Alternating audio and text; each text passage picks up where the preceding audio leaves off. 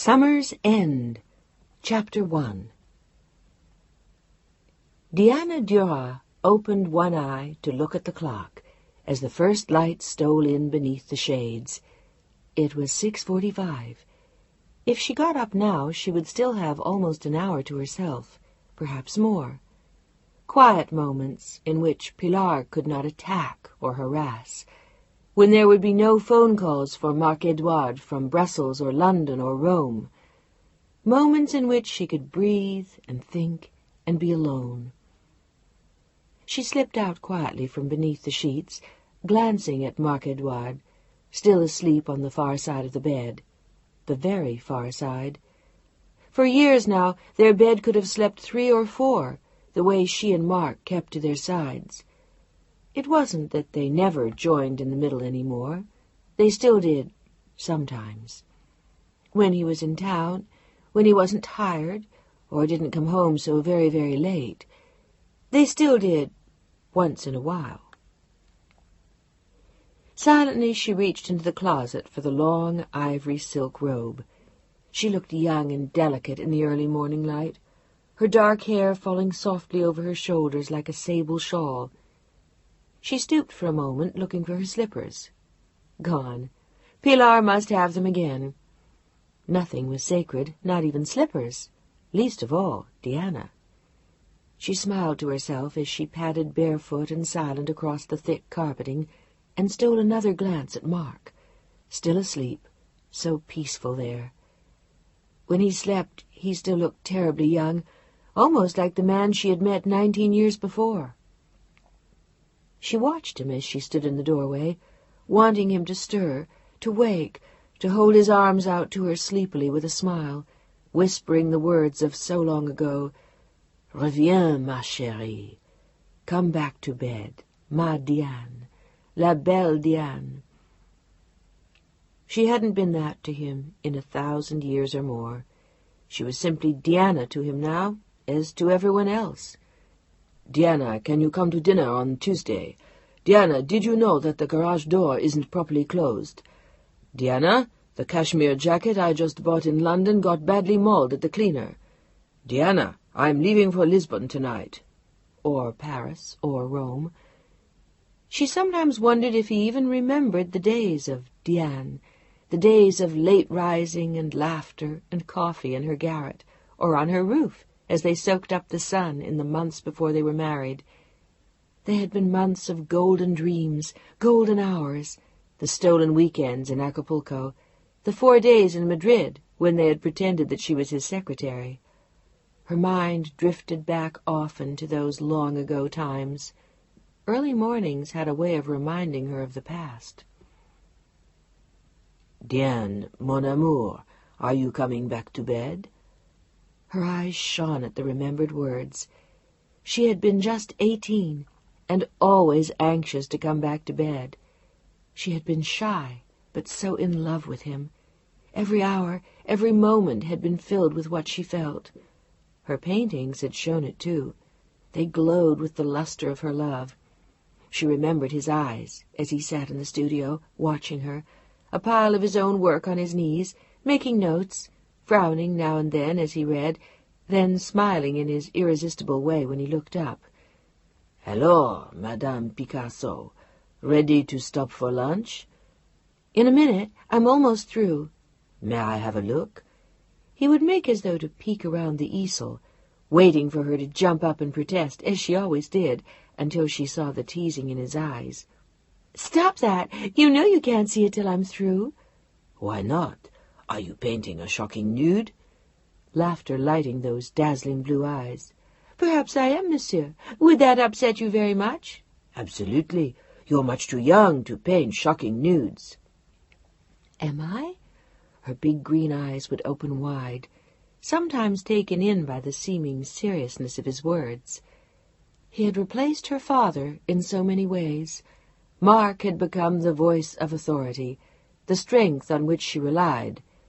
She had been so overwhelmed when her father had died.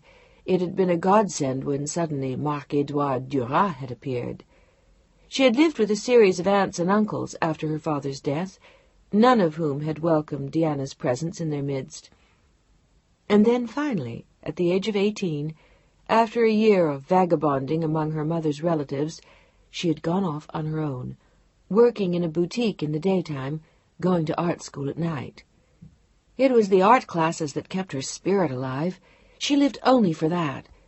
She had been 17 when her father had died. He had died instantly, crashing in the plane he loved to fly. No plans had ever been made for her future. Her father was convinced he was not only invincible, but immortal. Deanna's mother had died when she was 12, and for years there had been no one in her life except Papa. Her mother's relatives in San Francisco were forgotten, shut out, generally ignored by the extravagant and selfish man whom they held responsible for her death. Deanna knew little of what had happened, only that Mommy died. Mommy died. Her father's words on that bleak morning would ring in her ears for a lifetime. The Mommy who had shut herself away from the world, who had hidden in her bedroom with a bottle, promising always, "In a minute, dear," when Deanna knocked on her door. The "in a minute, dears" had lasted for 10 of her 12 years, leaving Deanna to play alone in corridors or her room, while her father flew his plane or went off suddenly on business trips with friends. For a long time it had been difficult to decide if he had disappeared on trips because her mother drank, or if she drank because Papa was always gone. Whatever the reason, Deanna was alone, until her mother died. After that there had been considerable discussion about what in hell to do. "For God's sake, I don't know a damn thing about kids, least of all little girls." He had wanted to send her away, to a school, to a wonderful place where there will be horses and pretty country and lots of new friends. But she had been so distraught that at last he had relented. She didn't want to go to a wonderful place. She wanted to be with him. He was a wonderful place, the magic father with the plane, the man who brought her marvelous gifts from faraway places, the man she had bragged about for years and never understood. Now he was all she had left, now that the woman behind the bedroom door was gone. So he kept her. He took her with him when he could, left her with friends when he couldn't, and taught her to enjoy the finer things in life. The Imperial Hotel in Tokyo, the Georges V in Paris, and the Stork Club in New York, where she had perched on a stool at the bar and not only drank a Shirley Temple, but met her as a grown woman.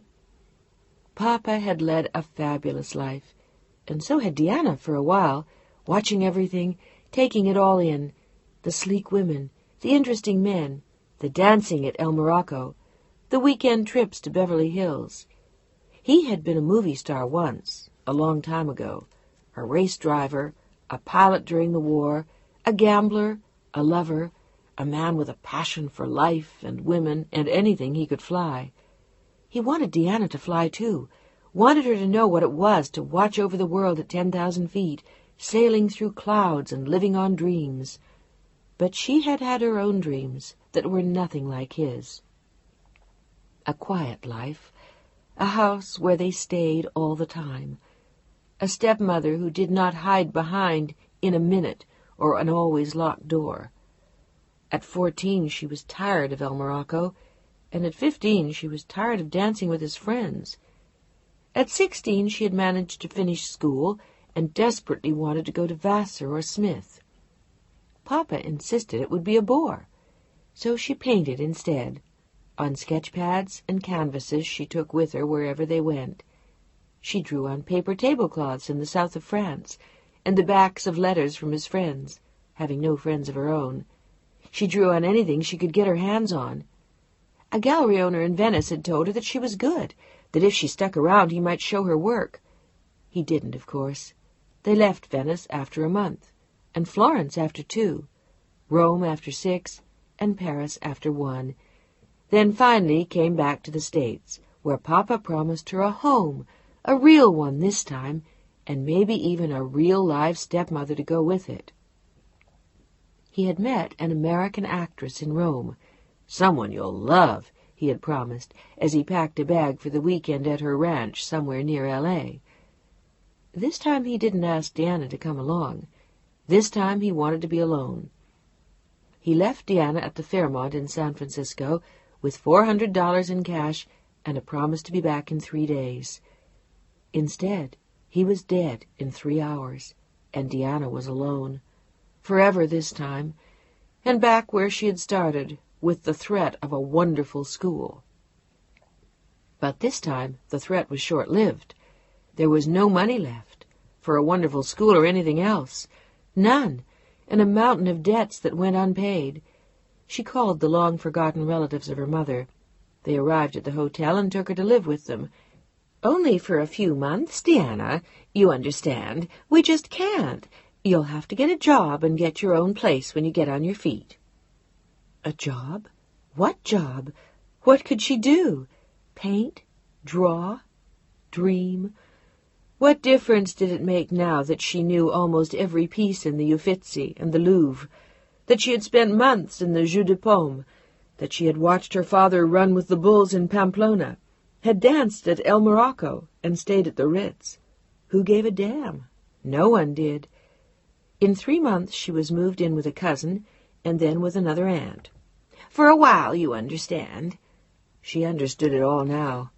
The loneliness, the pain, the seriousness of what her father had done. He had played his life away. He had had a good time. Now she understood what had happened to her mother, and why. For a time she came to hate the man she had loved. He had left her alone, frightened and unloved. Providence had come in the form of a letter from France. There had been a small case pending in the French courts, a minor judgment, but her father had won. It was a matter of $6,000 or $7,000. Would she be so kind as to have her attorney contact the French firm? What attorney? She called one from a list she got from one of her aunts, and he referred her to an international firm of lawyers. She had gone to their offices at 9 o'clock on a Monday morning, dressed in a little black dress she had bought with her father in France, a little black Dior, with a little black alligator bag he had brought her back from Brazil, and the pearls that were all that her mother had left her. She didn't give a damn about Dior or Paris or Rio or anything else. The promised $6,000 or $7,000 was a king's ransom to her. She wanted to give up her job and go to art school day and night. In a few years she'd make a name for herself with her art. But in the meantime, maybe she could live on the $6,000 for a year. Maybe. That was all she wanted when she walked into the huge wood-paneled office and met Marc-Edouard Duras for the very first time. "Mademoiselle." He had never had a case quite like hers. His field was corporate law, complex international business cases, but when the secretary had relayed her call, he had been intrigued. When he saw her, a delicate child woman with a frightened, beautiful face, he was fascinated. She moved with mystifying grace, and the eyes that looked into his were bottomless. He ushered her to a seat on the other side of the desk and looked very grave. But his eyes danced as they talked their way through the hour. He, too, loved the Uffizi. He, too, had once spent days at a time in the Louvre. He had also been to Sao Paulo and Caracas and Deauville. She found herself sharing her world with him and opening windows and doors that she had thought were sealed forever. And she had explained about her father. She told him the whole dreadful tale as she sat across from him, with the largest green eyes he had ever seen, and a fragility that tore at his heart. He had been almost 32 at the time, certainly not old enough to be her father, and his feelings were certainly not paternal. But none the less he took her under his wing. 3 months later, she was his wife. The ceremony was small and held at City Hall. The honeymoon was spent at his mother's house in Antibes, followed by 2 weeks in Paris. And by then she understood what she had done. She had married a country as well as a man, a way of life. She would have to be perfect, understanding, and silent. She would have to be charming and entertain his clients and friends. She would have to be lonely while he traveled. and she would have to give up the dream of making a name for herself with her art. Mark didn't really approve. In the days when he courted her, he had been amused, but it was not a career he encouraged for his wife. She had become Madame Duras, and to Mark that meant a great deal. Over the years, she gave up a number of dreams, but she had Mark, the man who had saved her from solitude and starvation, the man who had won her gratitude and her heart, the man of impeccable manners and exquisite taste, who rewarded her with security and sable, the man who always wore a mask. She knew that he loved her, but now he rarely expressed it, as he had done before. "Shows of affection are for children," he explained. But that would come too. They conceived their first child in less than a year. How Mark had wanted that baby, enough to show her once more how much he loved her. A boy. It would be a boy, because Mark said so. He was certain, and so was Diana. She wanted only that. His son. It had to be. It was the one thing that would win her his respect and maybe even his passion for a lifetime. A son. And it was. A tiny baby boy, with a whisper in his lungs. The priest was called only moments after the birth, and christened him Philippe Edouard. In 4 hours, the baby was dead. Mark took her to France for the summer and left her in the care of his mother and aunts. He spent the summer working in London, but he came back on weekends, holding her close and drying her tears, until at last she conceived again. The second baby died too, another boy. And having Mark's child became her obsession. She dreamed only of their son. She even stopped painting. The doctor put her to bed when she became pregnant for the 3rd time.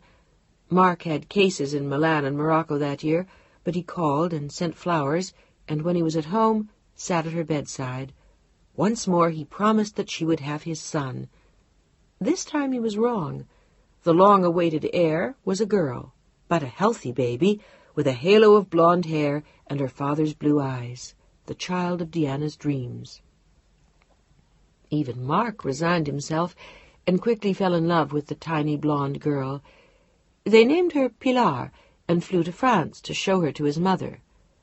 Madame Duras bemoaned Diana's failure to produce a son, but Mark didn't care. The baby was his child, his flesh. She would speak only French. She would spend every summer in Antibes. Diana had felt feeble flutterings of fear, but she reveled in the joy of motherhood at last. Mark spent every spare moment with Pilar, showing her off to his friends. She was always a child of laughter and smiles. Her first words were in French. By the time she was 10, she was more at home in Paris than the States. The books she read, the clothes she wore, the games she played, had all been carefully imported by Mark. She knew who she was, a Duras, and where she belonged, in France. At 12, she went to boarding school in Grenoble. By then the damage was done. Diana had lost a daughter. Diana was a foreigner to her now, an object of anger and resentment. It was her fault they didn't live in France. Her fault Pilar couldn't be with her friends. Her fault Papa couldn't be in Paris with Grand-mère, who missed him so much. In the end, they had won. Again.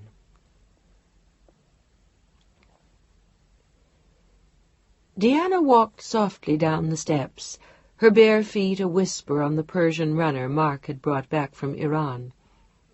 Out of habit, she glanced into the living room. Nothing was out of place. It never was. The delicate green silk of the couch was smoothed to perfection. The Louis XV chairs stood at attention like soldiers at their posts. The Aubusson rug was as exquisite as ever, in its soft celadon greens and faded raspberry-colored flowers. The silver shone. The ashtrays were immaculate. The portraits of Mark's enviable ancestors hung at precisely the right angle, and the curtains framed a perfect view of the Golden Gate Bridge and the bay. There were no sailboats yet at this hour, and for once there was no fog. It was a perfect June day, and she stood for a moment, looking at the water. She was tempted to sit down and simply watch, but it seemed sacrilege to rumple the couch, to tread on the rug, even to breathe in that room.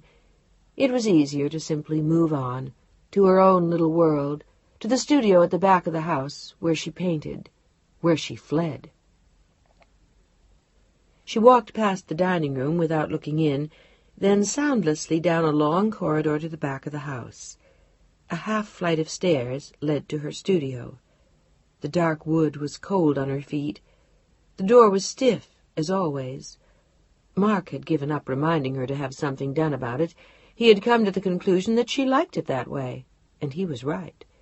It was difficult to open, and it always slammed rapidly closed, sealing her into her own bright little cocoon. The studio was her own precious world, a burst of music and flowers tenderly tucked away from the stifling sobriety of the rest of the house. No Aubusons here, no silver, no Louis XV. Here everything was bright and alive. The paints on her palette, the canvases on her easel, the soft yellow of the walls, and the big, comfortable white chair that embraced her the moment she relinquished herself into its arms. She smiled as she sat down and looked around. She had left a terrible mess the morning before, but it suited her. It was a happy place in which she could work. She flung back the flowered curtains and pushed open the French doors, stepping onto the tiny terrace, the bright tiles like ice beneath her feet. She often stood here at this hour, sometimes even in the fog, breathing deeply and smiling at the specter of the bridge hanging eerily above an invisible bay, listening to the slow owl hoot of the foghorns. But not this morning. This morning the sun was so bright that she squinted as she stepped outside. It would be a perfect day to go sailing or disappear to the beach. The very idea made her laugh. Who would tell Margaret what to polish? Who would respond to the mail? Who would explain to Pilar why she could not go out that night? Pilar. This was the day of Pilar's departure. Cap d'Antibes for the summer, to visit her grandmother and her aunts, uncles, and cousins, all down from Paris. Diana almost shuddered at the memory. After years of enduring those stifling summers, she had finally said no. The eternal charm of Mark's family had been insufferable. Politesse through clenched teeth, the invisible thorns that ripped through one's flesh. Diana had never won their approval. Mark's mother made no secret of that. Diana was, after all, an American, and far too young to be a respectable match. Worst of all, she had been the penniless daughter of an extravagant wanderer. It was a marriage that added nothing to Mark's consequences, only to her own. His relatives assumed that was why she had snared him, and they were careful not to mention it, more than twice a year. Eventually Diana had had enough, and had stopped making the pilgrimage to Antibes for the summer. Now Pilar went alone, and she loved it. She was one of them. Diana leaned her elbows on the terrace wall and propped her chin on the back of one hand. A sigh escaped her unnoticed as she watched a freighter glide slowly into the bay. "Aren't you cold out there, Mother?" The words were as chilly as the terrace tiles. Pilar had spoken to her as though she were an oddity, standing there in her bathrobe and bare feet. Diana cast a look at the ship and turned slowly around with a smile. "Not really. I like it out here, and besides, I couldn't find my slippers." She said it with the same steady smile, and looked directly into her daughter's brilliant blue eyes. The girl was everything Diana was not. Her hair was the palest gold, her eyes an almost iridescent blue, and her skin had the rich glow of youth. She was almost a head taller than her mother, and in almost every possible way the image of Mark Edouard. But she did not yet have his aura of power. That would come later. And if she learned her lessons well from her grandmother and aunts, she would learn to mask it almost as viciously as they did. Mark Edouard was not quite as artful. There was no need to be. He was a man. But the Duras women practiced a far subtler art. There was little Diana could do to change that now, except, perhaps, keep Pilar away, but that would be a fruitless venture. Pilar, Mark, the old woman herself, all conspired to keep Pilar in Europe much of the time. And there was more to Pilar's resemblance to her grandmother than mimicry. It was something that ran in her blood. There was nothing Diana could do other than accept it. She never ceased to marvel, though, at how acutely painful the disappointment always was. There was never a moment when she didn't care, when it mattered less. It always mattered. She always felt Pilar's loss. Always.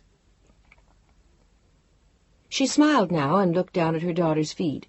She was wearing the absentee slippers.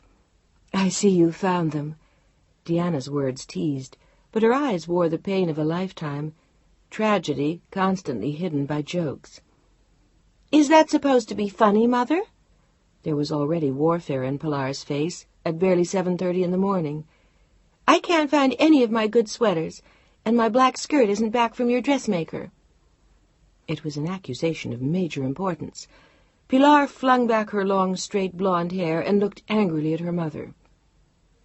Diana always wondered at Pilar's fury. Teenage rebellion? Or merely that she didn't want to share Mark with Diana? There was nothing Diana could do, at least not for the moment. Maybe one day, maybe later, maybe in 5 years she'd get another chance to win back her daughter and become her friend. It was something she lived for, a hope that refused to die. "The skirt came back yesterday. It's in the hall closet. The sweaters are already in your suitcase. Margaret packed for you yesterday. Does that solve all your problems?" The words were spoken gently.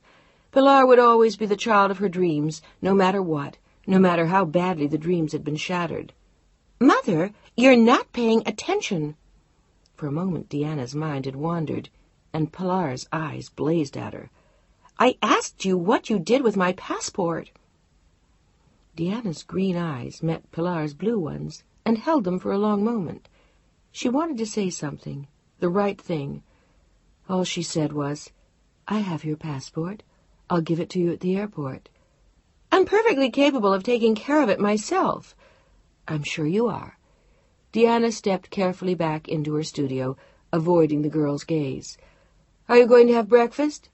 "Later. I have to wash my hair." "I'll have Margaret bring you a tray." "Fine." Then she was gone, a bright arrow of youth that had pierced Diana's heart yet again. It took so little to hurt. The words were all so small, but their emptiness stung her. Surely there had to be more. Surely one did not have children merely to have it end like this. She sometimes wondered if it would have been this way with her sons. Maybe it was just Pilar. Maybe the pull between 2 countries and 2 worlds was too great for her. The phone buzzed softly on her desk as she sighed and sat down. It was the house line, no doubt Margaret asking if she wanted her coffee in the studio. When Mark was away, Diana often ate alone in this room. When he was at home, breakfast with him was a ritual, sometimes the only meal they shared. "Yes?" Her voice had a soft, smoky quality that always lent gentleness to her words. "Diana, I have to call Paris. I won't be downstairs for another 15 minutes. Please tell Margaret that I want my eggs fried and not burned to a crisp. Have you got the newspapers up there?" "No, Margaret must have them waiting for you at the table." "Bon, à tout de suite." Not even "good morning," or "how are you? How did you sleep? I love you." Only the papers, the black skirt, the passport, Diana's eyes filled with tears. She wiped them away with the back of her hand. They didn't do it deliberately. They were simply that way. But why didn't they care where her black skirt was, where her slippers were, how her latest painting was coming? She glanced over her shoulder wistfully as she closed the door to her studio behind her. Her day had begun. Margaret heard her rustling the papers in the dining room and opened the kitchen door with her customary smile. "Morning, Mrs. Duras." "Good morning, Margaret." And so it went, as ever, with precision and grace. Orders were given with kindness and a smile. The newspapers were carefully set out in order of importance.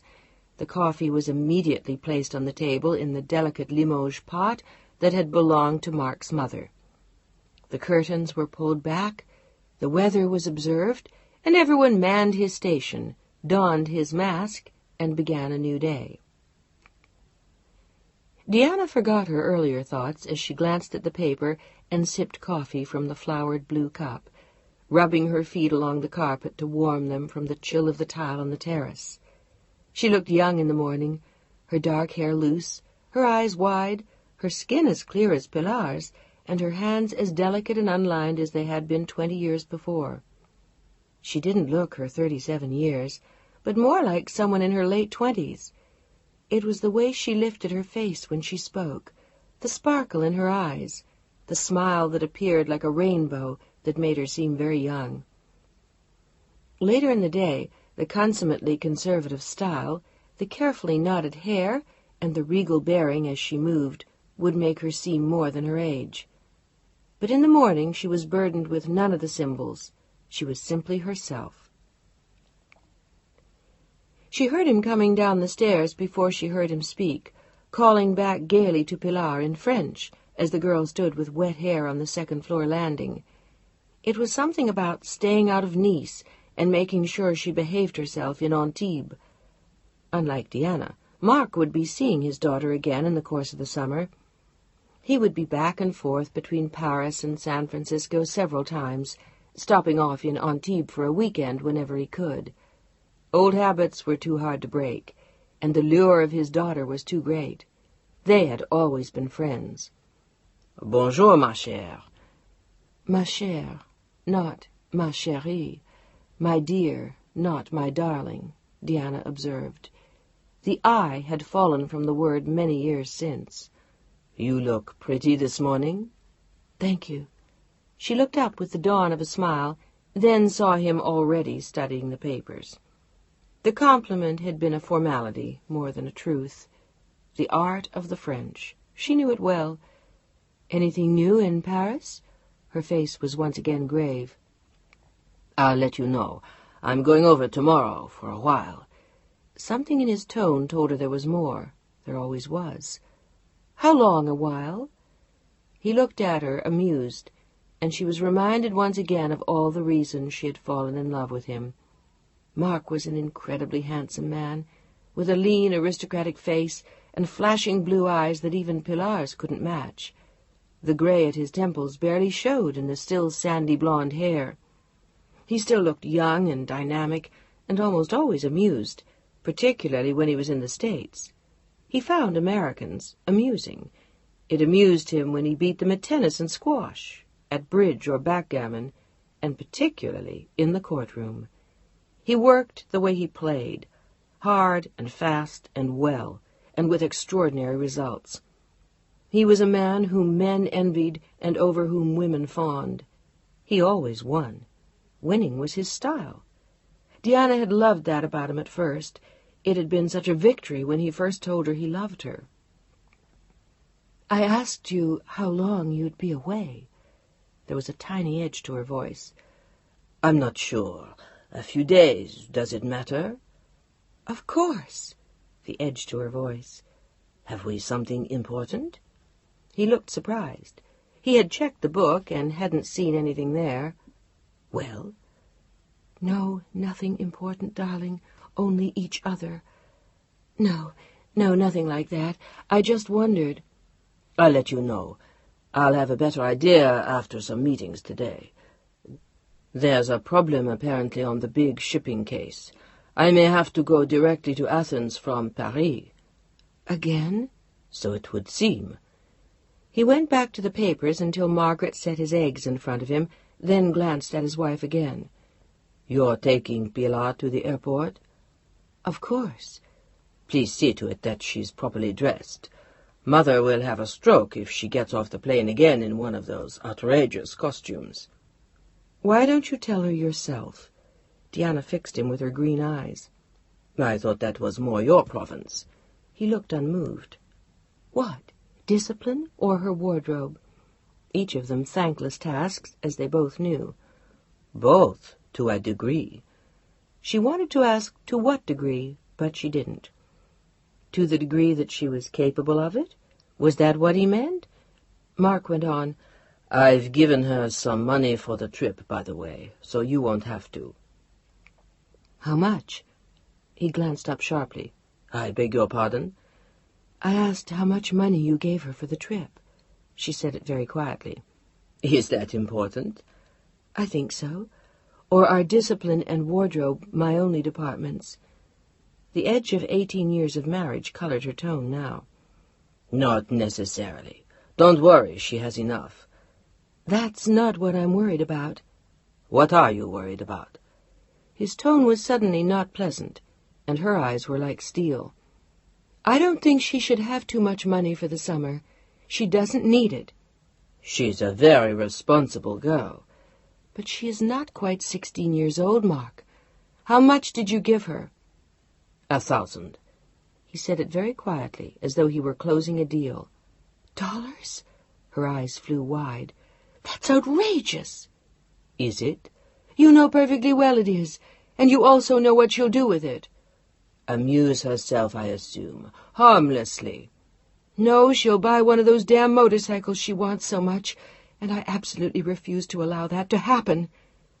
But Deanna's fury was matched only by her impotence, and she knew it. Pilar was going to them now, out of Deanna's control. I don't want her to have that much money. Don't be absurd. For God's sake, Mark. The telephone rang as she began her tirade in earnest. It was for Mark, from Milan. He had no time to listen to her before he left. He had a meeting to attend at 9:30. He glanced at his watch. Stop being so hysterical, Diana. The child will be in good hands. But that was a whole other discussion right there, and he didn't have time. I'll see you tonight. Will you be home for dinner? I doubt it. I'll have Dominique call. Thank you. They were two tiny, frozen words. She watched him close the door. A moment later she heard his Jaguar purr out of the driveway. She had lost another war. She broached the subject again with Pilar on the way to the airport. I understand your father gave you quite a lot of money for the summer. Here we go. What is it now? You know damn well what it is now.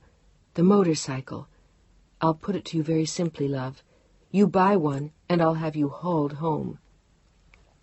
Pilar wanted to taunt her with, how will you know? But she didn't dare. Okay, so I won't buy one. Or ride one. Or ride one. But it was a useless parroting, and Deanna found herself, for the first time in a long time, wanting to scream. She glanced at her daughter for a moment as she drove, and then looked straight ahead again. Why does it have to be this way? You're leaving for 3 months. We won't see each other. Couldn't it be pleasant between us today? What's the point of this constant haggling? I didn't start it. You brought up the motorcycle. Do you have any idea why? Because I love you. Because I give a damn. Because I don't want you killed. Does that make any sense to you? There was desperation in her voice, and finally, anger. Yeah, sure. They rode on, in silence, to the airport. Deanna felt tears sting her eyes again, but she would not let Pilar see them. She had to be perfect. She had to be strong. The way Mark was. The way all his damned French relatives pretended to be. The way Pilar wanted to be. Deanna left her car with the valet at the curb, and they followed the porter inside, where Pilar checked in. When the clerk handed back her passport and ticket, she turned to her mother. You're coming to the gate? There was more dismay in her voice than encouragement. I thought that might be nice. Would you mind? No. Sullen and angry. A goddamn child. Deanna wanted to slap her. Who was this person? Who had she become? Where had the sunny little girl who loved her gone? They each held tightly to their own thoughts as they walked towards the gate, collecting appreciative glances as they went. They were a striking pair. The dark beauty of Deanna in a beautifully cut black wool dress, her hair swept into a knot, with a bright red jacket over one arm. Pilar in her youthful blaze of blonde, tall and slender and graceful, in a white linen suit that had met with her mother's approval as she came down the stairs. Even her grandmother would approve, unless she found the cut too American. Anything was possible with Madame Duras. The plane was already boarding when they arrived, and Deanna had only a moment to hold the girl's hand tightly in her own. "I mean it about the motorcycle, darling. Please." "All right, all right." But Pilar was already looking past Deanna, eager to be on the plane. "I'll call you, and call me if you have any problems." "I won't." It was said with the assurance of not quite 16 years. "I hope not." Deanna's face softened as she looked at her daughter, then pulled her into a hug. "I love you, darling. Have a good time." "Thanks, Mom." She favored her mother with a brief smile and a quick wave as her golden mane flew into the passageway. Deanna suddenly felt leaden. She was gone again. Her baby, the little girl with the curly blonde hair, the child who had held her arms out so trustingly each night to be hugged and kissed. Pilar. Deanna took a seat in the lounge and waited to see the 747 begin its climb into the sky. At last she rose and walked slowly back to her car. The valet tipped his cap appreciatively at the dollar she handed him and wondered about her as she swung her legs gracefully into the car. She was one hell of a good-looking woman. He couldn't quite guess how old she was. 28? 32? 35? 40? It was impossible to tell. Her face was young, but the rest of her, the way she moved, the look in her eyes, was so old. Deanna heard him coming up the stairs as she sat at her dressing table, brushing her hair. It was 20 after 10, and he hadn't called her all day. Dominique, his secretary, had left a message with Margaret at noon. Monsieur Duras would not be home for dinner. Deanna had eaten in the studio while she sketched, but her mind had not been on her work. She had been thinking of Pilar. She turned and smiled at him as he came into the room. She had actually missed him. The house had been strangely quiet all day. "Hello, darling. That was a long day." "Very long. And yours?" "Peaceful. It's too quiet here without Pilar." "I never thought I'd hear you say that." Marc-Edouard smiled at his wife as he slid into a large blue velvet chair near the fireplace. "Neither did I. How were your meetings?" "Tiresome." He was not very expansive. She turned in her seat to look at him. "You're still going to Paris tomorrow?" He nodded, and she continued to watch him as he stretched his long legs. He looked no different than he had that morning, and seemed almost ready to take on another day. He thrived on the meetings he called tiresome. He stood up and walked towards her with a smile in his eyes. "Yes, I'm going to Paris tomorrow. Are you quite sure you don't want to join Pilar and my mother in Cap d'Antibes?" "Quite sure." Her look was determined. "Why would I want to do that?" "You said yourself that it was too quiet here. I thought perhaps—" He put his hands on her shoulders as he went to stand behind her for a moment. "I'm going to be gone all summer, Deanna." Her shoulders stiffened in his hands. "All summer?" "More or less. The Salco shipping case is too important to leave in anyone else's hands. I'll be commuting back and forth between Paris and Athens all summer. I just can't be here." His accent seemed stronger now when he spoke to her, as though he had already left the States. "It will give me plenty of opportunity to check up on Pilar, which should please you, but not any opportunity to be with you." She wanted to ask him if he really cared, but she didn't ask. "I think the case will take the better part of the summer, about 3 months. It sounded like a death sentence to her. 3 months? Her voice was very small. "Now you see why I asked if you'd like to go to Cap d'Antibes. Does this change your mind?" She shook her head slowly. "No, it doesn't. You won't be there either, and I think Pilar needs a break from me. Not to mention—" Her voice drifted off. "My mother?" Mark asked. She nodded. "I see. Well then, ma chère, you will be here all alone." Damn it, why didn't he ask her to go with him, to commute between Athens and Paris? For a wild moment Deanna thought of suggesting it to him, but she knew he wouldn't let her go. He liked to be free when he worked. He would never take her along. "Can you manage alone?" he said now. "Do I have a choice? Do you mean I could say no and you wouldn't go?" She turned her face up to his. "You know that's not possible." "Yes, I do." She was silent for a time and then shrugged with a small smile. "I'll manage." "I know you will." "How do you know, damn it? How do you know? What if I can't? What if I need you? What if—" "You're a very good wife, Diana." For a brief second she didn't know whether to thank him or slap him. "What does that mean? That I don't complain very much?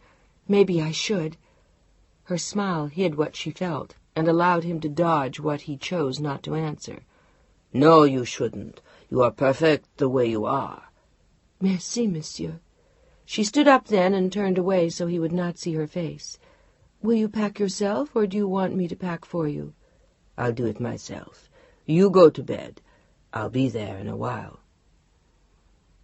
Diana watched him dart around his dressing room, then disappear downstairs, to his study, she assumed. She had turned off the lights in the bedroom and was lying very still on her side of the bed when he returned. "Tu dors? Are you asleep?" "No." Her voice was husky in the dark. Bon. Good. Why? What did it matter if she were asleep or not? Would he talk to her, tell her that he loved her, that he was sorry he was going? He wasn't sorry, and they both knew it. This was what he loved to do, gad about the world, plying his trade, enjoying his work and his reputation. He adored it. He slid into bed, and they lay there for a while, awake, pensive, silent. "Are you angry that I'm going away for so long?" She shook her head. "No, not angry. Sorry. I'll miss you very much." "It will pass quickly." She didn't answer, and he propped himself up on one elbow to study her face in the dark room. "I'm sorry, Diana." "So am I." He ran a hand gently across her hair and smiled at her, and she turned her head slowly to look at him. "You're still very pretty, Diana. Do you know that? You're even prettier than you were as a girl. Very handsome, in fact." But she didn't want to be handsome. She wanted to be his, as she had been so long ago. His Diane. "Pilar will be beautiful one day, too." He said it with pride. "She already is." Diana said it dispassionately, without anger. "Are you jealous of her?" He almost seemed to like the idea, and Diana wondered. Maybe it made him feel important, or young. But she answered him anyway. Why not? "Yes, sometimes I'm jealous of her. I'd like to be that young again, that free, that sure of what life owes me. At her age it's all so obvious. You deserve the best, you'll get the best. I used to think so too." "And now, Diana, has life paid you its debt?" "In some ways." Her eyes held a certain sadness as they met his. For the first time in years he was reminded of the 18-year-old orphan who had sat across from him in his office, wearing the little black Dior dress. He wondered if he had truly made her unhappy, if she really wanted more. But he had given her so much. Jewels, cars, furs, a home, all the things most women wanted. What more could she possibly want? He looked at her for a very long time, his eyes questioning, his face creased with a sudden thought. Was it possible that he really did not understand? "Diana," he didn't want to ask, but suddenly he had to. There was too much in her eyes. "Are you unhappy?" She looked at him squarely and wanted to say yes, but she was afraid. She would lose him. He would leave her. And then what? She didn't want to lose Mark. She wanted more of him. "Are you unhappy?" He repeated the question and looked pained to realize what the answer was. She didn't have to say the words. Suddenly it was clear, even to him. "Sometimes I am, and sometimes not. Much of the time I don't give it much thought. I miss the old days, though, when we first met, when we were very young." Her voice was very small as she said it. "We've grown up, Diana. You can't change that." He leaned towards her and touched her chin with his hand, as though perhaps he might kiss her. But the hand fell away, as did the thought. You were such a charming child. He smiled at the memory of what he had felt. I hated your father for leaving you in that mess. So did I, but that was just the way he was. I've made peace with all that. Have you? She nodded. Are you quite sure? Why shouldn't I? Because I sometimes think you still resent him. I think that's why you continue to paint, just to prove to yourself that you can still do something on your own if you ever have to. He looked at her more closely then, his forehead wrinkling into a frown. You won't ever have to, you know. I'll never leave you in the condition that your father did. I'm not worried about that. And you're wrong. I paint because I love it, because it's part of me. He had never wanted to believe that her artwork was part of her soul. He didn't answer for a time, but lay looking up at the ceiling, turning things around in his mind. Are you terribly cross that I'm going away for the summer? I told you I'm not. I'll simply paint, relax, read, see some of my friends. Will you go out a great deal? He sounded worried, and she was amused. He was a fine one to ask about that. I don't know, silly. I'll let you know if I'm asked. I'm sure there'll be the usual dinner parties, benefits, concerts, that sort of thing. He nodded again, saying nothing. Marc-Edouard, are you jealous? There was laughter in her eyes, and then she laughed aloud as he turned to look into her face. Oh, you are. Don't be silly. After all these years? What better time? Don't be absurd, darling. That's not my style. He knew that was true. I know that, but on ne sait jamais. One never knows. How can you say something like that? Because I have a beautiful wife, with whom any man in his right mind would be crazy not to fall in love. It was the most elaborate speech he had made to her in years. She showed her surprise. What? You think I haven't noticed? Diana, now you are being absurd. You are a young and beautiful woman. Good. Then don't go to Greece. She was smiling up at him again like a very young girl, but he didn't look amused now. I have to. You know that. All right. Then take me with you. There was an unaccustomed note in her voice, half teasing, half serious. He didn't answer for a long time. Well, can I go? He shook his head. No, you can't. Well, then I guess you'll just have to be jealous. They hadn't teased like this in years and years. His going away for 3 months had produced an assortment of very odd feelings. But she didn't want to push him too far. Seriously, darling, you don't have to worry. I hope not. Marc, arrête! Stop it! She leaned forward and reached for his hand, and he let her take it in hers. I love you. Do you know that? Yes. Do you know as well that I love you? Her eyes grew very serious as they looked into his. Sometimes I'm not so sure. He was always too busy to show her he loved her, and it wasn't his style. But now something told her that she had hit home, and she was stunned as she watched him. Didn't he know? Didn't he realize what he had done? The wall he had built around himself, surrounded by business and work. Gone for days or weeks, and now months, and his only ally, Pilar. I'm sorry, darling. I suppose you do, but sometimes I have to remind myself of it. But I do love you. You must know that. Deep inside, I think I do know. She knew it when she recalled the moments they had shared, the landmarks in a lifetime which tell the tale. Those were the reasons why she still loved him. He sighed. But you need a great deal more, don't you, my dear? She nodded, feeling at once young and brave. You need my time as well as my affection. You need, enfin, you need what I don't have to give. That's not true. You could have the time. We could do some of the things we used to. We could. She sounded like a plaintive child and hated herself for it. She sounded like the child who had hounded her father to take her along. And she hated needing anyone that much. She had sworn long ago that she never would again. I'm sorry. I understand.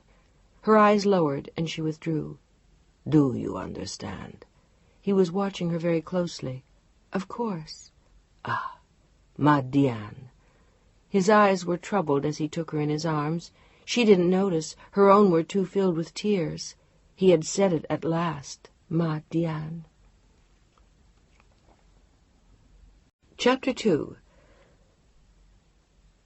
You have enough money in the bank for the entire time I'll be gone, but if you need more, call Dominique at the office, and she'll transfer it. I told Sullivan I want him to look in on you at least twice a week, and... Diana looked at her husband in surprise. You told Jim to look in on me? Why? Jim Sullivan was Mark Edouard's American partner, and one of the few Americans he truly liked. Because I want to make sure that you're well, happy, and have everything you need. Thank you, but it seems silly to bother Jim. He'll enjoy it. Show him your latest paintings. Have him for dinner. I trust him. He looked at his wife with a smile, and she smiled back. You can trust me, too. In the 18 years of her marriage, she had never cheated on Mark. She wasn't going to start now.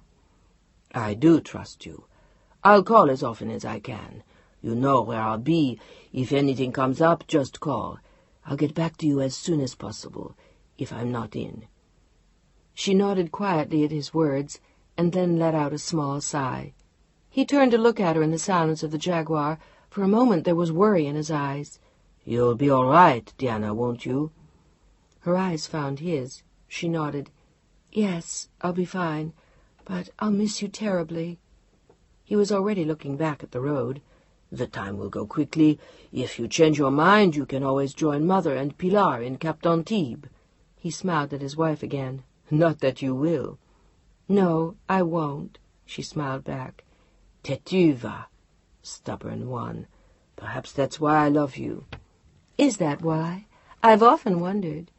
There was a teasing sparkle in her eyes now as she studied the handsome profile next to her in the car. You'll take care of yourself, won't you? Don't work too terribly hard. But it was a useless admonition, and they both knew it. I won't. He smiled at her tenderly. You will. I will. And you'll enjoy every minute of it, too. They both knew that was true, too. I hope the Salco case comes out in your favor. It will. You can be quite sure of that. Marc-Edouard Duras, you are unbearably arrogant. Has anyone told you that yet today? Only the woman I love. He reached for her hand as he took the turn-off for the airport, and she touched his fingers gently with her own. It made her think of the night before, and the rare meshing of their bodies that she cherished so much. Ma Diane, I love you, darling. She pulled his hand to her lips and gently kissed the tips of his fingers. I wish we had more time. So do I. We will one of these days. Yes, but when? She carefully put his hand back on the seat and left her fingers intertwined with his. When you come back, do you suppose we could go somewhere together for a holiday? She watched him, her eyes wide, childlike. She still wanted him, wanted to be with him, to be his.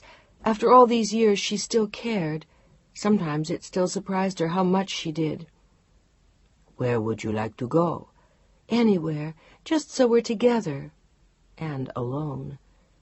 He looked at her for a long moment as they pulled up outside the terminal, and for an instant Diana thought she saw regret in his eyes. We'll do that, as soon as I get back.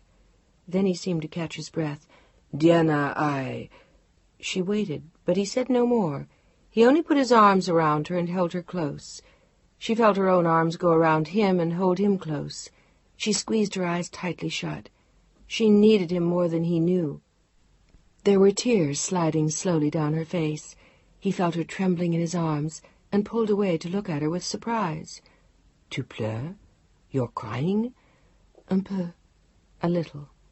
He smiled. It had been so long since she had answered him in French. I wish you didn't have to go. If only he'd stay. If they had some time without Pilar. So do I. But they both knew that was a lie. He pulled the keys out of the ignition and opened the door, signaling for a porter. Deanna walked sedately beside him, lost in her own thoughts, until they reached the first-class lounge where he generally hid while waiting for a plane. She settled into a chair next to his and smiled at him, but he was already different, already gone, the moment in the car all but forgotten. He checked the papers in his briefcase and looked at his watch. He had 10 minutes left, and he suddenly seemed impatient to leave. Alors, is there anything we forgot to discuss in the car? Any message for Pilar? Just give her my love. Will you stop there before you go to Athens? No, I'll phone her tonight. And me too? She watched the seconds tick by on the enormous clock on the wall. And you too. You're not going out?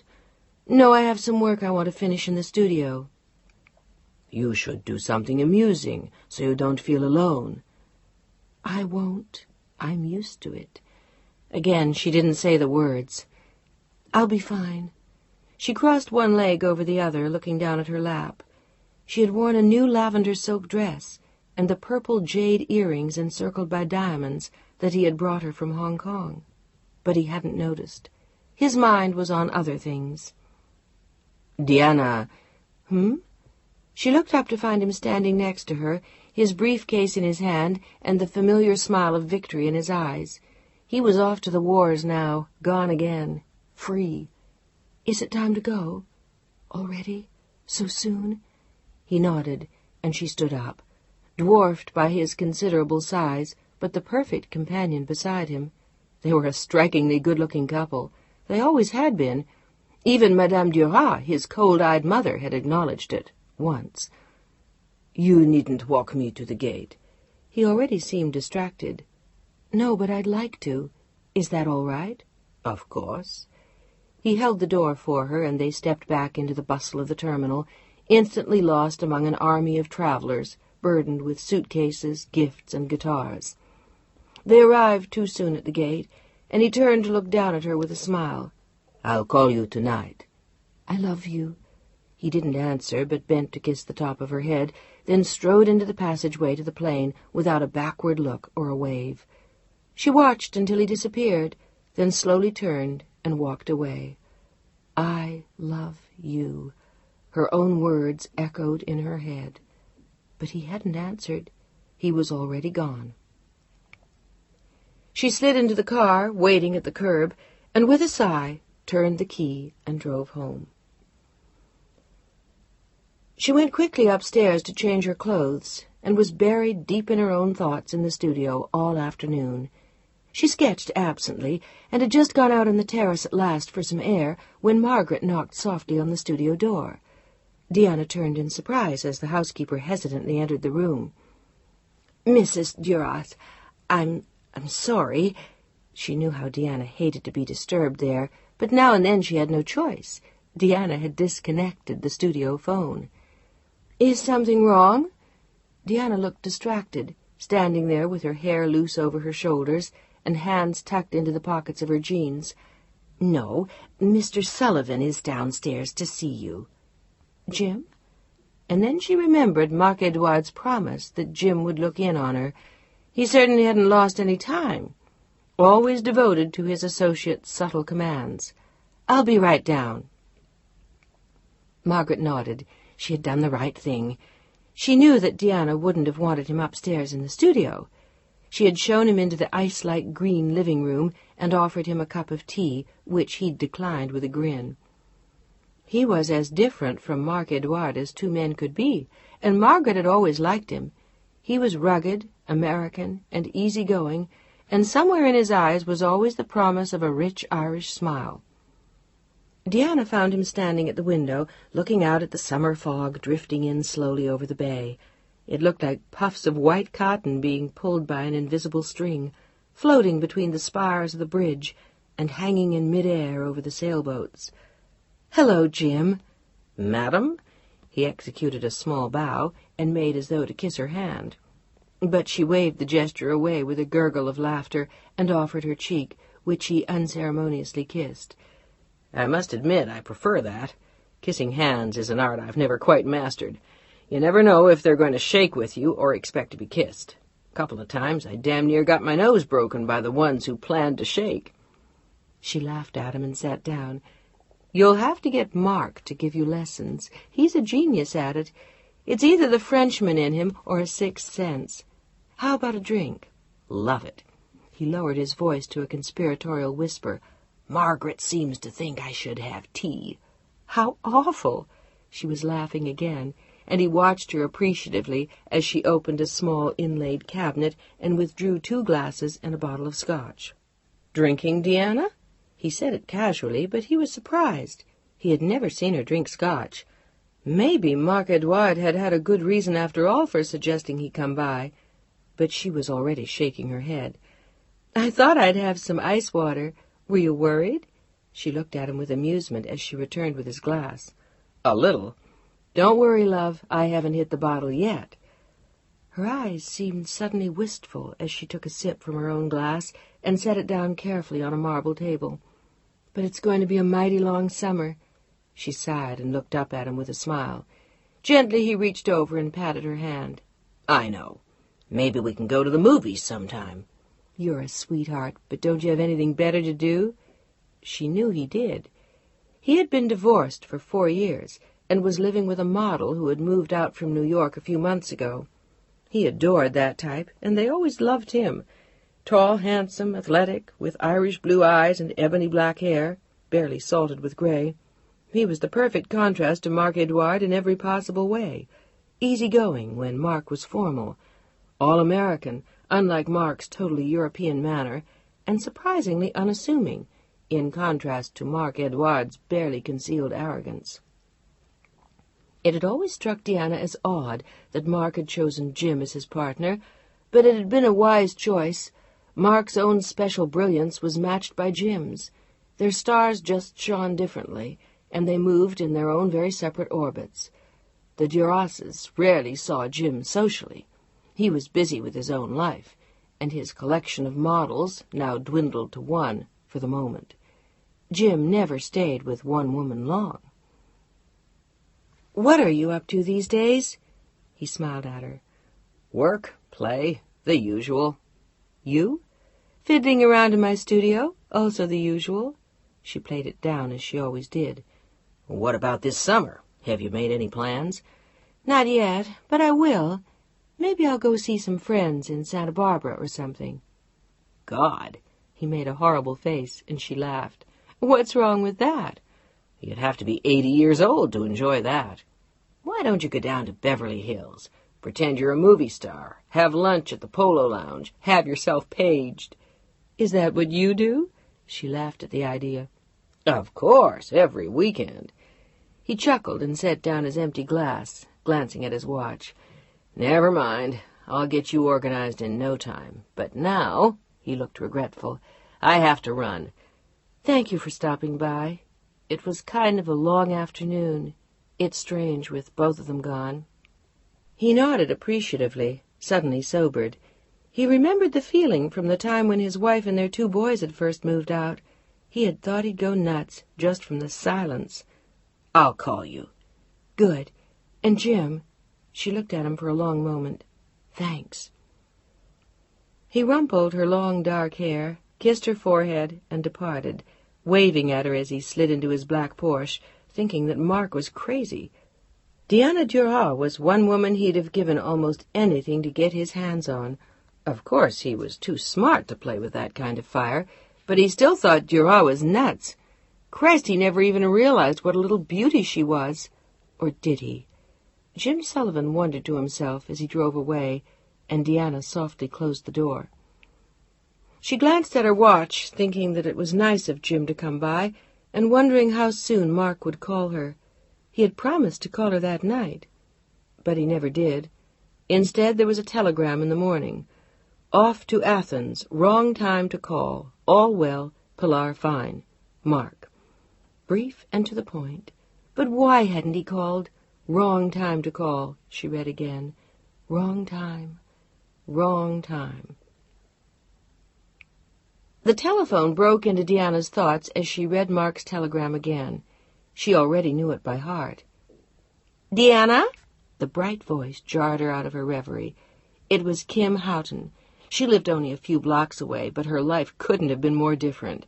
twice married, twice divorced, eternally independent and merry and free. She had gone to art school with Deanna, but she was a major creative force in advertising now, because she had never been a very good artist, and she was Deanna's only close woman friend. "Hi, Kim. What's new in your life?" "Not much. I was in L.A. being nice to one of our new clients. The bastard is already talking about pulling the account, and it's one of mine." She mentioned the name of a national chain of hotels for which she handled the advertising. "Want to have lunch?" "I can't. I'm tied up." "Doing what?" Suspicion crept into her voice. She always knew when Deanna was lying. "A charity luncheon. I have to go." "Dump it. I'll be your charity. I need some advice. I'm depressed."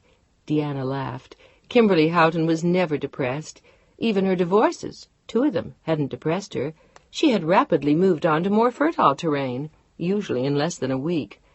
"Come on, love. Let's go somewhere for lunch. I need a breather from this place." "So do I." Deanna looked around the blue silk and velvet splendor of her bedroom, trying to fight off a feeling of gloom. For an unguarded moment, her voice sagged into the phone. "What does that mean?" Kim asked. "It means, you nosy pain in the ass, that Mark is away. Pilar left 2 days ago, and Mark left yesterday morning." "Jesus, can't you enjoy it? You don't often get a breather like that with both of them gone. If I were you, I'd run around the living room stark naked and call in all my friends." "While I was still naked, or after I got dressed?" Deanna threw her legs over the side of the chair and laughed. "Either way. Listen, in that case, forget about lunch. How about dinner tonight?" "That's a deal. That way I can do some work in the studio this afternoon." "I thought you were going to a charity lunch." Deanna could almost see Kim grinning. "Gotcha." "Go to hell." "Thank you. Dinner at 7 at Trader Vic's?" "I'll meet you there." "See ya." She hung up, leaving Deanna with a smile. Thank God for Kim. "You look gorgeous. New dress?" Kimberly Houghton looked up from her drink when Deanna arrived, and the 2 women exchanged the smile of old friends. Deanna was indeed looking lovely in a white cashmere dress that clung to all the right places and set off her dark hair and enormous green eyes. "You don't look so bad either." Kim had the kind of body men loved, rich and generous and full of promise. Her blue eyes danced, and her smile dazzled everyone it took in. She still wore her hair in the short cap of blonde curls she had worn for the last 20 years. She didn't have the startling elegance of Deanna, but she had irresistible warmth and a certain way with clothes. She always looked as though she ought to have 10 men at her heels, and she usually did, or at least 1 or 2.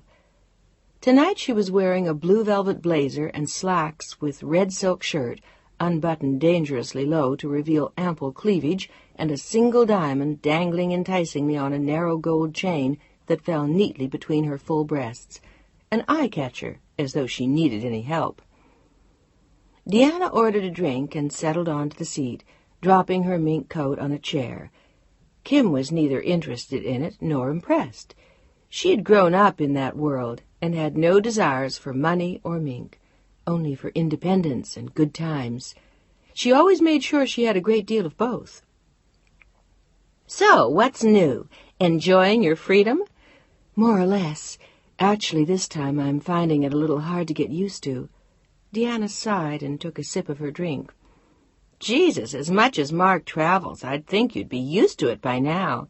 Besides, a little independence is good for you." "Probably, but he'll be gone for 3 months. That seems like forever." 3 months? How did that happen?" Kim's voice suddenly lost its champagne brightness, and a question appeared in her eyes. "He has a big case going between Paris and Athens. It doesn't make sense for him to come home in between."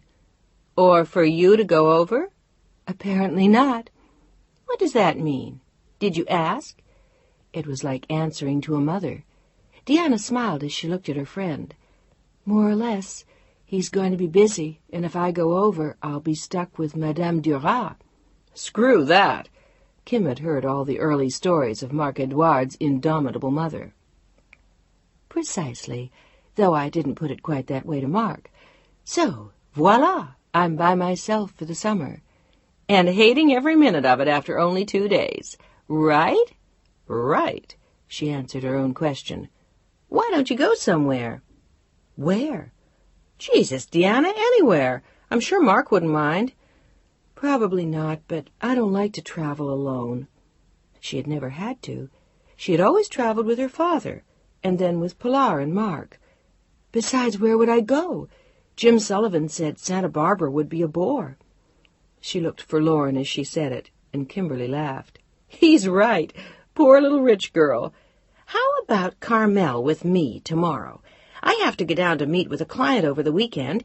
You could come along for the ride. That's silly, Kim. I'd be in your way. But for a moment she had liked the idea. She hadn't been to Carmel in years, and it certainly wasn't far away, just a 2-hour drive from the city. Why would you be in my way? I'm not having an affair with this guy, for Christ's sake, and I'd enjoy the company. By myself it would be a drag. Not for long. She looked pointedly at her friend, and Kim laughed. Please, my reputation. She smiled broadly at Deanna, then tilted her head to one side, shaking the halo of soft blonde curls. Seriously, will you come? I'd love it. I'll see. No, you'll come. Settled? Settled. Kimberly, Deanna was starting to laugh. I'll pick you up at 5:30. Kim grinned a victorious grin. Chapter 3. Kim honked twice as she pulled up in front of the house, and Deanna glanced through her bedroom window before picking up her bag and running down the stairs. She felt like a girl again, off on a weekend adventure with a friend. Even Kim's car didn't look like something a grown-up would drive. It was an ancient MG, painted bright red. Deanna appeared in the doorway a moment later, wearing gray slacks and a gray turtleneck sweater, and carrying a large brown leather bag. Right on time. How was your day? Ghastly, don't ask. All right, I won't. Instead, they spoke of everything else. Carmel, Deanna's latest painting, Pilar and her friends. Finally, they lapsed into comfortable silence. They were almost in Carmel when Kimberly glanced over at her friend and saw the wistful look in her eyes. Penny for your thoughts. Is that all? Hell, they ought to be worth at least 5 or 10 cents. She tried to laugh away her own thoughts, but Kim wasn't fooled. All right, I'll give you a dime. But let me guess. Thinking about Mark? Yes. Deanna's voice was quiet as she looked out at the sea. Do you really miss him that much? Their relationship had always puzzled Kim. It had seemed to her at first like a marriage of convenience, yet she knew it was not. Deanna loved him, maybe too much. Deanna looked away. Yes, I miss him that much. Does that seem silly to you? No. Admirable, maybe. Something like that. Why, admirable has nothing to do with it. Kim laughed and shook her head. Sweetheart, 18 years with one man looks more than admirable to me. It's goddamn heroic. Deanna grinned at her friend. Why heroic? I love him. He's a beautiful, intelligent, witty, charming man. And making love with him the night before his departure had renewed something in her heart. Yes, he is. Kim kept her eyes on the road as she said it, but she found herself wondering if there was more, if there was a side of Marc Duras that no one knew, a warm side, a loving side, another dimension to the man of unlimited beauty and charm, a human side that laughed and cried and was real. That would make him a man worth loving to Kim. It's going to be a very long summer. Deanna let out a small sigh. Tell me about this client of yours. Someone new? Yes. He insisted on having this meeting in Carmel. He lives in San Francisco, but has a house here. He was on his way up from L.A. and thought this would be a more pleasant place to discuss the account. How civilized. Yes, very. Kim smiled at Deanna. It was almost 8 o'clock when they pulled up in front of the hotel. Kimberly climbed out of the MG with a shake of her curls and a glance at Deanna, pulling herself out of the car with a groan. Think you'll survive? I'll admit, this isn't the smoothest possible chariot for traveling. I'll live. Deanna looked around at the familiar surroundings. In the early days of their marriage, she and Mark had often come down to Carmel on weekends. They had wandered in and out of the shops, had cozy candlelit dinners, and walked for miles on the beach. There was a bittersweet feeling to being here again, this time without him. The hotel was tiny and quaint, with a French provincial facade and gaily painted window boxes filled with bright flowers. Inside there were low wooden beams, a large fireplace framed by copper pots, and Wedgwood blue wallpaper with a tiny white design. It was the kind of hotel Mark would have enjoyed. It looked very French. Kimberly signed the register at the front desk, then handed the pen to Deanna. "I asked for adjoining rooms. Okay with you?" Deanna nodded, relieved. She liked having a room to herself and hadn't really wanted to share one with Kim. "That sounds fine." She filled in her name and address on the card, then they followed the porter to their rooms. 5 minutes later, Deanna heard a knock at the door. "Want a Coke, Deanna? I just got 2 out of the machine down the hall." Kim sprawled her long, generous frame across Deanna's bed and held out an icy-cold can. Deanna took a long sip and then let herself into a chair with a smile and a sigh. "It feels so good to be here. I'm glad I came." "So am I. It would have been boring without you. Maybe we can even find time for the shops tomorrow when I'm through with business. Or would you rather go back to the city tomorrow afternoon? Do you have plans?" "Absolutely none. And this is heaven. I may never go back. The house is like a tomb without Mark and Pilar." Kimberly thought it equally tomb-like with them, but she didn't say anything to her friend. She knew that Deanna loved the house, and that the security of her family meant a great deal. She had met Deanna at art school, shortly after the death of Deanna's father had left her penniless and alone. She had seen her struggle to make it on the little money she earned at her job. She had been there, too, when Mark began to court Deanna, and she had seen Deanna come to rely on him more and more until she felt helpless without him. She had watched Mark sweep her friend under his wing, tenderly, irresistibly, and with the determination of a man who refused to lose. And she had seen Deanna nestle there for almost 2 decades, safe, protected, hidden, and insistent that she was happy. Perhaps she was, but Kim was never sure. "Any place special you want to go for dinner?" Kim drained the last of her Coke as she asked. "The beach." Deanna looked longingly through the window at the sea. "The beach? I don't know it." Kim looked vague, and Deanna laughed. No, it's not a restaurant.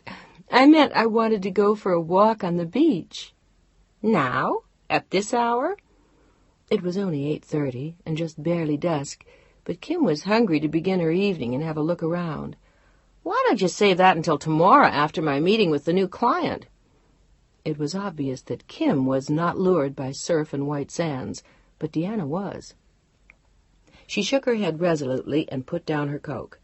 "Nope, I can't wait that long. Are you going to change before we go out?"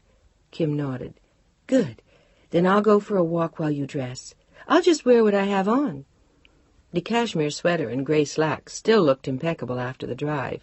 "Don't get lost on the beach." "I won't." Deanna smiled sheepishly at Kim. "I feel like a kid. I can't wait to get out and play. And look at the sunset, and take a deep breath of the sea air, and remember the days when Mark and I walked down that beach hand in hand." "I'll be back in half an hour." "Don't rush. I'm going to take a nice hot bath. We're in no hurry. We can have dinner at 9:30 or 10. Kim would make reservations in the staid Victorian dining room of the Pine Inn. "See you." Deanna disappeared with a wave and a smile, pulling on her jacket and carrying a scarf in her hand. She knew it would be windy on the beach. When she stepped outside, the fog was already rolling in. She walked along the main street of Carmel, weaving her way between the few straggling tourists who had not yet taken refuge at dinner tables or in their hotels, their children chattering at their heels, their arms filled with booty from the shops, their faces smiling and relaxed. It reminded her of the time she and Mark had come here with Pilar. Pilar had been an exuberant 9, and she had joined them on one of their sunset strolls on the beach, collecting bits of driftwood and shells, running ahead of them and then back to report her discoveries as Deanna and Mark talked. It seemed an eon ago. She reached the end of the street and suddenly stopped to look down the endless expanse of alabaster beach. Even Mark had admitted that there was nothing like it in France. The perfectly white sand and the rich swell of waves rolling in towards the shore, with seagulls drifting slowly by.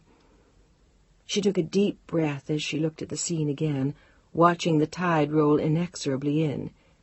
There was a lure to that beach, a lure like none she had ever known. She pocketed the scarf and slipped her shoes off, feeling the rush of sand between her toes as she ran towards the shore, stopping short of the water's edge. The wind ripped through her hair. She closed her eyes and smiled. It was a beautiful place, a world she had left buried in memory for too long. Why had she stayed away for so long? Why hadn't they been back here before?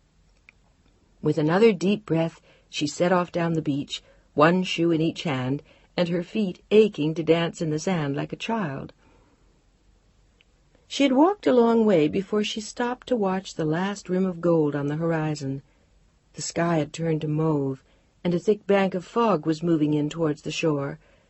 She stood watching it for an interminable time, then walked slowly up towards the dunes, where she made a seat for herself amid the tall grass and pulled her knees up under her chin as she looked out to sea. After a moment she rested her head on one knee and closed her eyes, listening to the sea and feeling a rush of joy in her soul. "It's perfect, isn't it?" Deanna jumped at the unexpected voice at her side. She opened her eyes to see a tall, dark-haired man standing beside her. For a moment she was frightened, but his smile was so kind that it was impossible to feel threatened while in the warm embrace of those eyes. They were a deep blue-green like the sea. He had the build of a man who might have played football in college. His hair was as dark as Deanna's and ruffled by the wind.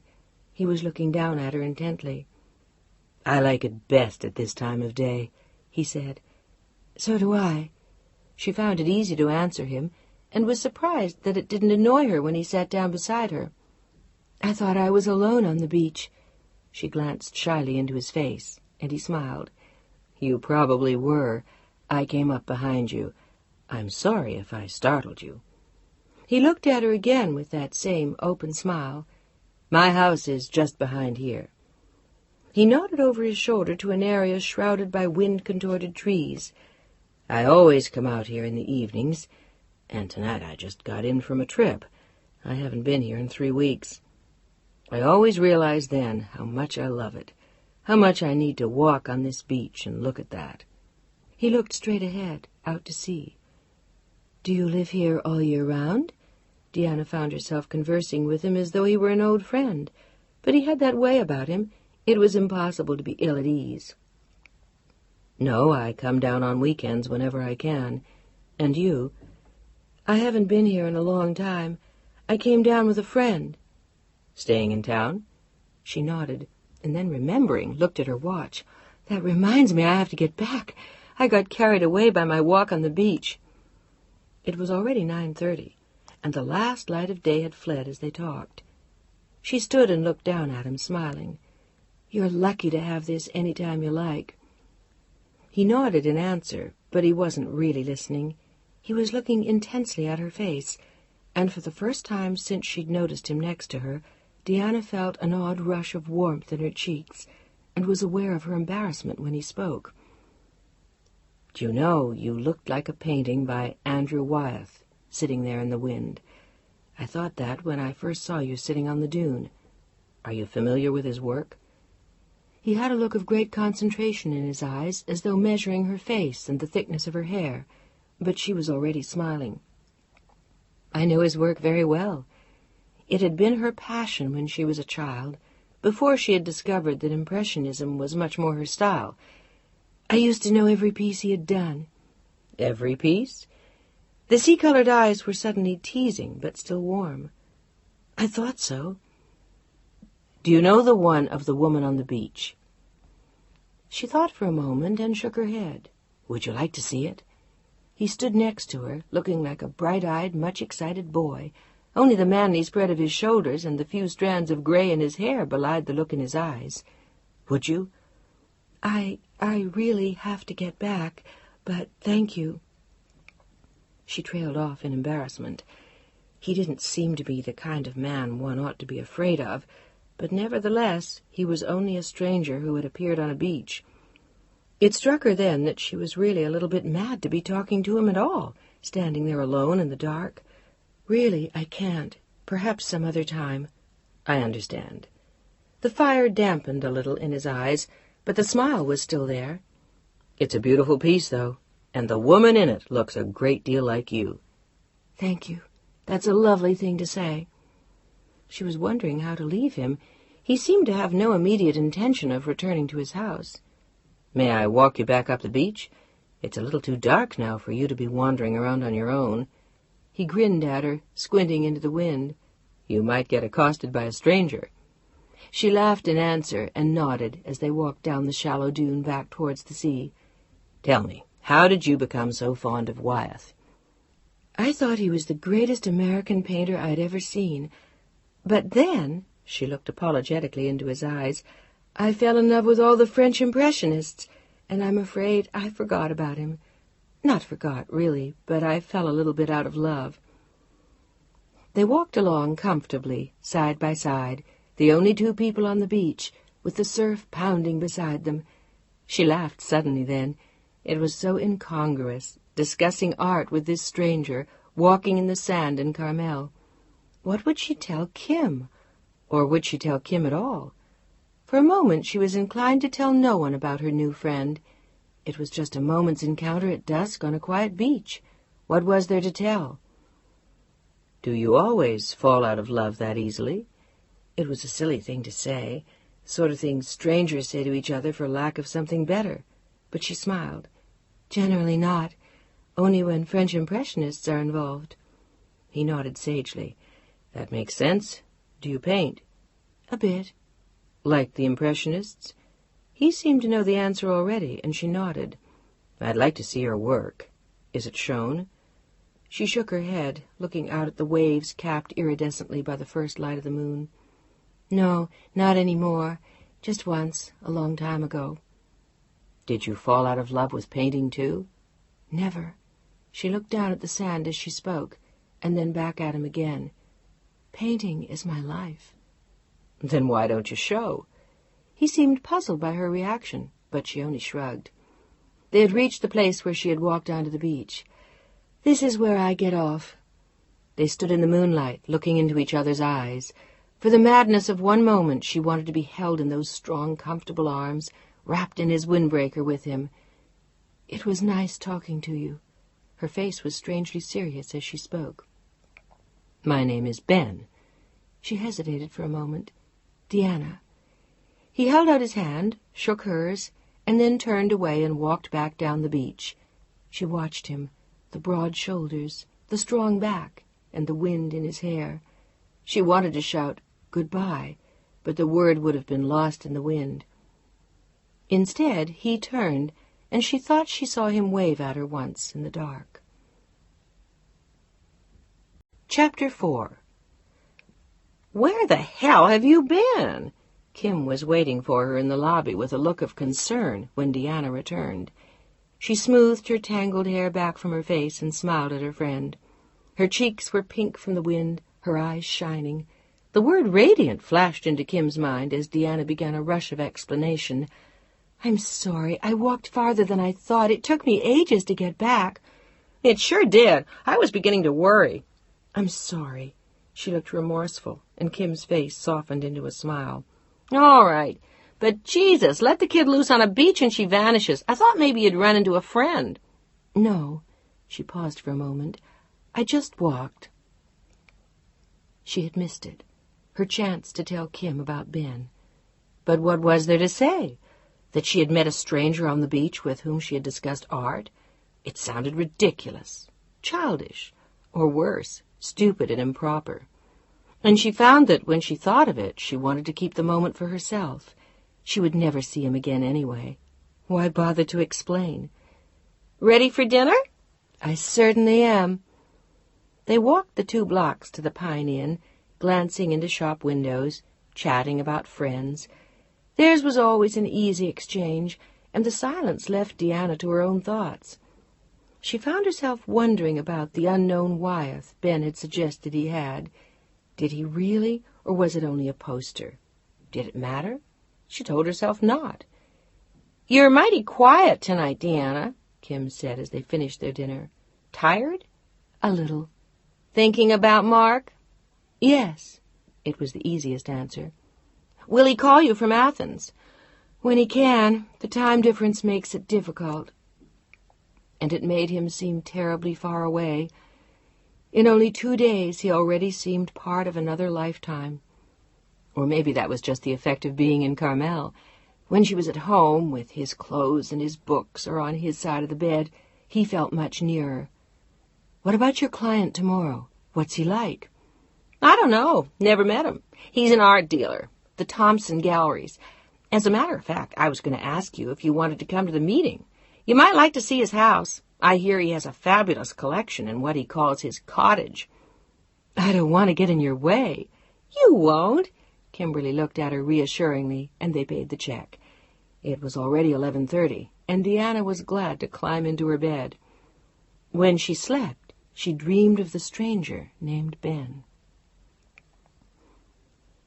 The phone rang beside her bed as she lay on her back, sleepily wondering if she should get up.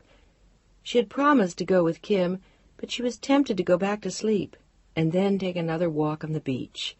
The lure of that bothered her. She knew why she wanted to go back, and it was a strange, uncomfortable feeling, the way he lingered in her mind. She would probably never see him again, and what if she did? What then? The phone rang again, and she reached over to answer it. "Rise and shine." It was Kim. "What time is it?" 5 after 9. "God, it feels more like 7 or 8. "Well, it isn't, and our meeting's at 10. Get up and I'll bring you breakfast." "Can't I order room service?" Deanna had grown used to traveling with Mark. "The Ritz, this ain't. I'll bring you coffee and a Danish." Deanna realized suddenly how spoiled she'd become. Not having Margaret and one of her perfect breakfasts was becoming a hardship. "All right, that'll be fine. I'll be ready in half an hour." She showered and did her hair and slipped into a cashmere sweater of a rich cornflower blue, which she pulled on over white slacks. She even managed to look fresh and alive by the time Kim knocked on her door. "Jesus, you look gorgeous." Kim handed her a steaming cup of coffee and a plate. "So do you. Should I wear something more businesslike? You look awfully grown up." Kim was wearing a beige gabardine suit with a persimmon silk blouse and a very pretty straw hat, and a little straw bag clutched under her arm. "You look very chic." "Don't look so surprised." Kim smiled and collapsed in a chair. "I hope this guy is easy. I don't feel like arguing business on a Saturday morning." She yawned and watched Deanna finish the coffee in her cup. "Who am I supposed to be, by the way? Your secretary or your chaperone?" Deanna's eyes sparkled over her cup. "Neither, you jerk. Just my friend." "Won't he think it a little strange that you bring along your friends?" "Too bad if he does." Kim yawned again and stood up. "We'd better go." "Yes, ma'am." The drive took only 5 minutes, with Deanna reading the instructions to Kim. The address was on a pretty street, the houses all set back from the road and hidden by trees. But she saw when they got out of the car that it was a small, pleasant house, not elaborate and far from pretentious. It had a windswept, natural look to it. A small black foreign car was parked outside, something convenient, not handsome. None of the evidence suggested that the promised art collection would be impressive or rare. But the inside of the house told a different tale, as a small, tidy woman in a housekeeper's apron opened the door. She had the look of someone who came once or twice a week, efficient rather than warm. "Mr. Thompson said to wait for him in his den. He's upstairs on the phone. To London." She added the last words with disapproval, as though she thought it was a shocking expense. But not nearly as great an expense, Deanna thought, as the paintings on the walls. She looked at them with awe as they followed the housekeeper to the den. The man had a magnificent collection of English and early American paintings. None of them were what Deanna would have collected herself, but they were a joy to behold. She wanted to linger so she could study each piece, but the woman in the apron marched them quickly and firmly into the den, glared at them long and hard, muttered, "Sit down," then disappeared back to her chores. "My God, Kim, did you see what he has on his walls?" Kimberly grinned, readjusting her hat. "Beautiful stuff, isn't it? Not my cup of tea, but he has some awfully good pieces, though they're not all really his." Deanna raised an eyebrow in question. "He owns 2 galleries, one in San Francisco and one in L.A. I suspect he borrows some of these from his galleries. But what the hell? It's beautiful work." Deanna nodded in rapid agreement and continued to look around. They were seated in a room with a wide picture window that looked out at the sea. A simple pine desk, 2 couches, and a chair. Like the exterior of the house and the modest car, it was functional rather than impressive. But the art collection amply made up for that. Even here he had hung 2 very fine, perfectly framed black and white sketches. She leaned closer to peer at the signatures, then turned to look at a painting that hung behind her, the only ornament on a totally bare white wall. Even as she turned to look, she felt herself gasp. It was the painting, the Wyeth, the woman on the dune, her face partially hidden as she rested it on her knees. And even Deanna could see that the woman was startlingly like her. The length and color of her hair, the shape of her shoulders, even the hint of a smile. She was surrounded by a bleak, damp-looking beach and accompanied only by the passing of one lonely gull. "Good morning." She heard his voice behind her before she could comment on the painting. Her eyes met his in surprise. "How do you do? I'm Ben Thompson. Miss Houghton?" There was an unspoken question in his eyes, but she quickly shook her head and pointed to Kim, who stepped forward with an extended hand and a smile. "I'm Kimberly Houghton, and this is my friend, Deanna Dura. We heard so much about your collection that I had to bring her along. She's an amazingly gifted artist herself, though she won't admit it." "No, I'm not. See?" Kim's eyes danced as she took in the good-looking man who stood before them. He looked to be somewhere in his late 30s, and he had extraordinarily beautiful eyes. Deanna was smiling at them both and shaking her head. "Really, I'm not." "How do you like my Wyeth?" He said it straight into Deanna's eyes, and she felt a little pull at her heart. It's a very, very fine piece, but you already know that." She found herself blushing when she spoke to him. She wasn't sure what to say. Should she admit having met him before? Should she pretend that there had been no meeting? Would he? "Do you like it, though?" His eyes held hers, and she felt herself grow warm under his gaze. "Very much." He nodded, pleased. And then she understood. He would say nothing about the night before on the beach. But she found herself smiling as they sat down. It was a strange feeling, having this secret between them. Stranger still to know that she had met the new client before Kim. "Ladies, some coffee?" They both nodded, and he stepped into the hall to call to the housekeeper. "1 medium, 2 black." As he came back into the room, he grinned at them. "They'll either all be medium or all black. Mrs. Meacham doesn't approve of anything. Coffee, visitors, or me. But I can trust her to clean the house when I'm gone. She thinks all this stuff is crap." He waved airily around the room, a gesture encompassing the Wyeth and both sketches, as well as the pieces they had seen on their way in. Kim and Deanna both laughed. When the coffee arrived, all 3 cups were black. "Perfect, thank you." He smiled boyishly at the housekeeper as she left the room. "Miss Houghton." "Kimberly, please." "Okay, Kimberly. You've seen the ads we ran last year?" She nodded. "What did you think?" "Not enough style. Not the right look. Not aimed at the right marketplace for what you want." He nodded, but his glance kept wandering back to Deanna, who was still drinking in the Wyeth behind him. His eyes betrayed nothing as he watched her, and his words showed that he knew what he wanted from Kim. He was quick, funny, astute, and very businesslike, and their meeting was over in less than an hour. She promised to give him some fresh ideas within 2 weeks. "Will Deanna be consulting on the account?" It was hard to tell if he was teasing. Deanna shook her head rapidly and held up a hand, laughing. "Good God, no. I have no idea how Kim comes up with any of her wizardly ideas." "Blood, sweat, and a lot of black coffee," Kimberly grinned. "What do you paint?" He was looking again at Deanna with the same gentle eyes she had seen on the beach the night before. Her voice was very soft as she answered. "Still lifes, young girls, the usual impressionist themes." "And mothers with young babies on their knees?" The eyes were always teasing, but unrelentingly kind. "Only once. She had done a portrait of herself in Pilar. Her mother-in-law had hung it in the Paris apartment and then ignored it for the next dozen years." "I'd like to see some of your work. Do you show?" Again, no betrayal of the night before, and she wondered why. "No, I don't. I haven't shown in years. I'm not ready." "Now that's crap, to use your housekeeper's word." Kimberly looked first at Ben Thompson and then at Deanna. "You should show him some of your work." "Don't be silly." Deanna felt awkward and looked away. No one had seen her work in too many years. Only Mark and Pilar, and now and then Kim. "One day, but not yet. Thank you anyway, though." Her smile thanked him for his silence as well as his kindness. It was strange that he, too, should wish to remain mute about their meeting on the beach.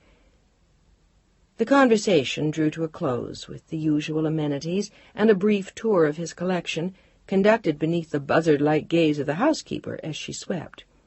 Kimberly promised to call him the following week. There was nothing unusual in his farewell to Deanna, no inappropriate pressure of her hand, no message in his eyes, only the warmth that she had already seen, and the smile he left them as he closed the door. "What a nice guy," Kim said as she started the little MG. The engine grumbled, then came to life. "He's going to be a pleasure to work with, don't you think?" Deanna just nodded. She was lost in her own thoughts until Kim screeched to a halt outside their hotel. "Why the hell don't you let him see your work?" Deanna's reticence always annoyed Kim. She had been the only one in art school who had really had a notable talent, and the only one who had buried her light under a bushel for almost 20 years. The others had all tried to make it, and eventually failed. "I told you, I'm not ready." "Bull! If you don't call him yourself, I'm going to give him your number. It's time you did something about that mountain of masterpieces you keep standing around in your studio, facing the wall. That's a crime, Deanna. It just isn't right. Jesus, when you think of the garbage I painted and busted my ass to sell." "It wasn't garbage." Deanna looked kindly at her, but they both knew it hadn't been very good. Kim was much better at planning campaigns, headlines, and layouts than she had been at her art. "It was garbage, and I don't even care anymore. I like what I do. But what about you?" "I like what I do, too." "And what's that?" Kimberly was becoming frustrated now, and her voice betrayed her feelings. It always wound up that way when they talked about Deanna's work. "What do you do?" "You know what I do. I paint. I take care of Mark and Pilar. I run the house. I keep busy." "Yes, taking care of everyone else. What about you? Wouldn't it do something for you to see your work shown in a gallery, hung somewhere other than your husband's office?" "It doesn't matter where they're hung." She didn't dare tell Kim that they weren't even there anymore. Mark had hired a new decorator 6 months before, who had declared her works weak and depressing and taken them all down. Mark had brought the canvases home, including a small portrait of Pilar, which now hung in the hall. "What matters to me is painting it, not showing it." "That's like playing a violin with no strings, for Christ's sake. It doesn't make sense." "It does to me." She was gentle but firm, and Kim shook her head as they got out of the car. "Well, I think you're crazy, but I love you anyway." Deanna smiled as they walked back inside the hotel. The rest of their stay went by too quickly. They browsed in the shops, had dinner once more at the Pine Inn. On Sunday afternoon, Deanna took one more walk on the beach. She knew where he lived now, knew it when she glimpsed the house hidden behind the trees. She knew how near she was to the Wyeth. She walked on. She did not see him again, and she was annoyed at herself for even wondering if he'd be on the beach. Why should he be? And what would she say if he were? Thank him for not letting Kimberly know they had met? So what? What did it matter? She knew she'd never see him again. Chapter 5. When the phone rang, she was already in her studio, sitting back from the canvas, trying to evaluate her morning's work. It was a bowl of tulips dropping their petals on a mahogany table against a background of blue sky, glimpsed through an open window. "Deanna?" She was stunned to hear his voice. "Ben, how did you get my number?" She felt a warm blush rise to her cheeks and was instantly angry at herself for the way she felt. "Kim?" "Of course. She said that if I didn't show your work, she'd sabotage our account." "She didn't." The blush deepened as she laughed. "No, she just said that you were very good. Tell you what, I'll trade you my Wyeth for one of yours." "You're crazy, and so is Kim." "Why don't you let me judge for myself? Do you suppose I could come by around noon?" "Today? Now?" She glanced at the clock and shook her head. It was already after 11. "No." "I know. You're not ready. Artists never are." The voice was as gentle as it had been on the beach. She stared into the phone. "Really, I can't." It was almost a whisper. "Tomorrow?" Not pushy, but firm. "Ben, really, it's not that. She faltered and heard his laugh. "Please, I'd really love to see your work." "Why?" She instantly felt stupid for the question. "Because I like you, and I'd like to see your work. It's as simple as that. Doesn't that make sense?" "More or less." She didn't know what more to say. "Are you busy for lunch?" "No, I'm not." She sighed sadly again. "Don't sound so forlorn. I promise not to throw darts at your canvases. Honest. Trust me." Oddly, she did. She trusted him. It was something about the way he spoke and the look she remembered in his eyes. "I think I do. All right, then. Noon." No one going to the guillotine had ever spoken as resolutely. Ben Thompson smiled to himself as he hung up. He was there promptly at noon, with a bag of French rolls, a sizable wedge of brie, and half a dozen peaches, as well as a bottle of white wine. "Will this do?" he asked as he spread his riches out on her desk. "Very nicely, but you really shouldn't have come." She looked dismayed as she eyed him over the table. She was wearing jeans and a paint-splattered shirt, her hair tied in a loosely woven knot. "I really hate being put on the spot." Her expression was troubled as she watched him, and for a moment he stopped arranging the fruit. "You're not on the spot, Deanna. I really did want to see your work. But it doesn't matter a damn what I think. Kim says you're good. You know you're good. You told me on the beach that painting was your life. No one can ever play with that. I wouldn't try to." He paused, then went on more softly. "You saw some of the pieces I love in the cottage in Carmel. That's something I care about. This is something you care about. If you like my Wyeth, it makes me happy. But if you don't, it doesn't change a bit of its beauty for me. Nothing I see will change what you do or how much it matters. No one can ever touch that." She nodded silently, then walked towards the wall where 20 paintings were propped, hidden and ignored. One by one she turned them around, saying nothing, and looking only at the oils as she turned them. She did not look at him until at last he said, "Stop." She glanced up in surprise and saw him leaning against her desk with a look in his eyes she didn't understand. "Did you feel anything when you saw the Wyeth?" He was searching her face and holding her eyes. She nodded. "I felt a great deal." "What?" She smiled. "First, surprise, to realize that I was in your house, but then a kind of awe, a joy at seeing the painting. I felt pulled by the woman, as though she were someone I knew. I felt everything I think Wyeth wanted to tell me. For a moment I felt spellbound by his words." "As I do by yours."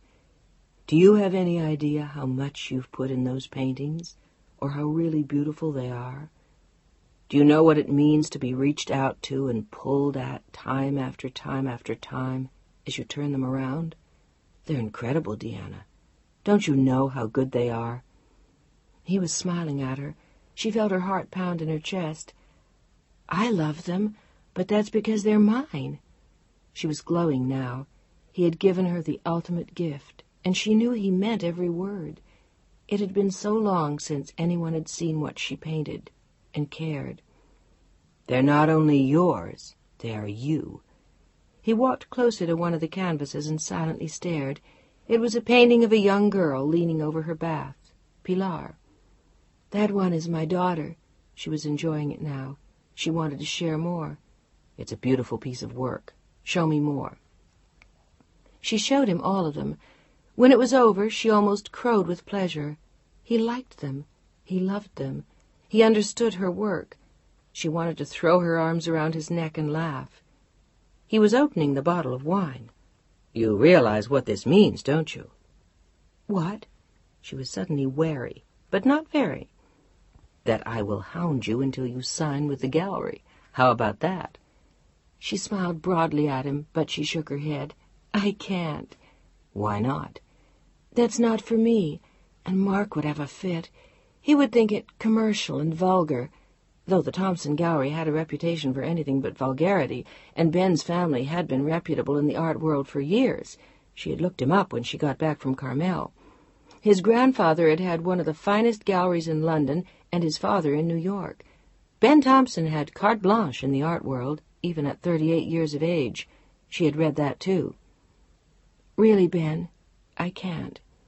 "The hell you can't. Listen, don't be stubborn. Come to the gallery and look around. You'll feel a lot better when you see what's there." He suddenly looked very young as he said it, and she laughed. She knew what was there. She had researched that as well. Pissarro, Chagall, Cassatt, a very small Renoir, a splendid Monet, some Corot, also a few carefully hidden Polacks, a Dali, and a de Kooning that he seldom showed. He had the best, as well as a few well-chosen, unknown young artists, of whom he wanted her to be one. What more could she ask? But what would she tell Mark? "I had to. He asked me. I wanted—" No, he just wouldn't understand. And neither would Pilar. She would think it an obnoxious, show-offy thing to do. "You don't understand," said Deanna. "You're right there." Ben held out a piece of French bread and brie. 22 paintings spread around the room, and he had loved them all. She beamed as she took the bread from him. "I've got 30 more in the attic, and 5 over at Kim's." "You're nuts." "No, I'm not." He handed her a peach. "Yes, you are, but I won't hold it against you. How about coming to an opening we're having tomorrow night? That won't do any harm, will it? Or are you even afraid to do that?" He was goading her now, and she wasn't sure she liked it. "Who said I was afraid?" She looked very young as she bit into the juicy peach, then smiled. "Who had to? Why else would you not want to show?" "Because it doesn't make sense." "You don't make sense." But by then they were both laughing and into their 3rd glass of wine. "I like you anyway," he announced. "I'm used to dealing with crazies like you." "I'm not crazy, just stubborn." "And you look exactly like my Wyeth. Did you notice it too?" His eyes pulled at her again. He put down his glass. She hesitated for a moment, then nodded. "I did." "Only I can see your eyes." He held them for a long moment, then glanced away. They were precisely the eyes he always knew the woman in the painting would have. "You have beautiful eyes." "So do you." Her voice was like a soft breeze in the room, and they were both reminded of their walk in Carmel. He said nothing for a while. He only sat silently, looking at her paintings. "You said that was your daughter. Is that really true?" He looked at her again, wanting to know more. "Yes, she's almost 16. Her name is Pilar, and she is very, very pretty, much more so than she looks in the painting. I've done several of her." She thought wistfully of the one Mark's decorator had rejected into the hall. Some of them are quite good. She felt free with him now, free to like her own work. Where is she now? Is she here? No. Deanna looked at him for a long moment. In the south of France. My husband is French. She wanted to tell him that Mark was away too, that he was in Greece, but it seemed treasonous. Why would she tell him? What did she want of this man? He had already told her that he liked her work. What more could she ask? She wanted to ask him if he was married, but that seemed wrong too. What did those things matter? He was here for her work, no matter how kind those deep sea-green eyes were. You know, he looked regretfully at his watch, I hate to say this, but I have to get to work. I have a meeting at 3 in the office. 3? Her eyes flew to the clock. It was already 2:45. Already? How did the time go so fast? But they had looked at a great deal of her work. She stood up with a regretful look in her eyes. You'll come tomorrow night, to the vernissage? His eyes told her that he wanted her to come. She wasn't sure why. I'll try. Please, Deanna, I'd like that. He touched her arm briefly, and then with a last appreciative smile around the room, he stepped outside the studio and loped down the stairs. I'll find my way out. See you tomorrow. His words faded as she sank into the comfortable white chair and looked around the room. There were 4 or 5 canvases of Pilar, but none of Mark. For one totally frantic moment, she couldn't remember his face. Chapter 6. Deanna parked the dark blue Jaguar across from the gallery and slowly crossed the street. She still wasn't sure if she should go, if it was wise, if it made sense. What if Kim were there? It would make her feel foolish. What if... But then she thought of his eyes and pushed open the heavy glass door. There were 2 black-jacketed bartenders standing nearby, alternately pouring scotch and champagne, and a pretty young woman was greeting the guests, who all looked either well-heeled or artistic. Deanna saw quickly that it was the show of an older man's work. He stood surrounded by his friends, looking victorious and proud. The paintings were well displayed and had the flavor of Van Gogh. And then she saw Ben. He was standing at the far corner of the room, looking very handsome in a navy-blue pinstriped suit. His eyes followed her inside, and she saw him smile and gracefully extricate himself from the group where he stood. He was standing next to her in a moment. "So you came, did you? I'm glad." They stood there for a moment, looking at each other, and she felt herself smile. It was a smile she couldn't have repressed. She was happy to see him again. "Champagne?" "Thank you." She accepted a glass from the extended hand of one of the bartenders, and Ben took her gently by the elbow. "There's something I want to show you in my office." "Etchings?" She felt herself blush. How horrible! I shouldn't have said that. "Why not?" He was laughing too. "But no, it's a tiny Renoir I bought last night." "My God, where did you get it?" She was following him down a long, beige-carpeted hall. "I bought it from a private collection. A wonderful old man. He says he never liked it. Thank God, I got it at an incredible price." He unlocked his office door and stepped rapidly inside. There, propped against the far wall, was a lovely, delicate nude in the distinctive style that needed no glance at the signature. "Isn't she pretty?" He eyed the painting like a new child of whom he was unbearably proud, and Deanna smiled at the light in his eyes. "She's wonderful." "Thank you." He looked at Deanna very hard then, as though there was something more he wanted to say, but he didn't. Instead, he looked around with a smile that invited her to do the same. There was another Andrew Wyeth above his desk, this one well known. "I like that one too, but not as well as the other." "Neither do I."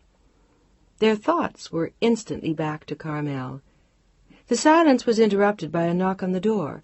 The young woman who had been greeting guests at the entrance was beckoning to Ben from the hall. "Hi, Sally. What's up?" "Oh, this is Deanna Dura. She's going to be one of our new artists." Sally's eyes instantly opened wide. She approached with a handshake and a smile. "What good news?" "Now, wait a minute."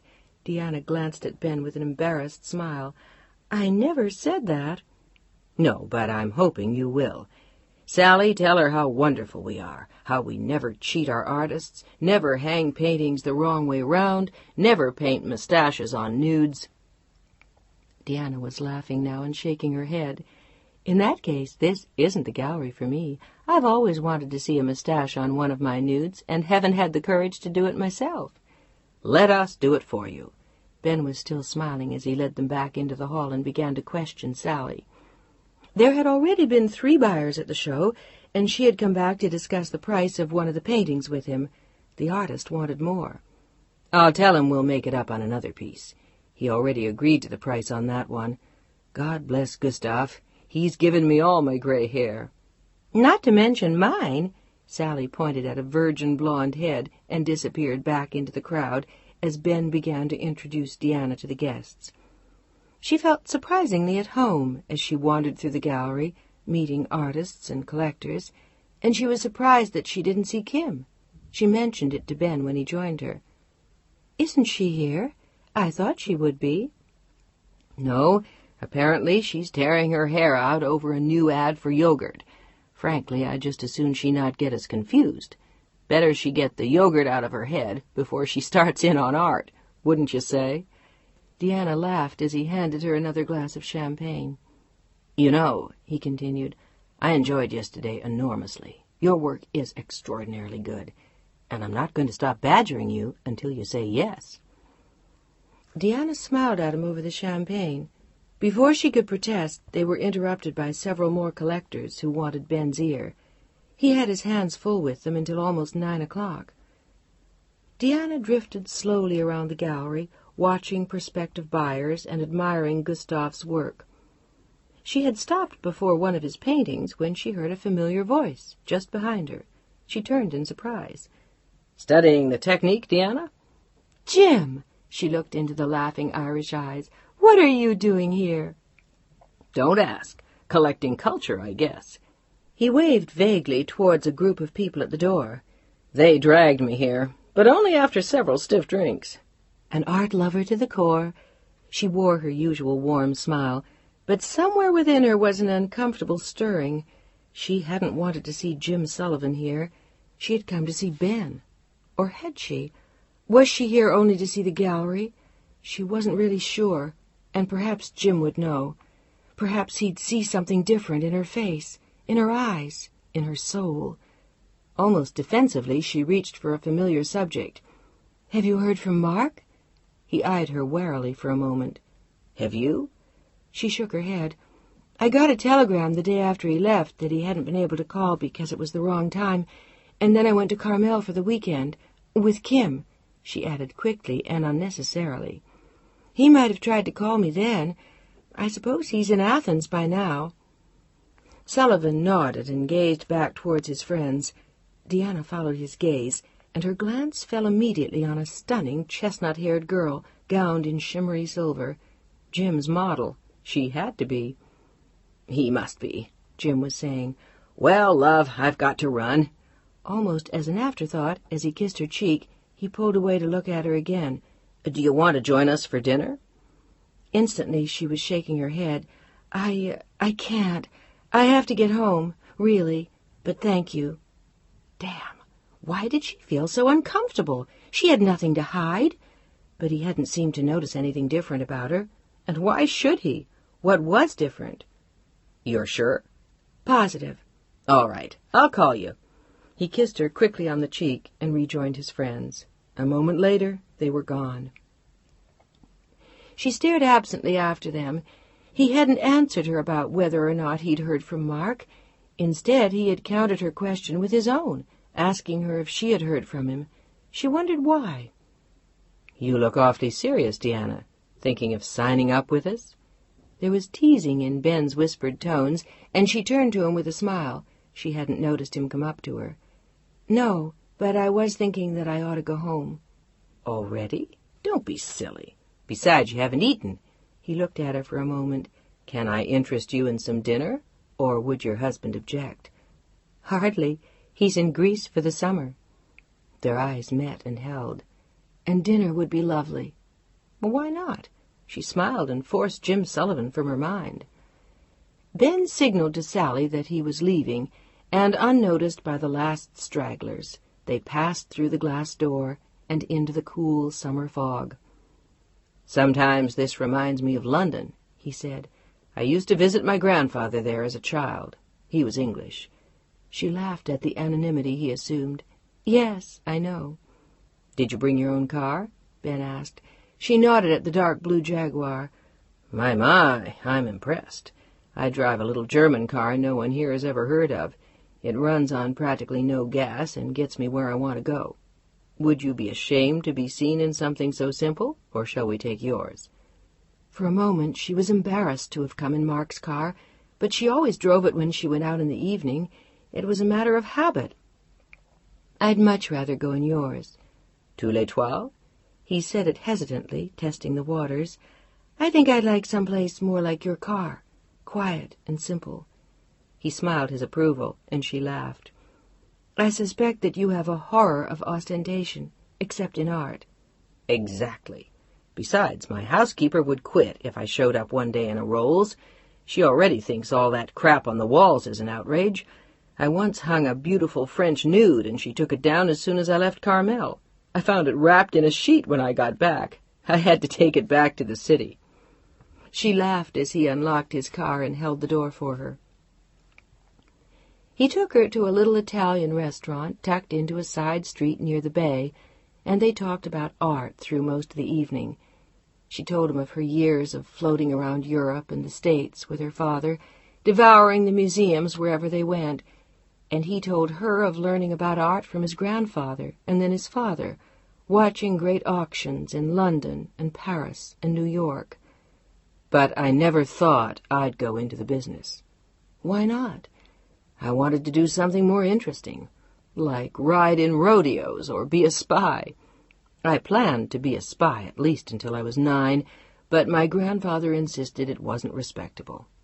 Sometimes I'm not so sure our business is either.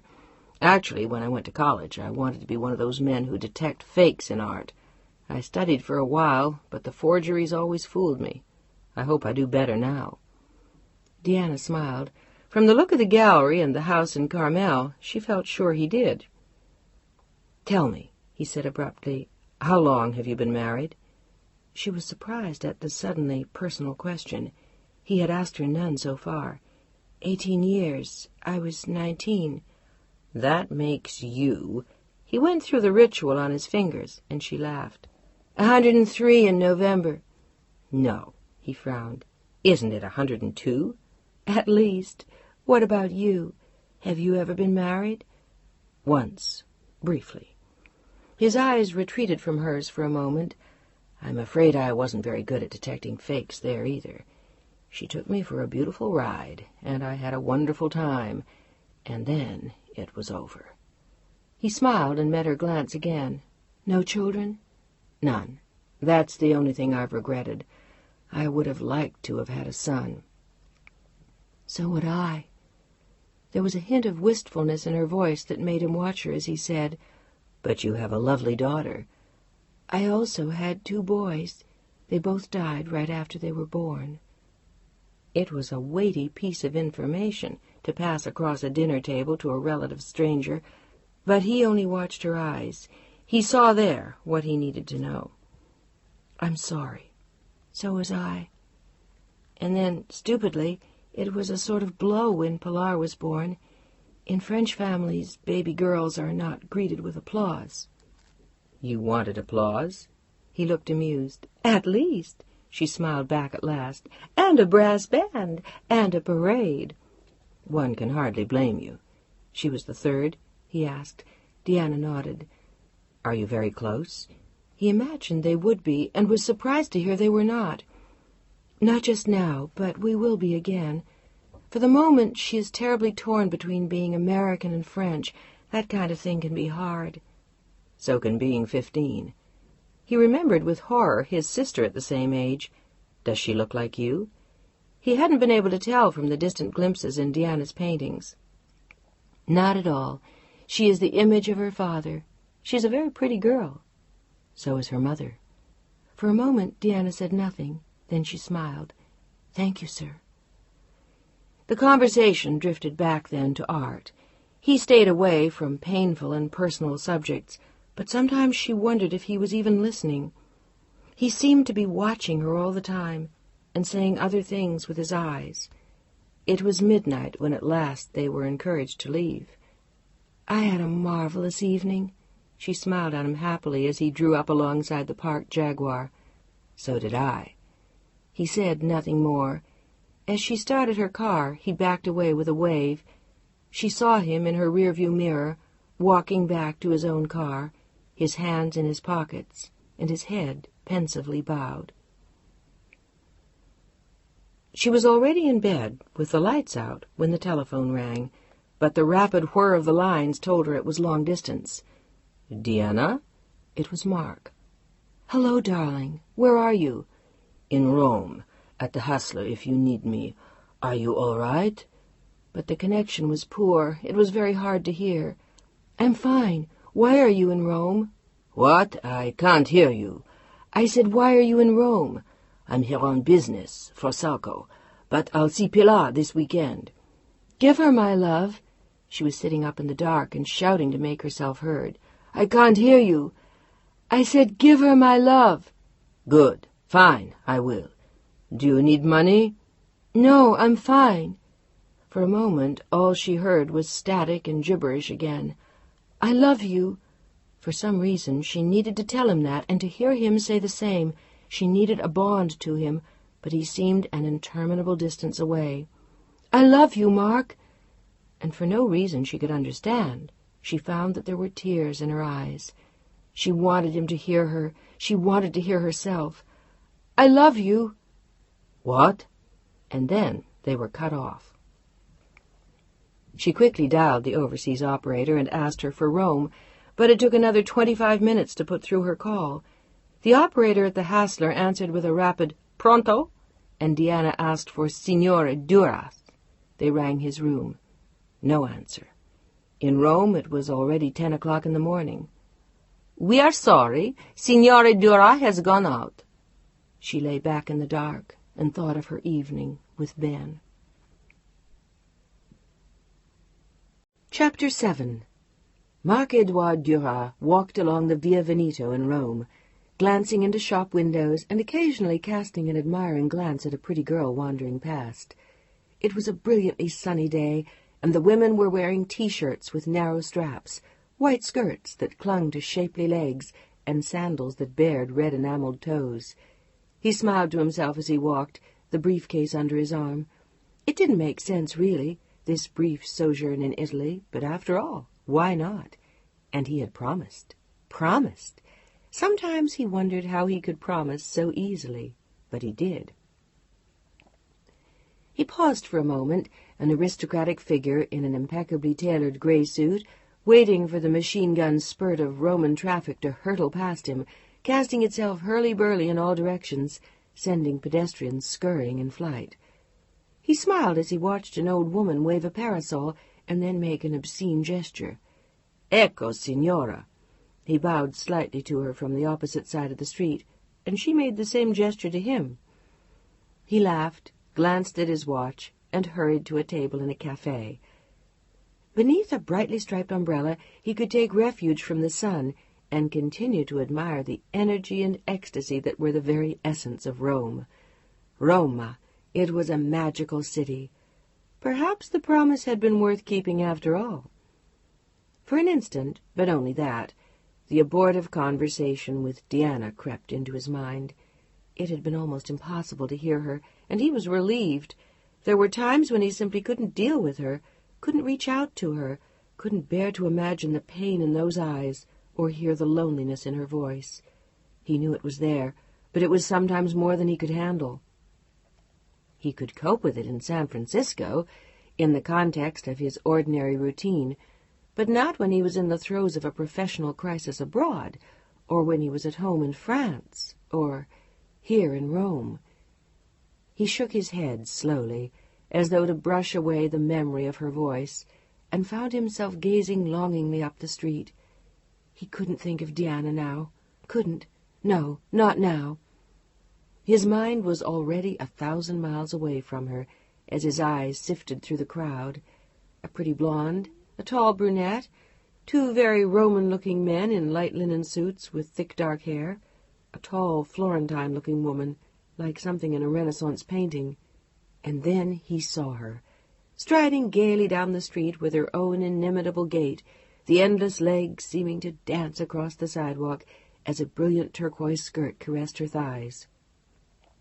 She wore the palest mauve silk shirt, delicate sandals, and a huge straw hat that almost hid her eyes. Almost, but not quite. Nothing could hide those eyes, or the sapphire lights that seemed to change with her every mood. They changed from the brilliance of fire to the mystery of the deep blue sea. A rich chestnut mane swept her shoulders. "Alors, chérie," she stopped only inches from him, and sensuous lips offered a smile for his eyes alone. "I'm sorry I'm late. I stopped to look at those silly bracelets again." He stood to greet her, and for once the chill reserve of Marc-Edouard Duras was clearly shattered. He wore the face of a boy, and one who was very much in love. Her name was Chantal Martin, and she had been a model at Dior, their top model, in fact, for 6.5 years. "Did you buy the bracelets?" His eyes caressed her neck, and as she shook her head, the chestnut hair danced beneath the hat he had bought her only that morning. It was frivolous, but delightful, and so was she. "Well?" Her eyes laughed into his. She shook her head again. "No, again I didn't buy them." Unexpectedly, she tossed a small package into his lap. "I bought you that instead." She sat back, waiting for him to open it. "Tu me gâtes, petite sotte. You spoil me, silly little one."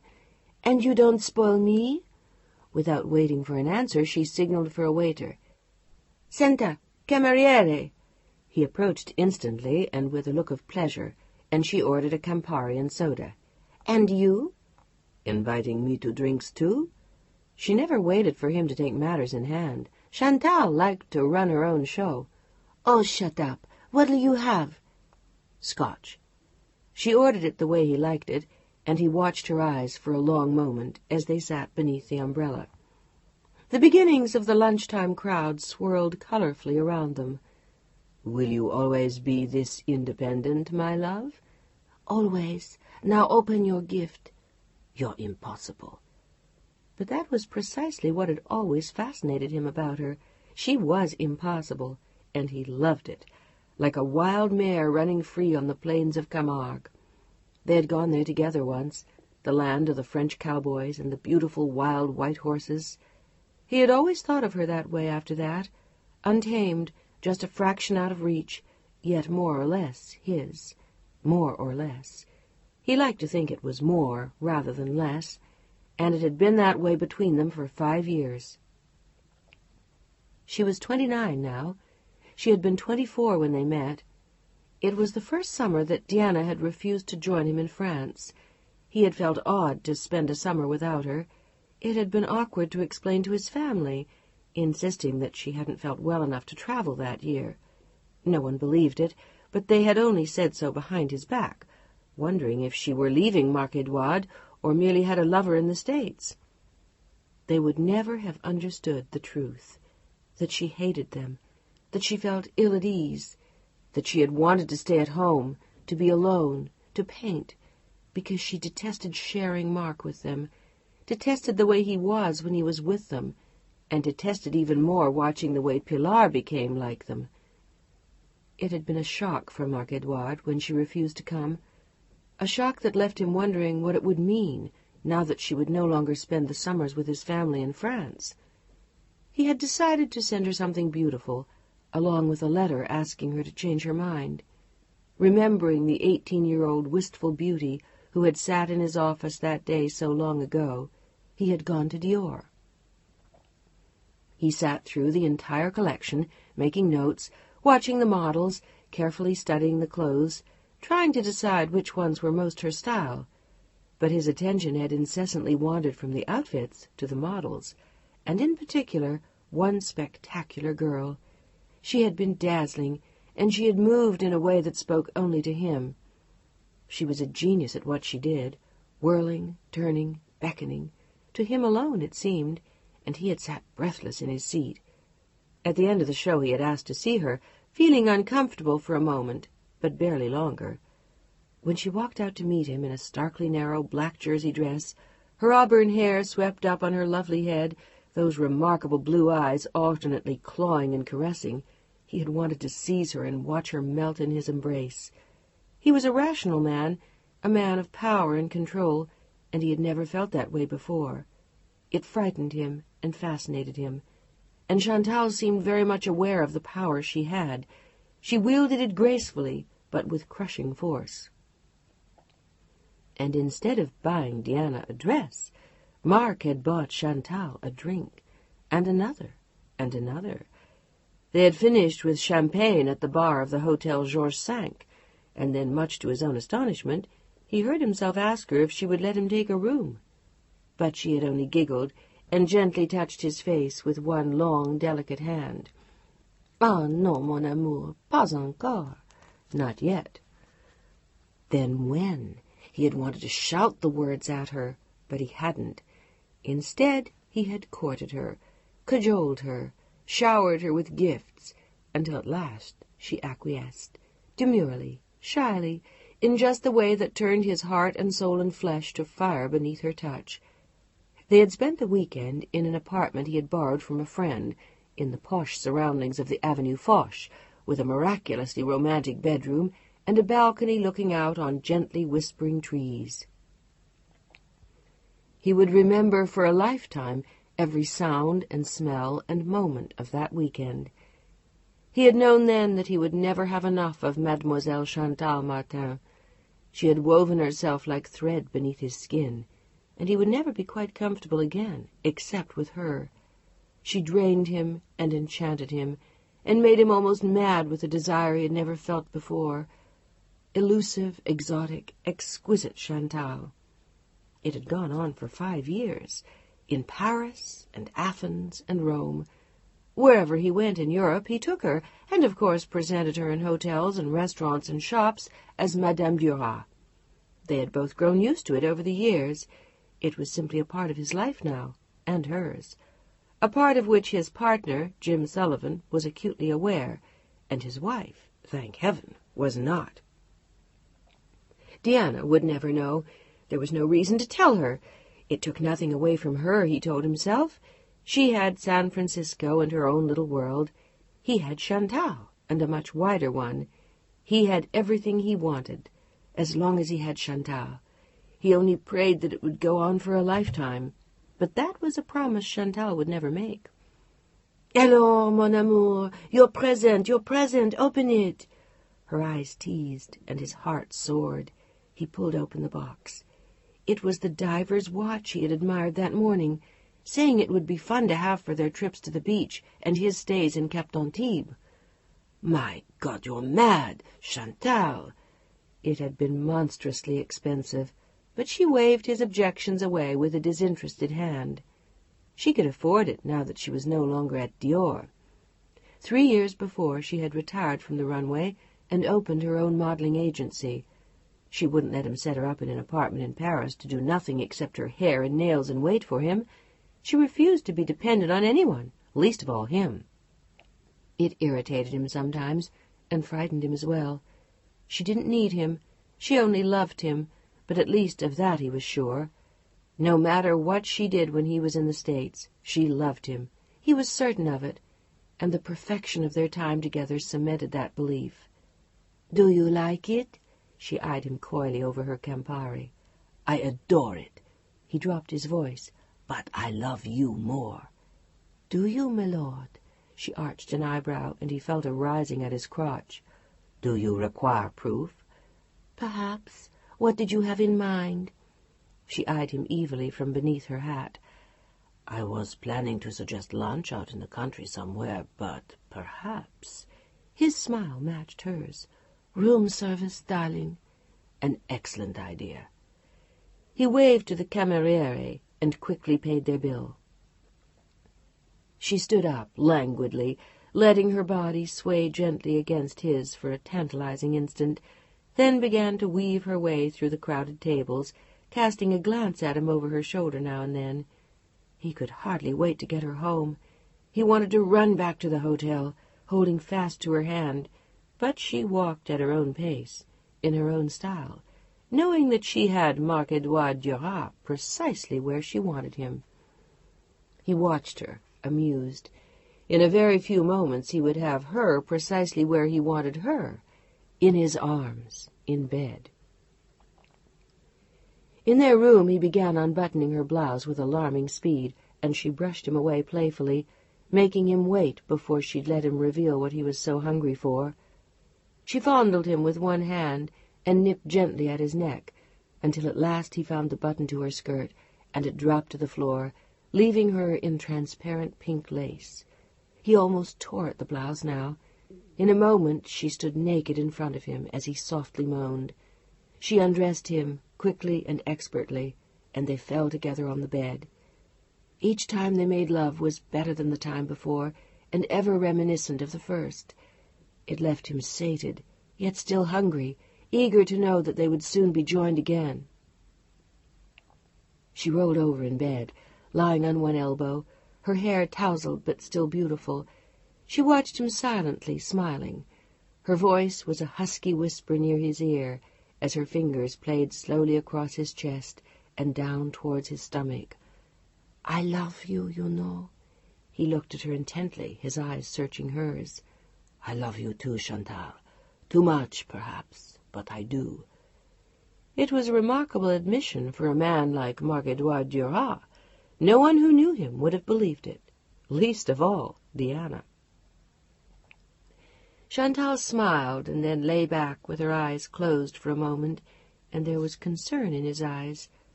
"Are you all right?" "Of course." "You'd lie to me, though, I know it. Tell me seriously, are you all right, Chantal?" A look of almost frantic worry crossed his face. She smiled. "I'm fine." "You took your insulin properly today?" He was all fatherly concern now, the passion of the moment before forgotten. "Yes, I took it. Stop worrying. Want to try your new watch in the bathtub?" "Now? Why not?" She smiled happily at him, and for once he felt totally at peace. "Or did you have something else in mind?" "I always have something else in mind. But you're tired." "Never too tired for you, mon amour." And he was never too tired for her. The years between them vanished as he made love to her again. It was 3 o'clock in the afternoon when they lay quietly side by side again. "Well, we've taken care of this afternoon." She smiled mischievously at him, and he grinned in answer. "You had other plans?" "Absolutely none." "Want to do some more shopping?" He loved to indulge her, to spoil her, to be with her, admire her, drink her in. Her perfume, her movements, her every breath excited him, and she knew it. "I could probably be lured back to the shops." Good. The trip to Rome had been for her anyway. He was going to have to work hard that summer, and Athens would be dull for her. He knew how she loved Rome, and he always made a point of bringing her, just to please her. Besides, he was going to have to leave her for the weekend. "What's wrong?" She had been watching him very closely. "Nothing. Why?" "You looked worried for a moment." "Not worried, but it was best to get it over with. Just unhappy. I'm going to have to leave you for a couple of days." "Oh?" Her eyes iced over like a winter frost. "I have to stop off in Antibes to visit my mother and Pilar before we go to Greece." She sat up in bed and looked at him with annoyance. "And what do you plan to do with me?" "Don't make it sound like that, darling. I can't help it. You know that." "Don't you think Pilar is old enough to withstand the shock of knowing about me? Or do you still find me so unpresentable? I'm no longer the little mannequin from Dior, you know. I run the biggest modeling agency in Paris." But she also knew that in his world that didn't count. "That's not the point. And no, I don't think she's old enough." In what concerned Pilar, he was oddly stubborn. It irritated Chantal a great deal. And your mother? That's impossible. I see. She threw her long legs over the side of the bed and stalked across the room, grabbing a cigarette on her way, turning to look at him angrily only when she had reached the little window at the opposite side. I'm getting a little bored with being dumped in out-of-the-way places while you visit your family, Marc-Edouard. I'd hardly call Saint-Tropez an out-of-the-way place. He was beginning to look annoyed, and his tone showed none of the passion of the hours before. Where did you have in mind this time? I thought maybe Saint-Remo. How convenient. Well, I won't go. Would you rather stay here? No. Do we have to go through this again, Chantal? It's getting very tedious. What's more, I don't understand. Why has this suddenly become an issue between us when for 5 years you have found it perfectly acceptable to spend time on the Riviera without me? Would you like to know why? Suddenly her eyes blazed. Because I'm almost 30 years old, and I'm still playing the same games I was playing with you 5 years ago, and I'm just a little tired of it. We play make-believe games of Monsieur and Madame Duras, halfway around the world, but in the places that matter, Paris, San Francisco, Antibes, I have to hide and slink around and disappear. Well, I'm sick of it. You want an exclusive arrangement. You expect me to sit in Paris and hold my breath for half the year, and then come out of mothballs at your command. I'm not going to do that any more, Marc-Edouard. At least, not for much longer. She stopped, and he stared at her, stunned. He didn't dare ask if she were serious. For a terrible instant, he knew that she was. What do you expect me to do about it? I don't know yet, but I've been giving it a lot of thought lately. The Americans have a perfect expression, I believe. Shit or get off the pot. I don't find that amusing. I don't find San Remo amusing. Christ! It was useless. A small sigh escaped him, and he ran a hand through his hair. Chantal, I can't take you to Antibes. You won't take me to Antibes. There's a difference. And what's more, she had added San Francisco to the list of her complaints. That startling bit of information hadn't escaped him either. She had never even wanted to go to the States before. May I ask what brought all this on? It can't just be your 30th birthday. That's still 4 months away. She paused, her back to him, as she looked silently out the window, and then slowly she turned to face him again. Someone else just asked me to marry him. Time seemed to stand still. Marc-Edouard stared at her in horror. Chapter 8. Deanna? The phone had rung before she'd gotten out of bed. It was Ben. Yes? She sounded sleepy, and he smiled. I'm sorry. Did I wake you? More or less. What a very diplomatic answer. I'm calling to bug you a little more. I figure that sooner or later I'll wear down your resistance and you'll sign with the gallery just to get me off your back. How about lunch? Now? She was still half asleep and turned towards the clock, wondering how late she had slept, but Ben was laughing at her again. No, not at 8 o'clock in the morning.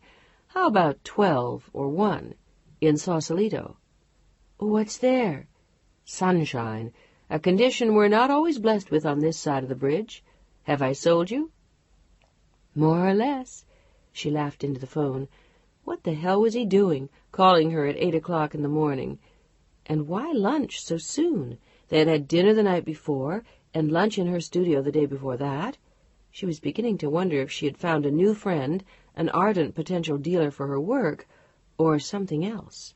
She wondered if it were wise to see him again quite so soon. Yes, it is. What is? She was confused. You're wondering if it's a good idea to have lunch with me. It is. You're impossible. Then we'll have lunch in the city. No, Sausalito sounds nice. She had accepted without thinking further, and found herself smiling at the ceiling as she spoke into the phone. I'm an easy sail at this hour of the day. No defenses yet. No coffee. Good. Then how about signing with the gallery before coffee tomorrow? I may hang up on you, Ben. She was laughing, and it felt wonderful to start the day off with laughter. She hadn't done that in years. Don't hang up on me till we settle lunch. Do you want me to pick you up around noon? That'll do. What'll do? What was she doing having lunch with this man? But she liked him, and lunch in Sausalito sounded like fun. Wear your jeans. Okay, see you at noon. He pulled up in front of her house at exactly 12:02.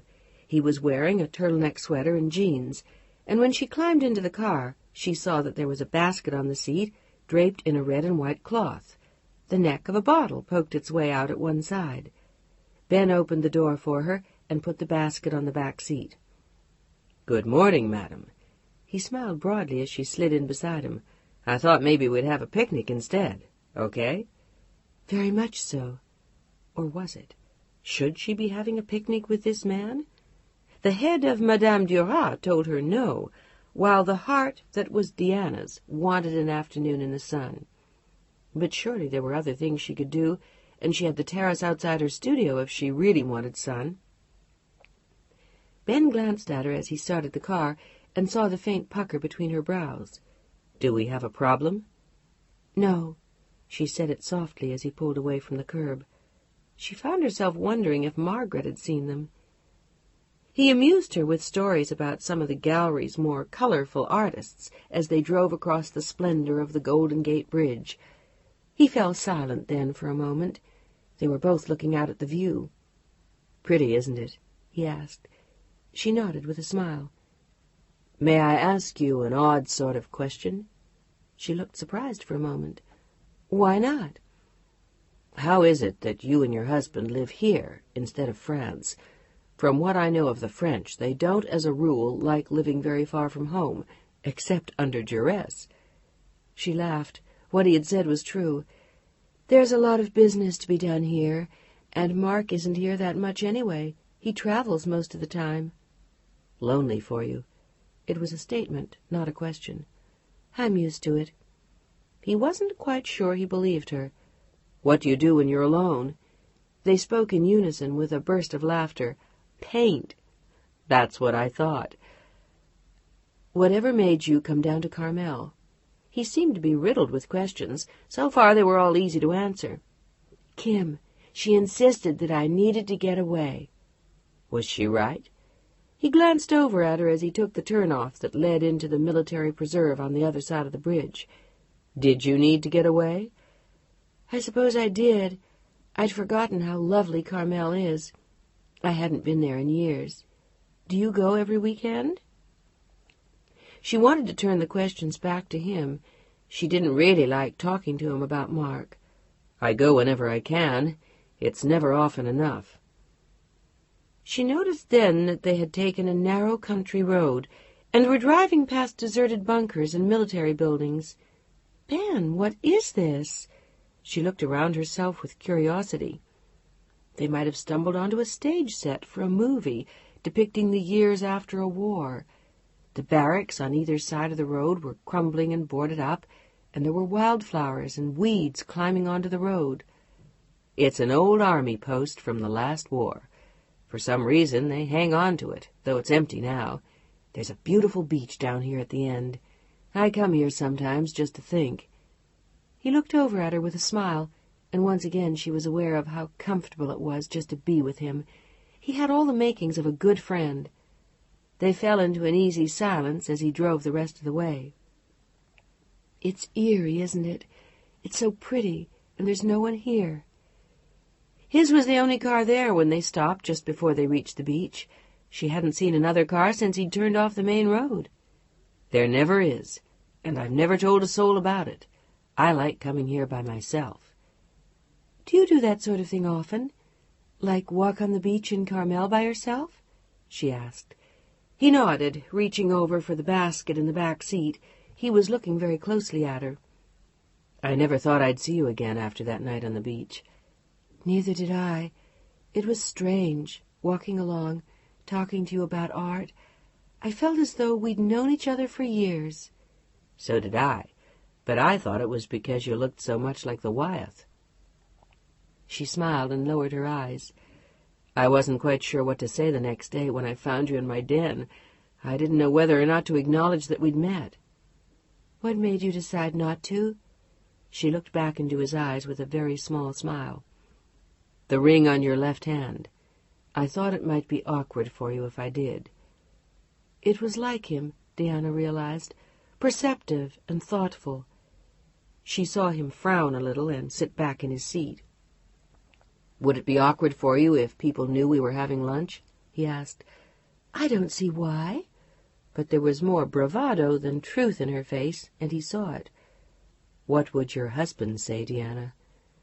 The words were unbearably soft, and she wanted to tell him that she didn't give a damn, but she did. The bitch of it was that she did care, a lot. "I don't know. The question has never come up. I don't have lunch with men very often." "What about art dealers who want to show your work?" Ben smiled at her. They had not moved from the car. "No, least of all with art dealers. I never have lunch with them." "Why not?" She took a deep breath and looked him in the eye. "My husband does not approve of my work. He thinks it's a nice hobby, a pastime, but artists are hippies and fools." "Well, that certainly takes care of Gauguin and Manet." He thought for a moment. When he spoke, she felt as though his eyes were burning straight into her soul. "Doesn't that hurt?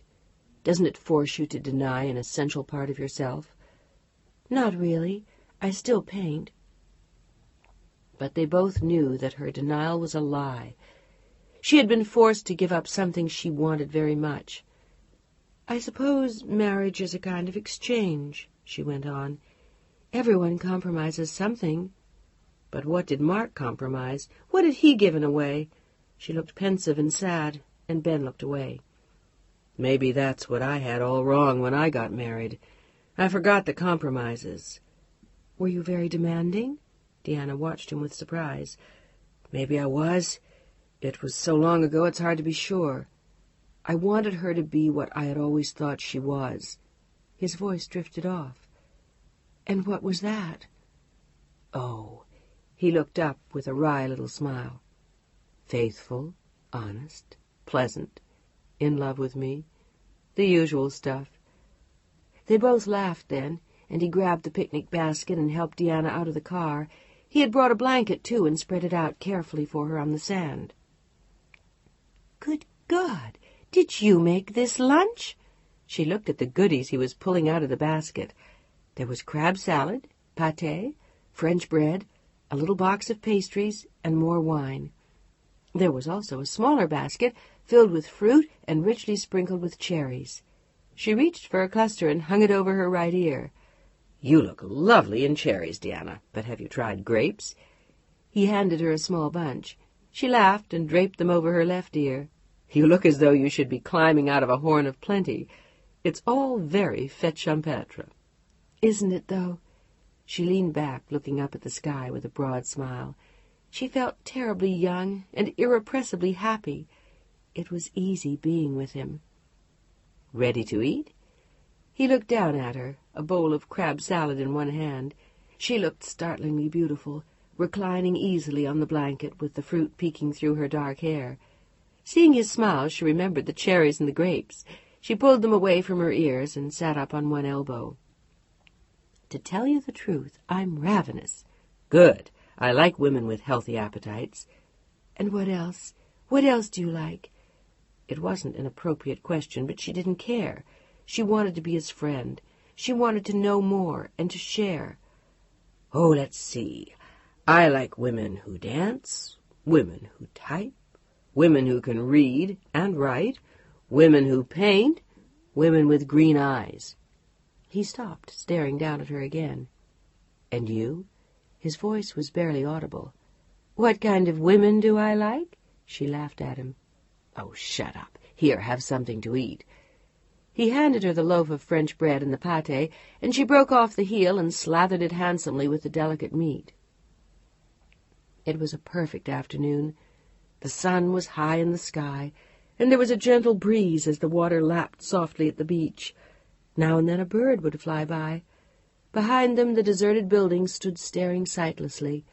It was a world of their own. "You know," she glanced around and then back at him, "sometimes I wish I painted things like this." "Why don't you?" "You mean like Wyeth?" She smiled at him. "It's not me. We each do what we do, very differently." He nodded, waiting for her to say more. "Ben, do you paint?" He shook his head with a rueful grin.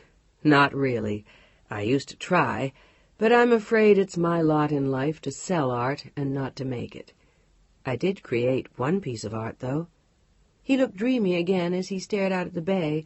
The summer wind played with his hair. "What was it?" "I built a house. A small one, but it was damn pretty. I built it myself with a friend." "How amazing!" She was impressed. "Where?" "In New England. I was living in New York then. It was a surprise for my wife." "Did she love it?" He shook his head and turned to look at the bay again. "No, she never saw it. She left 3 days before I was going to take her up to see it for the first time." Deanna sat in silence for a moment, stunned. They had both had their disappointments in life. "What did you do with it?" "Sold it. I hung on to it for a while, but it was never much fun. It always hurt a little too much. And then I moved out here and bought the house in Carmel." He looked over at Deanna, his eyes soft and sad. "But it was nice to know I could do it. I don't think I ever felt as good as the day I finished that house. What a feeling! It really was an accomplishment." She smiled softly, listening. "I know," she said after a moment. "I felt that way when I had Pilar, even though she wasn't a son." "Does that really matter so much?" He seemed annoyed.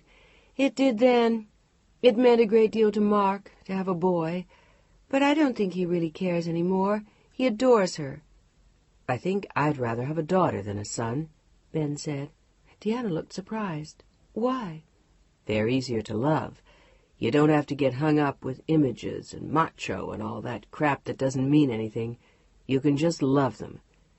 He looked as though he regretted not having a child, and she found herself wondering if he'd ever remarry. "No, I won't." He wasn't looking at her when he said it. "Won't what?" She was confused. He had a way of answering questions she hadn't asked, except in her own head. "Get married again." "You're incredible. Why not?" She was still amazed that he had known what she was thinking. "There's no point. I have what I need. And now I'm too busy with the galleries. It wouldn't be fair, unless it were someone as involved in them as I. I was less entranced by my business 10 years ago. Now I'm in it up to my neck." "But you want children, don't you?" She had understood that much. "I also want an estate outside Vienna. I can live without that, too." "And what about you?" "I already have a child. Do you mean, do I want more?" She didn't understand. "No, or maybe that, too. But do you think you'll ever remarry?" He looked at her openly, with his deep green eyes. "But I am. Married, I mean." "Happily, Deanna?" The question was painful and direct. She started to say yes, then stopped. "Sometimes. I accept what I've got." "Why?" "Because he and I have a history behind us." She found herself not wanting to say Mark's name to Ben. "You can't replace that, or deny it, or run out on it. We have a past." "A good one?" "At times, once I understood the rules of the game." She was being brutally honest, even with herself. "Which were?" His voice was so unbearably soft, it made her want to reach out to him and not talk about Mark. But Ben was her friend now, and she had a right to know more than that. Only his friendship. It was just as well that they were speaking of Mark. "What were the rules?" She sighed and then shrugged. "A lot of thou shalt nots. Thou shalt not defy the wishes of thy husband. Thou shalt not ask too many questions. Thou shalt not want a life of your own, least of all as a painter. But he was very good to me once. My father left me stranded and penniless and scared when he died. Mark bailed me out. I don't think I wanted quite as much bailing as he gave me, but he did. He gave me comforts and a home, a family and stability, And eventually he gave me Pilar. She had not mentioned love. Was it all worth it? Is it now? She tried to smile. I guess so. I've stuck around. I like what I've got. Do you love him? The smile faded slowly. She nodded. I'm sorry, Deanna. I shouldn't have asked. Why not? We're friends. Yes. He smiled at her again. We are. Want to go for a walk on the beach? He was on his feet, his arm extended to help her up. Their hands touched briefly before he turned and made rapid strides towards the shore, beckoning to her to catch up. She walked slowly, thinking of what they had said. At least everything was clear, and she did love Mark. At least now she wouldn't get into trouble with Ben. For a moment or two she had feared it. There was something about him that she liked very much. He handed her seashells and walked in the water up to his knees, having discarded his sandals hours before. He looked like a tall, happy boy playing in the surf, and she smiled as she watched him. Want to race? He looked at her mischievously as he came back to her side, and she accepted the challenge with amusement. If Pilar could see her mother now, racing with a man on the beach as though they were children. But she felt like a girl, pounding along the damp sand, breathless and wind-tousled. She stopped at last, laughing and out of breath, shaking her head as he thundered past. Give up?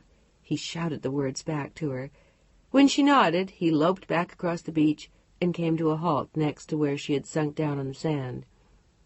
The sun had set off glints of red in her dark hair. He let himself down next to her, and they sat together, looking out to sea and catching their breath. After a moment she looked up at him, knowing what she would see, those sea-colored eyes waiting for hers.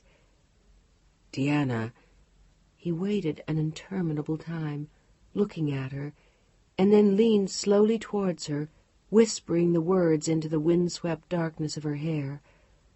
Oh, Deanna, I love you.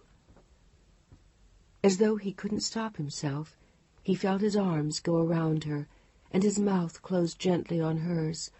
But her arms were as quickly around him, and her mouth as hungry as his own. They sat there for a long time, holding each other and touching each other's faces, gazing into each other's eyes, with no more words between them than those he had spoken first. They didn't need words. They had each other in a world where time had stopped. It was Ben who pulled away at last, saying nothing, only standing up, quietly, slowly, reaching a hand out for hers. Together, hand in hand, they walked back down the beach. They didn't speak again until they were back in the car. Ben sat there for a time, looking troubled. I should tell you I'm sorry, Deanna, but I'm not. Neither am I. She sounded as though she were in shock. But I don't understand it. Maybe we don't have to. We can still be friends. He looked at her then with an attempt at a smile, but there was none in her eyes, only the glimmer of something haunted. I don't feel betrayed, at least not by you. She wanted him to know that much. By yourself? Perhaps. I think I just don't understand. You don't have to. You were very clear about your life when we talked about it before. There's nothing for you to understand or explain. His voice was so unbearably gentle. We can forget. I'm sure we will. But she didn't want to, and that was what astonished her most. She didn't want to forget at all. Did you mean what you said? She meant his, I love you, but she could see that he understood. I feel that way too. It's really a little crazy. Isn't it just? He laughed aloud this time and gently kissed her cheek. Maybe it's even very crazy, but however we feel, I won't destroy your life. You have what you need, and you don't need me rocking your boat now. I suspect that it's taken you the last 18 years to come to terms with that life. It was true, and she knew it. I promise, Deanna, I won't hurt you. But what will we do? She felt like a child, lost in his arms. Nothing. We'll be big kids, both of us, and good friends. Does that sound all right to you? I suppose it has to. But there was relief in her voice, too, as well as regret. She didn't want to cheat on Mark. It meant a lot to her to be faithful. He started the car, and they drove slowly home, saying little on the way back. It was a day she would not quickly forget. It seemed an eternity before they stopped at her house. "Will you come to lunch in my studio now and then?" She sounded so forlorn that it made his pain more acute, but he smiled. "Any time. I'll call you sometime soon." She nodded and slipped out of the car. She heard him drive away before she had a chance to look back. She walked slowly up the stairs to her bedroom and lay down on the bed. Then, glancing at the phone, she saw a message from Mark. Margaret had taken the call that afternoon. She cringed as she read it. "Please call Mr. Duras." She didn't want to call now, didn't want to hear him, not now, but she knew she had to. She had to force herself back to her life and away from the dream on the beach. It took her half an hour to steel herself to make the call. At last she dialed the overseas operator for Rome and asked for Mark's room at the Hassler. This time he was in. "Mark, it's me." "Yes, hello." He sounded strange and cold. "Diana." She thought for a moment that he didn't understand who it was. Then she realized the time. It was 2 a.m. in Rome. He had undoubtedly been fast asleep. Yes, I know. I was asleep." "I'm sorry. We were cut off the last time we talked, and Margaret left a message. I thought perhaps it was important." But suddenly she felt awkward with him. He didn't sound as though he'd been asleep. "Right. Where were you?" God, why did he sound so cold? Why now? She needed a reason to hang on, a reason not to fall in love with Ben, a reason to stay faithful. "I was out, shopping." She hated the lie, but what could she tell him? I was kissing Ben Thompson on the beach? "Is everything all right in Rome?" "Fine. Look." He seemed to hesitate for a moment. "I'll call you back." "When?" She had to know. She needed to hear him, needed to keep his voice in her head. Surely that would dull the pain of what she couldn't have. "When will you call me?" "Tomorrow. This weekend. I'll call, don't worry. D'accord?" "Yes, all right, fine." But she was cut to the quick by his tone. "I love you." The words were a tentative plea. He didn't seem to hear it. "So do I. Ciao." And then, without saying more, he hung up, as Diana sat staring blindly at the phone. Diana ate alone in her studio that night, then stood for half an hour on the little tiled terrace, watching the sun set over the bay. She could have seen it with Ben if she hadn't sent him away. Why had she? So she could feel virtuous when she called Mark halfway around the world? She felt tears slide down her cheeks. When she heard the doorbell ring, she jumped. She decided not to answer, and then wondered if it might be Kim, coming to see how she was. Kim would have recognized the lights in the studio and known she was hiding. She wiped the tears away with the tail of her shirt and ran barefoot down the back stairs. She didn't even think to ask who it was. She simply opened the door, looking like a tired, rumpled little girl, in jeans and bare feet, with her hair falling into her eyes. She looked up, expecting to see Kim, and stood back in surprise when she saw who it was. It was Ben. "Is this a bad time?" he asked. She shook her head. "Can we talk?" He looked as troubled as she felt, and he was quick to come inside when she nodded yes. "Come up to the studio. I was up there." "Working?" He searched her eyes, and she shook her head. "Thinking." "Me too." She closed the door softly behind them. He followed her up the stairs, and she motioned him to her favorite chair. "Coffee or wine?" "Neither, thanks." He looked suddenly very nervous, as though he wondered why he had come. Then he sat back in the chair, closed his eyes, and ran a hand through his hair. "This is crazy. I shouldn't have come." "I'm glad you did." "In that case," he opened his eyes and smiled tentatively at her, "so am I. Diana, I know this is crazy, but damn it, I love you, and I feel like an irrational kid. I shouldn't even be here. I have absolutely nothing intelligent to say except what I told you today on the beach. His voice dropped to a whisper, and he lowered his eyes. "Just that I love you." The room was very still for a long moment.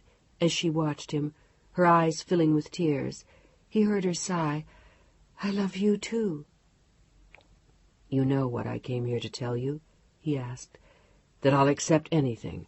A moment, an evening, a summer. I won't stand in your way after that.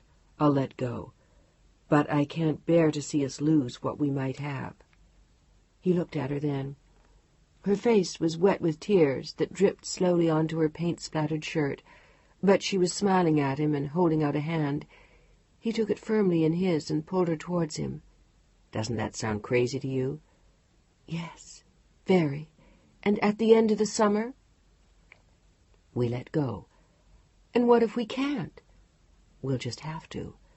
I will, because I know it will be for your peace of mind. What about you?" "I suppose I could, too." Her arms went around him. "I don't care what happens then. I just love you." He was smiling broadly as he held her close. It was what he had wanted to hear.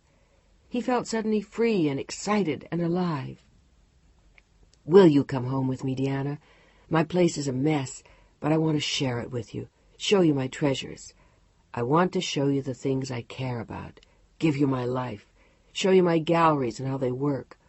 I want to walk on the beach in Carmel with you. I want to...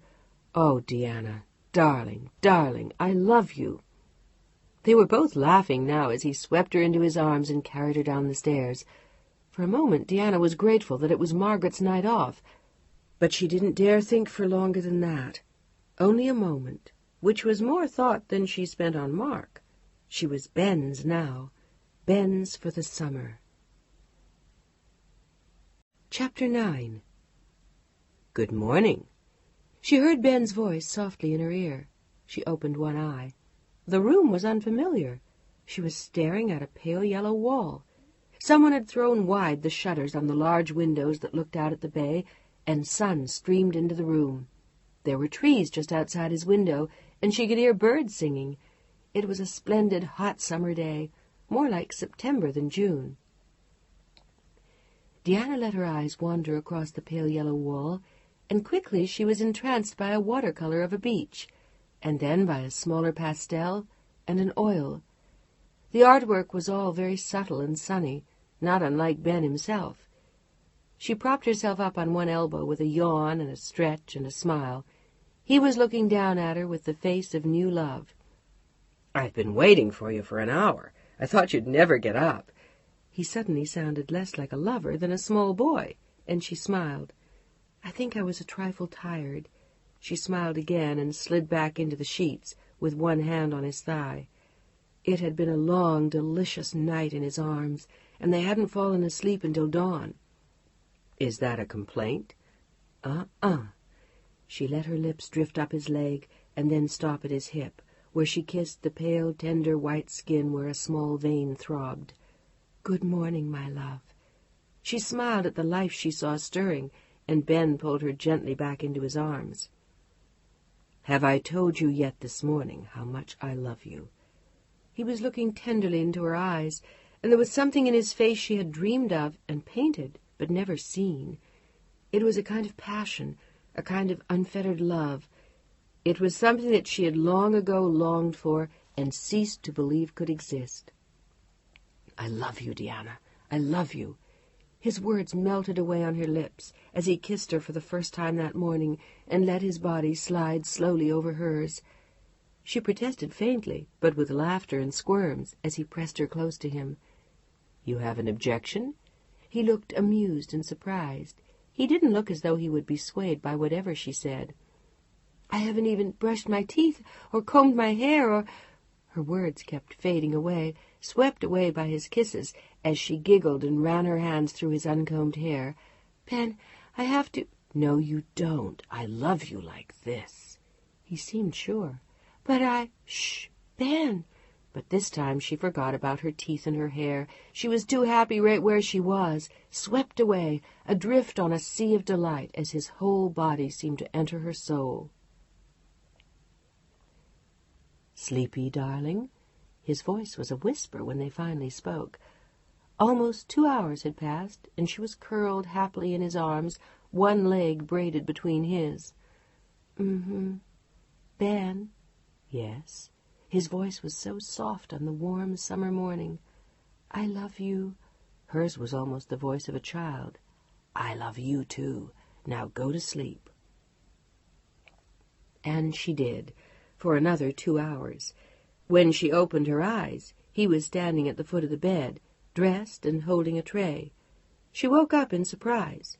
He was wearing a businesslike striped blue suit. "What are you doing?" Confused, she sat up in bed and ran a hand through her hair. Suddenly she felt very naked and unkempt as the sweet smell of their lovemaking drifted up from the bed. "How long have I slept?" "Not very long. I'd look like that too, except I have a luncheon at the gallery. I canceled one yesterday, and if I cancel this one too, Sally will quit. But I won't be gone long." He placed the tray on her knees as she sat back against the pillows in the large double bed. "I hope that'll do." There were croissants, fruit, café au lait, and one carefully poached egg. "I wasn't sure what you like for breakfast." He looked very young again as he smiled. Deanna looked at the breakfast in astonishment, and then at him. What could she say? He had appeared in her life on a beach in Carmel, and now he was making her poached eggs and croissants for breakfast and apologizing for not knowing what she liked. They had made love all through the night, and for most of the morning. He had told her he loved her, and she him. She didn't even feel guilty for waking up in his bed and not her own, the bed she had shared for 18 years with Mark. She didn't even give a damn about Mark this morning. She felt happy and young and in love, and all she wanted was what she had with Ben. She looked up at him with a rapturous smile and a sigh as she picked up a croissant. "I warn you, sir, if you spoil me rotten, I will be unbearable in less than a week." "No, you won't." He said it with certainty and amusement. Suddenly he seemed very grown up once again. "Yes, I will." She closed her eyes blissfully as she ate the roll. "I'll come to expect croissants every morning, and poached eggs, and café au lait." She opened her eyes again. They were very bright and very full of mischief. "I'll even expect you to stay home from the office every day, just so we can make love." "No, you won't." "Oh, no? Why won't I?" "Because tomorrow it's your turn to make breakfast for me. This is a democracy, Deanna. We live here together. We take turns. We spoil each other. We make each other poached eggs." He leaned down to kiss her one last time. "And I like mine fried."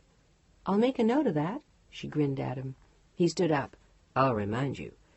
"Okay." She went on eating her breakfast, perfectly happy and at ease. She felt as though they had lived together for months, if not years. It did not seem strange at all to have him smile happily at her naked breasts as she sipped café au lait from a bright yellow mug. Everything between them was comfortable and easy and real. It was a far cry from the formality and rituals in her own home, and she found that she liked Ben's way better. The yellow mug in her hand had a feel of solidity. It felt strong, not like the prissy blue-flowered Limoges from Mark's mother. "What are you doing today?" "I think first of all I'll take a bath." She wrinkled her nose, and they both laughed. "I love you just like that." "You're a piggy." She held her arms up to him, though, and he kissed her again. When he pulled away, he rolled his eyes with regret. "God, maybe I'll have to cancel that lunch after all." "There's later, or—" She started to ask him if they would see each other that night, but she could already see the answer in his eyes. "No or, Deanna. I'll be finished at the gallery at 5. I thought we could go somewhere quiet for dinner. Maybe somewhere in Marin?" "I'd love it." She sat back against the pillows with a broad smile, but she noticed that there was a shadow of concern in his eyes. "Something wrong?" "Not for me. But I was wondering how you feel about going out. I don't want to create any difficult situations for you." He had to remind himself that she had another life, that she would never be entirely his, that she was on loan, like a masterpiece from a foreign museum, not something he could own and keep on his gallery wall. It would make her infinitely more precious in the time that they'd share. "Won't it create a problem for you if we go out?" He looked at her very openly, his green eyes tender and wide. "It doesn't have to. It will depend on what we do, where we go, how we behave. I think it could be all right." He nodded, saying nothing, and she held out a hand. He took it silently and sat down again on the bed. "I don't want to do anything that will hurt you later." "You won't. Now stop worrying. Everything will be fine." "I mean it, though, Deanna. I would hate it if you suffered for this afterward." "Don't you think we both will?" He looked up in surprise. "What do you mean?" "I mean that this is going to be the most beautiful summer of my life, and hopefully yours. When it ends, when we both go back to our own lives, don't you think that we'll suffer?" He nodded and looked down at the graceful hand he held tightly in his own.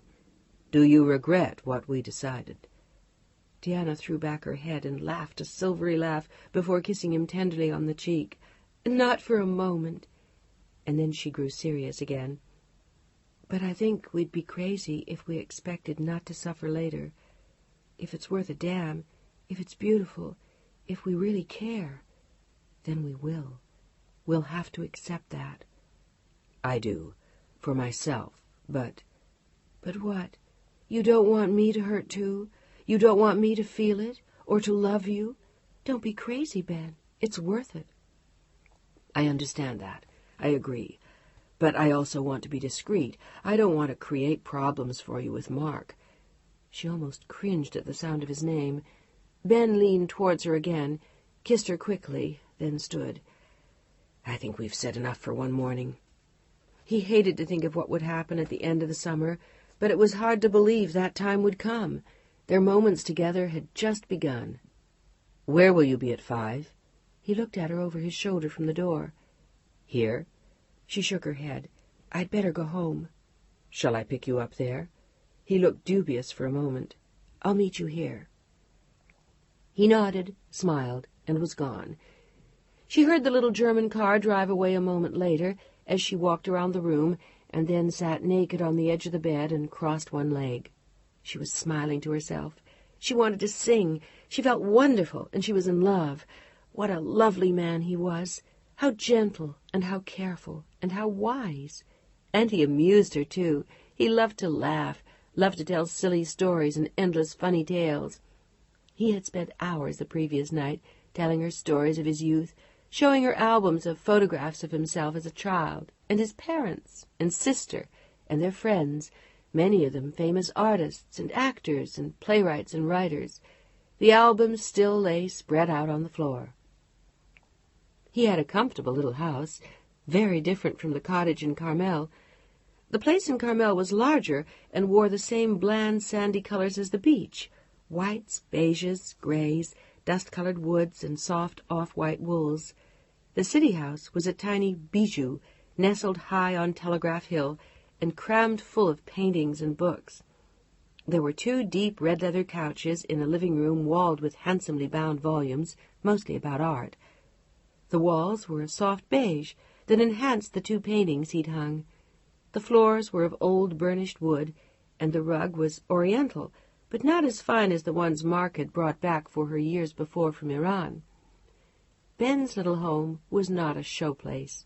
It was warm and lovely, and a place he clearly liked to be, to spend evenings with his artists or his friends. There was an often-used fireplace with brass andirons he had found in France, and a bass fiddle propped up in one corner. He had a small piano and a guitar, a handsome old English desk, and a bronze bust of Cézanne. Throughout there was a kind of friendly scramble, a kind of elegant wear and tear. Some of the objects were of value, but most were only of value to him and the people who loved him. The living room was very Ben, as was the pretty little yellow bedroom that looked east over the bay, and that was as bright as the morning sun. It boasted a tiny terrace, filled with an array of bright flowering plants, and 2 comfortable faded canvas chairs. Other than that, there was a kitchen and 1 extra room in which Ben housed his work, a few rare paintings, many files, another desk. The additional room allowed him to work at home, and like his car, was useful but not luxurious. As Deanna looked around, she realized again that he was an odd mixture of comfort and style, and he always seemed to happily marry the two in a way that was uniquely his.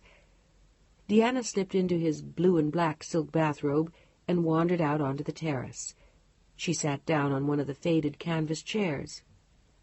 It had once been a bright parrot green, now sun-bleached to a very pale lime. She stretched her legs out for a moment, turning her face to the sun and thinking of him, wondering where he was. Already at the gallery? Having lunch? Signing checks with Sally? Talking to Gustav? She liked the way he led his life, what he did, how he handled the people around him, how he handled her. She found that she even liked the idea of taking turns making breakfast. A democracy, he'd called it. It was just a very pleasant way to live. She let the robe fall slightly open and smiled as she felt the bright warmth of the sun. In a while she would go home to her studio and paint, but not yet. She was too happy, sitting in the sun like a cat, thinking of Ben. Grazie, signore. Signora Duras.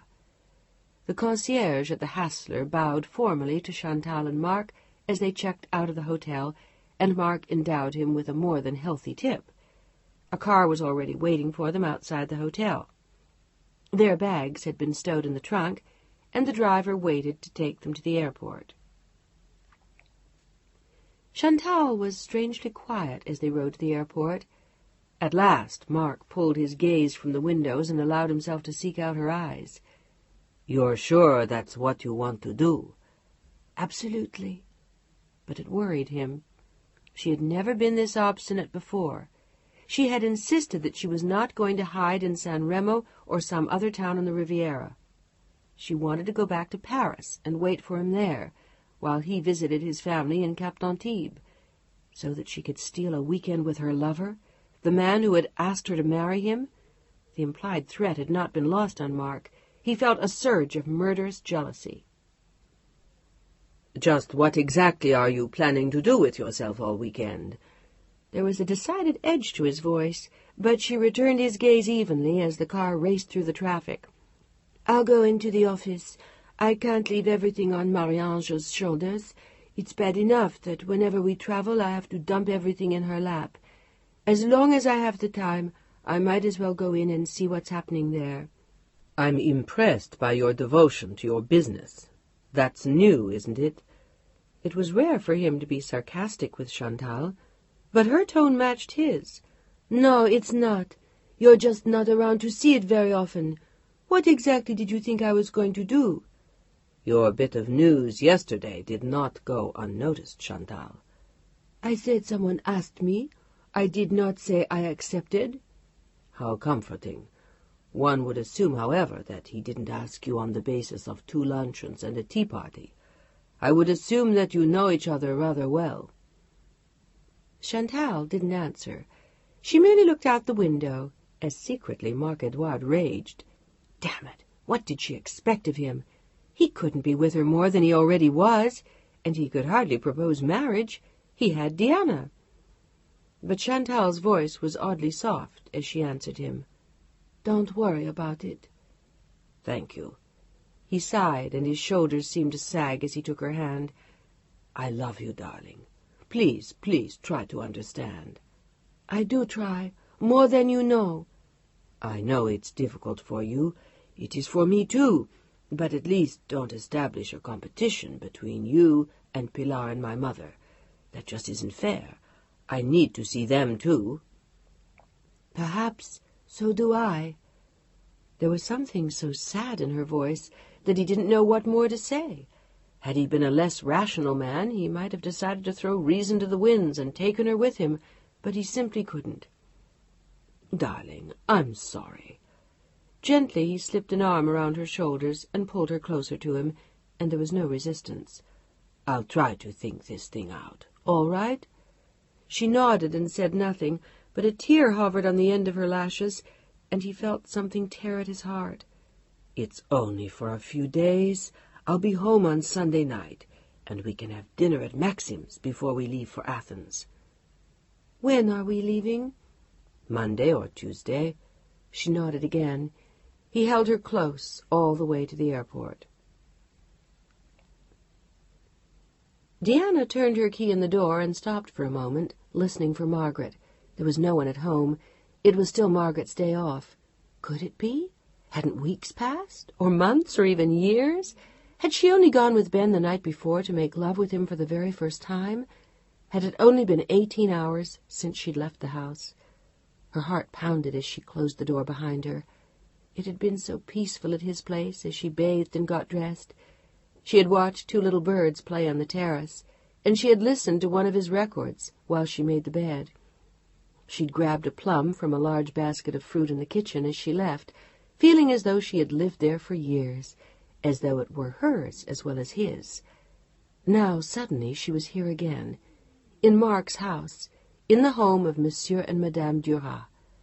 She glanced at a photograph of them in a silver frame, taken during their first summer in Cap d'Antibes.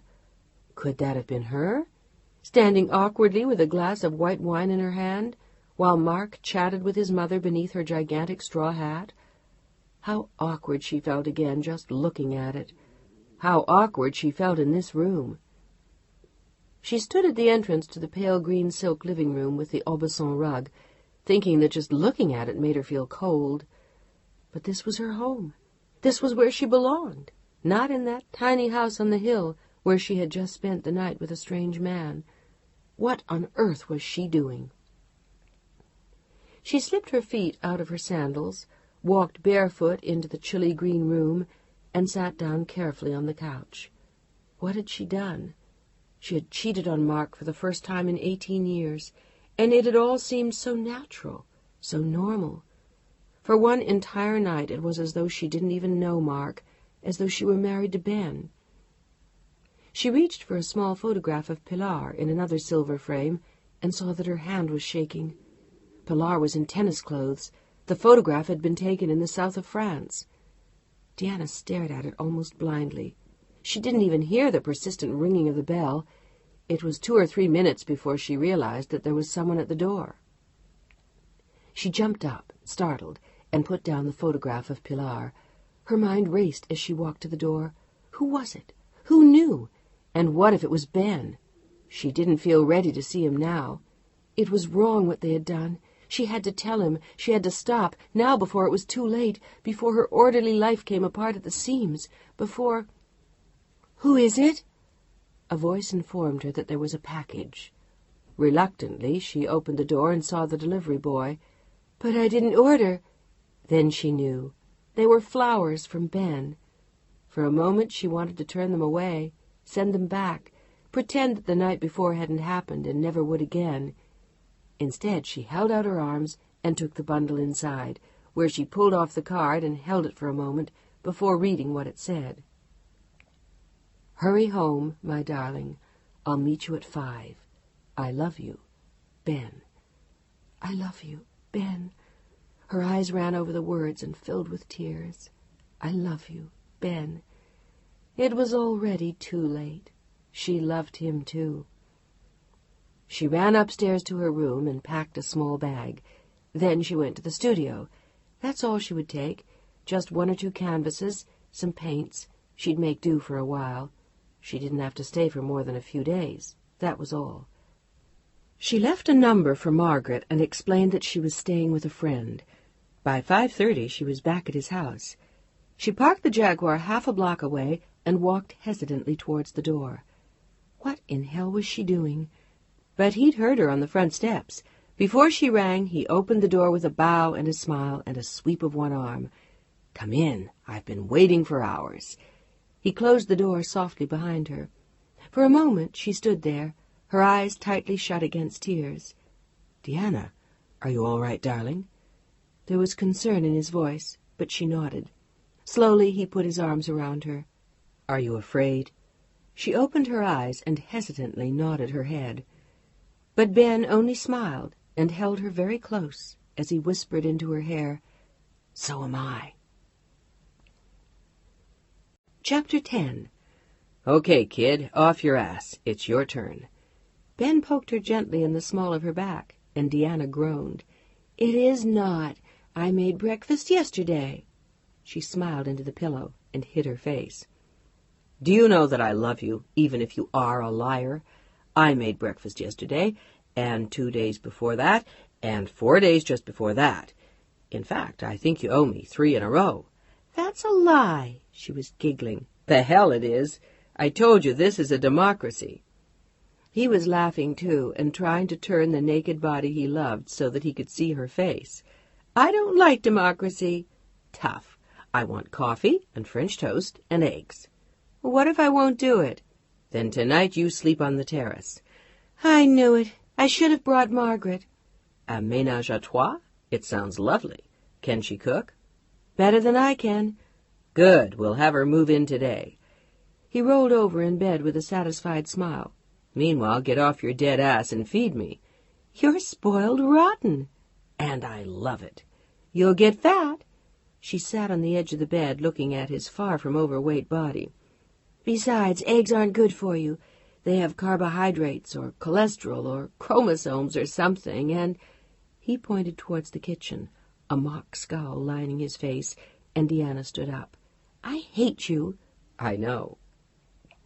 Laughing, she vanished into the kitchen. They had been together for 2 weeks. A moment, a lifetime. They shared the cooking and the chores. A funny little old lady came in twice a week to clean, but Ben liked doing things for himself, and Deanna found that she enjoyed sharing those things with him. They went marketing, cooked dinners, polished the brass, and pulled weeds from among the flowers on the terrace. She watched him pore over catalogues of upcoming auctions, and he watched her sketch or work in pastels or oils. He was the first person she had allowed to see her work in progress. They read mystery books and watched television and went for drives. They walked on the beach once at midnight, and twice went down for the night to his house in Carmel. She went to another opening at his gallery and on a visit to a new artist, masquerading as his wife. It was as though nothing had come before and nothing would come after. They had only the time and the life that they shared. Deanna set down the tray with his breakfast and the paper. "You know something? I like you. I really do." "You sound surprised. Were you afraid democracy would wear you out?" "Maybe." She sat down with a small, happy shrug. "I haven't taken care of myself or anyone else in a practical way in a long time. I'm responsible for everyone, but I don't think I've made breakfast in years, or done any of the things that we've done." "I don't like being dependent on other people, like maids. Basically, I like a very simple life." She grinned to herself, remembering the 3 lavishly expensive paintings he had bought the day before in L.A., but she knew that what he was saying was true. Opulence wasn't his style. He had seen too much of it as a child, in the home of his grandparents and then his father. He was happier with the little house on the hill in San Francisco and the unpretentious cottage in Carmel. He leaned over to kiss the tip of her nose, then sat back against his pillows again with the breakfast she had made still waiting on the tray. "I love you, Deanna." He was smiling wickedly. "Now, when are you going to sign with the gallery?" "Are you back at that again? That is what this is all about. You just want me to sign with the gallery. I knew it! I knew it!" She laughed as he ducked the pillow she aimed at his head. "The thing some people will do to sign new artists." "Well, did it work?" "Of course not. You'll have to do better than that." "Better?" He looked at her ominously and put aside the breakfast tray. "What exactly do you mean by better? Why, He closed his mouth over hers and reached for her body with his hands. "Better?" They were both laughing now. It was half an hour later before they had untangled themselves and got their breath. "Well, was that better?" Ben asked. "Much." "Good." He looked up at her happily from where he lay on the bed. "Now, will you sign?" "Well," she lay her head on his chest and looked at him with a small yawn, "maybe if you'd just run through that again." "Deanna!" He rolled over and covered her body with his own, holding her throat menacingly in both hands. "I want you to sign with me."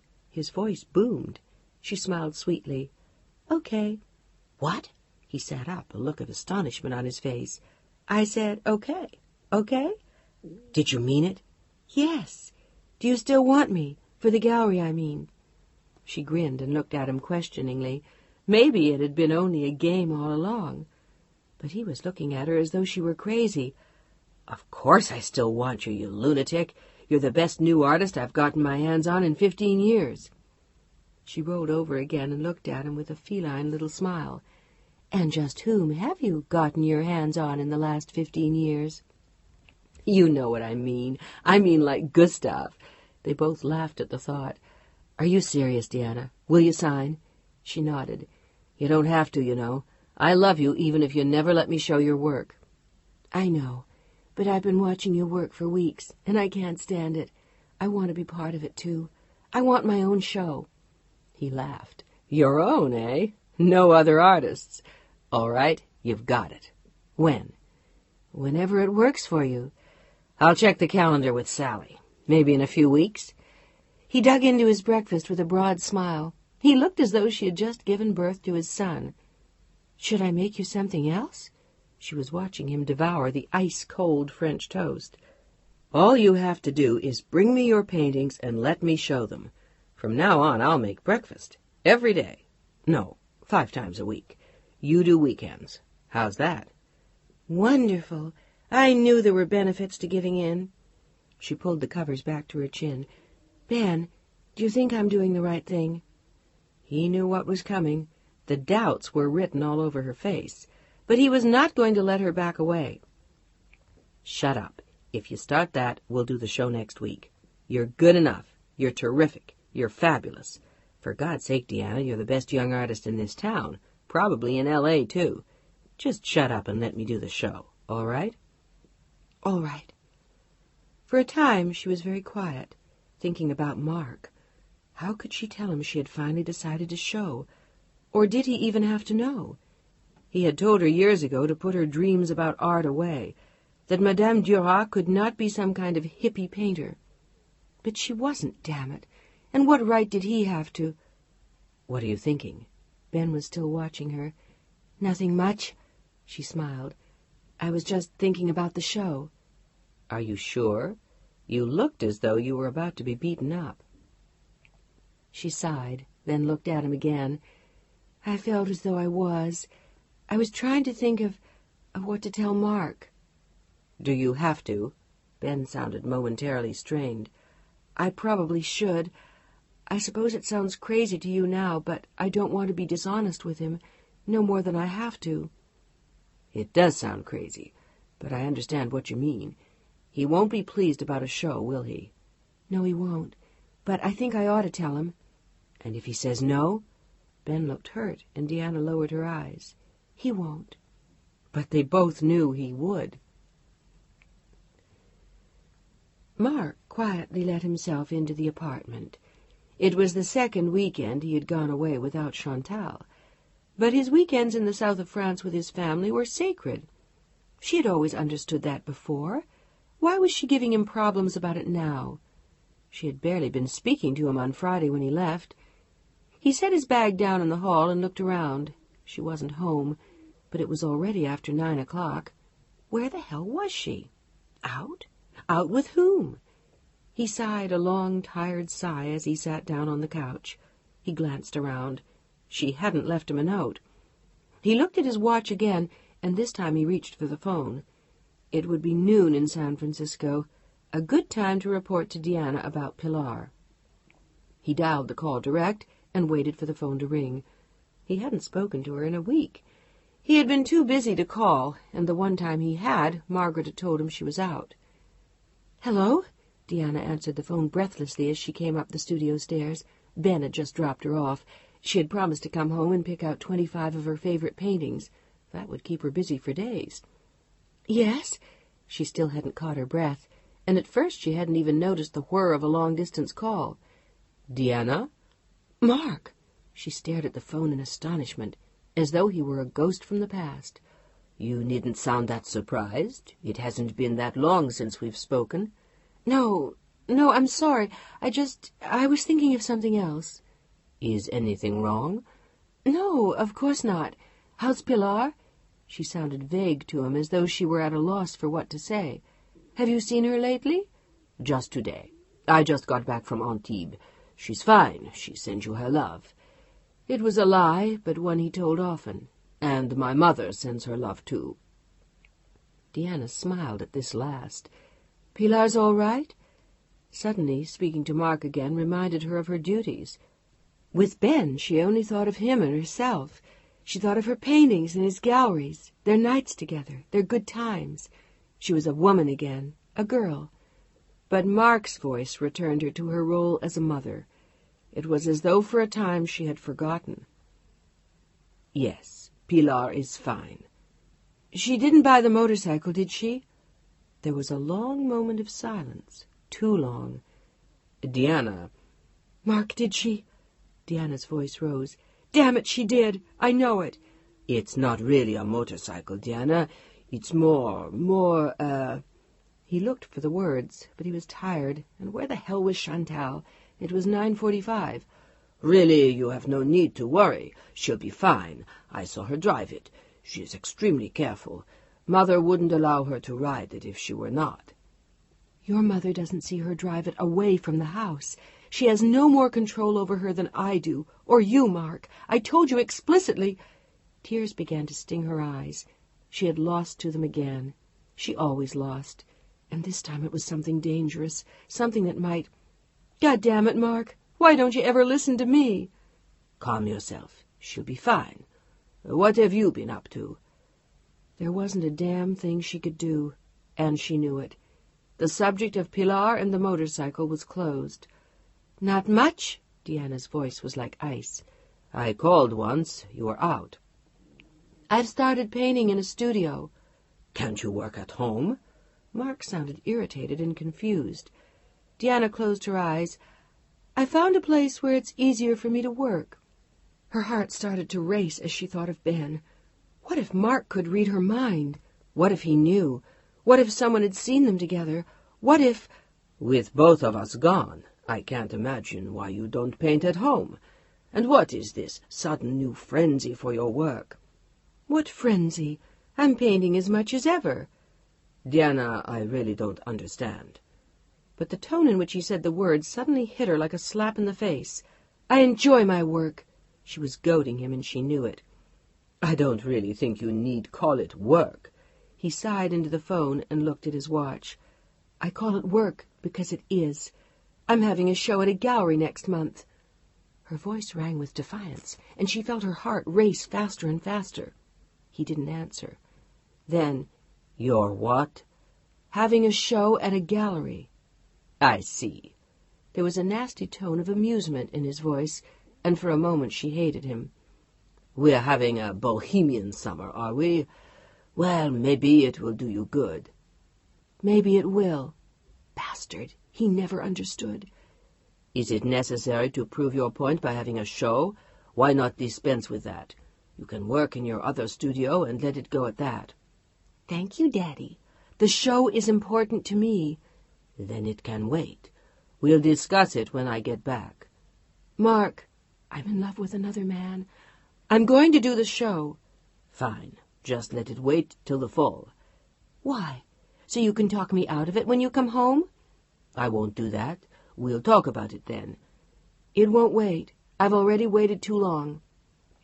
You know, darling, you're too old for tantrums and too young for menopause. I think you're being very unreasonable. She wanted to hit him, except that for a moment she also wanted to laugh. It was a ridiculous conversation, and she realized that she sounded a great deal like Pilar. She laughed and shook her head. Maybe you're right. Tell you what, you win your case in Athens, I'll do what I need to do with my art, and I'll see you in the fall. Is that your way of telling me to mind my own business? Maybe so. She was suddenly braver than she had been in years. Maybe we both just have to do what we need to do right now. Oh, God, what are you doing? You're telling him. She held her breath. Well, in any case, you need to listen to your husband, and your husband needs to go to bed. So why don't we just relax about all this for a while? We'll talk again in a few days, all right? Meanwhile, no art show. C'est compris? Capisce? Understood? She wanted to grit her teeth. She wasn't a child, and he was always the same. Pilar got the motorcycle. Diana did not get the art show, and we'll all discuss it when I have time. His way, always his way, but not any more. I understand, Mark, but I don't agree. You don't have a choice. It wasn't like him to be so obvious. Diana realized that he must be very tired. He must have noticed it too. Never mind, he said. I'm sorry. We'll talk another time. Fine. She stood silently in her studio, waiting, wondering what he would say. He said, Bonsoir. And he was gone. Good night. And this time she hadn't bothered to tell him she loved him. No art show. The words rang in her head. No art show. She sighed heavily and sank into her chair. What if she defied him? What if she had the show anyway? Could she do that to him? To herself? Was she brave enough to just go ahead and do what she wanted? Why not? He was away, and she had Ben. But it wasn't for Ben. It was for herself. She looked around the room for a long moment, knowing that her lifetime was facing those walls, hidden on canvases no one had seen and would never see, unless she did what she knew she had to do now. Mark couldn't stop her, and Ben couldn't make her do it. She had to do it, now. Had to, for herself. As Mark set down the phone, he looked at his watch again. It was almost 10, and the call to Diana had done nothing to soothe his nerves. Damn it! He had told her about the motorcycle, and he hadn't meant to. And her bloody art show. Why the hell didn't she give up on that nonsense? And where the hell was Chantal? Jealousy was beginning to gnaw at his insides again as he poured himself a scotch. When he heard the bell, he went to the door and opened it an inch. It was the little old man from next door, Monsieur Moutier. He was sweet, Chantal said, and he was taken care of by a daughter and a maid. He, too, had once been a lawyer, but now he was 80 years old. He had a soft spot for Chantal. Once he had sent her flowers. Oui? Mark looked at him questioningly, wondering if the old man was ill. Why would he come to their door at this hour? Is something wrong? Je regrette. I wanted to ask you the same thing. How is mademoiselle? Very well, thank you, except that as far as I can see, she's a little bit late getting home. He smiled at the elderly gentleman, wearing the black smoking jacket and needlepoint slippers, doubtless made by his daughter. Would you like to come in? Mark stepped aside, wanting to get back to his scotch, but the old man shook his head. No, no. He looked sorrowfully at Mark. He understood only too well. The man who always traveled, who was never there. He had been that way, too. His wife had died, and he had learned too late. She is not late, monsieur. They took her to the hospital last night. He gazed at Mark as the shock registered on his face. Chantal? My God! Where? The American hospital, monsieur. She was in some kind of shock. The ambulance driver said... Oh, my God!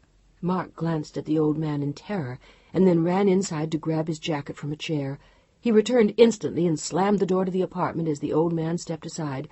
I have to go. Oh, my God. Oh, Chantal. Oh, no. Then she wasn't out with another man.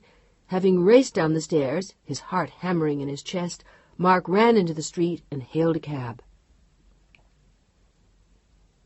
Chapter 11. The taxi pulled up at 92 Boulevard Victor Hugo in Neuilly, in the quiet outskirts of Paris. Mark thrust some franc notes into the driver's hand and raced inside. It was well past visiting hours, but he walked purposefully towards the information desk and inquired for Mademoiselle Chantal Martin, room 401, admitted with insulin shock, present condition satisfactory. She can go home in 2 days. Mark stared at the nurse, dismayed. Without discussing the matter further, he took the elevator to the 4th floor. A nurse sat sternly at her station and observed him as he disembarked from the elevator. Oui, monsieur? Mademoiselle Martin. He tried to sound commanding. but he felt suddenly frightened. How had it happened, and why? He felt a sudden surge of guilt for having gone to Antibes. I must see her. The nurse shook her head. Tomorrow? Is she asleep? You may see her tomorrow. Please, I came all the way from... He was about to say the south of France, then had a better idea. He flipped open his wallet. From San Francisco, in the United States. I caught the first plane after I heard. There was a long pause. Very well. 2 minutes, and then you go. You are her father? Mark only shook his head. It was the final blow. The nurse led him to a room not far away. Inside, a dim light burned. She left Mark Edouard at the door. He hesitated for a moment on the threshold before stepping softly inside. Chantal? His voice was a whisper in the dark room. She was lying in her bed, looking very pale and very young. In her arm there was an intravenous tube attached to an ominous-looking bottle. Darling. He approached, wondering what he had done. He had taken on this girl and only given her half his life. He had to hide her from his mother, his child, his wife, sometimes even from himself. What right did he have to do this to her? His eyes were too bright as he stood at her side and gently took her free hand. Darling, what happened? A sixth sense had already told him that the insulin shock was no accident. Chantal had the kind of diabetes one didn't fool around with, but as long as she took her insulin, ate well, and slept enough, she'd be all right. Her eyes closed and tears filtered through her lashes. Je m'excuse. I'm so sorry. Then after a pause, I took too much insulin. On purpose? As he watched her nod, he felt as though someone had delivered a blow to his heart. Oh, my God! Chantal, darling, how could you? He watched her in sudden terror. What if she had died? What if... He couldn't bear losing her, couldn't bear it. Suddenly the full force of it struck home. He reached for her unencumbered hand and pressed it hard. Don't ever, ever do that again. His voice rose desperately. Do you hear me? She nodded again, and then there were tears pouring down his face as well. He sat down at her side. I would die without you. Don't you know that? There was no answer in her eyes. No, she didn't know it. But it was true. He himself knew it for the first time. Now there were two of them, Diana and Chantal. Two of them he owed a lifetime to, and he was only one man. He couldn't live with himself if he put Diana out of his life, and he couldn't live without Chantal. The weight of it struck him like an axe. He saw her watching him. He was almost gray. I love you, Chantal. Please, please don't ever do anything like this again. Promise me. He squeezed harder on the delicate hand. I promise. It was a whisper in the sudden electricity of the room. Fighting the sobs that were rising in his chest, Mark Edouard folded her gently into his arms. By the end of the day, Diana had chosen 11 paintings. It was going to be hard work selecting the rest. She set the 11 to one side and then walked back to the main part of the house. She was still thinking of her talk with Mark. She wondered if she would have defied him about the show if he hadn't let Pilar buy the motorcycle. It was strange how those things worked. Their marriage was filled with petty revenges. She walked up the stairs to her bedroom and peered into the closet. What would she need? Another bathrobe, some jeans, the champagne-colored suede skirt that she was sure Ben would like. What was she doing here, in Mark's bedroom, planning her life with another man? Was she being menopausal or childish, as he'd suggested, or merely crazy? The phone rang as she stared into her closet, wondering. She didn't even feel guilty anymore, except when she talked to Mark. The rest of the time she felt as though she belonged with Ben. The phone rang again and again. There was no one she wanted to talk to. She felt as though she had already moved out, but reluctantly she picked it up. Hello? Can I come get you? Are you ready to come home? It was Ben, and it was only 4:30. So early? She smiled into the phone. You want some more time to work? As though her work mattered, as though it were important, as though he understood. But she shook her head. Nope, I'm all through. I picked out 11 today, for the show. Her voice was strong, and he smiled. I'm so proud of you I can hardly stand it. I told Sally today about the show. We're going to run a beautiful ad. Oh, Jesus, not an ad. What about Kim? She felt as though she were gasping for air when she spoke again. Do you have to do an ad? You let me handle my business, and you handle yours. Speaking of which, I'd like to handle... His voice was very soft in the phone, and Deanna blushed. Stop that. Why? Because you're in your office, and I'm here. Well, if that's all that's stopping you, let's both get the hell out of those repressive places. I'll pick you up in 10 minutes. Are you ready? Desperately. She couldn't wait to get out of the house. Every moment she spent in it was oppressive. Desperate enough to go all the way to Carmel? I'd love it. Then, what about your housekeeper? Mrs. Meacham? She'll be off. It was disagreeable to be hiding like that, but he knew Deanna felt that she had no choice. She still wasn't free. Anyway, never mind, Mrs. Meacham. I'll pick you up in 10 minutes. And by the way, Deanna... He paused while she waited, wondering what he would say. He sounded very solemn. Then his voice dropped again, and she almost could see him smile. I love you. She smiled happily and closed her eyes. So do I. The weekend in Carmel was heavenly. The 4th of July. They spent all 3 days wandering on the beach, lying in the sun, looking for shells and collecting driftwood, and once or twice braving the still icy ocean for a quick swim. She was already smiling to herself as he lay down next to her on the blanket, shivering from the sea. She had been soaking up the sun and improving her deep honey tan. What are you smiling about, Sleeping Beauty? His body was cool and damp next to hers, and his skin felt delicious as she turned and ran her fingers down his arm. I was just thinking that this is all rather like a honeymoon, or a very good marriage. I wouldn't know. I've never had either one. Didn't you have a honeymoon? Not really. We spent it in New York. She was an actress, and she was in something off Broadway, so we spent a night at the Plaza in New York. When the play folded, we went up to New England. Did the play have a long run? She looked admiring, with her big, innocent green eyes. Ben smiled. 3 days. They both laughed, and Ben moved on to his side so he could look at Deanna. Were you happy with Mark before I came along? I thought I was. Sometimes. Sometimes I was terribly lonely. We don't have a relationship like this. In a way, we're not really friends. We love each other, but it's very different. She remembered their last conversation, when he had told her not to show her work. He was still the voice of authority.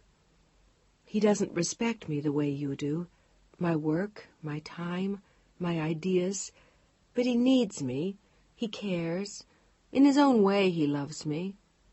And you love him? His eyes searched her face. She didn't answer immediately. I thought we weren't going to talk about things like that. This is our summer. There was reproach in her voice. But it's also our life. There are some things I need to know. He was strangely serious. You already know them, Ben. What are you saying? That he's my husband. That you won't leave him? I don't know. Do you have to ask me that now? Her eyes held an autumnal sorrow. Can't we just have what we know we can have? And then... And then what? I don't know yet, Ben. And I promised I wouldn't ask. But I find that increasingly difficult. Believe it or not, so do I. My mind drifts to the end of the summer, and I ask myself questions I can't answer. I keep hoping for an act of God, a miracle, something that will take the answers out of our hands. So do I. He smiled at her then and leaned over to kiss her lips again and again. So do I. Chapter 12. Ben? He smiled to himself as Deanna's voice reached him from his spare room. It was late on a Sunday night, and they were just back from another weekend in Carmel. What? Need some help? All he heard was a shout and a gurgle of laughter. She had been in there for over an hour. He climbed out of bed and went to see what was going on. As he opened the door to the spare room, in which he often worked, she was staggering to hold up a tenuously piled stack of canvases, which had started to slide off a mountain of boxes propped against the wall. "Help! It's an avalanche!" She peeked out at him, a small paintbrush clenched in her teeth, and both arms held aloft, trying to keep the pile of paintings from crashing to the floor. "I came in here to sign a few that I noticed I'd forgotten to sign, and—" She shoved the paintings aside as he lifted them from her arms. Then, his hands still filled with the mountain of her work, he bent his head to kiss the tip of her nose. "Take the paintbrush out of your mouth." "What?" She looked at him with an expression of absent-minded pleasure. She was still thinking about two of the paintings she knew she had to sign. "I said," he put the paintings carefully aside and reached for the brush with one hand, "take that thing out of your mouth." "Why? This way I have my hands free to look for—" But he silenced her almost immediately with a kiss. "That's why, you dummy. Now, are you coming to bed?" He pulled her close to him, and she nestled against him with a smile. "In a minute. Can I just finish this?" "I don't see why not." He sat down in the comfortable old chair at his desk and watched her ferret through the stack again, looking for unsigned canvases. "Are you as excited as I am, madam, about the show?" It was only 4 days away. Thursday. He was finally going to launch her into the art world. She should have been showing for years. He looked at her with pleasure and pride as she stuck the end of the brush through her hair to free her hands once again. There was a huge smile on her face. It not only played with her mouth, it danced in her eyes. "Excited? Are you kidding? I'm half crazy. I haven't slept in days." He suspected it was true. Every night when they went to bed, he looked sleepily into her eyes after their hours of love-making, and the last thing he remembered was always that smile. And suddenly in the mornings she was wide awake now. She jumped up and got him breakfast, then disappeared into the spare room where she had put all her work. She had brought her treasures to him to keep until the show. She didn't even want them in the gallery until the day before the opening. Now she signed the last one and turned to him with a grin. "I don't know if I'll make it till Thursday night." "You will." He glowed as he watched her. What a beautiful woman she was. She seemed even prettier lately. Her face had a soft, luminous beauty, and her eyes a kind of passionate fire. There was a tenderness and a burning about her all at once, like a velvet flame, and their time together had a magic about it, like nothing he had ever known. The little cottage in Carmel fairly hummed with her presence, filling the rooms with flowers, bringing back huge pieces of driftwood, which they lay against as they toasted their feet near the fire on their dune just outside. She filled his dreams and his arms and his days. He could no longer imagine a life without her. "What are you thinking?" She tilted her head to one side and leaned against the stack of her paintings. "About how much I love you." "Oh," she smiled, and her eyes softened as she looked into his eyes. "I think about that a lot." "About how much I love you?" He smiled, and so did she. "Yes, and about how much I love you. What did I ever do before you came along?" "You lived excessively well, and never made your own breakfast." "It sounds awful." She walked towards him, and he pulled her down onto his lap. "That's just because you're excited about the show and you can't sleep. Wait another month or 2. He paused painfully. He had been about to say a year, but they didn't have a year. Only another 5 or 6 weeks.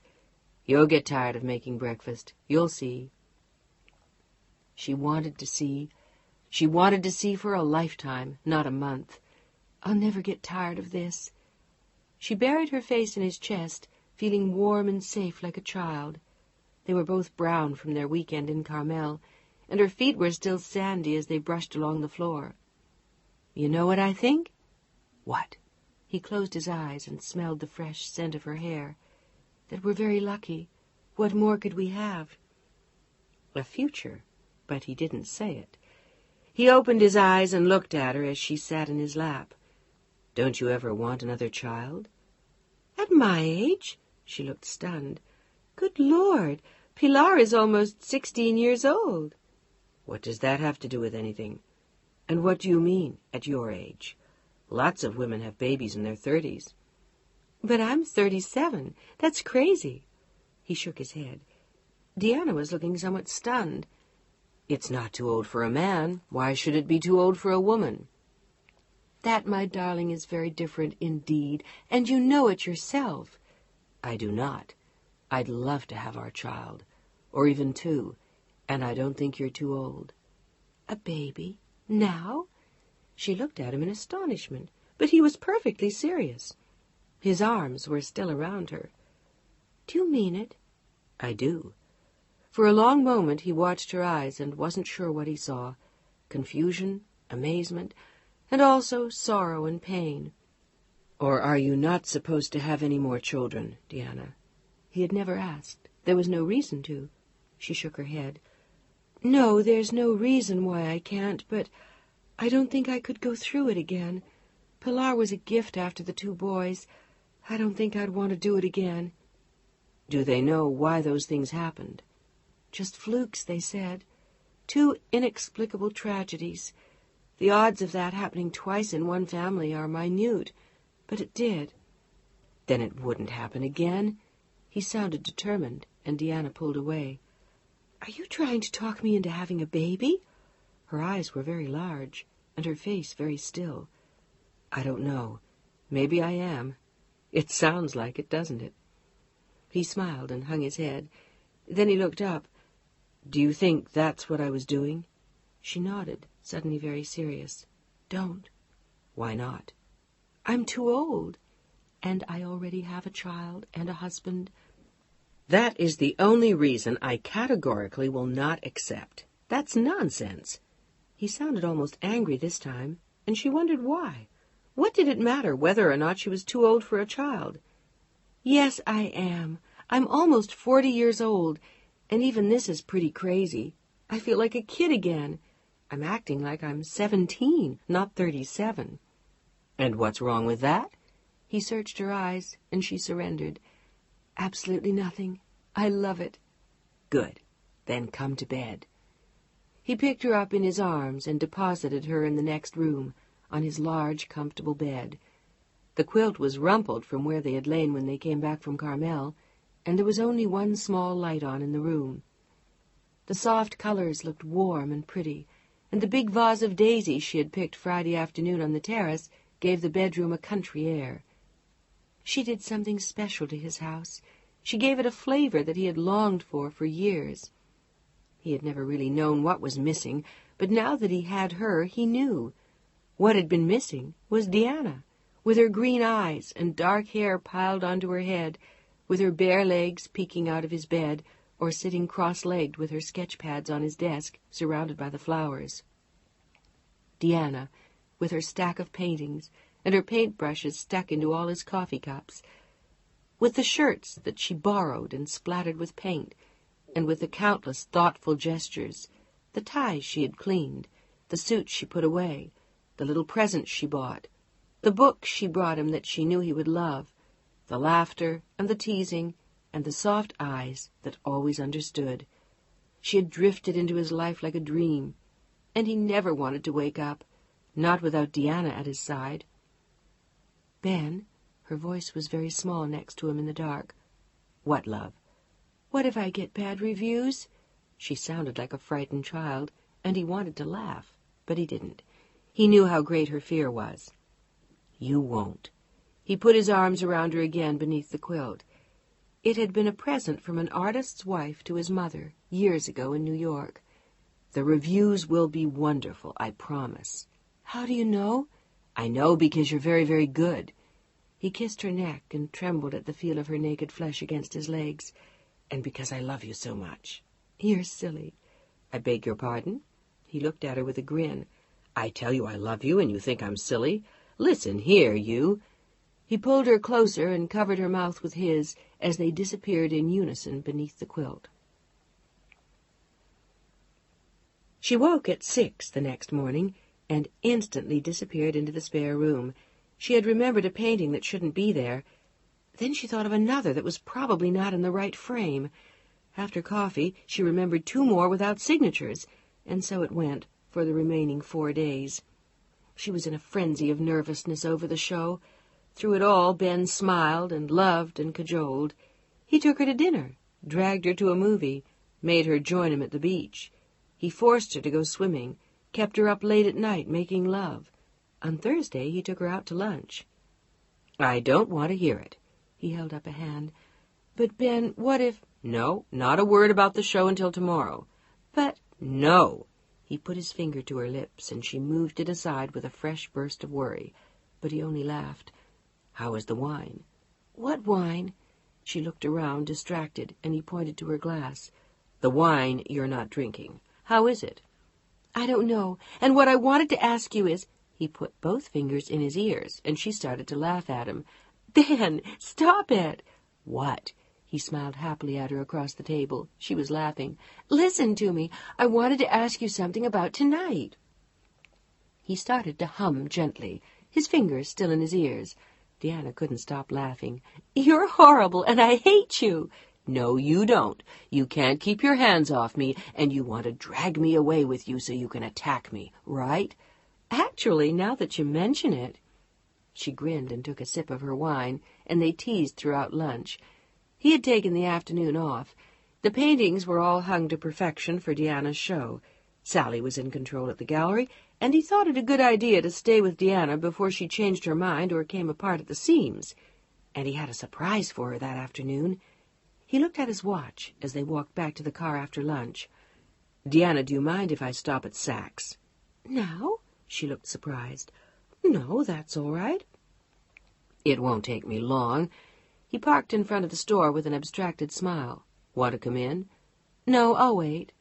"Sure?" He didn't push. He knew she didn't want to be alone today, not even for a short time. "All right, I'll come."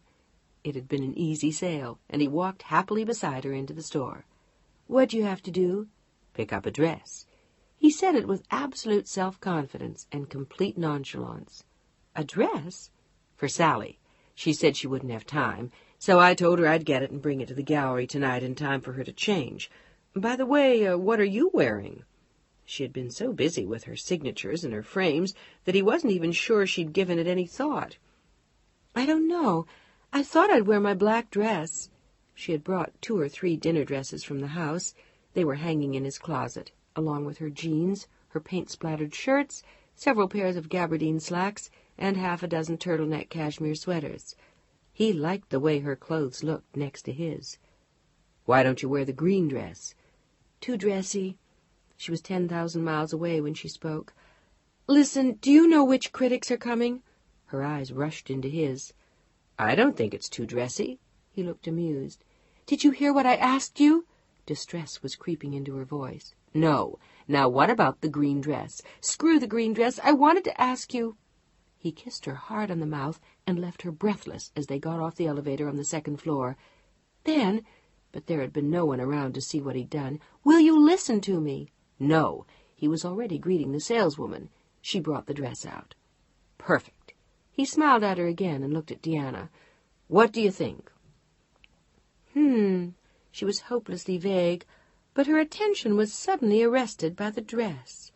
It was an almost mauve, heather-blue wool, with a high neck, long sleeves, and no back, and it had a perfectly cut matching coat. "That's pretty, isn't it? Is that Sally's dress?" She took a step forward to touch the thin wool. It was a French fabric and French design, and must have cost her a fortune. "That's a beauty." The saleswoman and Ben exchanged a smile of the eyes. "Maybe I should wear the green after all." "I don't think so. Why don't you just wear that?" He had a look of innocence which totally confused Deanna. "Where's Sally's dress? Don't be silly." "You could lend her your green." "Darling, I love you, but I think you're quite mad." She smiled at the saleswoman and started to walk away, but Ben gently took her arm and whispered in her ear, "I think you're crazy, too. Now go try on your new dress." She looked at him in astonishment. "Are you kidding?" He shook his head. "It's for me?" He nodded with a satisfied smile. "Do you like it?" Oh, Ben, I can't. It's gorgeous." She turned to look at it again, and her eyes grew wide. It was exquisite, but probably also monstrously expensive. And Ben had done that for her? The man who drove an anonymous German car and would rather eat spaghetti than caviar?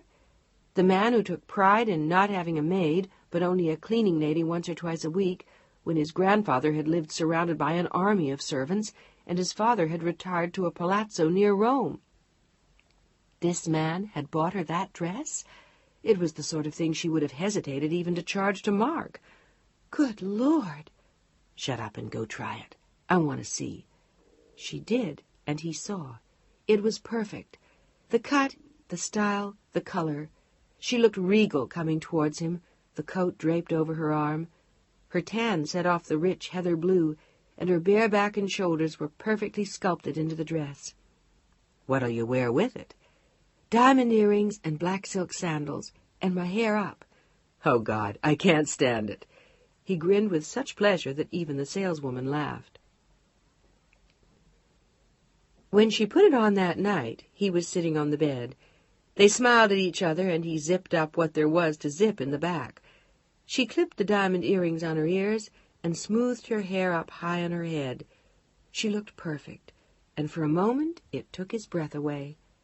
Then, with a smile, he gently took off the diamond earrings. "What are you doing?"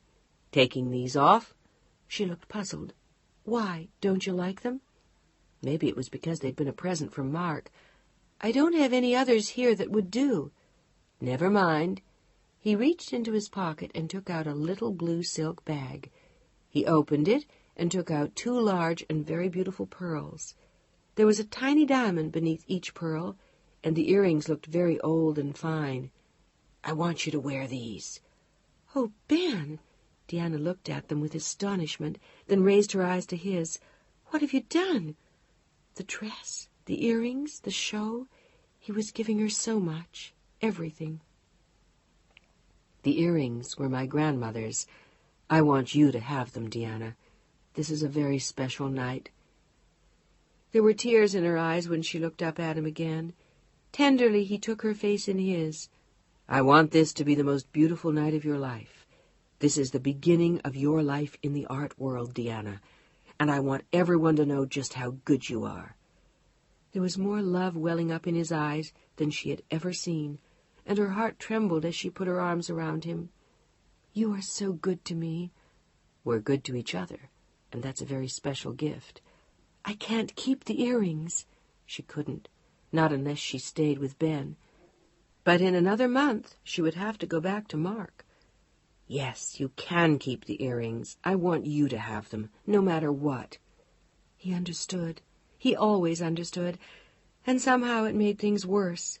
The tears spilled over and ran sadly down her face. Sobs began to shake her shoulders. "Darling, don't." "Oh, Ben, I can't leave you."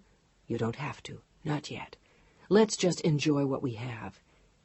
He hadn't sounded that philosophical since the beginning, and she wondered if finally he had accepted what would have to be. "I love you." Her voice was strained. She clung to him, and he closed his eyes. "I love you, too. Now, how about going to this opening of yours?" He pulled away to look at her, and she nodded. Gently he took one of the earrings and clipped it to her ear, and then, stopping at her mouth for a kiss, he clipped on the other. "You look exquisite, and I'm so proud that this opening is yours." "I keep thinking I'm going to wake up, and it all will have been a dream. I'll wake up on the beach in Carmel, feeling like Rip Van Winkle, and Kim will still be waiting for me at the hotel. But every time I feel that way, I look around, and you're real." She looked at him in astonished delight, and he laughed. "Very much so." He laughed again as he slipped a hand into her dress. "And I would very much like to prove it to you, my darling, but I'm afraid we don't have time." He held out an arm to her with a small bow. "Shall we?" She took his arm. "But of course." "Are you ready?" They had just pulled up in front of the gallery. "Oh, God, no!" Her arms went out to him, and her eyes were wide, but he held her close for only a moment, then swept her inside. There was a photographer waiting, and there were already a considerable number of guests. The art critics were there in force, and she even saw Kim. developing a cozy relationship with one of the gentlemen of the press. Sally hovered near, agog at the beautiful heather blue dress. All in all, the evening was a smash. The gallery sold 7 of her paintings. For a moment she felt as though she were parting with old friends. She didn't want to give up her paintings, but Ben teased her about it as he introduced her to the admirers of her work. Ben was wonderful with her. He was always nearby, yet never too close. Supportive, but not obvious. He was Benjamin Thompson III, gallery owner extraordinaire. No one would have known about their affair. He was as discreet as he had been that first morning with Kim, and Deanna knew she had nothing to fear. For a moment that day she had been afraid of what Mark might hear. One never knew who came to these shows, who would see, or what they would guess. But no one guessed anything that night, not even Kim, who had sent a huge bouquet of flowers to the house. She felt personally responsible for the match between Deanna and Ben, from a professional standpoint, of course, as she was not aware of any other. She had wondered, though, if Deanna had told Mark of the opening. But later in the evening, Deanna told Kim that she had. What did he say? Not very much, but he wasn't pleased. He'll get over it. I suppose he will. But Deanna had not said more on the subject. She didn't tell Kim that Mark had forbidden her to have the show, and hung up on her in the end. He had told her it was vulgar and pushy, but for the first time in their marriage she had stood her ground. It was too important to her for her to give in this time. He hadn't given in to her wishes about Pilar and the motorcycle. Why should she give in about her art? My heavens, what are you frowning about, darling? Ben spoke softly so no one else would hear, and Deanna drifted back from her own thoughts. Nothing. I'm sorry. It's just so much has happened. You can say that again. Sally just sold 2 more of your paintings. He looked as happy as a boy, and Deanna wanted to throw her arms around him in a hug. Instead, she just caressed him with her eyes. Can I interest you in a celebration dinner? Only if it's pizza. She grinned at him, knowing his preferences. Not this time, madam. The real thing. Hamburgers? Go to hell. Without further ceremony, he put an arm around her shoulders and kissed her cheek. It was not an inappropriate thing for a gallery owner to do on the night of an artist's first success, but as Kim watched them, she suddenly found herself wondering if there was something more. Deanna had just whispered something in Ben's ear, in answer to which Kim had heard him say with a gentle smile, "I'm glad you liked them." Deanna had touched the pearls at her ears and happily walked away.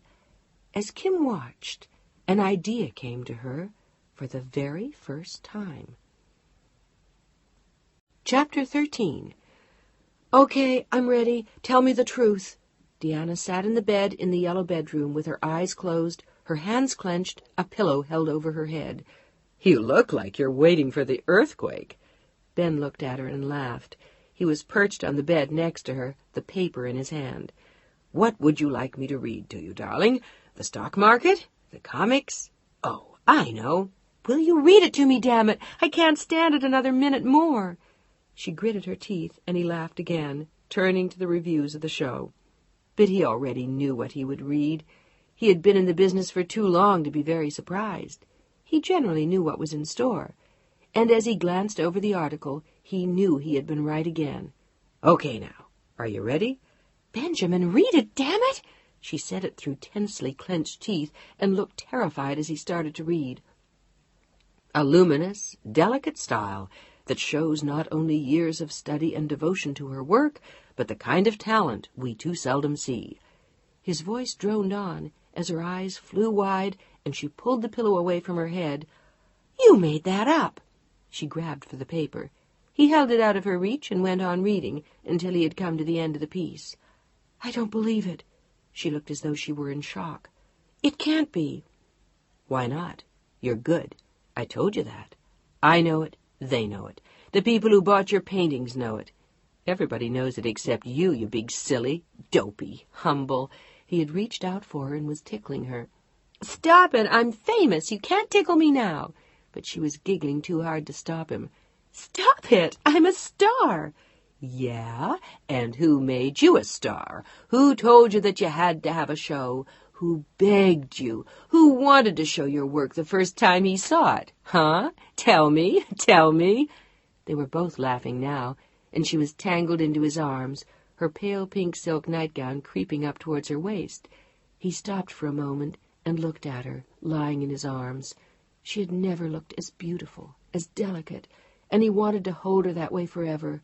He wanted to stop time. "What's the matter, darling?" She had seen the look in his eyes and was watching him warily. "Is something wrong?" "On the contrary, you are incredibly beautiful." "And entirely yours." She slid her body onto his and smiled happily at him as she settled her mouth on his for a long, tender kiss. In less than a minute the pink silk nightgown lay on the floor. It was noon before they climbed out of bed. Deanna yawned sleepily as she stood at the door to the terrace, still naked, with her hair falling down her back like an ebony stream. He watched her from the bed, wanting her to stay there forever. "You know, I think you're destroying my career." He kept his eyes on her as she turned to him again. She looked so fragile and so young. Her looks belied the toughness he knew lay within. There was a certain steel in her, or she would never have survived the loneliness of her years with Mark. "Why am I destroying your career? I thought I was going to make you a fortune with my brilliant paintings." She looked imperiously over her shoulder. "You would, if I'd ever go to the office. It's a good thing I told Sally not to expect me in today.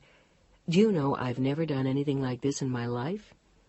But he didn't look unhappy with his new lifestyle as he wrapped himself in a towel, threw her his robe, and followed her out onto the terrace, where they sat comfortably in the 2 green canvas chairs. "You make me lazy and happy and horny and young, which is precisely what you do to me." She leaned towards him, and they kissed. "I feel about 21, maybe 22. "Good. Then let's get married and have 12 kids. She glanced at him again, and for a moment she almost thought he was serious. "That would certainly give us some fresh problems to think about, wouldn't it?" She tried to keep her tone light. She didn't want to talk about that with him again. She couldn't. It wasn't right. Instead, she asked, "What are we doing this weekend?" She held her face up to the sun and closed her eyes contentedly. It was lovely being with him, living with him, going to Carmel and staying in town, waking up in the morning and falling asleep at night beside him.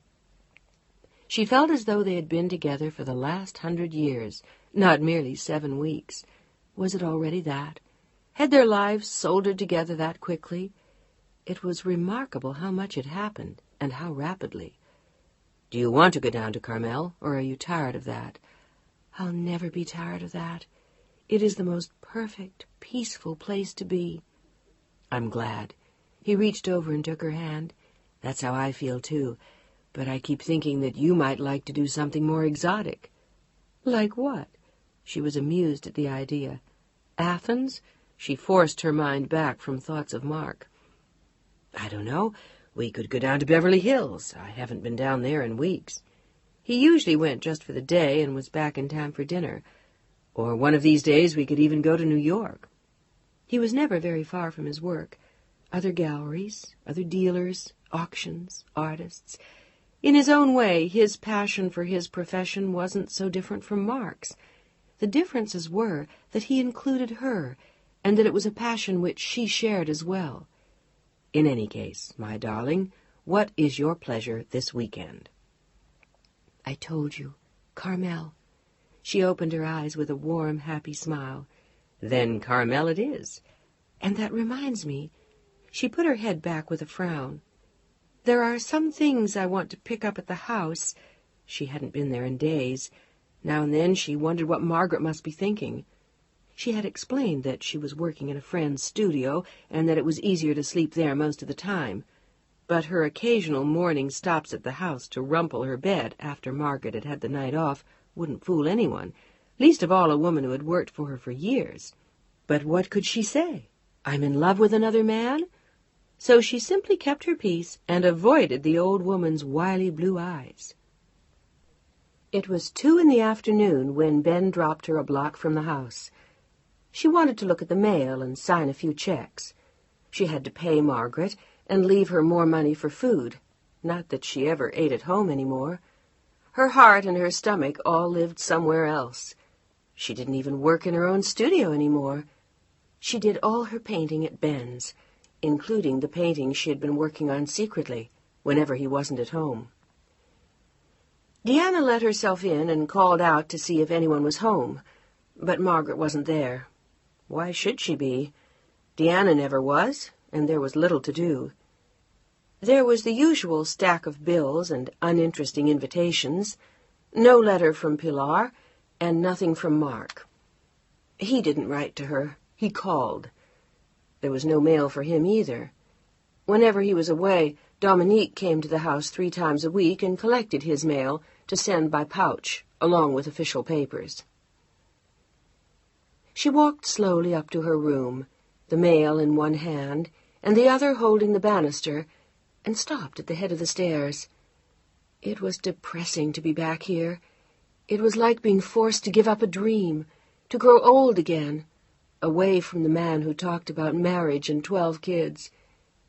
She smiled to herself at the thought, and sighed when she heard the phone.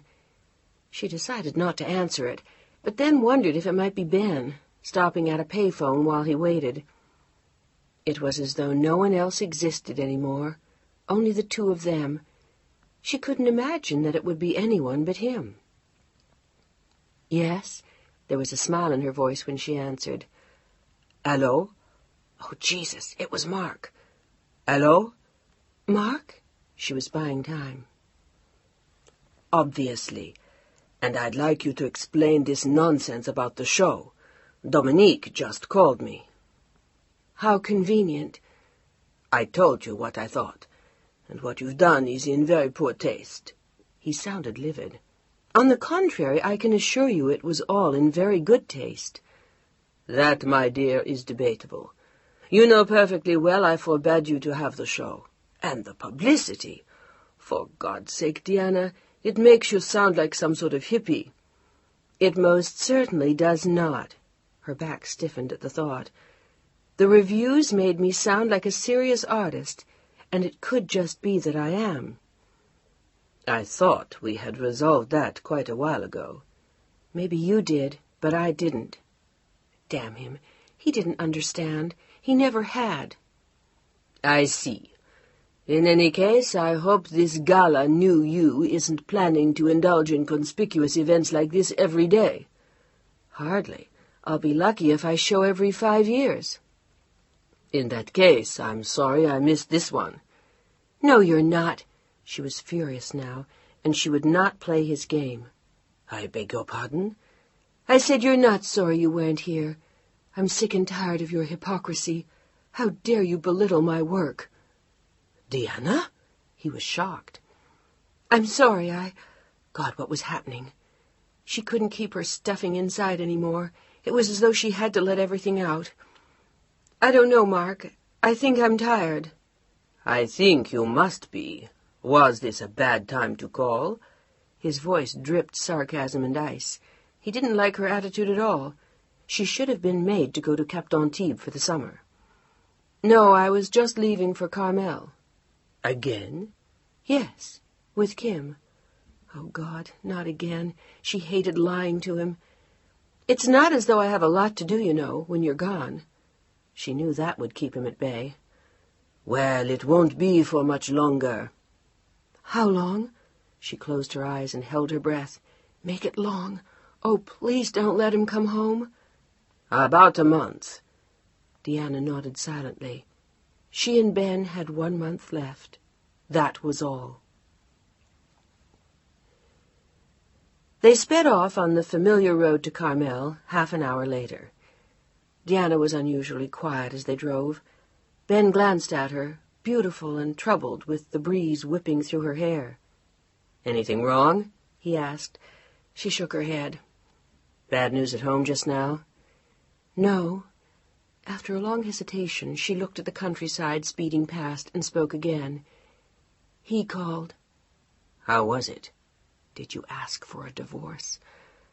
As usual, it made me angry. He was furious about the show. His secretary called Paris especially to tell him. Does it matter? He asked. She shrugged. Do you still care so much if you make him angry? She turned to look at him then. In some ways, he's like my father. Mark has been my authority figure for years. Are you afraid of him? I never thought so, but perhaps I am.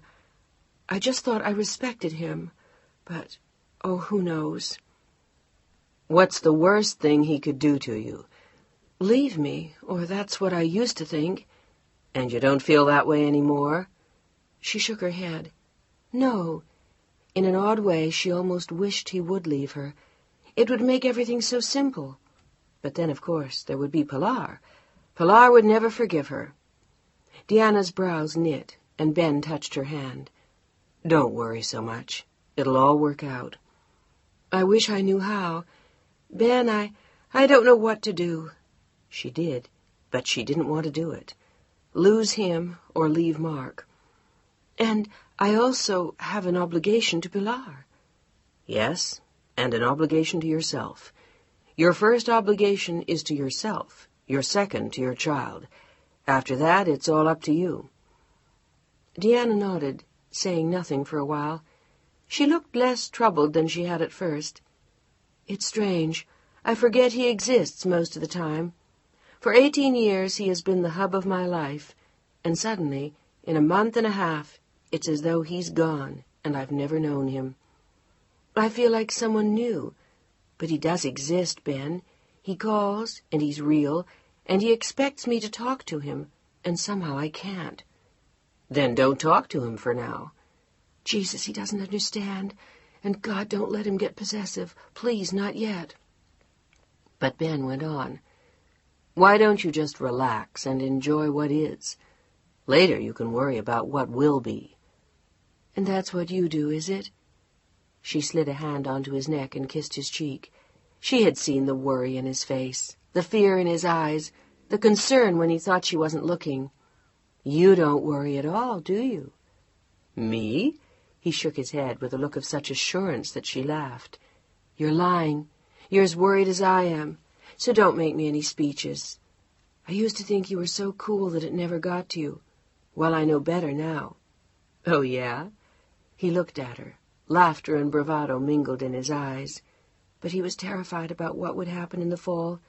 It was the one thing he could not bring himself to face.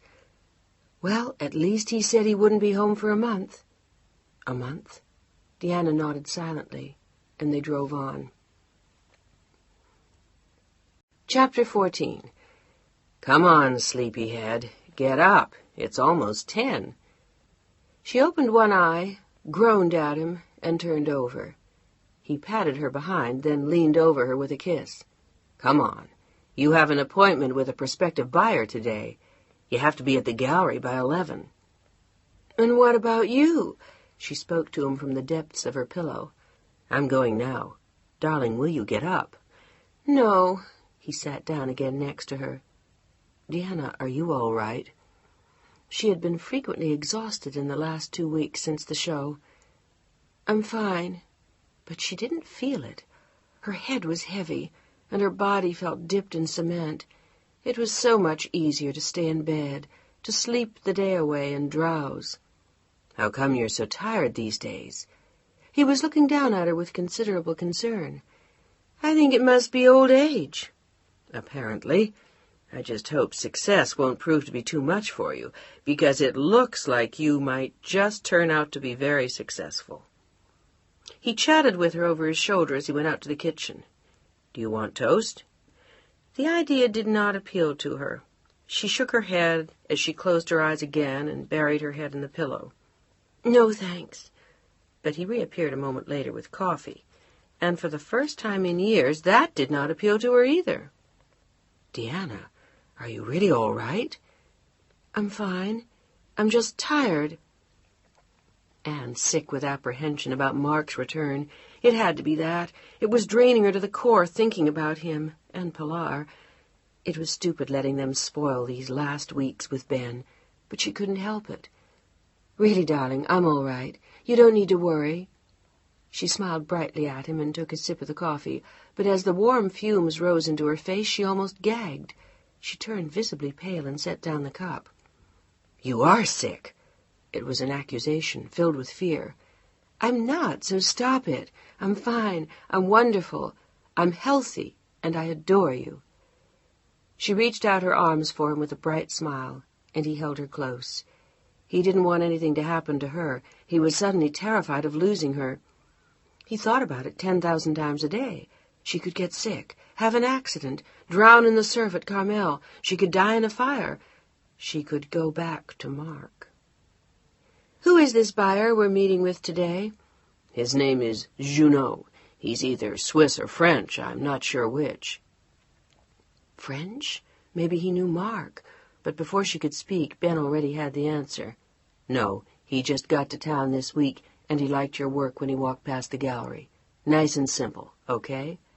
"Perfect, you mind reader." "Good. Then I'll see you there at 11. He looked at her again, forcing a smile. He waved as he closed the door. They both had it now, and he knew it. The clutches. She had nightmares, and held him desperately tight as they fell asleep, and now this exhaustion and malaise. They were both suffering the same terrors, wondering what the end of the summer would bring, and already fearing their loss. They had 2 more weeks, maybe even 3 if Mark were delayed. He was bringing Pilar home with him. But what then? Neither of them had any of the answers, not yet. And the miracle they both wanted had not yet occurred. Deanna was at the gallery promptly at 11, wearing a cream-colored silk suit with an ivory silk blouse. Her shoes and bag were in the same vanilla colors. She wore her mother's pearls and the earrings Ben had given her just before the show. The prospective buyer, Monsieur Junot, looked odd. He made all the appropriate gestures, offers, and radiated charm. He bought not 1 of her paintings, but 2 of her best. She and Ben shook hands gleefully after he left. The sale had totaled almost $8,000, nearly half of which would, of course, go to Ben. He took the standard dealer's 40%. Some dealers even took 50%. But she had still done handsomely in the past weeks. Since the show, she had made almost $12,000. "What'll you do with it all?" Ben watched her in amusement. She was gazing happily at the check. "Be independent," she said suddenly, remembering what Mark had said before he left. That was why she still painted, so she could be independent if she ever had to be again. Maybe he was right. It wasn't the only reason, certainly, but the feeling that she now had something of her own made her feel brand new. "Want to prove your independence and take me to lunch?"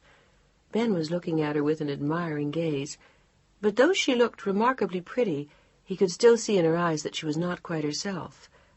"How about it? Lunch?" He was dying to go out with her, to be with her, to take her home, to be alone with her, to enjoy every minute they still had. It was becoming an obsession. But she was shaking her head. "I'd love to, but I can't. I'm having lunch with Kim." "Damn. All right, I won't ask you to break it. But when I leave here at 5 today, madam, you're all mine." "Yes, sir." She looked up at him with pleasure. "Promise?" "That'll be an easy promise to keep." "All right, then." He walked her to the door of the gallery, bestowed a small gentlemanly kiss on her cheek, and watched as she crossed the street to the Jaguar. What an elegant woman she was, and she was his. He smiled with pride as he went back inside. "So, how's my favorite artist today? The new Mary Cassatt?" Kim had on a broad smile as Deanna slipped into her seat. They met, as usual, at Trader Vic's. Deanna hadn't been there in almost 2 months. "Would you believe we just sold 2 more paintings this morning?" "I believe it. Thank God Thompson knew when to push. I never thought I'd see the day you'd give in." But she also knew that a lot of it had to do with Mark's absence. Deanna would never have agreed to the show if Mark had been there to squelch it. "Anyway, I'm delighted you did, and it's about time." Kim signaled to the waiter and ordered champagne, despite Deanna's laughter and protests. "Why not? We've barely seen each other since Carmel, for Christ's sake, and we have a lot to celebrate." Deanna laughed to herself, more than Kim knew. "So, Other than the fact that you're now a famous artist, what's new? Kim's eyes searched hers, but Deanna only smiled. You look like the cat that swallowed the canary. I don't know why. Bull. I think that maybe I know why. She had seen it that night at Deanna's opening, but at first she hadn't been sure. Well, are you going to tell me, or am I going to die of suspense? You mean I have a choice? Never mind that. Come on, Deanna, be nice. Tell me. Kim was playing, but Deanna was suddenly serious. It sounds as though you already know. Jesus, I hope it's not that obvious. It's not. I just suddenly began to wonder that night, at the opening, but I don't think anyone else would have known. Their eyes met at last, and Deanna was silent for a time. He's incredibly special, Kim, and I love him very much. Kim let out a slow sigh and waited. He seems like a very nice man. Is it serious? She asked. Deanna nodded, and Kim sipped her champagne. I'd like to say I don't know, but I do know. Her eyes filled with tears. I have to go back to Mark. Ben knows it too. I can't start all over again, Kim. I can't. I'm too old. I'm almost 40, and... Her voice was barely a whisper. I have a life with Mark. I've always loved him. And there's Pilar. But Deanna couldn't go on. Her eyes were brimming, and she had to blow her nose. Kim wanted to put her arms around her and come up with a magical solution. They both knew there was none. There's no other way? Deanna shook her head. Well, how does Ben feel? Deanna took a deep breath. As panic-stricken as I. But I just can't walk out and start all over again. I can't. She sounded desperate as she whispered at Kim. I'm too old.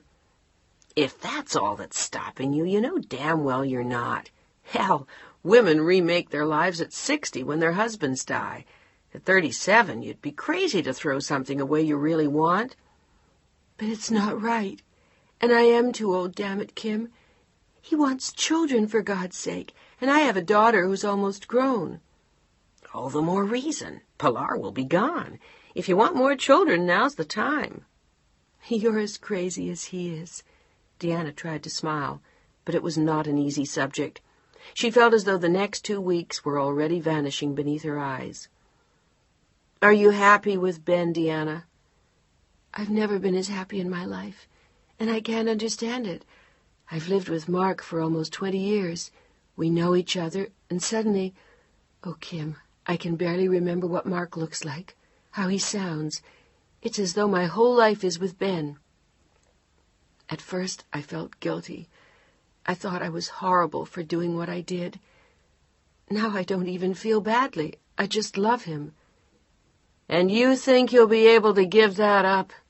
Kim looked at her friend with sorrow for what she knew was happening to her. I don't know. Maybe we can still see each other. Maybe... Oh, Kim, I just don't know. Neither did Kim, but she suspected that Ben Thompson wouldn't put up with sharing her for very long. He didn't seem like that kind of man. Will you tell Mark? Deanna shook her head. Never. He would never understand. He'd be heartbroken. We'll just have to see. Ben has to go to New York in September for a few weeks. That'll give me time to see how things stand. If I can do anything, Deanna, if you need a shoulder or a hand, I'm always there for you, babe. I hope you know that. I do.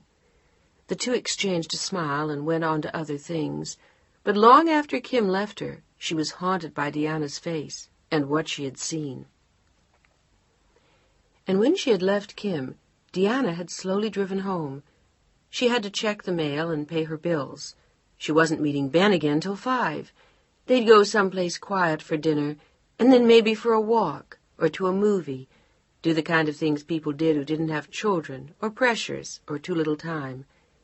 She wanted to spend these 2 weeks as they had spent the 2 months before, simply, quietly, together. It was what Ben wanted, too. Mrs. Duras? Margaret was waiting for her as she turned her key in the door. She was wearing a look of tension, which at first Deanna did not understand. Margaret, are you all right? She thought the older woman looked pale. As she reached the hall table, she realized that the housekeeper was still staring. "Margaret, is something wrong?" Her voice was more insistent this time, and she looked long and hard at the woman in the dark blue uniform. Could she know about Ben? Had she seen them? "What is it?" "There have been 2 calls." Margaret trailed off, not knowing what more to say. She wasn't really sure. She had no right to worry Mrs. Duras, but she had had a feeling. "From Mr. Duras?" Diana stood up very straight. "From Madame Duras, his mother." "What did she say?" There was a frown in Diana's eyes now. "Was anything wrong?" "I don't know. She only spoke to the operator in Paris, but she wants you to call back right away." In Paris? You mean Antibes? To Margaret, Diana knew it was one and the same. The housekeeper shook her head emphatically. "No, it was Paris. They left a number." Margaret ferreted the message from the pile and handed it to Diana. She was right. It was Paris. It was the number of the house on the Rue François Premier. Something was wrong. Perhaps the old lady was ill and wanted Pilar sent home early. Mark. Something had happened to Mark. 1,000 catastrophes leapt into her head as she ran up the stairs to the bedroom phone. It would be just after midnight in Paris. Too late? Should she wait until morning?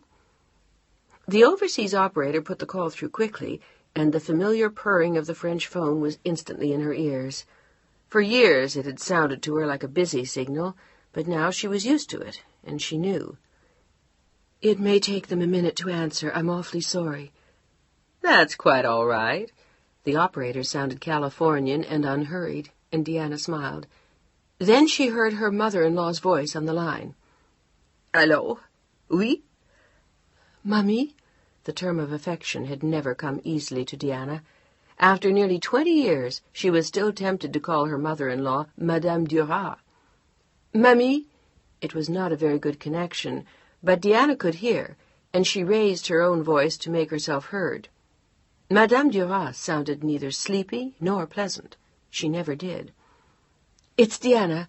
I'm awfully sorry to call so late, but I thought that—" Diana, il faut que tu viennes. Oh, Jesus, not in French, with a connection like that. But the older woman went on in a rush of French. Diana could barely hear. Wait, I can't hear you. I don't understand. Please say it in English. Is something wrong?" Yes. The word was a long, mournful wail, and then there was silence while Diana waited. What had happened? It was Mark. She knew it. Pilar, she had an accident on the moto. Diana felt her heart stop. Pilar? She was shouting into the phone now, and she didn't hear Margaret come into the room. Pilar?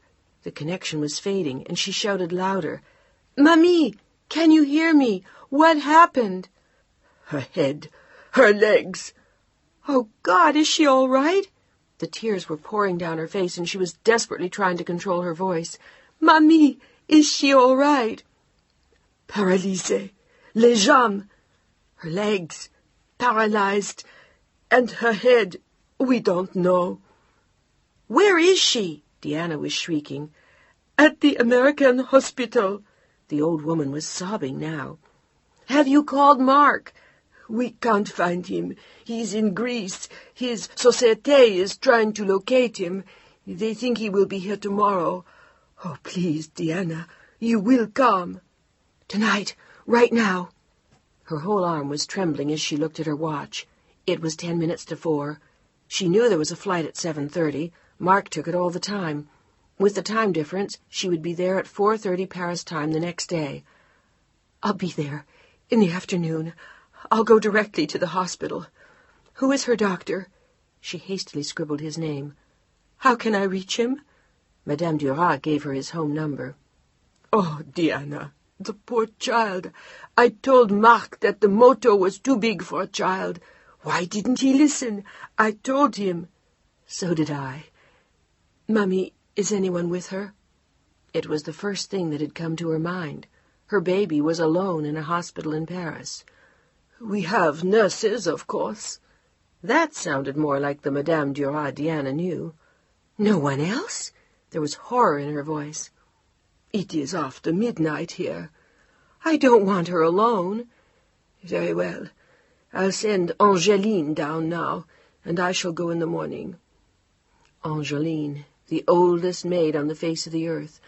Angeline, how could she? I'll be there as soon as I can. Tell her I love her. Goodbye, Mummy. I'll see you tomorrow. Desperate, Diana flashed the operator. Dr. Hubert Kirschmann, person to person. It's an emergency. But Dr. Kirschmann was not answering his calls, and a call to the American hospital did not yield a great deal more. Although still critical, Mademoiselle Duras was resting comfortably. She was conscious, and there was a possibility that they might operate in the morning. It was too soon to tell. She had been flown in from Cannes only that evening, and if Madame would be good enough to call the docteur in the morning... Oh, go to hell. Pilar was not able to take phone calls, and there was nothing more Diana could do, except get on a plane. She sat very still for a moment, fighting back tears, holding her head in her hands, until a sudden sob escaped her, wrenching its way free from her heart. Pilar, my baby, oh my God! The blue uniform was around her then, and Margaret's comforting arms held her tightly. "Is it very bad?" Her voice was a whisper in the too silent room. I don't know. They say her legs are paralyzed, and there's something wrong with her head, but I couldn't get intelligent answers from anyone. I'm going to take the next plane. I'll pack a bag. Diana nodded and tried to marshal her thoughts. She had to call Ben. And Dominique. Instinctively, her fingers dialed Dominique at the office. The voice she disliked was quick to answer the phone. "Where is Monsieur Duras?" "I have no idea." "The hell you don't. Our daughter just had an accident, and they can't find him. Where is he?" Madame Duras, I'm very sorry. I'll do my best to locate him by morning and have him call you." "I'm leaving for Paris tonight. Just tell him to be there, and call his mother. Pilar is at the American hospital in Paris. And for God's sake, do me a favor, will you please, Dominique, and find him?" Her voice trembled on the words. "I'll do my best, and I'm really very sorry.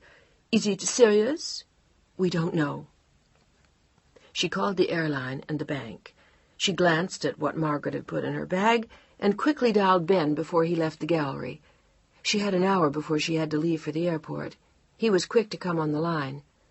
"I have to leave town tonight." "What did you do this afternoon? Rob a bank?" His voice was full of mischief and laughter. He was looking forward to the evening ahead, but he was quick to sense that something was wrong. "Pilar had an accident. Oh, Ben!" And then the tears came, sobbing, aching, frightened, and angry at Mark for letting her have the bike. "Take it easy, darling. I'll be right there. Is it all right if I come to the house?" "Yes." Margaret opened the door to him 7 minutes later. Diana was waiting in her room. She was still wearing the suit she had worn at lunch and the earrings Ben had given her. She was wearing those to France. He looked at her quickly as he walked in and took her into his arms. "It's all right, baby. It's all right. She'll be all right." She told him then about the paralyzed legs. "That could be just a temporary reaction from the fall. You don't know the details yet. It may not be nearly as bad as it sounds. Do you want something to drink?" She was dangerously pale, but she shook her head. All he saw was her face and the heartbreak written there. She began to cry again and took refuge once more in his arms. "I've been thinking such awful things." "Don't. You don't know. You just have to hang in till you get there." He looked at her again with a question. "Do you want me to come?" She sighed and gave him a glimmer of a smile. "Yes, but you can't. I love you for asking, though. Thank you." "If you need me, call and I'll come. Promise?" he asked. She nodded. "Will you call Kim and tell her where I've gone? I just tried to reach her and she's out." "She won't find it suspicious if I tell her?" He looked worried, but he was worried about Diana, not Kim. "No," Diana smiled. "I told her about us today at lunch. She had already guessed, don't ask me how. At the opening. But she thinks you're a very special man. I think she's right. She reached out to him again and held him close. It would be the last time for a while that she could do that, hold him and be his. I wanted a chance to go home again, just to be there. It gives me so much peace. She meant his house, not her own, but he understood. You'll be home again soon. Promise? Her eyes found his. Promise. Now come on, we'd better go. Do you have everything you need? He asked. She nodded and closed her eyes again. For just a fraction of a moment she had been dizzy. Are you all right? I'm fine. She followed him down the stairs and hugged Margaret as she left. They had an hour to get to the airport. 45 minutes later, she would be on the plane. 12 hours after that, she'd be in Paris, with her baby, Pilar. During the drive to the airport, Deanna found herself silently praying that she'd find her alive. Chapter 15. Quoi? Oh, mon Dieu! Dominique, are you sure? Absolutely. I also spoke to your mother, and the doctor. What's his name? She passed the information on to Mark as he gestured frantically for a pen. Chantal handed him hers. When did they operate? This morning, Paris time. 3 hours ago, I believe. She's a little better, they think, but she hadn't yet regained consciousness. They're mainly worried about her skull and her legs. The tears had started to pour slowly down Mark Edouard's cheeks as he listened to Dominique. I'll send a wire. I'll be there tonight. He flashed the concierge. His orders were terse. This is Duras. Get me on a plane. Paris. Immediately. He hung up and wiped his face, looking strangely at Chantal. It's Pilar? She asked. He nodded. Is it very bad? She sat down on the couch next to him and took his hands. They don't know. They don't know. He couldn't bring himself to say the words, or to tell her that the motorcycle had been a gift from him, as the sobs began to convulse him. Deanna got off the plane at Charles de Gaulle Airport in a cloud of exhaustion, terror, and nausea. She had spent the night staring straight ahead and clenching her hands. She called the hospital from the airport, but there was no news. Deanna hailed a taxi just outside the airport and sat silently as they sped along. She had given the driver the address of the American hospital and told him only, aussi vite que possible. In true Gallic style, he took her at her word. The trees at the roadside were barely more than a green blur in the corners of Deanna's eyes as she stared straight ahead of her, watching the driver's maneuvers as he lunged and careened past every obstacle in sight. She could feel every pulse in her body, every throb of her heart. Hurry, hurry, vite! It seemed hours before they reached the Boulevard Victor Hugo and screeched to a halt in front of the big double doors. Deanna reached quickly into her wallet for the francs she had exchanged from dollars at the airport. Without thinking, she handed him 100 francs and flung open the door. Votre monnaie? He looked at her questioningly, and she shook her head. She didn't give a damn about the change. Her lips were a tight, narrow line, lost somewhere in the ivory agony of her face. He had understood from the first, when she had given him the address of the American hospital. He had known. Your husband? Non, ma fille. Once again her eyes filled with tears. The driver nodded in sympathetic chagrin. Désolé. He picked her small brown leather valise off the seat and opened his door. He stood there for a moment, holding it, looking at her, wanting to say something more. He had a daughter, too, and he could see the pain in Deanna's eyes. His wife had looked like that once, when they had almost lost their son. He silently handed the bag to Deanna. Her eyes held his for only a fraction of a second, then she turned and strode rapidly into the hospital. There was a sour-looking matron sitting at a desk. Oui, madame. Pilar Duras. Her room number? Oh, God, just her room number, please. Don't let them tell me. Don't. 425. Deanna wanted to let out a long, anguished sigh. Instead, she only nodded curtly and followed the sign. There were 2 men and a woman on the elevator, going to other floors. They had the look of business-like Europeans. Maybe they were friends of patients, maybe husbands or wives, but none of them looked particularly shaken or upset. Deanna watched them enviously as she waited for her floor. The long, fear-filled plane ride was taking its toll. It had been a long, sleepless night, and her thoughts had ricocheted from Pilar to Ben. What if she had let him come with her? She found herself longing for his arms, his warmth, his comfort, his support, and the gentleness of his words. The elevator doors opened on 4, and hesitantly she stepped out. There was a bustle of nurses, and in a few sedate little cliques she noticed elderly distinguished men, doctors. But suddenly Deanna felt lost. She was 6,000 miles from home, looking for a daughter who could even be dead. Suddenly she wasn't even sure if she could speak French anymore, or if she would ever find Pilar in that maze. Tears stung her eyes. She fought off a wave of dizziness and nausea, then slowly made her way to the desk. "I'm looking for Pilar Duras. I'm her mother." She didn't even try it in French. She just couldn't. She only prayed that someone would understand. Most of the nurses were French, but someone would speak English. Someone would know. Someone would make it all better, would take her to Pilar, would show her that she wasn't really that badly hurt. "Duras?" The nurse seemed troubled as she looked up at Deanna, and then frowned at a chart. Everything inside Deanna turned first to jelly, then to stone. "Oh, yes." She met Deanna's eyes and nodded, wondering suddenly if the desperately pale woman trembling in front of her was ill. "Madame Duras?" "Yes." Deanna couldn't manage more than a whisper. Suddenly every moment of the trip had caught up with her. She just couldn't any more. She even found herself wishing for Mark. "Madame Duras, are you all right?" The young woman in the white uniform had a heavy accent, but her English was fluent.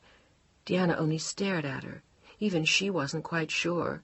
She felt very odd, as though she might faint. I think... May I sit down?" She looked around vaguely and then watched in fascination while everything around her first turned gray, then shrank. It was like watching a slowly fading screen on a disgruntled television, as slowly, the picture just faded away. At last all she heard was a hum.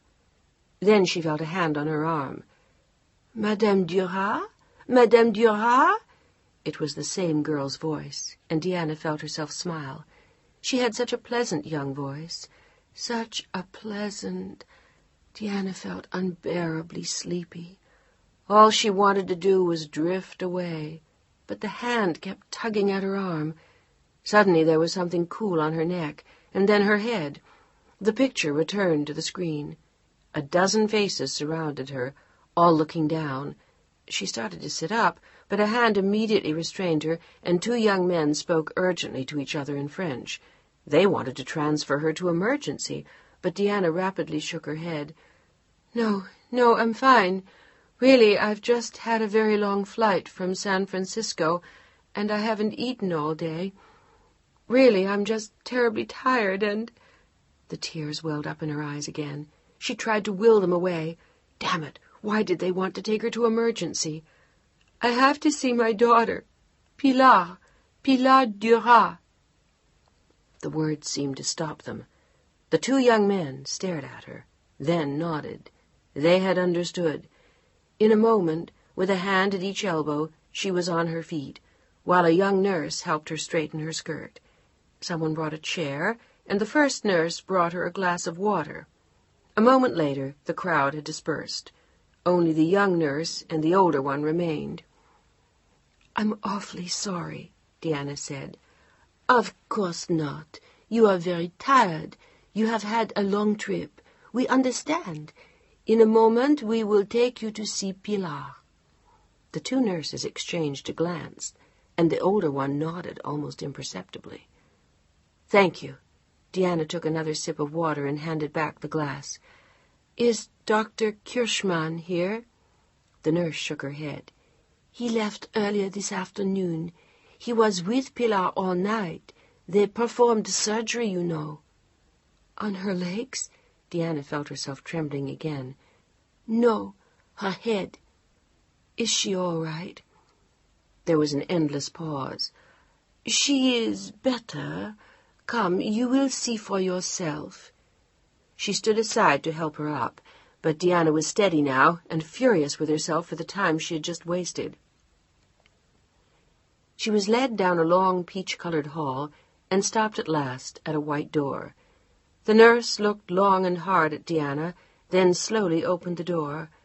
Deanna took a few steps inside and felt the air freeze in her lungs. It was as though she could no longer breathe. Pilar was wrapped in bandages and covered with machinery and tubes. There was a severe-looking nurse sitting quietly in one corner, and at least 3 monitors were feeding out mysterious reports.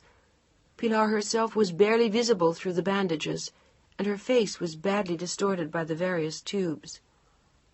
But this time Deanna did not faint. She dropped the valise where she stood and advanced into the room with a firm step and a smile, as the nurse who had brought her in watched. She exchanged glances with the nurse on duty in the room. The woman approached, but Deanna didn't notice. She continued to make her way towards the bed, praying for strength and fighting back tears with a heartbreaking smile. "Hi, baby. It's Mommy." There was a soft groan from the bed, and the eyes of her child followed her steps. It was easy to see that Pilar knew her and understood. "Everything's going to be just fine. Just fine." She stood next to the bed and reached for Pilar's one undamaged hand, and gently, almost so lightly as not to touch her, she took the hand in both of hers, lifted it to her lips, and kissed the fingers of her little girl. "It's all right, my darling. You're going to be fine." There was a gruesome sound from the girl in the bed. "Shh, you can talk to me later. Not now." Deanna's voice was barely more than a whisper, but it was firm. Pilar shook her head. Shh. Deanna looked distressed, but Pilar's eyes were too full of words. "Is it something you want?" Now Deanna watched, but there was no answer in the eyes. Deanna glanced at the nurse. Could she be in pain? The nurse approached, and together they watched and waited as Pilar tried again. "Glad you came." It was a thread-light, fragile whisper from the bed, but it filled Deanna's heart with passion and tears. Her eyes filled. She forced herself to smile while she went on holding Pilar's hand. "I'm glad I came too.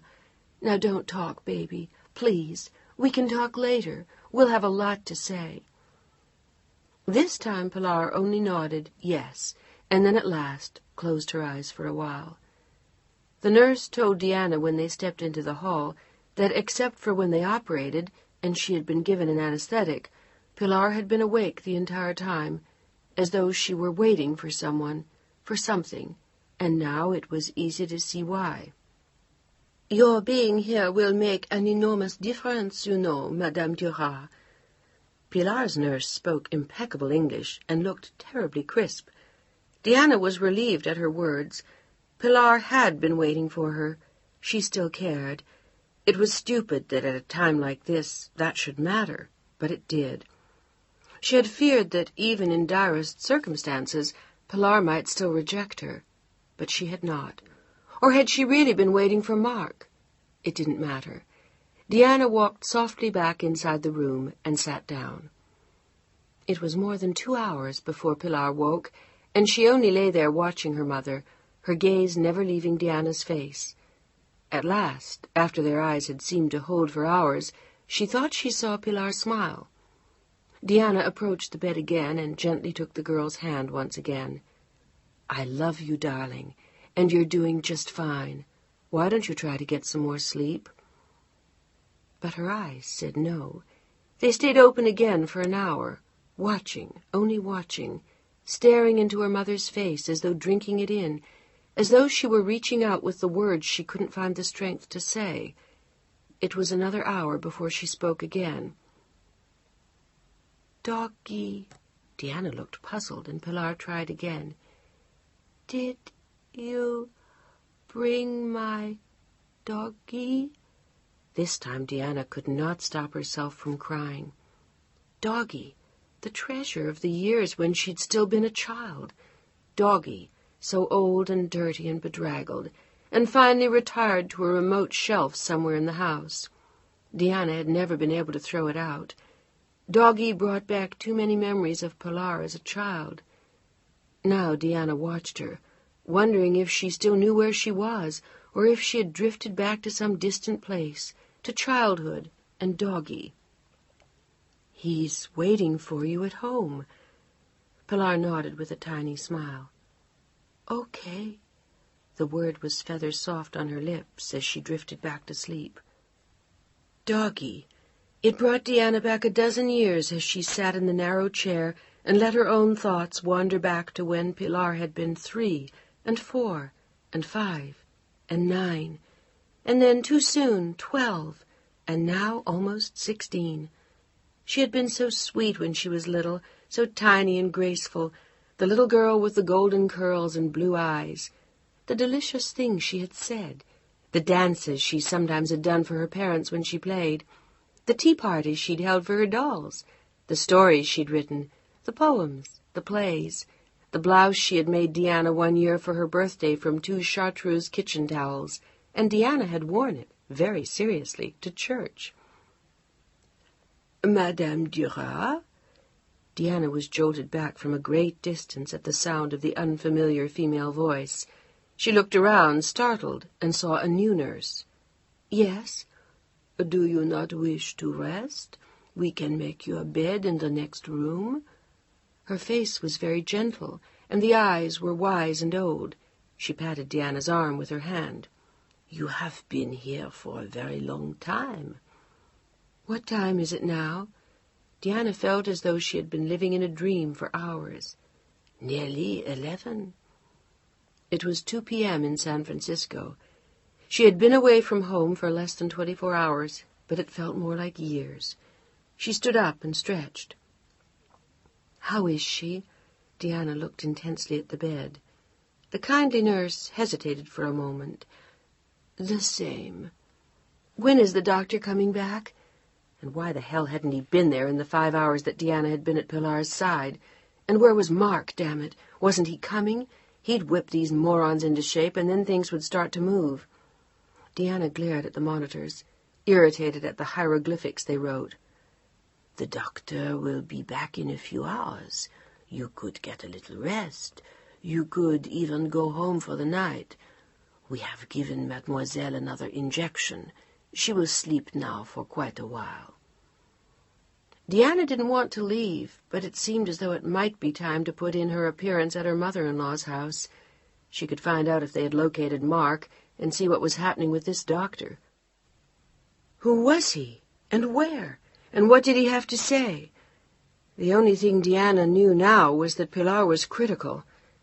Diana felt desperately helpless, sitting there for hours, waiting for an explanation or a sign, something to herald encouragement or good news, someone to tell her it was nothing. But that would have been difficult to believe. Madame? The nurse watched her sorrowfully. Diana looked almost as wan as Pilar as she picked up her bag. I'll leave a number where I can be reached, and I'll be back soon. How long do you think she'll sleep? At least 4 hours, perhaps even 5 or 6, but she will not be awake before 3, and I promise, if there is a problem, or if she wakes and wants you, I will call. Diana nodded and jotted down Mark's mother's number. She looked agonizingly into the nurse's eyes. Call me immediately if I should come.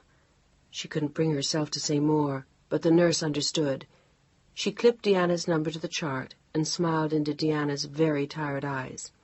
I will call, but you must get some sleep. Diana could never remember feeling so tired in her life, but the last thing she planned to do was sleep. She had to call Ben, talk to the doctor, find out about Mark. Her mind raced and she felt dizzy again. She steadied herself against the wall, But this time she did not faint. She merely stood for a long moment, looking at Pilar. Then, with eyes flooded with tears, she left the room, her suitcase in one hand, her coat over her arm, and her heart dragging behind her. She found a taxi at a stand across the street from the hospital and sank back into the seat with a sigh so loud it was almost a groan. Every inch of her was tired and painful and sore. Every fiber in her body was tense and exhausted, and her mind never seemed to stop its constant worrying. Pilar as a baby, Pilar last year, Pilar at 7, Pilar in her room, in school, at the airport, with a new hairdo, her first stockings, a red bow. It was a never-ceasing film she had been watching all day, sometimes with the soundtrack, sometimes without it, but it was a vision she couldn't escape, even as the cab sped through Paris to the Rue François Ier. It was an elegant neighborhood, conveniently located near Christian Dior. The street was as pretty as any in Paris, quite close to the Champs-Élysées. When she was younger, Diana had often escaped in the afternoon to look at the shops and have an espresso at a café before returning to the austerity of life at her mother-in-law's. But now all thought of those days slipped from her mind. She rode blindly along, exhaustion enveloping her like a blanket drenched in ether. The driver was smoking a Gauloise papier maïs and singing an old song. He was too happy to notice the gloom in the back seat, and when he stopped at the address, his eyes met Diana's with a lure and a smile. She didn't notice. She simply handed him the money and got out. The driver only shrugged and drove away as she plodded towards the door. It had not gone unnoticed that her mother-in-law had not been at the hospital all evening. The nurse said she had been with Pilar for 2 hours in the morning. 2 hours? That was all? And left her in that appalling condition all alone? It proved everything Diana had always thought. Madame Duras had no heart. She rang the doorbell with 2 quick, sharp jabs, and the heavy wooden outer door swung open before her. She stepped over the high threshold and closed the door behind her, making her way quickly to the tiny, elegant cage. She always felt as though there ought to be a canary in that elevator and not people. But today her thoughts were far from flip as she pressed the button for the 7th floor. It was the penthouse. Madame Duras owned the entire floor. A faceless maid in a uniform was waiting at the door when Diana stepped out. "Oui, madame." She looked Diana over with displeasure, if not disdain. "Je suis Madame Duras." Diana's accent had never been worse, and she didn't give a damn. "Ah, bon. Madame is waiting in the salon." How sweet. Pouring tea? Diana felt her teeth grind as she marched behind the maid towards the living room. Nothing was unusual. Nothing was out of place. No one would have believed that Madame Edouard Duras's granddaughter lay, possibly dying, in a hospital 2 miles away. Everything appeared to be in perfect order, including Madame Duras, as the maid escorted Diana into the room. Her mother-in-law was wearing dark green silk and an impeccable coiffure. Her step was firm as she walked towards Diana with an extended hand. Only her eyes betrayed her concern. She shook hands with Diana and kissed her on both cheeks, looking with dismay at the expression on her daughter-in-law's face. "You've just come?" Her eyes glanced immediate dismissal to the maid, who instantly fled. "No, I've been with Pilar all evening, and I've yet to see the doctor." Diana pulled off her jacket and almost fell into a chair. "You look very tired." The older woman watched her with a face set in stone. Only the wily old eyes suggested that someone did indeed live behind the granite of her face. "Whether or not I'm tired is beside the point. Who the hell is this Kirschmann, and where is he?" "He is a surgeon, and he is known all over France. He was with Pilar until late this afternoon, and he will see her again in a few hours."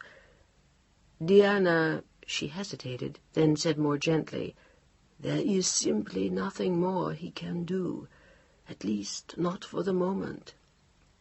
"Why not?" "Now we must wait. She must get her strength. She must live." Her expression showed pain at the word, and Deanna ran a hand across her eyes. "Would you like something to eat?" Deanna shook her head. "Just a shower and a little rest, and—" She looked up with an expression of agony in her face. "I'm sorry to just march in like this. I haven't said any of the appropriate things like, 'Good to see you. How are you?' But, Mamie, I'm sorry. I just can't." "I understand." Did she? Deanna wondered. But what did it matter now if she did or not? "I do think you should eat, my dear," Madame Duras was saying. "You look very pale." She felt very pale, too, but she simply wasn't hungry. She couldn't have eaten, no matter what. Not tonight. Not after seeing Pilar limp and broken in that bed, asking for Doggy and too weak to hold her mother's hand. "I'll just shower and change and get back.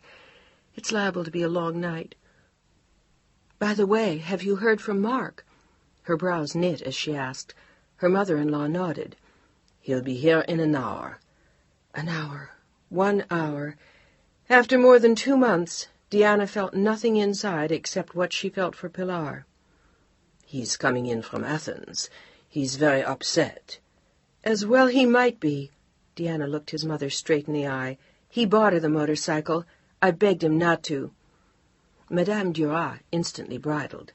"Deanna, he cannot be blamed. I'm sure he feels quite badly enough." "I'm sure he does." She looked away, then stood up. "He'll be landing in an hour?" "Yes. Will you go to meet him?" Deanna started to say no, but something inside her wavered. She was thinking of Pilar, and how the child looked. How it would be for Mark, walking in, as she had, and seeing her for the first time. It seemed cruel to let him walk into that alone.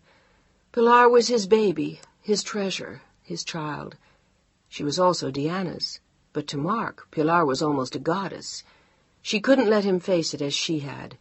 She had to meet him at the plane. "Do you have his flight number?" His mother nodded. "Then I'll go. I'll just wash my face. I won't bother to change. Can you call a taxi?" "Certainly." The elder Madame Duras looked pleased. "I'll be more than happy to. Fleurette will make a sandwich for you." Fleurette, Little Flower. The name of the immensely rotund cook Madame Duras employed had always struck Deanna funny, but not tonight. Nothing was funny any more. She nodded curtly at her mother-in-law and hurried down the hall. She was just about to turn into the guest room when she noticed the painting in a dark passage, left there, unwanted, unloved, unadmired, forgotten. It was the portrait of herself and Pilar. Madame Duras had never been very fond of it. Now, without thinking further, Deanna decided that this time she'd take it home, where it belonged. In the familiar guest room, she looked around. Everything was a polite shade of sandy beige, in damask or silk, and the furniture was all Louis XV. It was a room that had always seemed cold to Deanna, even when she had slept in it on her honeymoon with Mark. She ran a comb through her hair and tried to make herself think of Mark.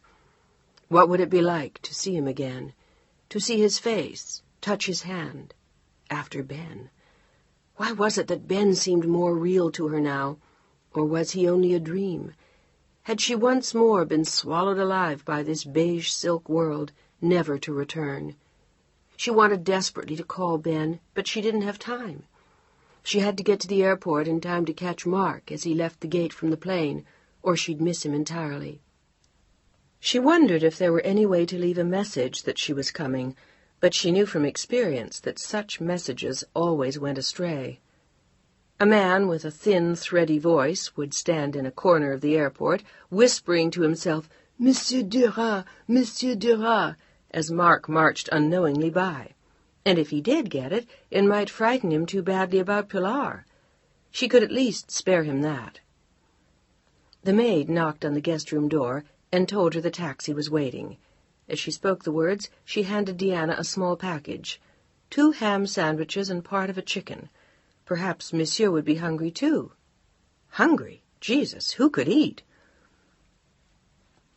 Unlike the earlier ride from the airport, which had seemed interminable, this one seemed much too short. She found herself nodding slowly off to sleep in the back seat as they raced along into the night, her thoughts jumping in disjointed confusion from Pilar to Ben to Mark. It seemed only moments later that the cab screeched to a halt. Voila! She muttered an absent-minded merci to the driver, paid the fare and a handsome tip, and hurried inside, smoothing her skirt again as she ran. She was beginning to feel as though she hadn't changed her clothes in a week, but she didn't really care how she looked. She had too many other things on her mind.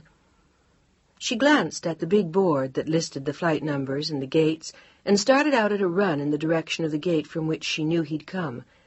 The flight had just landed. It would be only a minute or two before the passengers would deplane. She had just enough time to make it. First-class passengers always debarked first, and Mark always traveled first class. She darted in and out between other travelers, almost stumbling over someone's bags, but she reached the area just as the first passengers were coming through customs, and with a sigh backed off into a corner to watch. For a mad moment she wanted to surprise him, to show him that she cared, despite her betrayal of the summer. But even in this ghastly time of agony over Pilar, she wanted to hold out something to Mark, to make it easier for him. She would simply walk up beside him with a touch of the hand and a smile. She could still do that for him. She could give him a moment of pleasure in the midst of so much pain. She pulled her jacket closer around her and looked down at the cravat on her ivory silk shirt. 7 or 8 people had already walked past her, but there was still no sign of Mark. Then suddenly she saw him, tall and thin and narrow and neat, impeccably orderly and well-tailored, even after the flight. She noticed with surprise that he looked less distraught than she had feared. Obviously he did not yet understand how serious things were, or maybe... And then, as she took a step from her hiding place, Deanna felt her heart stop. He was turning, with a slow, soft smile, the smile that called her Deanne and not Deanna. She saw him reach out and take a young woman's hand. She was yawning sleepily, and he let his hand drift to her shoulder as he pulled her close. The woman said something and patted his arm. Deanna watched them in speechless stupefaction, wondering who the girl was, but not even really caring. What she had seen was the missing piece in the puzzle, the answer to so many years of questions in her life. This was no casual acquaintance, no girl he had picked up on the flight. This was someone he was comfortable with, familiar with, someone he knew well. The way they walked and spoke and moved and shared told Deanna everything. She stood riveted to the floor in the corner, with her hand raised in horror to her barely open mouth, and watched them walking away from her down the concourse until she could no longer see them. Then, her head down, running, seeing no one, and wanting desperately not to be seen, she ran towards the exit and hailed a cab. Chapter 16. Feeling panic-stricken and out of breath, Deanna gave the cab driver the address of the hospital. She lay her head back against the seat and closed her eyes. She could hear her heart pounding in her ears. All she wanted was to get away, to put as many miles between herself and the airport as she could. There was a momentary feeling of madness, of being swept along by a wave, of having walked into someone else's bedroom and found him undressed, of having discovered what she had never been meant to see. But had she? Was it truly that? What if it was only a woman with whom he had shared the ride on the plane? What if her assumptions were crazy, her conclusions insane? No, there was more to it than that.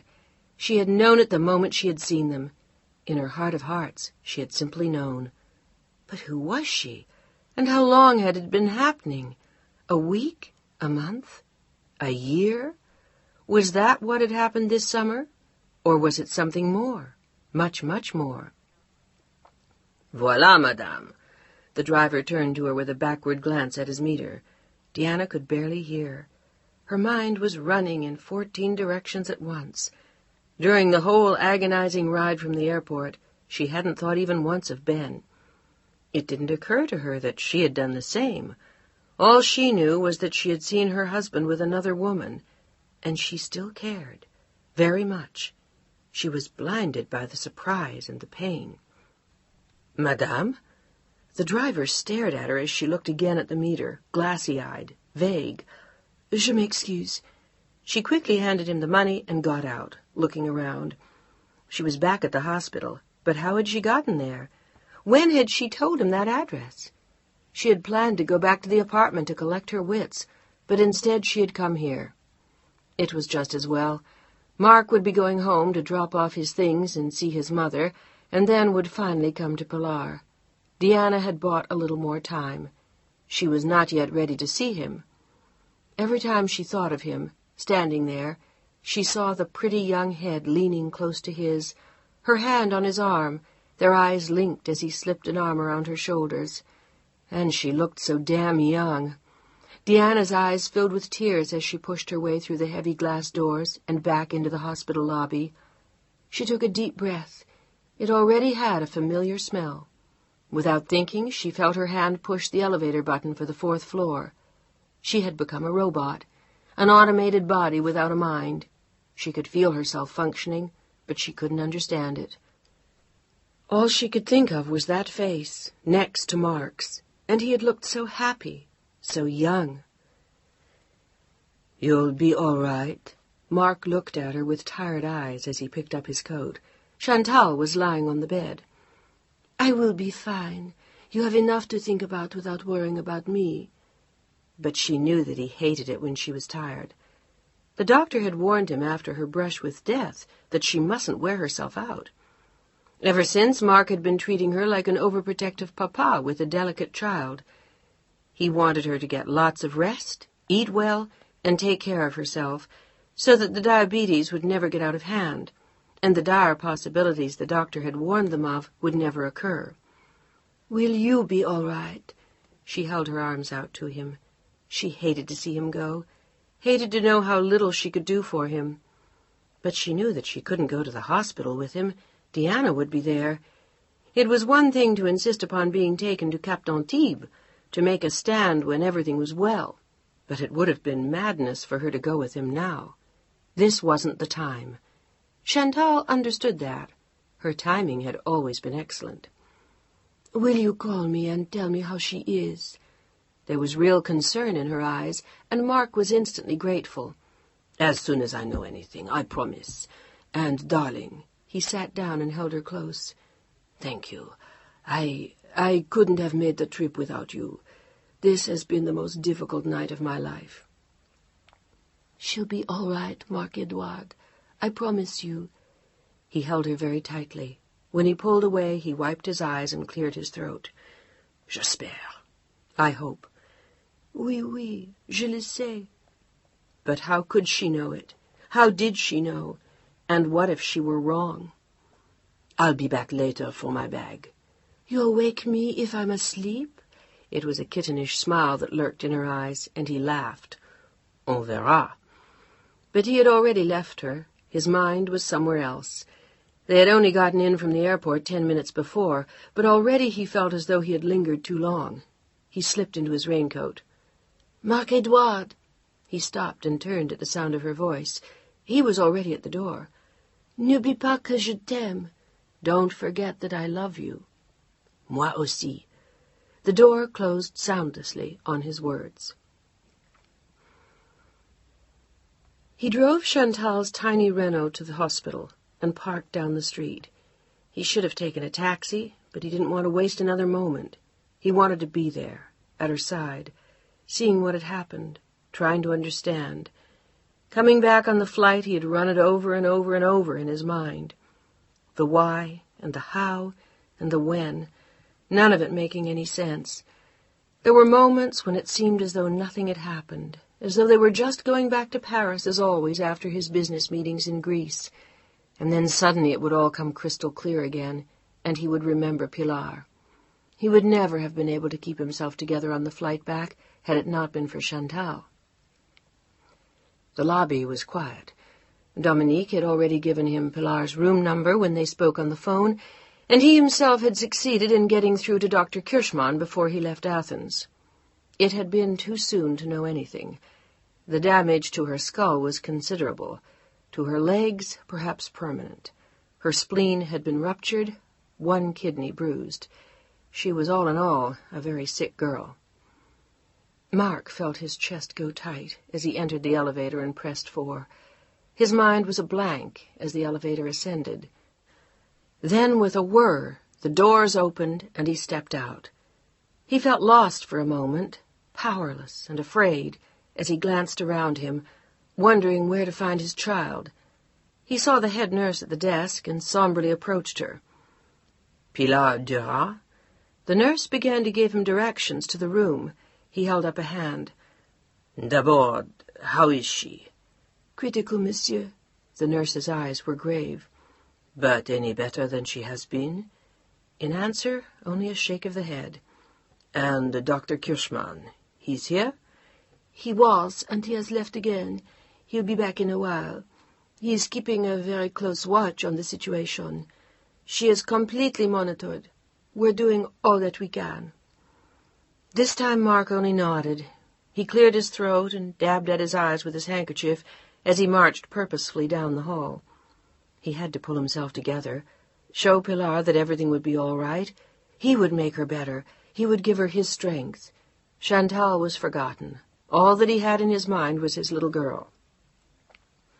The door was ajar, and he glanced inside. The room seemed to be filled with machines.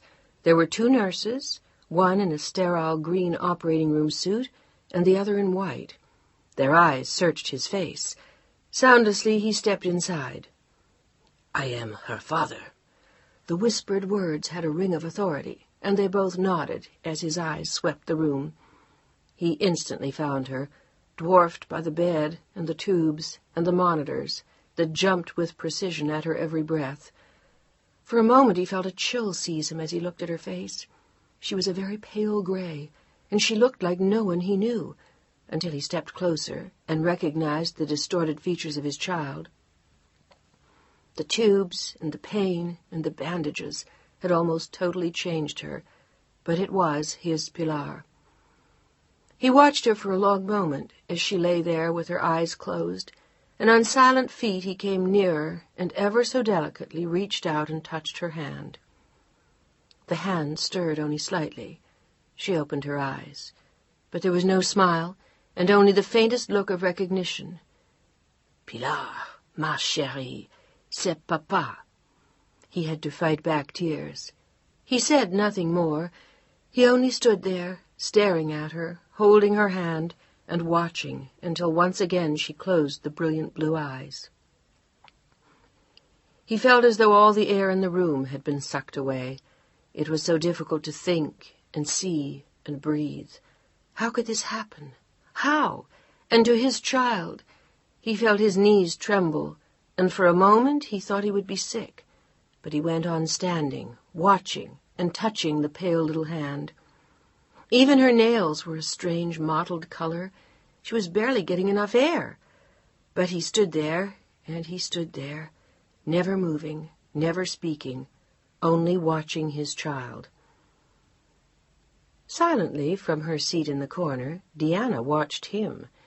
She had said nothing when he entered the room, and he hadn't seen her, concealed as she was by the mammoth machines.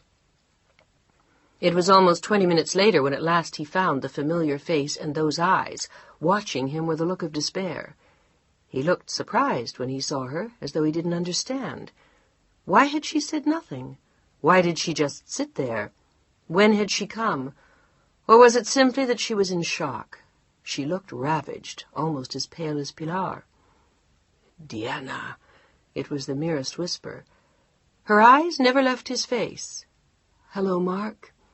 He nodded and let his gaze drift back to Pilar. When did you get here? At 5 o'clock. You've been here all night? Yes. Any change? There was silence. Mark looked at her again, the question repeated in his eyes. She seems to be a little worse. I went out for a little while earlier. I had to. I went to your mother's house to drop off my bag. I was only gone for about 2 hours, and And when I came back, she seemed to be having a great deal of trouble breathing. Kirschman was here then. He said that if she's not better in a few hours, they'll want to operate again." She sighed and lowered her eyes. It was as though she had lost them both in those 2 hours, Pilar and Mark. "I just got in." "Liar, you didn't. You got in 2 hours ago. Where did you go?" But Deanna said nothing at all. They stayed that way for almost an hour, until finally the nurse asked them to step outside, just for a few minutes. There were some dressings that had to be changed. Slowly Deanna stood up and left the room. Mark had hung back for a moment, reluctant to leave his child. Deanna's mind wandered back to the scene at the airport. It was suddenly all so strange. She hadn't seen him in 2 months, yet they had barely said hello. She couldn't play the game of the happy reunion. Suddenly it was too late. But he wasn't playing it either, or perhaps he was just too distraught over Pilar. She wandered down the hall, solemnly, her head bowed, thinking of bits of prayer she had known as a child. She had no time now to waste on Mark. All her energies had to be spent on Pilar. She heard his steps just behind her, but she didn't turn. She merely kept walking, foot after foot after foot, down the hall, until she reached the end and stood staring blankly out a window with only a view of a nearby wall. She could see him standing behind her as she gazed at the reflection in the glass. "Deanna, can I help?" He sounded tired, subdued. She shook her head slowly. "I don't know what to say." His voice caught as he began to cry. "I was wrong to give her to... It doesn't matter now. You did it. It's done. It could have happened in any of 10,000 ways. She had an accident, Mark. What difference does it make now whose fault the accident was? Who gave her the motorcycle? Who... Deanna's own voice was shaky. Mon Dieu. She watched him drop his face into his hands, and then she saw him straighten and heard him take a deep breath. My God, if only she'll come out of it all right. What if she can't walk? Then we'll teach her to live the best way she can. That's what we owe her now. Our love, our help, our support in whatever she has to face. If only we get that chance. For the first time in almost 20 years, Deanna felt a hideous wave of terror. What if... Deanna felt his hands on her shoulders, then he turned her slowly around. His eyes were the eyes of Pilar, and his face was that of a very old, tired man. "Will you ever forgive me?" For what? Her voice was distant and cold. For this, for what I've done to our child, for not listening to you when I should have, for... I came to pick you up at the airport tonight, Mark. Something in her eyes told him that she had died, and he felt something inside him freeze. "You must have just missed me."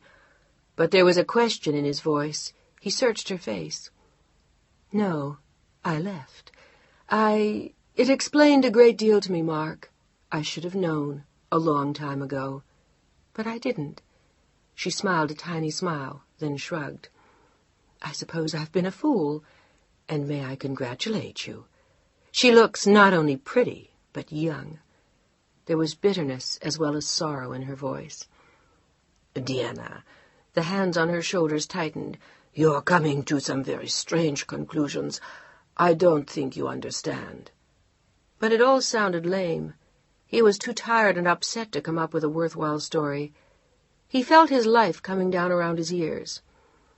"It was a nerve-wracking flight, and this has been an incredible day, you know that yourself. The young lady and I began to talk, and really..." "Mark, stop. I don't want to hear it." She simply knew, that was all, and she didn't want reassurances in the form of lies. "Please, not tonight." "Deanna..." But he couldn't go on. Another time he might have been able to, but not then. He simply couldn't concoct an appropriate tale. Please. He turned away then. He couldn't look at the pain in her eyes.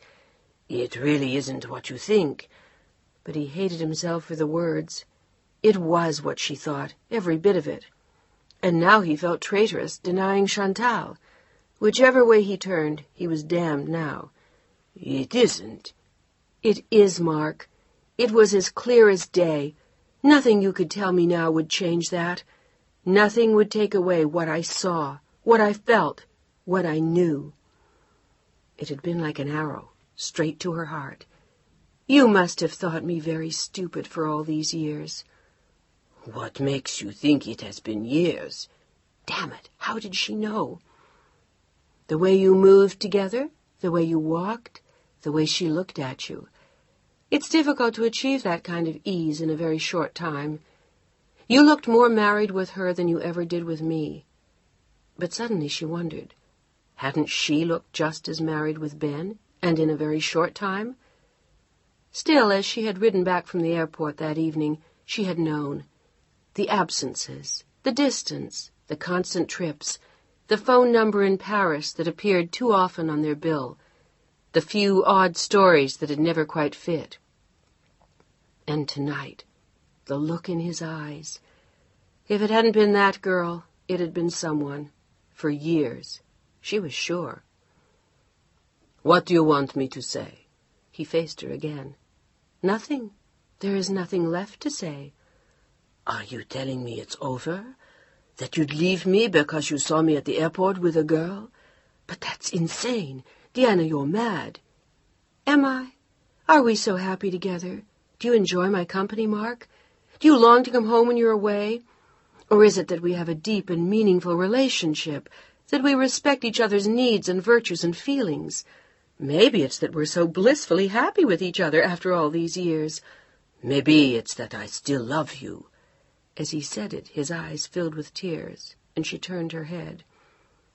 It doesn't matter if you do. It was too late now. They had each gone their separate ways. What are you saying, Diana? He was suddenly gray. I'm not entirely sure. First, let's get through this with Pilar. After that, we can talk about us. We'll make it. I know we will. He looked at her with determination, and she felt fatigue wash over her like a wave of cement. What makes you think so? Why should we make it? Because I want to. But he didn't sound totally sure. Really? Why? Because you like having a wife as well as a mistress? I can hardly blame you. That must be a very cozy arrangement. Where does she live, Mark? Over here? That must work out perfectly. And that was why he hadn't wanted her to join him on the trip to Greece. Diana, stop it! He reached out and grabbed her arm, but she pulled away. Leave me alone. For the first time in her life, she hated him, what he was, what he did to her, and all that he didn't understand. And for one painful, blinding moment, she found herself longing for Ben. But was Mark really so bad? Was she any different, any better? Her mind was in a whirl. I don't want to discuss this with you tonight. We have enough on our minds. We can discuss it when Pilar is out of the woods. He nodded, relieved. He needed time. He had to think. He'd find the right words to say. He would set things right. Almost at that instant, the nurse beckoned to them both from down the hall, and their own problems were forgotten as they hurried towards her. Is there any change? Mark was the first to ask. No, but she's awake, and she's asking for both of you. Why don't you talk to her a little, but be careful not to wear her out. She needs the little strength that she has. Diana noticed a subtle change in Pilar as they entered the room. Her color was no better, but her eyes seemed more alive. They seemed to wander nervously from one face to another, looking for someone, searching, darting here and there. Hello, sweetheart. We're right here. Papa's here now, too. Diana stood very close to her and ever so gently stroked her hand. When she closed her eyes, she could imagine that Pilar was still a very small child. That feels nice.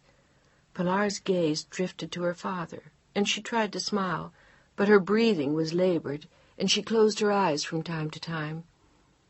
Hi, Papa. How was Greece? She seemed much more aware of current events than she had been earlier, and suddenly she also seemed more restless. "I'm thirsty." Diana glanced at the nurse, who shook her head and made a sign with her finger. "No." "Water?" "In a little while, sweetheart." Diana went on talking in a soothing voice, while Mark stood near her, agonized. He seemed to have lost his power to speak, and Diana could see from his full eyes and trembling lip that he was waging a constant battle with tears. "Ça va?" At last Mark had spoken, and again Pilar tried to smile. She nodded gently. "Ça va." But how could anything be okay in the condition she was in? Then, as though she understood what he was going through, she looked pointedly at him and fought to find the words. "I was going much too fast. My fault, Papa, not yours." She closed her eyes and squeezed Diana's hand. "I'm sorry." The tears now ran freely down Mark's face. Quietly he turned away. Pilar's eyes remained closed. "Don't worry, darling. It doesn't matter whose fault. But your mother was right." He glanced at Diana. "Mommy?" Her voice seemed to be growing weaker. "Shh, don't talk." "Remember the little playhouse I used to have in the garden? I keep dreaming of that and my little dog, Augustin." He had been a funny little terrier, Diana remembered, who had been replaced by a pug, and then a cat, and then a bird, until finally there were no more pets. Marc Edouard did not like animals in his house. "Where did you send Augustin?" They had given him to a family in the country. "He went to the country. I think he was very happy." Diana pattered on, but now her eyes sought Mark's. What did this mean? Was she better or worse? She was reminded suddenly of the tiny baby boy who had moved so much in her arms in the few hours before he died. Philippe Edouard. Was this the same, or was this a sign that she was improving? Neither of them knew. "Mommy, could I have Augustin back? You ask Papa." It was the voice of the child now. Diana closed her eyes and took a quick breath. "I'll talk to Papa." Mark's eyes were suddenly filled with fear. He looked at Pilar, and then Diana.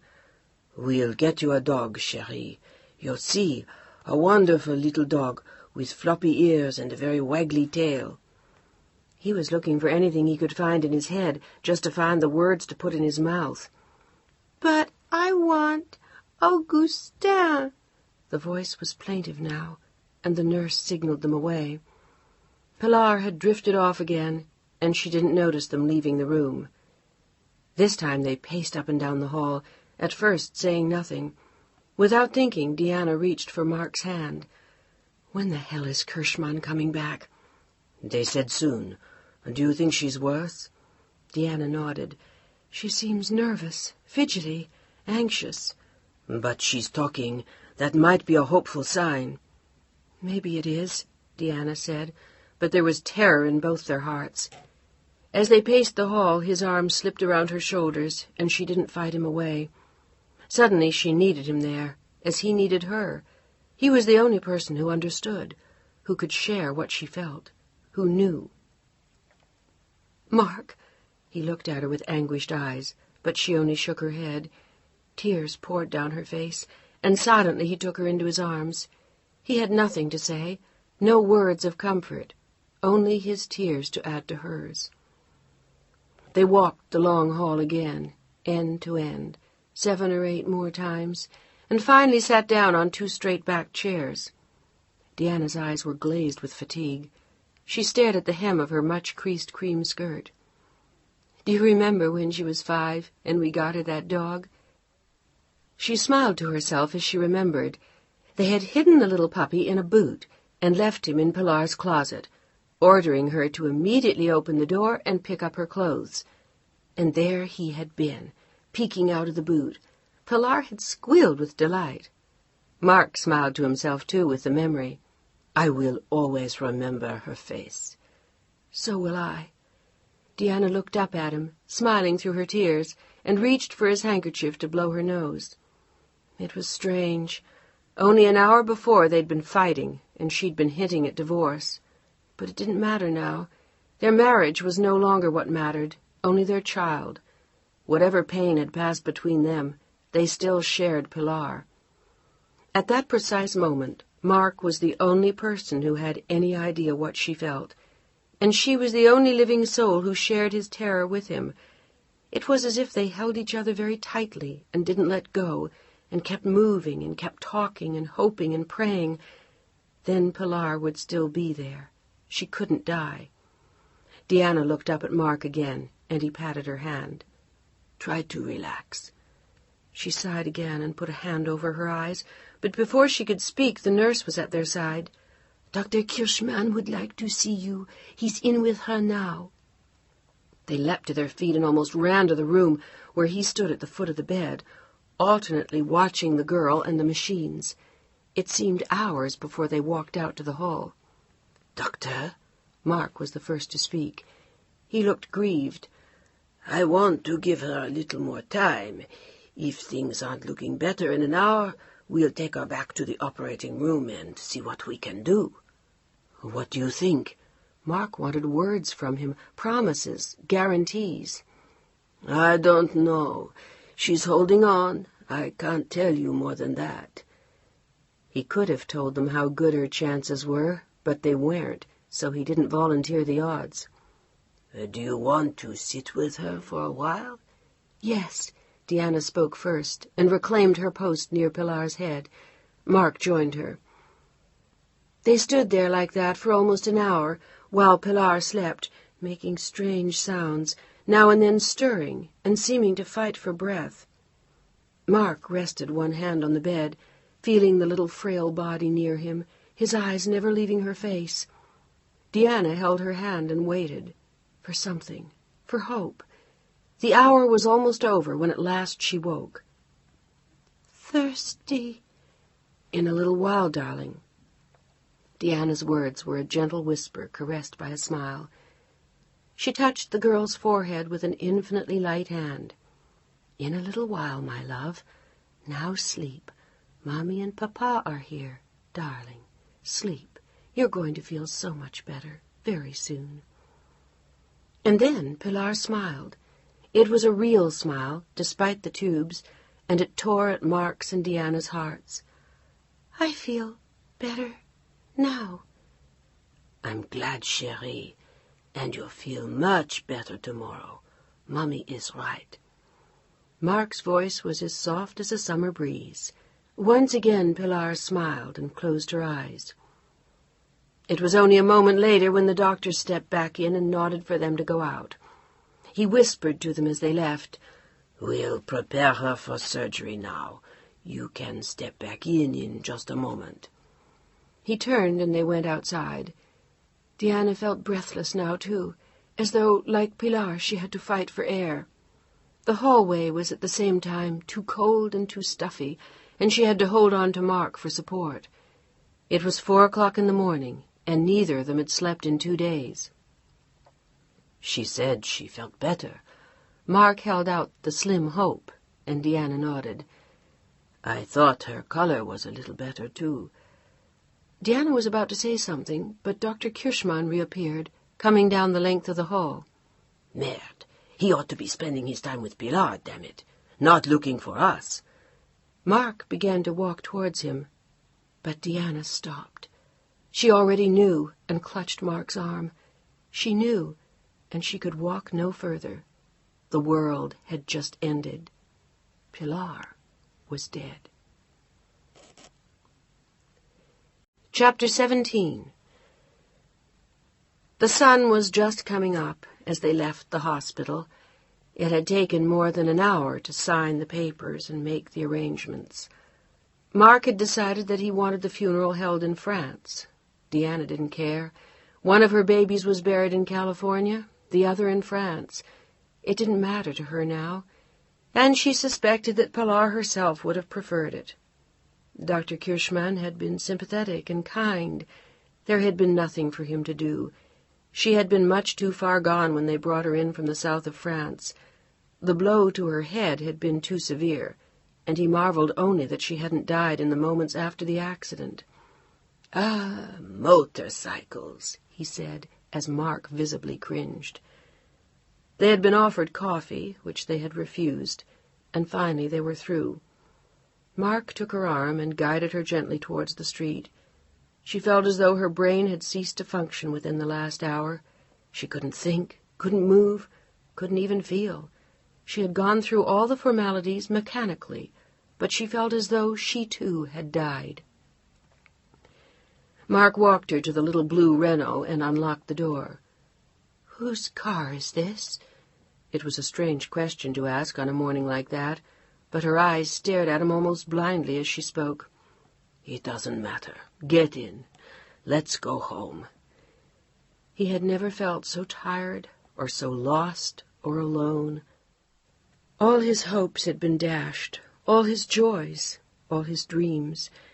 It didn't even matter to him now that he had Diana and Chantal. He had lost Pilar.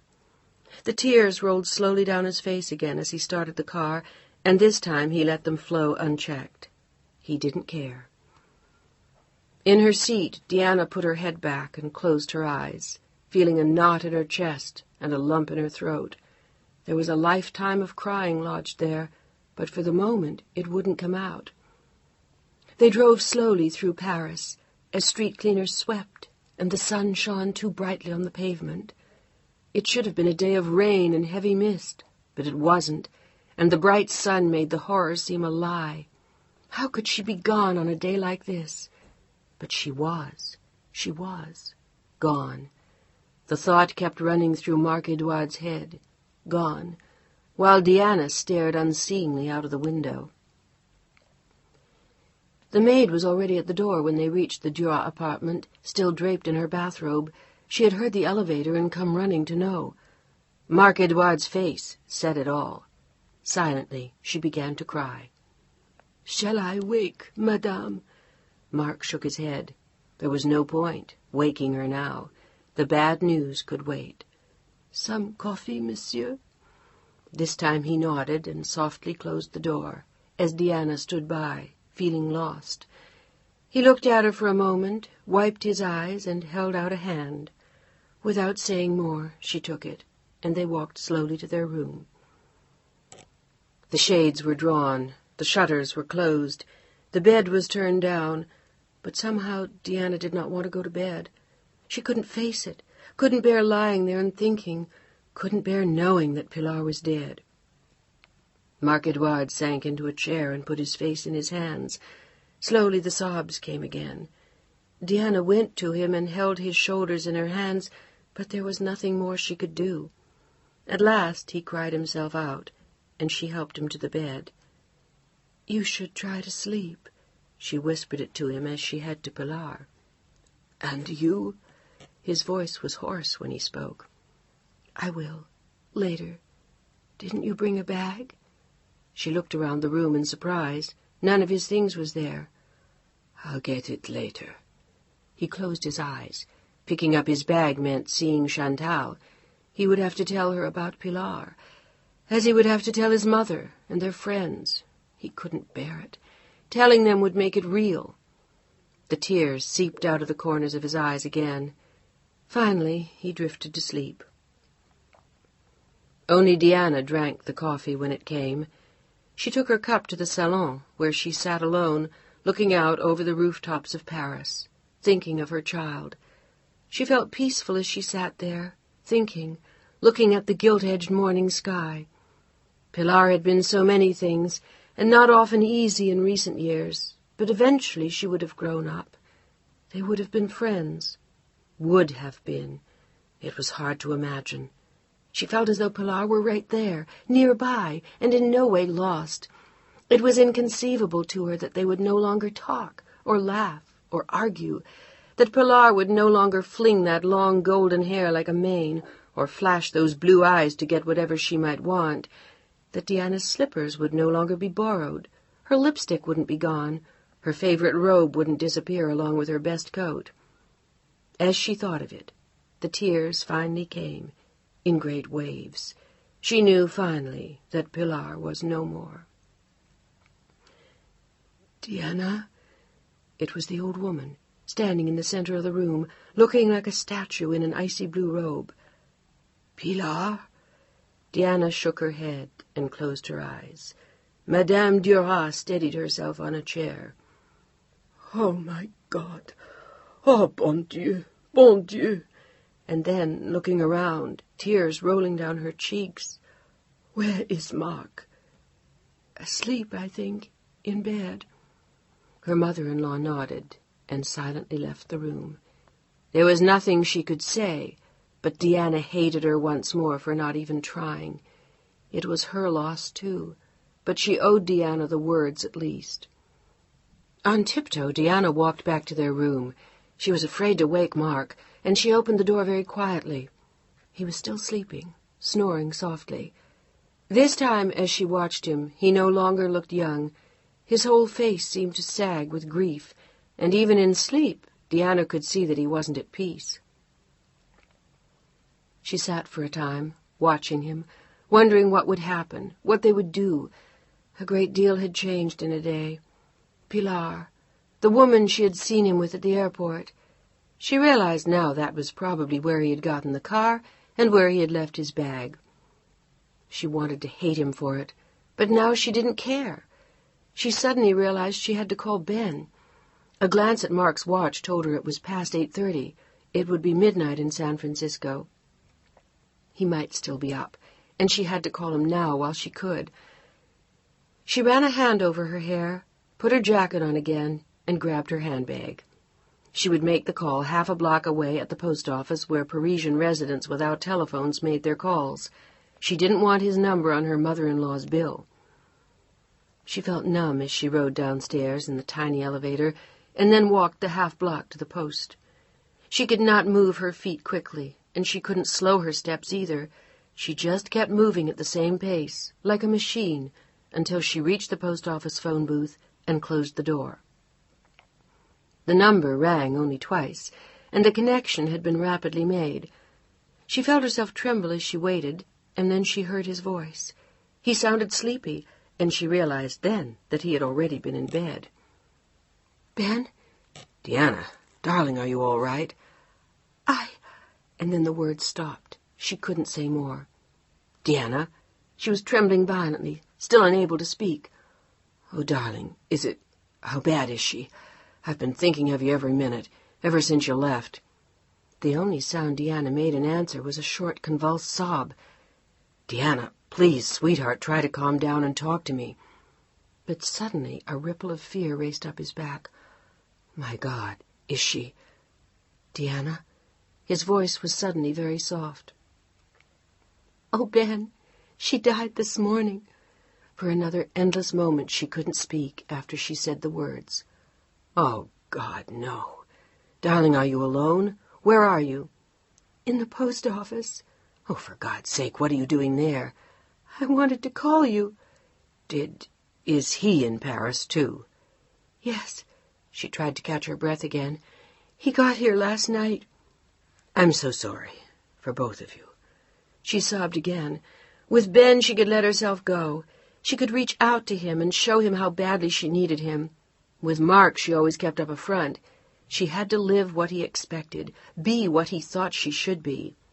Do you want me to come over? I could take the first plane out in the morning. And do what? She wondered. It was too late for Pilar. I'd love you to, but it doesn't make much sense. I'll be home in a couple of days. Are you sure? I don't want to be a problem, but I'll come over right away if it'll help. Would it? Very much. She smiled through her tears. But it's better not to. And everything else? He tried not to sound concerned or upset. I don't know. We'll have to talk. He knew she was talking about Mark. Well, don't worry about all that now. Just get through this, and then we can worry about the rest. Are you going to have it here? The funeral? She wanted to die when she said the word. Her hand shook terribly. She tightened her grip on the phone. "No, Mark wants it here. It doesn't matter. I think Pilar probably would have preferred it too. In any case, I'll be home in 2 or 3 days. I wish I could spare you all that." But she couldn't go on for a moment. "Doesn't matter. I'll be all right." But would she? She wasn't so sure. She had never felt this shaky in her life. "Well, remember, if you need me, I'll come. I won't go anywhere for the next few days without leaving a number, so you can always reach me, okay?" "Okay." She tried to smile as she said it, but the effort made her cry more. Could you call?" "Kim?" "Yes." It was a sad little croak. "I'll call right away. Now I want you to go home and get some rest. Darling, you can't keep pushing. You have to rest. Go get some sleep. And as soon as you come home, we'll go to Carmel. No matter what. I don't care what happens after that, but you're coming to Carmel with me. We'll walk on the beach and we'll be together." She was sobbing violently now. They would never be together again. She'd never walk on that beach again, or any other. She would be trapped in this nightmare forever, alone.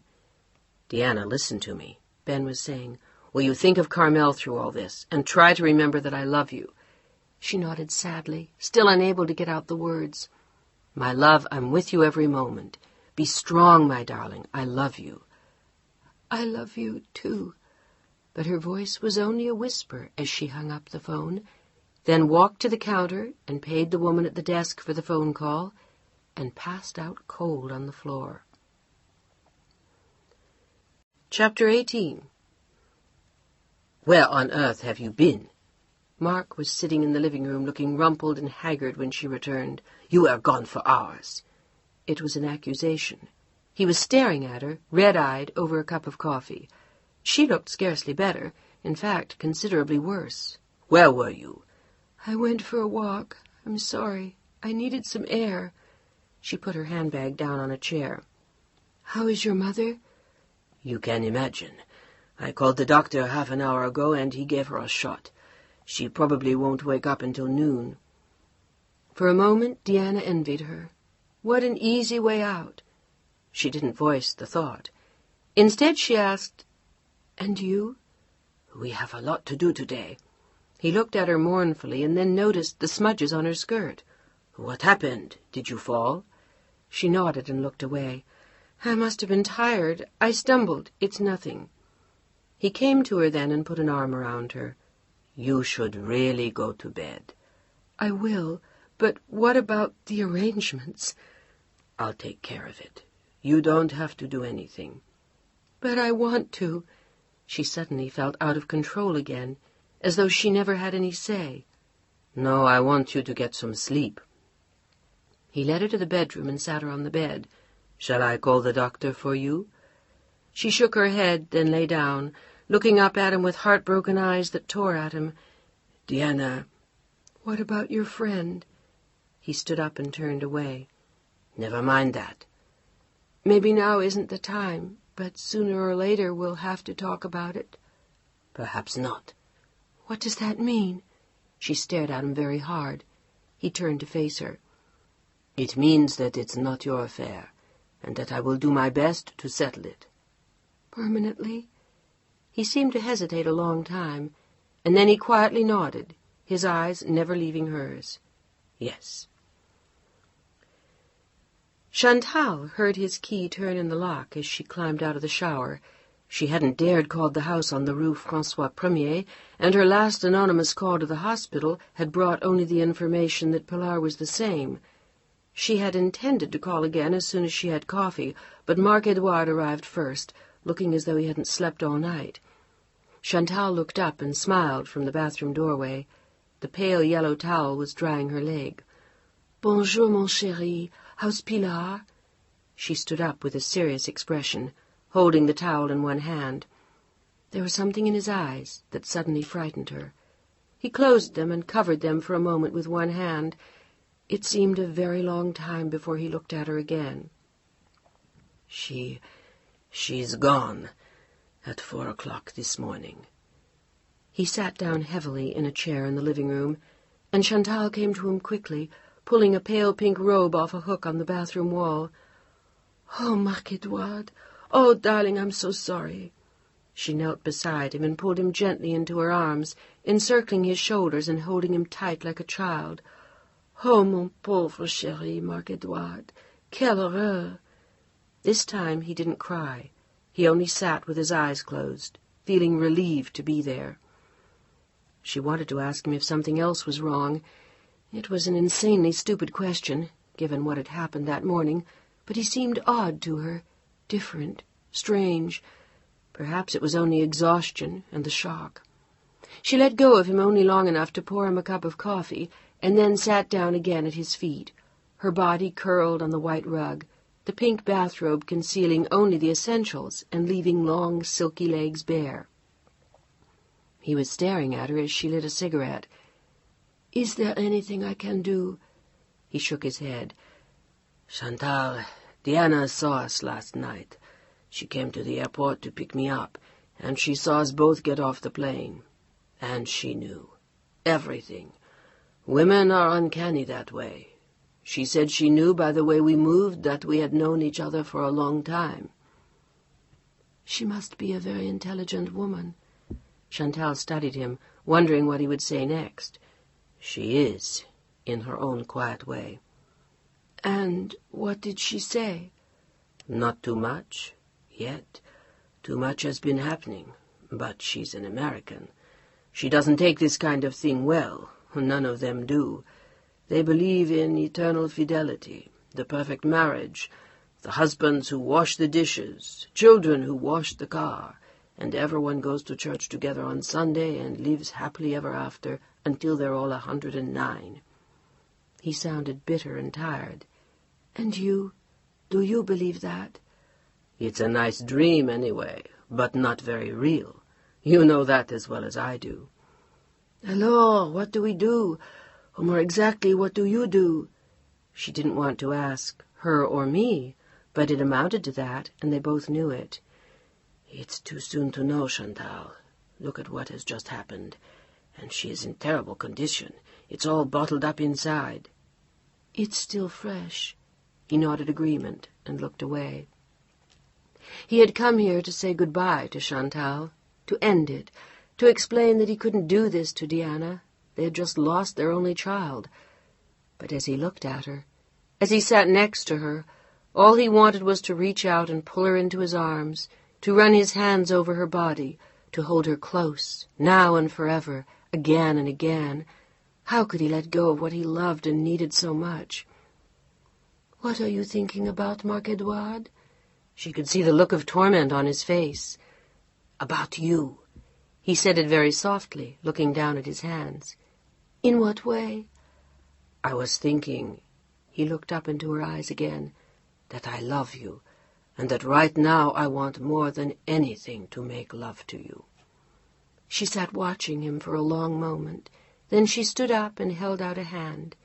He took it and followed her silently into the bedroom. She smiled as he slipped the pink robe off her shoulders. "Chantal, you will never know how much I love you." For the next 2 hours, he showed her in every way he knew how. Chapter 19. The funeral was brief and formal and agonizing. Diana wore a plain black woolen dress and a little black hat with a veil. Mark's mother was dressed all in black with black stockings. Mark himself wore a dark suit and black tie. It was all done in the most formal of French traditions, in a pretty little church in the 16e arrondissement, and the Ave Maria was sung by the parish school choir. It was heartbreaking, as the children's voices soared over the notes, and Diana desperately tried not to hear. But there was no avoiding any of it. Mark had done it all à la Française. The service, the music, the eulogy, the little country cemetery with yet another priest, and then the gathering of friends and relatives at the house.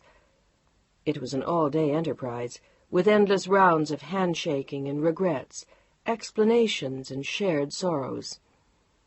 To some it was undoubtedly a relief to mourn that way. To Diana it was not. Once more she felt that Pilar had been stolen from her, only now it really didn't matter any more. This was the very last time. She even called Ben collect from the house. "I'm sorry, I won't stay on long. I just needed to talk to you. I'm at the house." "Are you holding up?" "I don't know. I think I'm numb. It's all like a circus. I even had to fight them about an open coffin. Thank God, at least that battle I won." He didn't like the sound of her voice. She sounded nervous, tired and strained, but it was hardly surprising under the circumstances. "When are you coming back?" "Sometime in the next 2 days, I hope, but I'm not sure. We'll discuss it tonight." "Just send me a wire when you know." She heaved a small sigh. "I will. I guess I'd better get back to the ghoulish festivities now." "I love you, Diana." "So do I." She was afraid to say the words, lest someone walk into the room, but she knew he'd understand. She went back to the 50 or 60 guests who were milling around her mother-in-law's rooms, chatting, gossiping, discussing Pilar, consoling Mark. Diana had never felt as much a stranger as now. It seemed hours since she had seen Mark. He found her at last in the kitchen, staring out a window at a wall. "Diana, what are you doing out here?" "Nothing." Her big, sorrowful eyes looked into his. He was actually looking better, and day by day she seemed to look worse. She wasn't feeling well either, but she hadn't mentioned that to Mark, or the fact that she had fainted twice in the past 4 days. "I'm just out here catching my breath." "I'm sorry it's been such a long day. My mother wouldn't have understood if we'd done it any differently." "I know. I understand." Suddenly, looking at him, she realized that he understood too, and that he could see what a toll it was taking on her. "Mark, when are we going home?" "To San Francisco?" he asked. She nodded. "I don't know.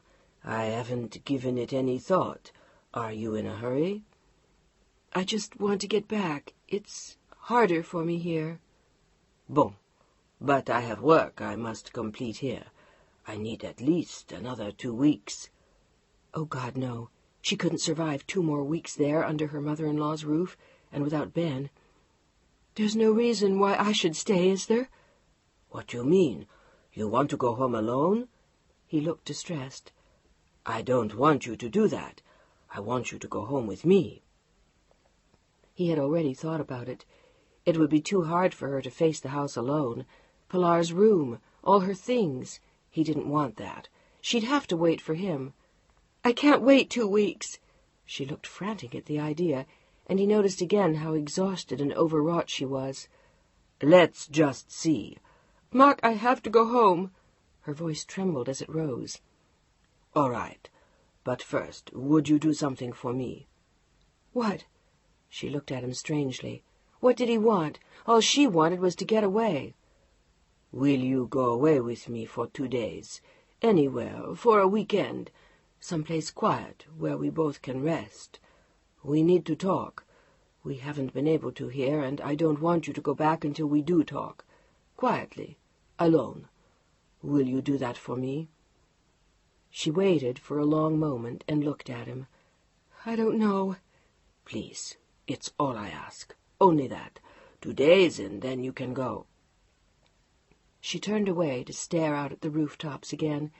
She was thinking of Ben and Carmel, but she had no right to rush home to him just to make herself feel better. She owed something to their marriage, even if it was only 2 days. She turned to look at Mark and slowly nodded. "All right, I'll go." Chapter 20. "Merde alors, what do you expect of me? My daughter dies 3 days ago, and you want me to announce to Diana that I want a divorce? Doesn't that seem a little hasty to you, Chantal? And has it occurred to you that you're taking unfair advantage of this situation?" He felt torn between 2 women, 2 worlds. Once again he felt an odd kind of pressure from Chantal, a kind of emotional blackmail that told him there would be tragedy if Chantal suffered a loss. Both women wanted him to make a choice, a painful choice. He'd realized that all the more this week. Diana seemed as though she would be only too happy to leave him right now. She had yet to forgive him for what she had seen at the airport the night of Pilar's death. But he didn't want to lose Diana. She was his wife. He needed her. He respected her. He was used to her. And she was his last link to Pilar. Leaving Diana would be like leaving home. But he couldn't give up Chantal either. She was his excitement, his passion, his joy. He looked at Chantal now with exasperation and ran a hand through his hair. "Can't you understand? It's too soon." "It's been 5 years, and now she knows. And maybe it isn't too soon. Maybe it's the best time right now." "For whom? For you? Damn it, Chantal, just be a little patient. Let me sort things out." "And how long will that take? Another 5 years, while you live there and I live here? You were supposed to go back in 2 weeks, and then what?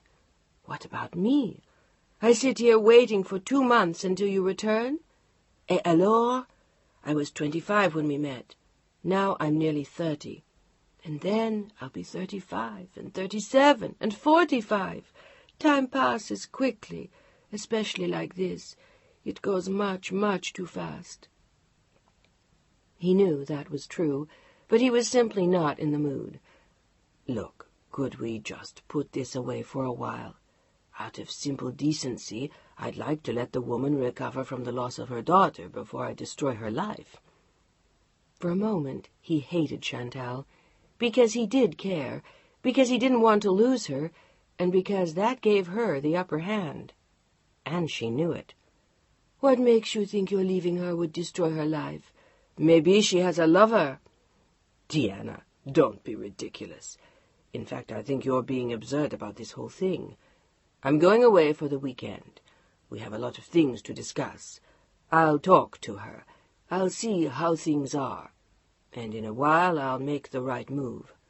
"What move is that?" He sighed imperceptibly, and suddenly felt very old. It had come to this. "The one you want." But as he hailed a cab 2 hours later to go back to his mother's apartment where Diana was waiting, he found himself wondering, why did Chantal have to pull this on him? First the arguments over Cap d'Antibes, then that terrible night he had returned to find her gone, perhaps forever, when she had stopped taking her insulin. And now this. But why? Why now? For an odd reason he did not understand, it made him want to rush back to Diana and protect her from a world that was about to be very cruel. They left for the country in the morning. Diana was strangely quiet as they drove out of town. She sat lost in her own thoughts. He had wanted to take her someplace neutral, where there wouldn't be a cascade of memories of Pilar. They both had enough of that to deal with at his mother's house. A friend had offered his country house, near Dreux. He glanced over at Diana distractedly, and then shifted his concentration back to the road, but he found himself thinking of Chantal again. He had spoken to her that morning before they left. "Will you tell her this weekend?" "I don't know. I'll have to see. If I drive her to a nervous breakdown, it won't do any of us any good." But Chantal had sounded petulant and childish.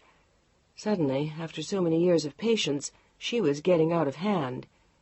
Still, she had been the mainstay of his life for the past 5 years. He couldn't give her up. But could he so easily give up Diana? He glanced over at her again. Her eyes were still closed, and she hadn't said a word. Did he love her? He had always thought so, but after the summer with Chantal he wasn't as sure. It was impossible to know, to figure it out, to understand, and damn Chantal for pushing him now. He had promised Diana only 2 days ago that he would end the relationship with Chantal, and now he had made the same promise to his mistress about Diana. "Is it very far?" Diana's eyes fluttered open, but she did not move her head. She felt weighed down by the same exhaustion that had plagued her for days. "No, it's about an hour, and it's a pretty house. I haven't stayed there since I was a boy, but it was always lovely." He smiled at her. There were circles under her eyes. "You know, you look awfully tired." "I know. Maybe this weekend I'll get some rest." "Didn't you get some sleeping pills from my mother's doctor?" He had told her to the last time the man had come to the house. She shook her head. "I'll work it out for myself." He made a face, and for the first time she smiled. They arrived before she spoke again. It was indeed a beautiful place, an old stone house of considerable grandeur and proportion, almost in the style of a chateau, surrounded by magnificently manicured gardens. In the distance were fruit orchards that stretched for miles. "It's pretty, isn't it?" He said it tentatively, and their eyes met. "Very. Thank you for arranging this." Then, as he reached for the bag, she spoke again, barely audibly. "I'm glad we came." "So am I." He looked at her very cautiously, and they both smiled. He carried the bags into the house and set them down in the main hall. The furniture was mostly English and French provincial, and everything in the rooms was faithful to the 17th century when the house had been built. Deanna wandered down the long halls, looking at the beautifully inlaid floors and glancing out the tall windows into the gardens. She stopped at last at the end of the corridor, in a solarium filled with plants and comfortable chairs. She sat down in one and stared silently out at the grounds. It was a while before she heard Mark's footsteps echoing down the hall. "Deanna?" "I'm in here." He entered the room and stood in the doorway for a while, looking outside and occasionally glancing at his wife. "C'est joli, non?" He spoke absent-mindedly, and her eyes reached up to his. "It's pretty." She nodded. "I understood." "Mark," she didn't want to ask, but she had to, and she knew he wouldn't be pleased. "How's your friend?" For a long time he didn't answer. "I don't know what you mean." "Yes, you do." She felt nausea rise in her as she searched his eyes. "How have you decided to handle it?" "Don't you think it's a little too soon to discuss it? We just got out of the car." She smiled at him. "How French. What did you have in mind, darling? That we spend the weekend being charming, and then discuss it on the way home Sunday night?" "That was not why I brought you here. We both needed to get away." She nodded again, her eyes filling with tears. "Yes, we did." Her mind immediately sped back to Pilar. "But we have to talk about this, too. You know, I suddenly wonder why we've stayed married." She looked up at him again. He came into the room and slowly sat down. "Are you mad?" "Maybe I am." She looked for her handkerchief and blew her nose. "Deanna, please." He glanced at her, then looked away. "What? You want to pretend that nothing has happened? Mark, we can't." Too much had happened over the summer. She had had Ben, and now she knew Mark had someone too. Only in Mark's case it probably had gone on for years. "But this is not something for you to worry about now." "What better time? We're both already in such pain, we might as well lance the whole boil. If we don't, it'll go on throbbing and hurting forever, while we try to make believe it's not there." "Have you been so unhappy for so long?" She nodded slowly, turning to look outside. She was thinking of Ben. "I never realized until this summer how terribly lonely I've been, how constantly alone, how little we do together, how little we've shared, how little you understand what I want." "And what is it you want?" His voice was very low and soft. "Your time, your affection, laughter, walks on the beach." She said the last without thinking, and then turned her head towards him in surprise. "I want you to care about my work, because it's important to me. I want to be with you, Mark, not all by myself at home. What do you think will happen now, with Pilar gone? You'll travel for months, and what will I do? Sit there and wait?" The very thought of that existence made her tremble inside. "I can't do it any more. I don't want to." "Then what do you suggest?" He wanted her to say it, wanted her to ask for the divorce. "I don't know. We could call it a day, or if we decide to stay married, then things would have to be different, especially now." Jesus, what was she doing? If she stayed with him, she couldn't have Ben. But this was her husband, the man she had lived with for 18 years. "You're telling me you want to travel with me?" He looked annoyed. "Why not? She travels with you, doesn't she?" Deanna had finally figured that out. "Why couldn't I?" Because it's unreasonable, and impractical, and expensive, and because then he couldn't take Chantal. "Expensive?" Deanna raised an eyebrow with a small, vicious smile. My, does she pay her own way?" "Deanna, I will not discuss this with you." "Then why did we come here?" Her eyes were fierce in the narrow white face. "We came here to rest." They were the words of a monarch, her king. The subject was now closed. "I see. Then all we have to do is get through the weekend, be polite, and go back to Paris pretending nothing happened. You go back to your little friend, and in 2 weeks we go back to the States and go on as always. And just how long will you stay there this time, Mark? 3 weeks? A month? 6 weeks? And then you'll be gone again. And for how long? And with whom? While I sit all alone in that goddamn museum we live in, waiting for you to come back. Alone again, damn it. Alone." "That's not true." "Yes, it is, and you know it. And what I'm telling you now is that I've had enough. As far as I'm concerned, those days are over." She stood up suddenly then, and was about to leave the room, but when she got to her feet, she felt faint. She stopped for a moment, looking down and holding on to her chair.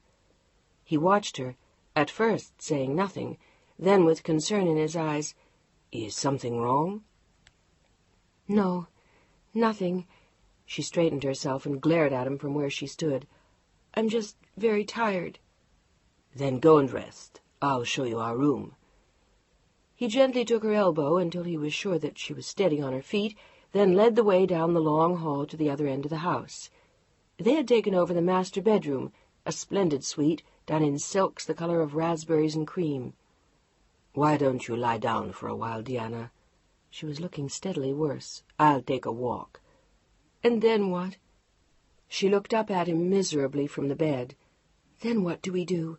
I can't do this any more, Mark. I can't play the game." He was tempted to say, "What game?" to deny it all. He said nothing, and Deanna went on, looking directly into his eyes as she spoke. They looked troubled and a little too full. "I want to know what you feel, what you think, what you're going to do, what's going to be different for me, other than the fact that we no longer have Pilar. I want to know if you're going to go on seeing your mistress. I want to know all the things you think it's rude to say. Say them now, Mark. I need to know." He nodded silently and walked to the other side of the room, looking out the window towards the gently rolling hills. "It's not easy for me to talk about those kinds of things." "I know." Her voice was very soft. "Half the time we've been married, I've never been sure if you loved me." "I always did." He spoke without turning around, and all she could see was his back. "I always will love you, Deanna." She felt tears sting her eyes. "Why?" She could barely say the word. "Why do you love me? Because I'm your wife? Out of habit? Or because you really care?" But he didn't answer.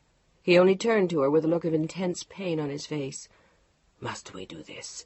Now, so soon after Pilar's death?" Deanna didn't speak. His whole face had trembled as he spoke of Pilar. "Deanna, I just can't." Without another word he strode out of the room, and she next saw him, with his head bent, walking in the garden. Her eyes filled with tears again as she watched him. The past few days felt like the end of her life. For a moment she didn't even think of Ben, only Mark. He did not return to the house for an hour, and when he did, he found her asleep. There was still a look of exhaustion around the black, circled eyes, For the first time in years, she was wearing no makeup, and in contrast to the raspberry silk bedspread, he thought her face looked almost green. He wandered back into the main hallway and into a study beyond. For a moment he sat there, staring at the phone, and then, as though he had to, he started to dial. She answered on the third ring. "Marc Edouard?" "Oui." He paused. "How are you?" What if Deanna woke up?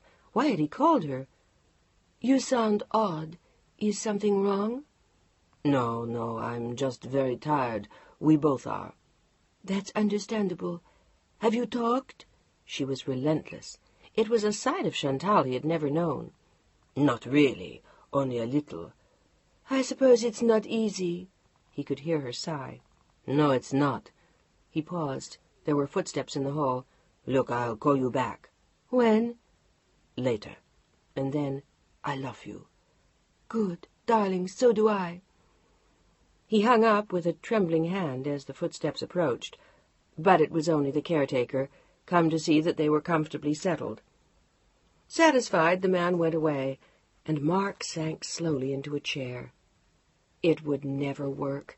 He couldn't keep up the charade forever, calling Chantal, pacifying Deanna, flying back and forth between California and France, hiding and excusing, and showering them both with guilt-inspired gifts. Deanna was right. It had been almost impossible for years. Of course, Deanna hadn't known then, but now that she did, it made everything different. It made him feel so much worse. He closed his eyes, and his mind went immediately back to Pilar, to the last time he had seen her. They had walked on the beach. She had teased him, and he had laughed, and he had made her promise to be careful with the motorcycle. Again she had laughed.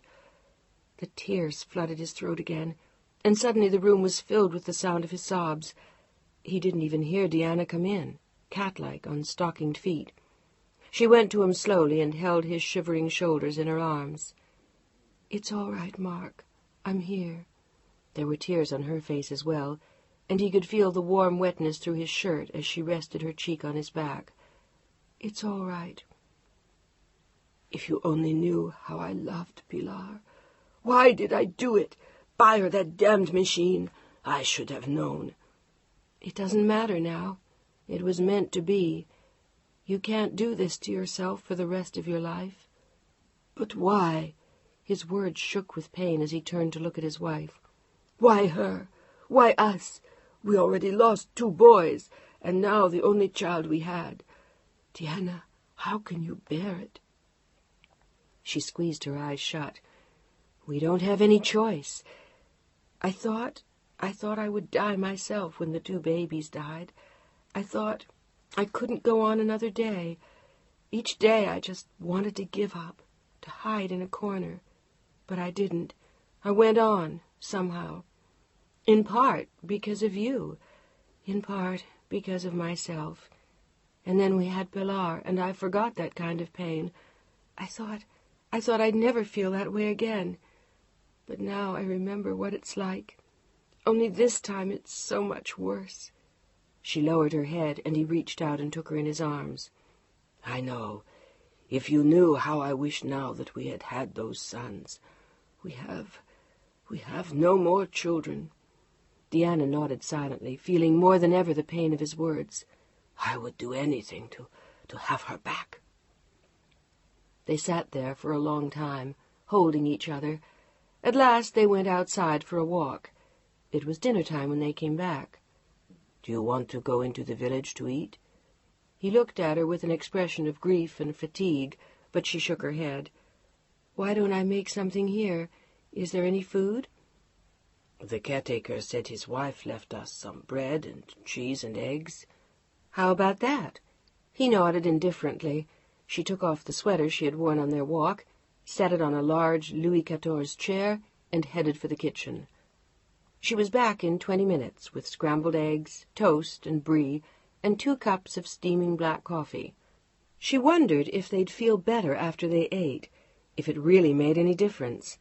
All week long people had told them to eat, as though that would help, but she didn't care any more if she ever ate. She had made the dinner for Mark, and because it gave them something to do. Neither of them seemed to want to talk, although there should have been a great deal to say. They ate in silence. After the meal, they drifted apart, she to the long halls and galleries to study the collection of paintings, Mark to the library. At 11 o'clock, they went to bed in silence, and in the morning he got out of bed as soon as she stirred. It was 11 before either of them spoke. Deanna had just gotten up and was feeling queasy as she sat on a dressing-room chair. Ça ne va pas? He looked at her with a frown of worry. No, I'm fine. You don't look it. Should I get you some coffee? The very idea made her sick. She shook her head almost in desperation. No, really, thanks. Do you think something is wrong?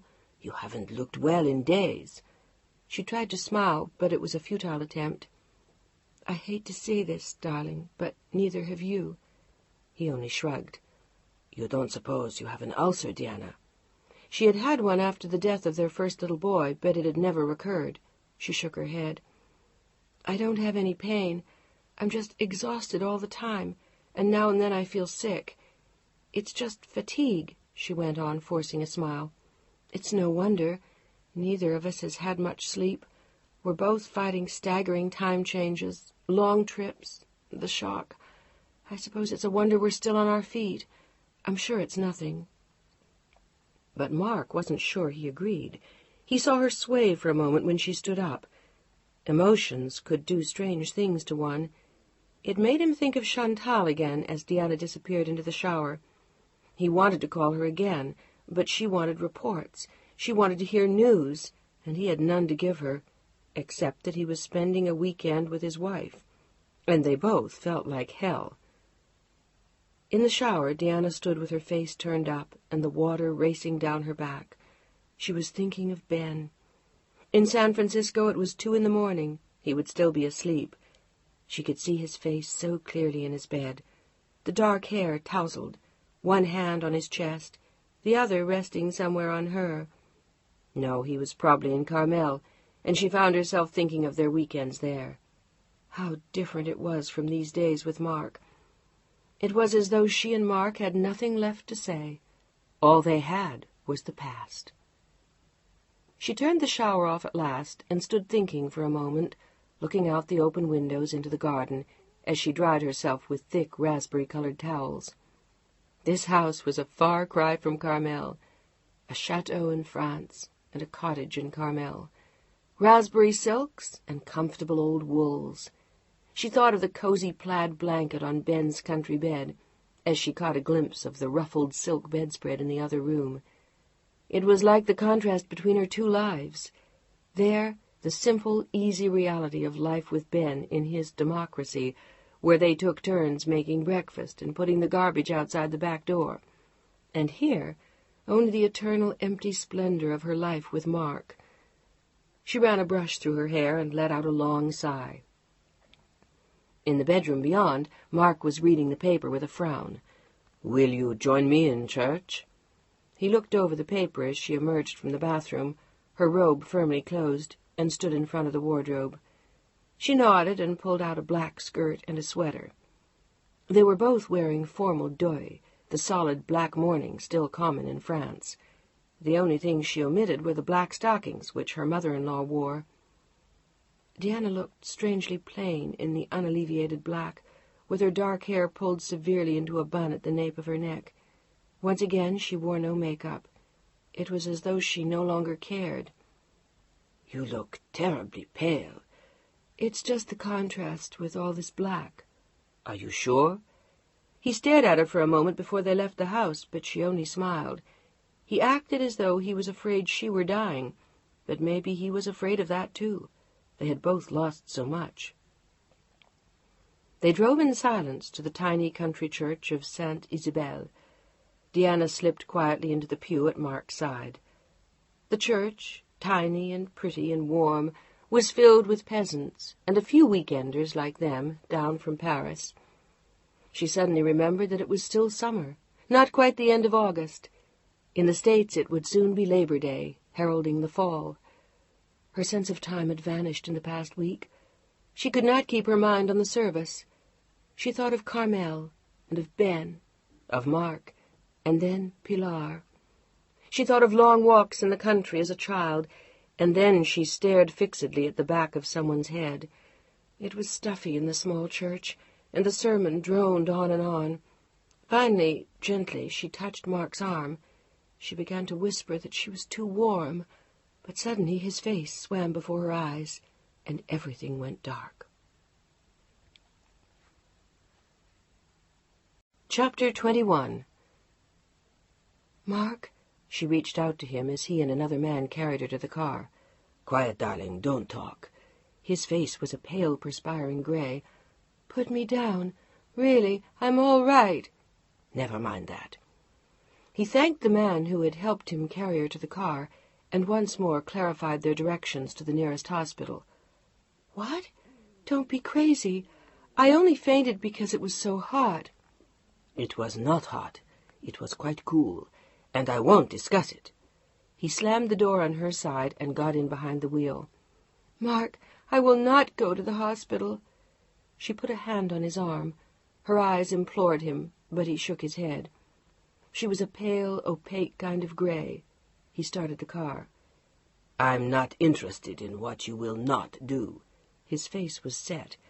He didn't want to go to a hospital again. Didn't want to hear those sounds or smell those odors around him. Never, never again. He felt his heart race. What if it were serious? What if she were very ill? What if... He glanced at her again, trying to mask his fear, but she was looking away, staring out at the countryside.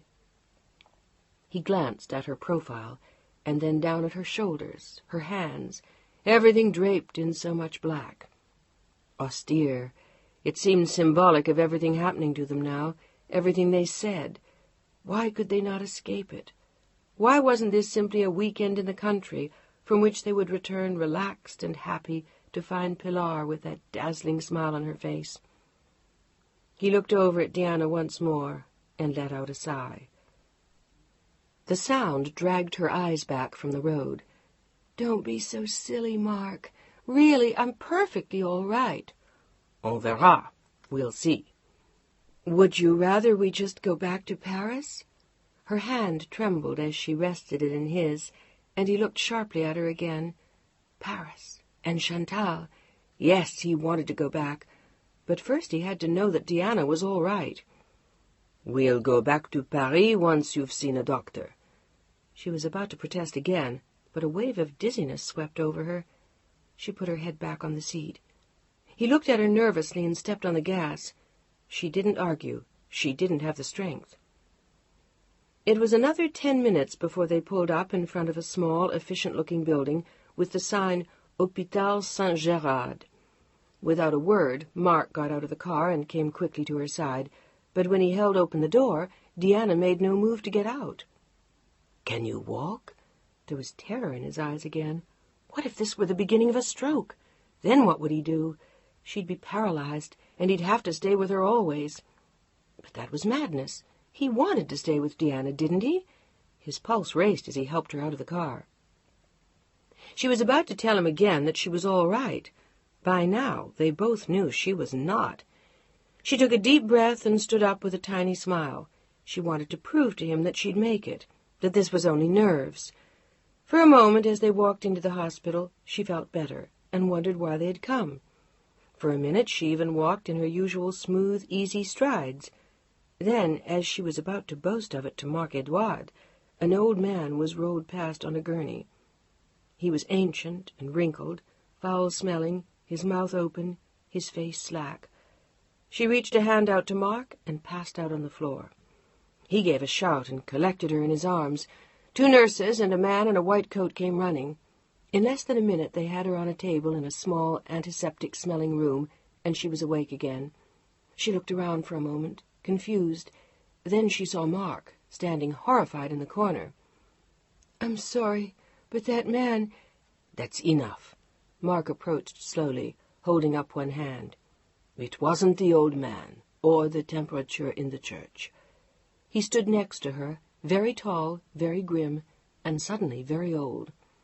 "Let's find out what it was, what it is. D'accord?" She didn't answer as the doctor nodded to him, and he left. He haunted the corridor, looking strangely out of place and glancing at the phone. Should he call her? Why shouldn't he? What difference did it make? Who would see? But he didn't feel like it now. His thoughts were with Diana. She had been his wife for 18 years. They had just lost their only child. And now, perhaps, he couldn't bear the thought. He passed the phone once more, without even stopping this time. It seemed hours before a young woman doctor came to find him. And then he knew, and knew he could tell Diana the truth. Or he could tell her a lie, a very small lie. He wondered if he owed it to her to tell her that he knew, or if, instead, Diana owed something to him. Chapter 22. Diana sat up straight in her bed, looking paler than the whitewashed wall behind her head. "You're wrong. It's a lie." Mark was staring at her and wearing a very small smile. He was completely calm. "It most certainly is not. And 6 months from now, my darling, you'll have a very hard time convincing anyone of that, I'm afraid." "But I can't be." "And why not?" His eyes searched her face. "I'm too old to be pregnant, for Christ's sake." "At 37? Don't be absurd. You will probably be able to have a child any time in the next 15 years. "But I'm too old." She was shrieking it at him, and she looked near tears. Why had they not told her first, given her time to absorb the shock before she had to face Mark? But no, that was not the way of things here, in France, where the patient was always the last to know anything. And she could well imagine the scene Mark would have made. A determined man, an important man, who must be informed of Madame's condition first. He did not wish his wife to be upset, and they had just been through so much, such tragedy.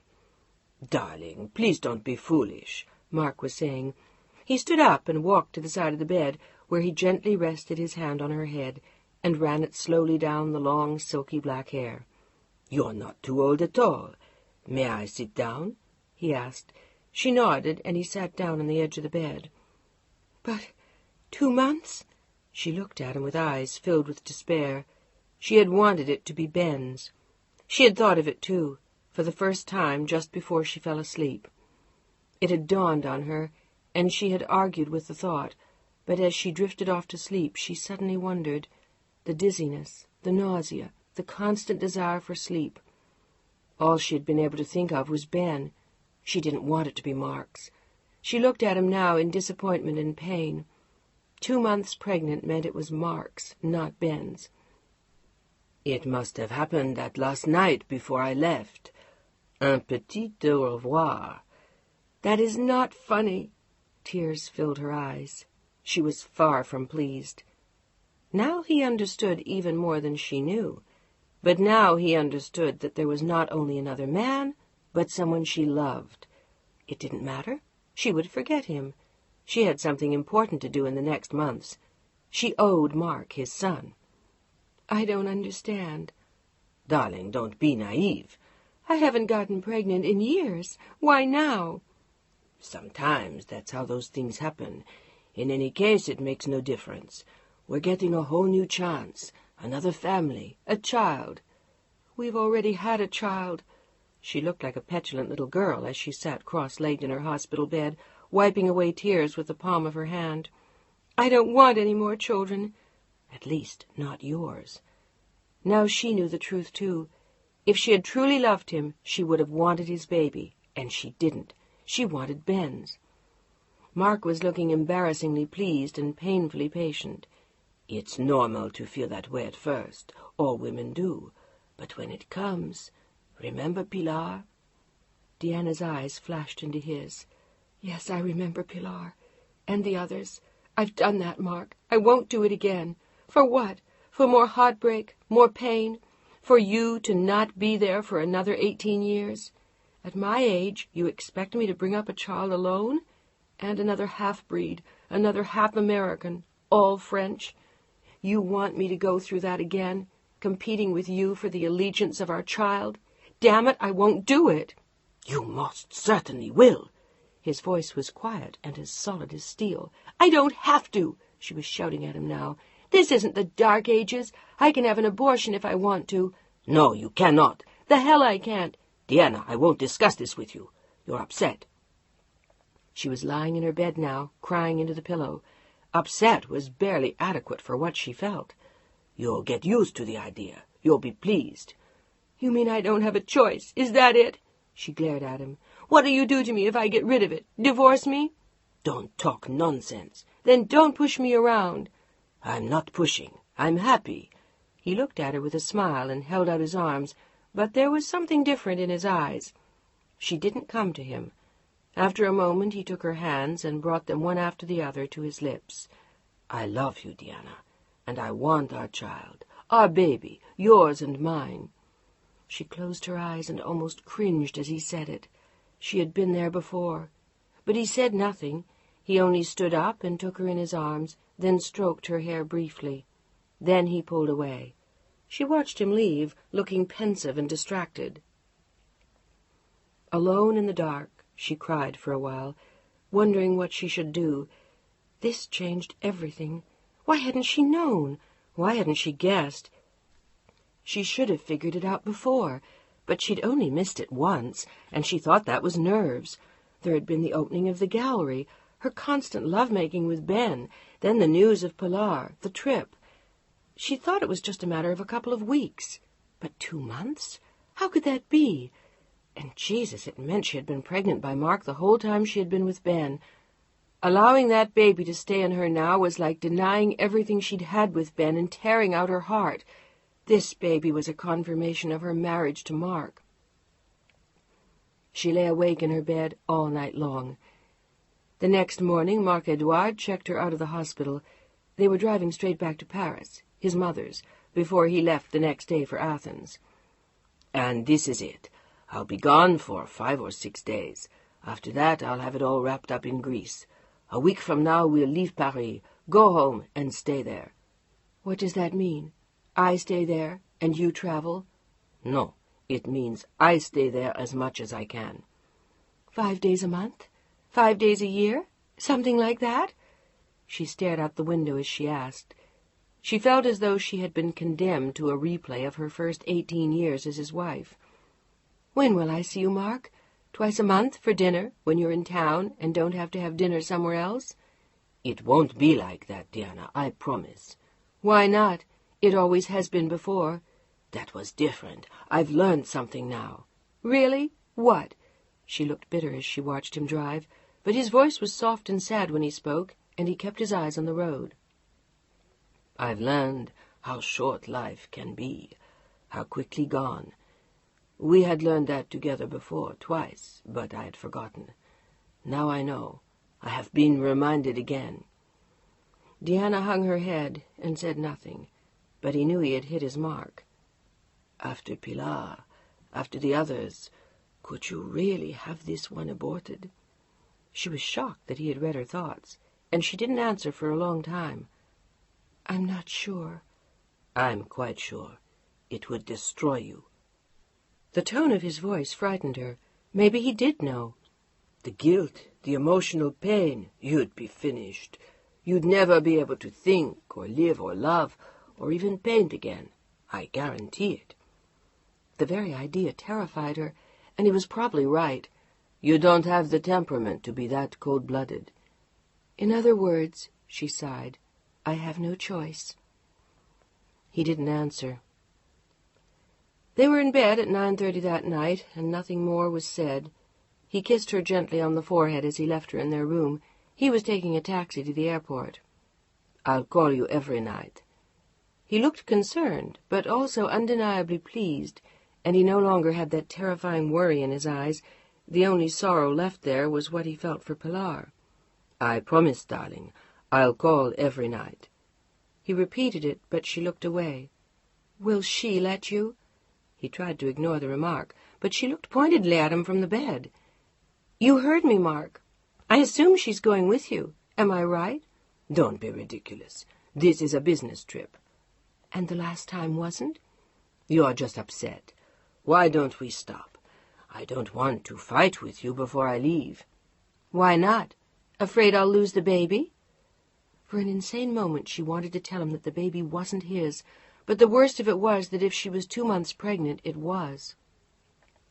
Diana, I want you to rest while I'm gone. He looked at her with an air of fatherly tenderness, blew her a kiss, and softly closed the door. She lay there for a while, listening to the sounds of her mother-in-law's house. So far, no one knew. It was their secret, as Mark called it. When she awakened the next morning, the house was still. She lay in bed for a long time, thinking, wondering what to do. She could fly to San Francisco while Mark was in Greece. She could have an abortion and be free. But she recognized the truth of what he had said to her. Having an abortion would destroy her as much as it would him. She had suffered too much loss already. And what if he were right? If it were a gift of God? And what if it were Ben's? A last ray of hope flickered and then died. 2 months, he had said, and the young, shy-looking doctor had nodded her agreement. It couldn't have been Ben's. So she would lie in this beige silk cocoon for a week, waiting for Mark to return, to take her home so they could begin the same charade again. She felt panic rising in her at the thought, and suddenly all she wanted to do was run away. She climbed out of bed, steadying herself for a moment against a wave of dizziness, then dressed quietly. She had to get out, to go for a walk, to think. She turned into streets she barely knew and discovered gardens and squares and parks that delighted her. She sat on benches and smiled at passers-by, funny little old ladies in lopsided hats, little old men playing chess, children babbling at their friends, and here and there a girl pushing a pram. A girl. They all looked 21 or 2, not 37. Diana watched as she rested. The doctor had told her to take it easy, to go for walks but stop and rest, to go out but come home and nap, not to skip meals and not to stay up late, and in a few weeks she'd feel better. She already did, and as she walked around Paris, she stopped often and thought. About Ben. She hadn't called him in days. It was late afternoon when she finally stopped at a post office. She couldn't stay away any longer. She gave the woman the number and nodded at her, surprised. L'Amérique? It seemed eons before she heard him, but it was less than a minute before he answered the phone. For him it was 8 o'clock in the morning. "Were you asleep?" Her voice sounded intense even across 6,000 miles. "Almost. I just woke up." Ben settled back in bed with a smile. "When are you coming home?" She squeezed her eyes shut and fought back tears in answer. "Soon, with Mark and his baby." She felt a sob lodge in her throat. "I miss you terribly." The tears started to roll silently down her face. "Not as much as I miss you, darling." He listened, trying to hear. There was something she wasn't saying, something he didn't understand. "Are you all right?" He knew she would still be distraught over Pilar, but she sounded as though there was something more. "Are you? Answer me." She was saying nothing, only standing in the booth, in silence, in tears. "Diana, darling, hello?" He listened intently. He was sure she was still there. "I'm here." It was a sad little croak. "Oh, darling." He frowned and then smiled. "How about if I come over? Any chance of that?" "Not really." "How about next weekend in Carmel? It's Labor Day weekend. Think you'll be back?" It was light years away. She was about to say no, then stopped. Next weekend in Carmel. Why not? Mark would be in Greece. If she left tonight, they would have until the end of the weekend, and maybe even one more day before he got back. Together, in Carmel. And then it would be over, as they had foreseen. The end of the summer would have come. Her mind raced. "I'll be home tomorrow." "You will? Oh, baby, what time?" She made a rapid calculation in her head. "About 6 o'clock tomorrow morning, your time." She stood in the booth, suddenly beaming through her tears. "Are you sure?" "I certainly am." She told him the airline. I'll call you if I can't make that plane, but otherwise count on it." And then, as she laughed into the phone, she felt tears sting her eyes again. "I'm coming home, Ben." How long it seemed since she'd left. It had only been a week. That night she left a note for her mother-in-law. She explained only that she had been called back to San Francisco, that she was sorry to leave in such a rush, and incidentally she had felt an irresistible need to reclaim her portrait of herself in Pilar. She was sure her mother-in-law would understand.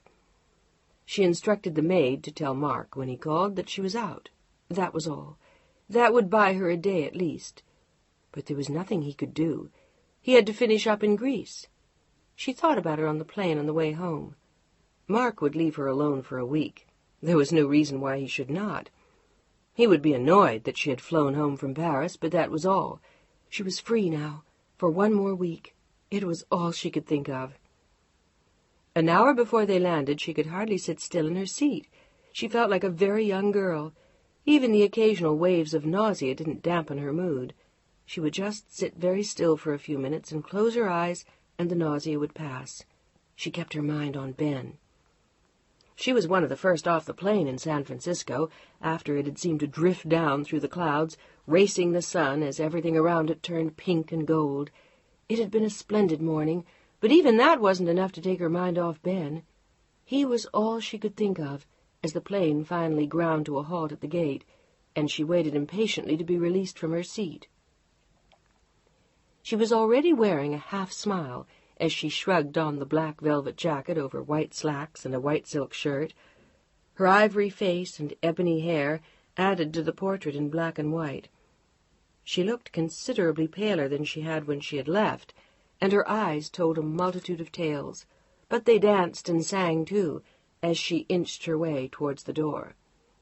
Then she saw him, standing there, alone in the terminal at 6 a.m., waiting for her beyond the customs barrier, with a jacket slung over his arm and a smile on his face. They rushed towards each other as she came through the door, and she was instantly in his arms. "Oh, Ben!" There were laughter and tears in her eyes, but he said nothing. He only held her close. It seemed an eternity before he pulled away. "I worried about you terribly, Deanna. I'm so glad you're back." "So am I." He searched her eyes, but wasn't quite sure what he saw. One thing he knew was there, pain, but more than that he couldn't tell. She only reached out to him and held him tightly. "Shall we go home?" She nodded, her eyes filled with tears again. Home for a week. Chapter 23. Are you feeling okay? She was lying back in his bed, with her eyes closed and a small smile on her face. She had been back home for 4 hours, and in bed with him the whole time. It was only 10 o'clock in the morning, but she hadn't slept all night on the flight from Paris. He wasn't quite sure if it was the effect of the long flight that he was seeing, or if the week of Pilar's death had taken an even greater toll than he'd thought. She had shown him the painting when she'd unpacked. "Deanna, are you okay?" He was watching her when she opened her eyes. "I've never felt better in my life." Her smile told him she meant it. "When do we leave for Carmel?" "Tomorrow, the day after, whenever you want." "Could we go today?" There was a tiny thread of desperation woven in there somewhere, but he had not yet discovered where. It troubled him. "We might. I could see what I can work out with Sally. If she doesn't mind taking on the gallery single-handed while we're gone, then it'll be all right." "I hope she can." It was softly spoken, but earnestly said. "As bad as that?" he asked. She only nodded, and he understood. He went to make breakfast. "Tomorrow it's your turn," he sang it out to her from the kitchen, and she laughed as she walked across the room, naked, and stood in the doorway watching him. It didn't matter now if they made love with Mark Edouard's child in her belly. They had been doing it all summer, and she didn't care. She wanted to make love to Ben. She would need that to remember. "Deanna?" She smiled and cocked her head. "Yes, sir?" "What's wrong? I mean, other than the obvious. Pilar. Is there something else?" She started to tell him that that was enough, but she couldn't lie to him. "Some things came up while I was in France." "Anything I should know about?" Like Mark, he was suspicious of her health. She just looked too frail. He eyed her carefully from where he stood. Slowly she shook her head. He didn't need to know about the baby. It would have been different if it had been his. "What kind of things came up?" His eyes smiled a little as he asked, "Fried or scrambled?" "Scrambled would be nice." The thought of fried eggs turned her green, but she could manage scrambled as long as she didn't get too strong a whiff of his coffee. "No coffee." "How come?" He looked shocked. "I've given it up for Lent." "I think you're 6 or 7 months early." 7 months. 7 months. She pulled her mind away from the thought and smiled at his attempt at a joke. "Maybe so." "So? What's up?" "Oh, I don't know." She came into the kitchen and put her arms around him, leaning into his back. "I don't know. I don't know. I just wish my life were a little bit simpler." "And?" He turned in her grasp and faced her as they both stood naked in front of his kitchen stove. "I love you, that's all." Damn it, why did it have to be now? Why did she have to tell him so soon? Her eyes filled with tears, but she forced herself to look at him. She owed him that. "And things aren't going to work out as easily as I thought." "Did you really think it would be easy?" His eyes never left hers. She shook her head. "No, but easier than it is." "And how is it?" "I can't leave him, Ben." There, she had said it. Oh, God, she had told him. She looked at him for an endless time, tears filling her eyes. "Why not?" "I just can't. Not now." "And not even later? Not once I've had his child? Call me in another 18 years. "Do you love him, Deanna?" Once again she shook her head. "I thought I did. I was sure of it. And I know I did once. I suppose I still love him in a way. He has given me something for 18 years, in his own way. But it's been over for years. I just didn't understand that until this summer. I understand it even better now, after this week." She paused for a breath, then went on. "There were even times, with you, when I wasn't sure if I should leave him or not. I didn't know. It seemed as though I had no right. And I also thought that maybe I still loved him." "And you don't?" "No." It was a small, choking sob. Finally she looked away and wiped her face with her hands. "I only realized it a few days ago. Something happened, and I knew." "Because I don't want his baby, Ben. I want yours." "Then why are you staying with him? Because of Pilar?" He was strangely calm as he spoke to her, almost like a father speaking to a child. "That and other reasons. It doesn't matter why. I just am." She looked at him in agony again. "Do you want me to go?" But he only stared at her, then silently left the room. She heard him in the living room for a moment, and then heard him slam the bedroom door as hard as he could. She stood in the kitchen for a time, wondering, stunned. She knew she had to leave now. There would be no Carmel, but all her clothes were locked up with him in his room. She had no choice except to stay until he came out. At last he did, an hour later. He stood in the doorway, looking red-eyed and distraught. For a moment she wasn't quite sure if he was insanely angry or simply upset. "What exactly were you telling me, Deanna?" "That it's over." Oh, God." For a moment she thought again that she might faint, but she couldn't, not now. She took 2 deep breaths and sat down on the edge of the couch, her long, slim, bare legs hanging gracefully to the floor. "I have a week." "And then what?" "I disappear." "Into that lonely life again? Into a life by yourself? In that mausoleum you lived in, and without even Pilar now? How can you do that to yourself?" He looked tormented. "Maybe it's just what I have to do, Ben." "I don't understand." He was about to walk back into his bedroom, but he stopped, turning to face her. "Deanna, I told you. I said it could just be for the summer, and I'd understand. That was what I said. I have no right to change that now, do I? You have every right to be furious, or very, very hurt. She saw tears well up in his eyes, and felt them well up in her own, but he never wavered as he watched her. I'm both, but that's because I love you very much. She nodded, but she could no longer speak. She only walked back into the circle of his arms. It seemed hours before either of them let go. Shall we go to Carmel today? He was lying on his stomach, looking into her face. She had just awakened from a 3-hour nap, and it was almost 5. He had never gone to the gallery. He had explained that he'd be gone all week, and Sally would have to hold her own. What do you really want to do? Be with you. She said it solemnly, but with a small, happy smile in her eyes. Anywhere? Anywhere. Then let's go to Tahiti.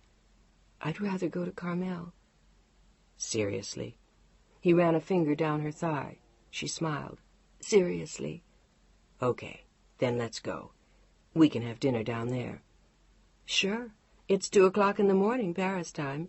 By the time we have dinner, I'll be ready for breakfast. Jesus, I wasn't thinking about that. Do you feel half dead? She was looking very tired, but she seemed to have more color now. No, I feel fine and happy, and I love you. Not half as much as I love you. He took her face in his hands and pulled her closer. He wanted to kiss her, hold her, and touch her, and have all of her that he could for the few days they had left. Then he thought of something. What about your work? What about it? Will we still work together at the gallery? Will we still represent you? Will I? He wanted her to be incensed, to answer, of course, but for a long moment she said nothing. Then he knew. I don't know. We'll have to see. But how could they?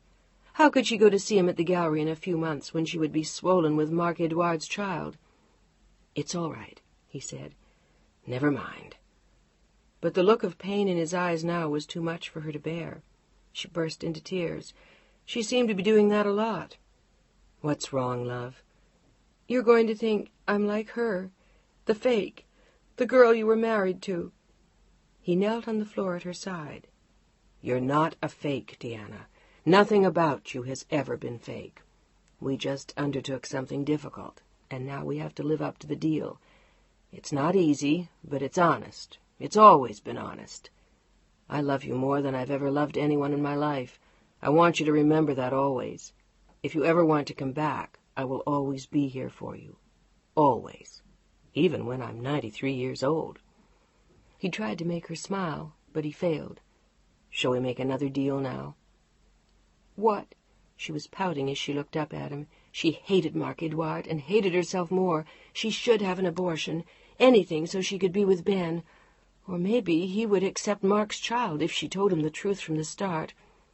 But she knew that she could never tell him. He would never understand. Come on, I want us to make another deal. I want us both to promise that we won't talk about it being just one more week. Let's just live each day, love each day, enjoy every moment, and face that time when it comes. If we talk about only that, we'll spoil the time that we have. Is it a deal? He took her face in his hands and kissed her gently on the mouth, as her hair fell softly down around her face from the loose knot she had wound it into on the top of her head. Deal? Deal. Okay. He nodded solemnly, kissed her again, and left the room. An hour later they left for Carmel, but it was difficult not to feel the pall. Things weren't the same as they had been before. It was almost over, and whether they said it or not, they both knew. It was much too near. The summer was coming to a bittersweet end. Chapter 24. Ready, my darling? It was midnight on Monday night, Labor Day. It was over. Time to go home. She looked around the living room for the last time, then silently took his hand. The lights were already out.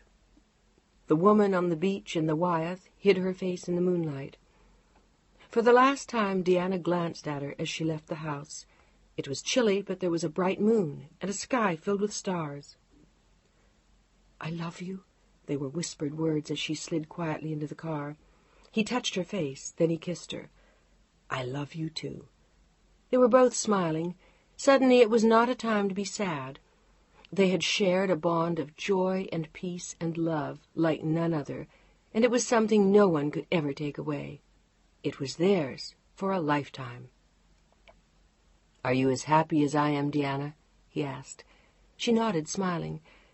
"I don't know why I feel so goddamn good, except that you make me happy, and you always will, no matter what." "You do the same for me." "And you will." She would cling to the memories and the long winter's night of her life with Mark. She would think of him when she held the baby, thinking that it could have been his. She wished that it had been. Suddenly she wished that more than anything in her life. "What are you thinking?" They had started the drive back to San Francisco. They planned to be back by 2 a.m. The next day they'd sleep late, and then after breakfast he'd take her home. Mark was due in that afternoon, Tuesday, at 3. That was all his telegram had said. Margaret had read it to her on the phone when she called to make sure that all was well at the house. Tuesday, at 3.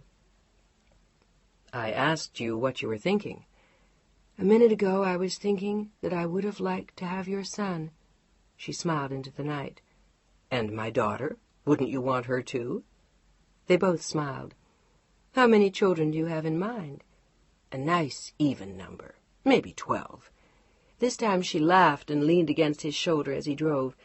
She remembered the first time he had said that, the morning after her show. Would there ever be another morning like that one? "I would have settled for 2. He hated the tenses she used.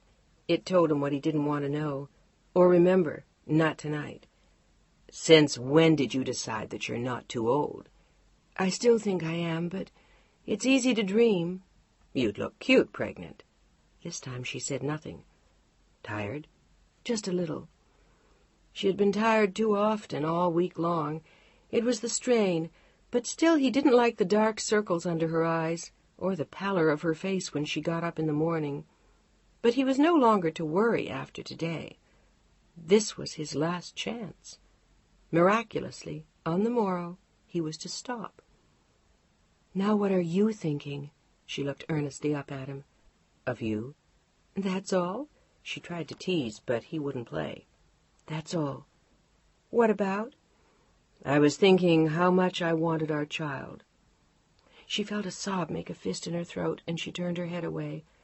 "Ben, don't." "I'm sorry." He pulled her closer, and they drove on.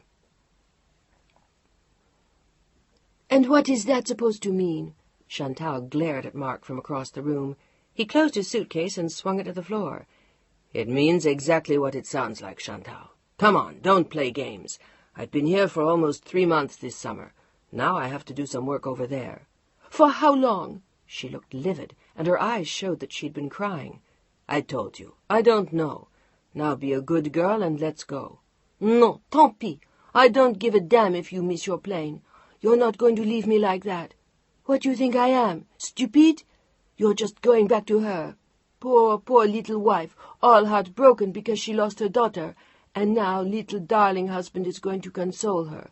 Alors, non, merde. What about me?" She advanced on him menacingly, and a muscle tightened in his jaw. "I told you, she's sick." "With what?" "A number of things. It doesn't matter with what, Chantal. She just is." "So you can't leave her now? Then when can you leave her?" "Damn it, we've been over and over this for a week. Why do we have to do this when I have to catch a plane?" "The hell with your plane. I won't let you leave me." Her voice had risen dangerously, and her eyes were darting around the room. "You can't go. No, Marc-Edouard, no." She was in tears again. He sighed as he sat down. "Chantal, chérie, please. I told you it won't be for much longer. Please, darling, try to understand. You've never been like this before. Why do you have to be so unreasonable now?" "Because I've had it. I've had enough. Whatever happens, you stay married to her. Year after year after year after year. Bien, merde, alors. J'en ai marre. I'm fed up." "Must you be fed up right now?" He looked at his watch with despair. "I told you last night. If it looks as though it will be a long time, I'll have you come over. All right?" For how long? "Oh, Chantal." He had the look of irritation he had previously worn only with Pilar. "Voyons, let's see how it goes. You can stay in the States for a while if you come over." How long is a while? But she was beginning to play now, and he saw it, with an exasperated gleam in his eye. "As long as my foot. Will that do? Now let's go. I'll call you almost every day. I'll try to be back in a few weeks. And if not, you'll come over. Satisfied?" Almost. "Almost?" He shouted the word, but she tilted her face up for a kiss, and he couldn't resist. Toi alors." He kissed her, and they both laughed as they raced back into the bedroom, teasing and touching and hungry again. "I'll miss my plane, you know." So what? And afterwards, let's have dinner at Maxime's. One would have easily thought that she was the pregnant one, but they most emphatically knew she was not. They had once thought she was pregnant, and it had produced such an appalling scare because of her diabetes that they had decided never to take chances again. They couldn't afford to. Her life was at stake. And she didn't really mind not getting pregnant. She had never been particularly anxious to have a child, not even Mark's. Ben stopped the car halfway down the street. "Here?" She nodded, feeling as though the world were going to end, as though someone had announced the apocalypse to them. They knew it was coming. They even knew when. But now what? Where to go? What to do? How would she live every day without him? How could she exist without the moments they shared in Carmel? How could she not wake up in that yellow bedroom, figuring out if it was his turn to make breakfast or hers? She wondered, as she sat there, if it could even be done. She looked at him long and hard, and then held him tightly in her arms. She didn't even care if anyone saw her. Let them. They would never see her hug him again. They would think it had been a mirage. She wondered for a moment if that was what she would think in years to come. Would it all seem like a dream? Her words were a whisper in his ear. "Take good care. I love you." "I love you too." They clung to each other then, saying nothing. At last he snapped open her door. "I don't want you to go, Deanna, but if you stay any longer, I won't be able to let you go." She saw that his eyes were too bright, and she felt her own fill with tears. She looked down into her lap, and then quickly up at him. She had to see him, had to know he was still there. Instantly her arms were around him again. "Ben, I love you." She held tightly to him, then slowly peeled herself away and looked at him for a long, agonizing moment. "Can I tell you that these months have made my whole lifetime worthwhile?" "You can?" He smiled at her and kissed the tip of her nose. "And can I tell you to get the hell out of my car?" She looked at him in surprise. Then she laughed. "You cannot." "Well, I figure there's not going to be an easy way to do this, so we might as well have a good laugh." And she did, and at the same time started to cry again. "Jesus, I'm a mess." "Yes, you are." He said it with an appreciative nod and a grin that gave way to a slightly sobered look in his eye. "And so am I. But frankly, my dear, I think we've got one hell of a lot of style." And then, with a lopsided grin, he bent to kiss her once more, looked at her very hard, and said, "Go." She nodded, touched his face. With her hands clenched into tight fists, she slid out of the car, looked at him for an interminable moment, turned and walked away. As soon as she had turned her back, while she still fumbled in her bag for her keys, she heard him drive away. But she never turned, never looked, never saw. She simply buried him in her heart and walked back inside the house she would share for the rest of her life with Mark. Chapter 25. "Good morning, darling. You slept well?" He looked down at her in bed. "Did you miss your plane?" There was no mention of the past week, of the fact that she had literally run away from Paris. "I did, stupidly. I couldn't get a cab. There was a traffic jam, 10,000 tiny incidents, and I had to wait 6 hours for the next flight. How do you feel?" "Decent." "No more than that?" She shrugged in answer. She felt like hell. and she wished she were dead. All she wanted was Ben. But not like this. Not with Marc Edouard's baby. "I want you to see the doctor today," Marc said. "Shall I have Dominique make an appointment for you, or do you want to do it yourself?" Either way. Why so docile? He didn't like what he saw. She looked haggard and pale, nervous and unhappy, and yet indifferent to everything he said.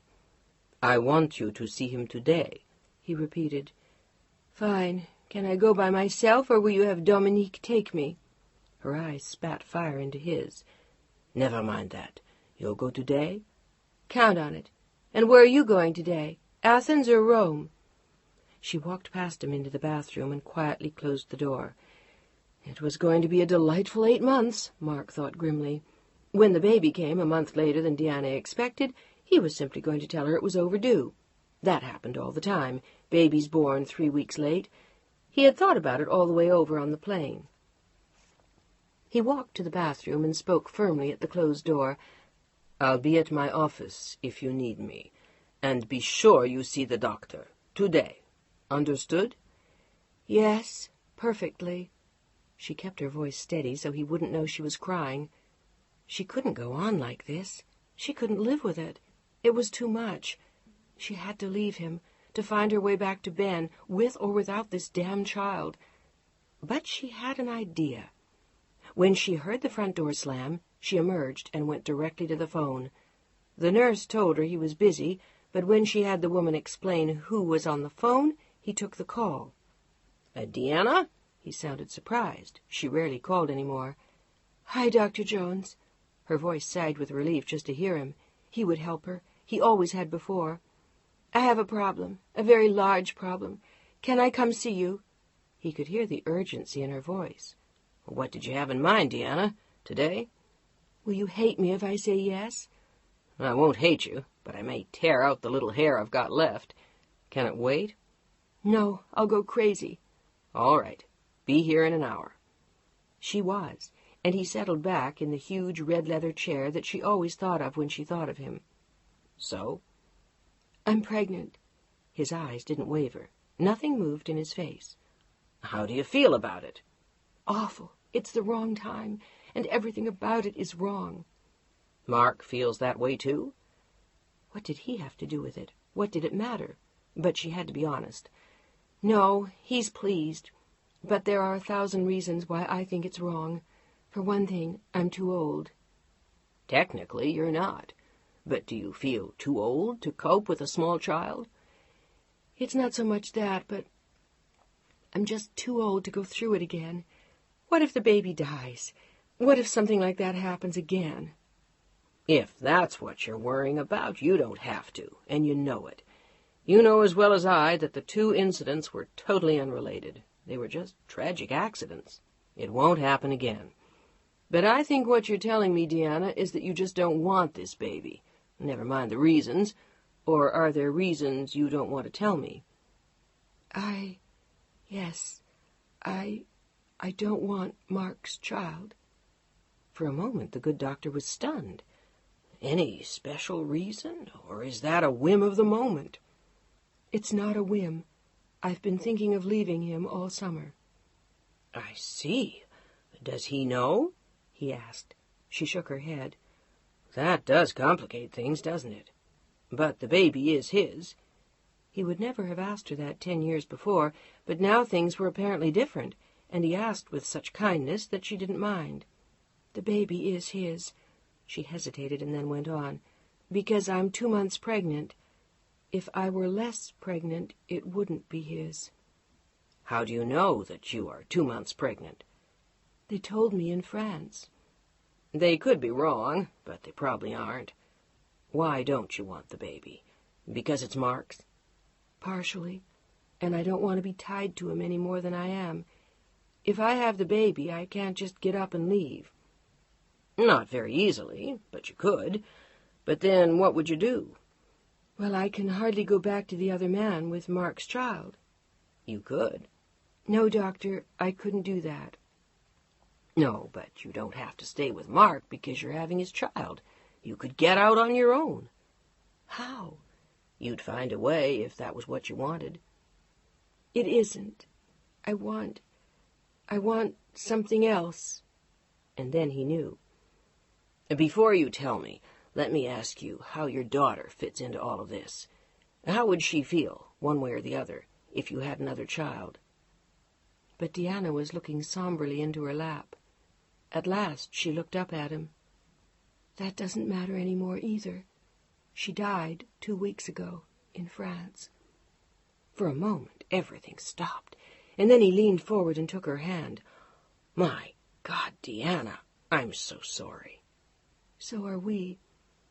And even given that, you don't want another child? Not like this. Not now. I just can't. I want an abortion. That's why I'm here. Do you think you could live with it? Afterwards, you know, there's no getting it back. It's almost always a situation that creates remorse, guilt, regret. You'll feel it for a very long time. In my body? In your heart, in your mind. You have to want to get rid of it very badly in order to feel comfortable about what you've done. What if there were a mistake in their diagnosis in France, and there was a chance that this were the other man's child? Would you still want the abortion? I can't take the chance. I have to get rid of it in case it's Mark's, and there's no reason to think they made a mistake.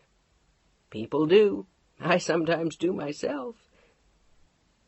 He smiled benevolently at her, then frowned as he had another thought. Given what just happened to Pilar, do you feel able to cope with this now? I have to. Will you do it? If it's what you want. But first I want to examine you and make sure I agree. Hell, maybe you're not even pregnant. But she was, and he agreed it was probably 2 months, although it was always difficult to be precise so early in a pregnancy. It was just as well to do the operation quickly. Deanna seemed so determined on it. Tomorrow? He asked her. Come in at 7 in the morning, and you can go home by 5. Will you tell Mark? She shook her head. I'll tell him I lost it. And then? I don't know. I'll have to work that out. What if you decide to stay with Mark and have another child, but after this one you find you can no longer conceive? Then what, Deanna? Will you destroy yourself with guilt? No, I can't imagine that happening, but if it does, I'll just have to live with it. And I will. You're quite sure? Totally. She stood up, and he nodded and jotted down the address of the hospital where he wanted her to go. Is it dangerous? She hadn't even thought to ask until then. She didn't really care. She would just as soon die as be pregnant now with Mark's child. But Dr. Jones shook his head and patted her arm. No, it's not. Where are you going at this hour? Mark picked up his head and glanced at her as she slid out of bed, annoyed at herself for having awakened him. To my studio. I can't sleep.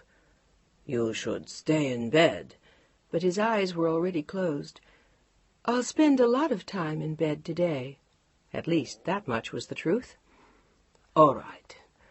But he was sleeping again by the time she was dressed, and he didn't see her go. She left him a note. She had gone out and would be back in the afternoon. He might be annoyed, but he would never know, and when she came home, it would be too late. As she got into her car and started the motor, she looked down at her sandals and jeans. She had last worn them in Carmel with Ben. As she waited for the car to warm up, she found herself thinking of him again and looking up at the pale morning sky. The last time she had seen a sky like that, it had been with him. Then, for no reason at all, she remembered what the doctor had asked her. What if the baby were Ben's? But it couldn't be. How could it? 2 months before, she had made love with Mark. But she had also met Ben at the end of June. It could have been his, too. Why couldn't she be certain? Why couldn't she be only 1 month pregnant instead of 2? Damn! She said the word aloud as she put her foot on the gas and backed out into the street. But what if it were his child? Would she still want the abortion? She suddenly wanted to talk to him, to tell him, to ask him what he thought, but that was insane. She drove straight to the address, her mind beginning to swim. She looked pale and drawn when she got there. Dr. Jones was already waiting. He was quiet and gentle, as always, and he touched Deanna's arm. "You're sure?" he asked. She nodded, but there was something he didn't like in her eyes. "Let's go talk." "No, let's just do it." "All right." He gave instructions to the nurse, and Deanna was led into a small room where she was told to change into a hospital gown. "Where will they take me?" "Down the hall. You'll be gone all day. You won't be back here all day." Suddenly, for the first time, she felt frightened. What if it hurt? If she died? If she hemorrhaged on the way home? If... The nurse proceeded to explain the suction technique to Deanna, and she felt herself grow pale. "Do you understand?" "Yes." It was all Deanna could think to say. She suddenly, desperately wanted Ben. "Are you afraid?" The nurse tried to look gentle, but didn't succeed. "A little." "Don't be. It's nothing. I've had 3. Jesus, Deanna thought. How wonderful. At a discount. Deanna sat in her little room, waiting. At last she was led down the hall and then put in a room where they positioned her on a sterile table, her feet strapped into the stirrups. It was like the delivery room she'd been in when she'd had those 2 baby boys, and then finally Pilar. A delivery room, not an abortion room. She felt herself break into a sweat. They left her alone for almost half an hour. She lay there with her feet up, fighting the urge to cry, and reminding herself that it would be over soon. Over. Gone. They'd pull it out of her with that machine. She looked around her, wondering which piece of ominous-looking machinery was the one, but they all looked equally terrifying. She felt her legs start to shake. It seemed hours before Dr. Jones came into the room, and she felt herself jump. "Deanna, we're going to give you a shot to make you a little woozy and a little more at ease." "I don't want it." She tried to sit bolt upright and struggled with her legs in the air. "The shot? But it will be a great deal easier for you if you take it. Believe me, it's a lot harder like this." He looked immensely sympathetic, but she shook her head. "I don't want it. Not the shot. The abortion. I can't. What if the baby is Ben's?" The thought had gnawed at her for the last hour, or was that only an excuse to keep it? She wasn't sure. "Are you certain, Deanna, or are you just afraid?" "Both. Everything. I don't know." Tears filled her eyes. "What if the baby were just yours and no one else's? If there were no man involved? If you could just have the baby to yourself? Would you want it then?" She raised her eyes to his and silently nodded. He undid her legs. "Then go home, love, and work things out. You can have that baby all by yourself, if that's what you want. No one can take it away from you. It'll be all yours." She found herself smiling at the thought. Mark was in the shower when she got home, and she quietly went up to her studio and locked the door. What had she done? She had decided to keep the baby, and what the doctor had said was true. She could have the baby alone and just make it hers. She could, couldn't she? Or would the baby always be Mark's, just as Pilar had been? Suddenly she knew she would never escape. The baby was Mark's. She didn't yet have the courage to have it alone. And what did it matter? She had already lost Ben. Chapter 26. "Good morning, Deanna." Mark glanced at her as he settled himself in his chair. The usual assortment of newspapers was properly displayed, the coffee was hot, and Deanna was eating an egg. "Hungry this morning?" It had been weeks since he'd seen her eat. "Not very. Here, you can have my toast." She pushed the lacy blue Limoges plate towards him on the table. The tablecloth that morning was also a delicate pale blue. It matched her mood. Mark looked at her carefully as she played with her egg. "Are you still feeling ill?" She shrugged, then after a moment looked up. "No." "I think perhaps you ought to call the doctor." "I'm seeing him anyway next week." It had been 3 weeks since she'd seen him last. 3 weeks since she'd run away the morning she could have had the abortion. 3 weeks since she'd seen Ben. And there had been no news. She knew there wouldn't be again. She'd run into him some day, somewhere, someplace, and they'd chat for a moment like old friends, and that would be all. It was over. No matter how much either of them cared, she felt her whole body sag at the thought. The only thing she wanted to do was go back to bed. "What are you doing today?" Mark looked vague but concerned. "Nothing. I'll probably work in the studio for a while." But Deanna wasn't working. She was just sitting, staring at the mountain of paintings that had been sent back from the gallery, despite Ben's initial protests. But she couldn't do it. She couldn't let him sell her work and not see him at all. And she didn't want him to see her pregnant that winter. She had had no choice. She had insisted to Sally that they be returned.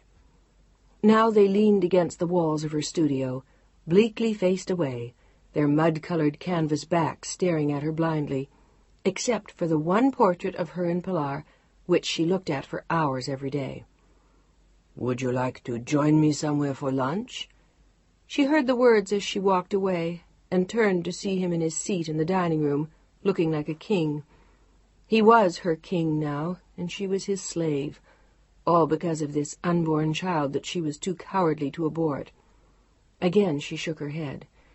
"No, thank you." She attempted a smile, but it was barely a ray of sunshine in winter, less than a glimmer on the snow. She didn't want to go to lunch with him. She didn't want to be with him or be seen with him. What if Ben saw them together? She couldn't bear the thought. She only shook her head once more and walked softly to the little studio, where she hid. She sat huddled there, clutching her knees, with tears pouring down her face. It seemed hours later when she heard the phone.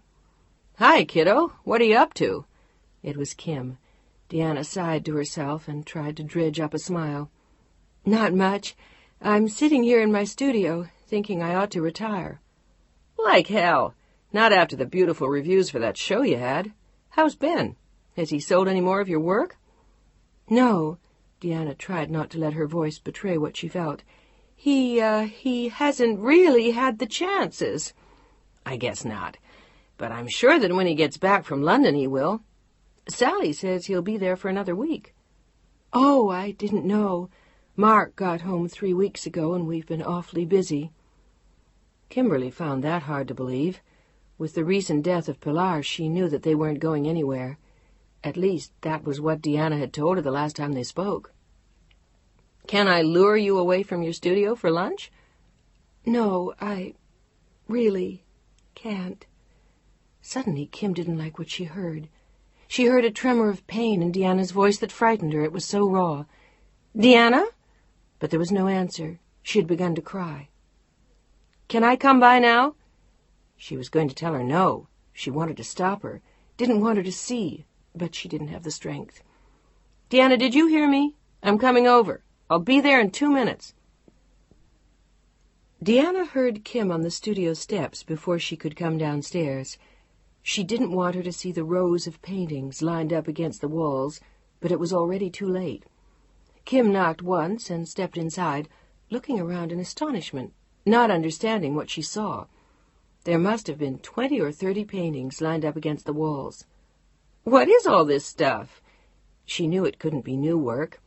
As she pulled the paintings free of the others that hid them and saw familiar themes, she turned to Deanna with surprise in her eyes. "You've withdrawn from the gallery?" she asked. Deanna nodded. "But why? They did a beautiful show for you. The reviews were good. The last time I talked to Ben, he told me he'd sold almost half your canvases. Why?" And then she understood. "Because of Mark?" Deanna sighed and sat down. "I just had to withdraw." Kim sat down across from her, concern furrowing her brow.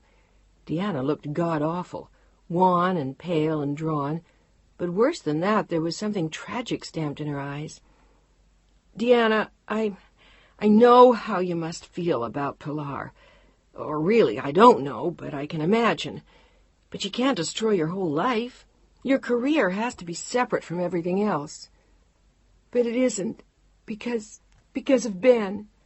The words were muffled by her hands and her tears. Kim moved closer to Deanna and took her firmly in her arms. "Just let yourself go." Without knowing why, Deanna did. She cried in Kim's arms for what felt like days, for the loss of Pilar, of Ben, and maybe even Mark. She knew she had lost him to his mistress. The only thing she had not lost was the baby that she didn't want.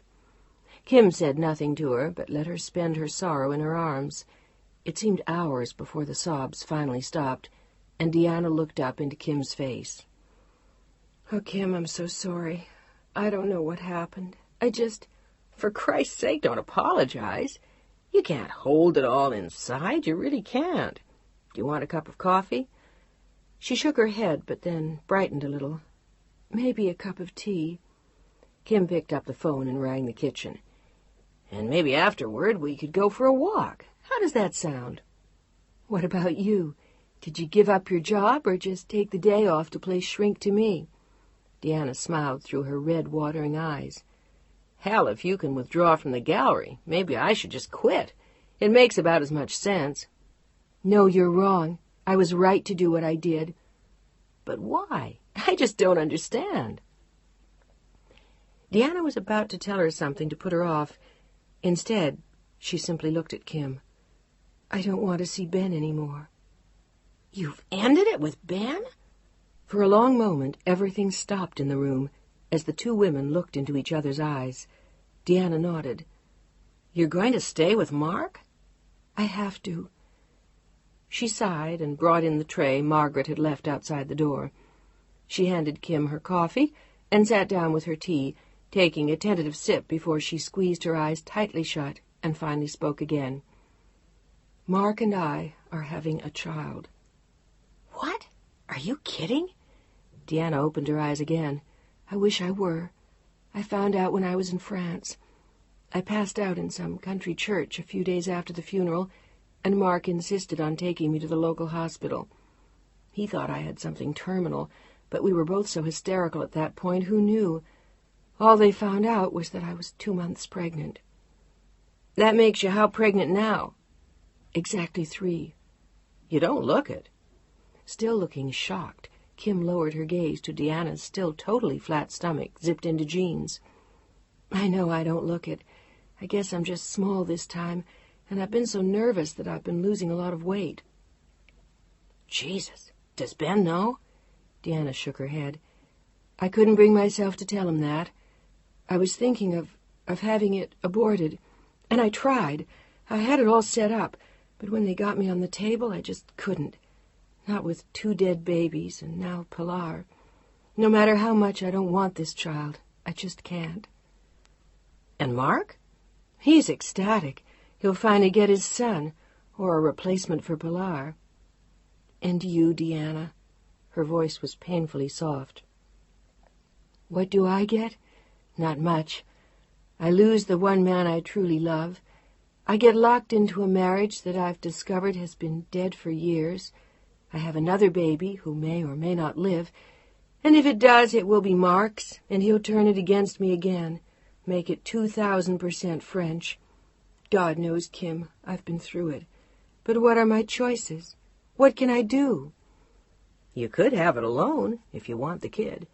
Ben might even want it, even if it isn't his." "Mark would never let me go. He'll do everything in his power to stop me."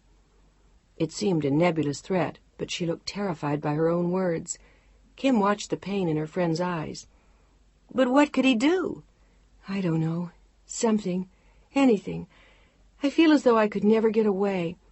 If I tried to make it on my own, he'd do everything he could to stop me. And somehow he shakes my self-confidence. He convinces me that I can't." "Tell me something, Deanna." Kim looked at her long and hard. "Are you painting these days?" Deanna shook her head. "What's the point? I can't show." She gave a small, useless shrug. "You didn't show for 20 years, and you painted anyway. Why did you stop now?" "I don't know." "Because Mark told you to? Because he thinks it's foolish? Because he makes you and your artwork seem very small?" Kim's eyes were blazing now. "I don't know. Maybe. He just makes everything seem so trivial and pointless." "And Ben?" Deanna's voice was suddenly very soft, and there was that light in her eyes again, the one Kim had so rarely seen. "It's very different with Ben." "Don't you think he could love that baby?" "I don't know." Deanna came back to reality, and she looked long and hard at Kim. "I can't ask him. Do you realize that I was pregnant with Mark's child the whole time I was sleeping with him? Do you have any idea how outrageous that is?" Deanna looked for a moment as though she hated herself. "Don't be so goddamn uptight, for Christ's sake. You didn't know you were pregnant, did you?" "No, of course not. You see? For God's sake, Deanna, it might even be Ben's." But Deanna was shaking her head. "No, there's a discrepancy of a month." "Could they have made a mistake? You ought to know." "Yes, I should, but it's a little hard to tell. I'm irregular. That makes things very confusing. I have to rely on their theories, not mine. And they say I got pregnant in mid to late June. It could still be Ben's, but it's not very likely." Kim sat silently for a long time, watching her friend, before she asked the one question that seemed to matter to her. The rest really did not. "Deanna, do you want the baby? I mean, if none of this existed, if they both fell off the face of the earth and there was just you, would you want this kid? Think about it for a second before you answer." But she didn't have to. Dr. Jones had asked her the same thing. She looked up at Kim with a small, tender light in her eyes. "The answer is yes. Yes, I'd want it. I'd want it to be my baby. Mine." She looked away with tears in her eyes, and I could always tell myself it was Ben's. Kim sighed and put down her cup. "Then for God's sake, Deanna, have it. Enjoy it. Love it. Be with it. Thrive with it. But have it alone. Leave Mark, so at least you can enjoy this child." "I can't. I'm afraid." "Of what?" She hung her head as though in shame. "The bitch of it is that I don't know."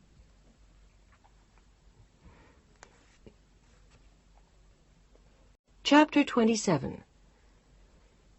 "I don't know, Kim. I don't like the layouts, and the whole look just isn't polished enough." Ben ran a hand through his hair and stared absently at the far wall. He had been impossible to deal with all morning, and Kim knew what was distracting him as she watched him. "Maybe if you'd gotten some sleep last night after your flight from London, you'd like them a little better." She tried to tease, but it was useless. He actually looked worse than Deanna had, and that wasn't easy. "Don't be a smart-ass. You know the look I want." "All right, we'll try again. Will you be here long enough to check them out in a couple of weeks, or are you running off again?" He had been doing a lot of that lately. "I'm leaving for Paris next Tuesday, but I'll be back in a couple of weeks. I have to do something about my house." "You're redoing it?" "I'm moving."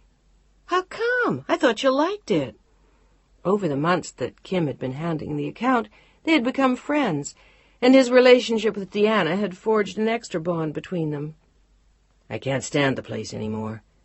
Suddenly she found his eyes boring into hers. "Have you seen her?" Silently Kim nodded. "How is she?" "All right. Heartbroken, lousy, like you are." "Good. I wish I could say the same. Kim, I don't know how to say it. I'm going nuts. I can't stand it. I've never felt like this. Not even when my wife left me. But it just doesn't make any sense. We had everything going for us, and I promised that it would be just for the summer, that I wouldn't pressure her. But Jesus, Kim, she's burying herself with that man. I don't think he even loves her. If it's any consolation, I've never thought so either." "It's not. She still decided to stay with him, no matter what you or I think. Is she happy? Is she painting?" Kim wanted to lie to him, but she couldn't. "No, neither one." "Then why? Because of Pilar? It just doesn't make any sense to me. She could have asked me to wait. I would have. She could have stayed with him a while. I wouldn't have pushed her. What hold can he possibly have on her?" "Relationships are funny that way. It's hard for outsiders to see that. I've known people who hated each other and stayed married for 50 years. "Sounds delightful." But as he spoke to her, his face looked grim. I'd call her, but I don't think I should. What about you, Ben? How are you doing? Her voice was painfully gentle. I'm keeping busy. I don't have any choice. She didn't leave me any choice. She wanted to tell him that he'd get over it, but it seemed cruel to her to say something like that. Can I do anything to help? Yeah, help me kidnap her. He looked away again. You know, I can't even stand looking at my Wyeth anymore. It looks so much like her. He sighed and stood up, as though to get away from his own thoughts. I don't know what to do, Kim. I don't know what the hell to do. There's nothing you can do. I wish I could help. So do I. But you can't. Come on, I'll buy you lunch. Kim put the ads for the gallery back in her briefcase and replaced it on the floor. It was agonizing to see him like that. You know, I find myself wishing I'd run into her. Every restaurant I go to, every store, even the post office, I find myself searching as though if I look hard enough, I'll see her face. She doesn't go out much these days. Is she all right? She's not sick, is she? Dumbly, Kim shook her head, and he went on, I suppose the only solution is to keep moving, traveling, running. You can't do that forever. She stood up and followed him to the door, as his eyes looked at her sadly from behind his private prison walls. I can try. Chapter 28. What did the doctor say today? Deanna was already in bed when Mark got home. Everything fine? He said for 4 months I'm awfully small, but he assumes it's just nerves and the weight I've lost. He wants me back in 2 weeks this time, though, to make sure he can hear the baby's heart. He's still too little to hear, and Joan said he should have heard him today, maybe in another 2 weeks. But Mark didn't look worried at any of the news. How was your day? Excessively tiresome, but we got a new case. He looked pleased. Where? In Amsterdam, but I'll share it with Jim Sullivan. He looked down at her with a smile. I told you I wouldn't be going away all the time. Have I been true to my word? Absolutely. This time she smiled too. He had been home for 2 months, and he hadn't stirred, not so much as a weekend trip to Paris. Not that it really mattered now. In some ways she'd have been relieved, but he had told her that it was over with that girl. There's no reason for you not to take the case, though. When will it go to court? Probably not till June. Well after the baby comes. The baby. It still didn't seem real. Not to her, only to Mark. Do you want something to eat? I'm going downstairs for a snack. He looked back at her from the doorway, again with that tender smile. All he could think of now was their child and her well-being as it related to their son. Sometimes it touched her, most of the time it annoyed her. She knew it had nothing to do with her. It had to do with the baby, with his heir. What are you going to eat? Pickles and ice cream? What would you prefer, Deanna? Caviar and champagne? That can be arranged too. A few crackers will be fine. Most unexciting. I hope the baby has better taste. I'm sure it will. He was back a few minutes later, with crackers for her and a sandwich for himself. No strawberries, no pizza, no tacos. It was the first time he had seen her sense of humor in months, but she had had a pleasant day. After her visit to the doctor, she had gone to lunch with Kim. Kim was helping her to keep her sanity in these strange, lonely days, and Deanna could tell her how much she missed Ben. She was still waiting for the hurt of that to stop. So far, though, it had shown no sign of abating. Mark was about to offer her a bite of his sandwich when the phone rang next to her. Want me to get it? It's probably for you. At this hour? He looked at his watch, then nodded. It was 8 in the morning in Europe. It was very probably for him. He sat down on the bed again, next to his wife. He hadn't seen her this friendly in weeks. He smiled at her once more and picked up the phone. Hello? There was the usual whir of lines from overseas, and he waited to hear which of his clients was in dire need. Marc-Edouard? It was a voice, frantic with desperation, and he felt himself grow suddenly pale. Chantal. Deanna saw his back stiffen slightly, and he turned away from her with a frown. Yes? What is it? He had spoken to her only that morning. Why was she calling him at home? He had already promised her that he would be back in Europe within the next few weeks. He was sure he could get away from Deanna just after Thanksgiving. By then he would have paid his dues. 2.5 months at her side in the States. Is something wrong? Yes. She let out a long, strangled sob, and he felt fear flit through his heart. I'm in the hospital again. Ah, merde. He closed his eyes, and Deanna watched him frown. Why this time? The same thing? No, I got my insulin mixed up. You never mix it up. Except on purpose, he thought, remembering the night in the hospital and the panic he'd felt. After all these years, surely you must know. Shit, it was so awkward sitting there talking to her with Deanna looking on. But you're all right. I don't know. And then, after a pause, Oh, Marc-Edouard, I need you. Can't you please come home? Damn. How could he discuss it with her here? I don't have the right papers here to apprise you of that situation. Can we discuss it tomorrow from my office? He picked up the phone and walked across the room to a chair. Deanna had gone back to reading her book. The conversation sounded dull, and Mark looked annoyed. But Mark was finding the exchange anything but dull. Chantal had given a small shriek at his suggestion of discussing it from his office the next day. No, you can't keep putting me off. I'm not putting you off. I simply don't know when I can. Then let me come to you. You promised before you left that if you couldn't get away, I could come there. Why can't I? I'll have to discuss it with you tomorrow when I have the files.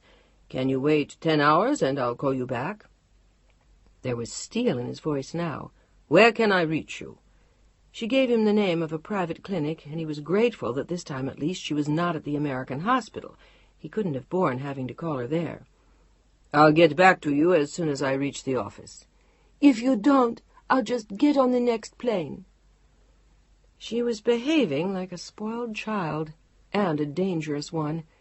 He didn't want any more trouble with Deanna, not until after the child. Then they would just have to see. But because of his own nationality, the child would be legally French as well as American.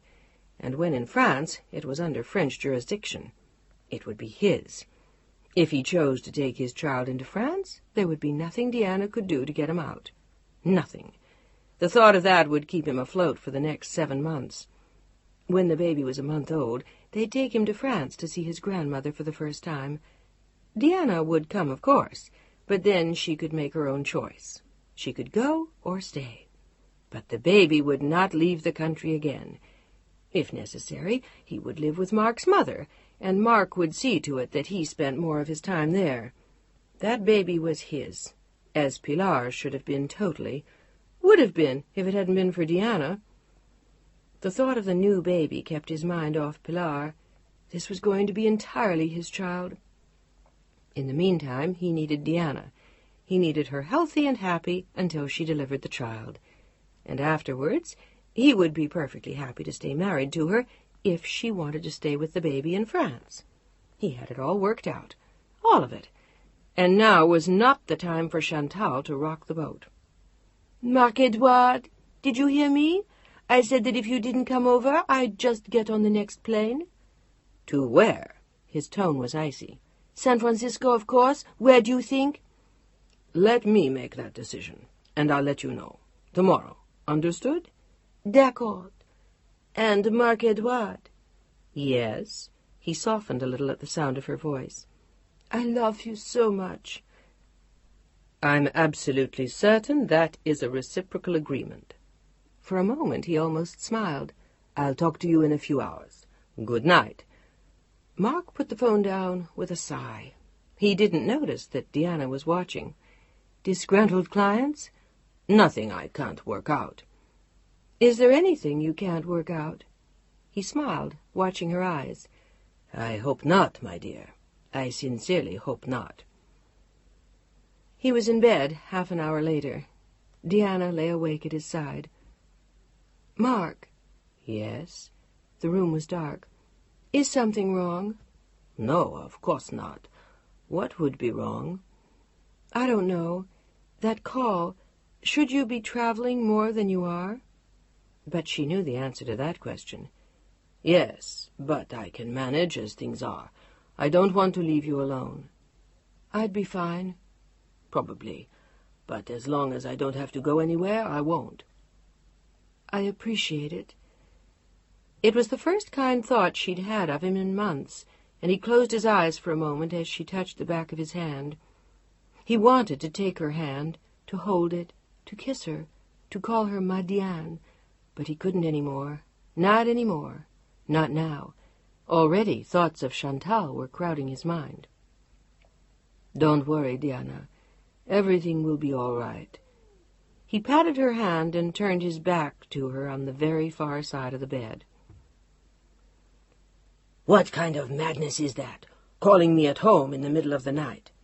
Mark Edouard's voice raged at her over a continent and an ocean. What if she had answered the phone? "So what, damn it? She knows?" No, she knew. Past tense, not present. "I don't give a damn what she knows. You have no right to do that. I've told you not to." "I have a right to do whatever I want." But her voice wavered. Suddenly she was crying in his ear. "I can't, Mark Edouard. I can't go on. Please, it's been more than 2 months. It's been exactly 2 days more than 2 months. But he was stalling. He knew that if he was not to lose her, something had to be done. It was going to be a difficult winter, running between them both. Please. She almost hated herself for begging him, but she needed him. She wanted to be with him. She didn't want to lose him again to his wife. Events were always conspiring against her, even to the death of Pilar, things that brought him and Diana closer, moments when they needed each other. Now she needed him more, and she wasn't going to lose. "Mark Edouard?" The threat was back in her voice. "Chantal, darling, can't you please hang on for a little while longer?" "No. If you don't do something now, it's over. I can't go on like this any more. It's driving me mad." Oh, God, what was he going to do with her? "I'll come over next week." "No, you won't. You'll find an excuse." Suddenly her tone hardened again. "I was brought to the hospital by a friend, Mark Edouard. A man. The one I mentioned to you this summer. If you don't let me come to you once and for all, I'll—" "Don't threaten me, Chantal." But something in her words and her tone made his heart turn over. "What are you telling me? That you'll marry this man?" "Why not? You're married. Why shouldn't I be as well?" Christ, what if she meant it? If, like the suicide attempts, she actually went ahead and did it. "If you come over here," he said, "you can't just run all over town. You'd have to be extremely discreet. You'd get bored very quickly." "Will you let me decide that?" She could tell that he was wavering, and at her end there was a small smile beginning to dawn on her face. "I'll be good, darling. I promise you." And then he smiled too. "You are always good. Not even good. Extraordinary. All right, you determined little blackmailer. I'll arrange the ticket today." She gave a whoop of victory and joy.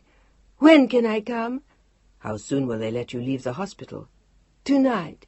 "Then come tomorrow." They were both smiling openly now.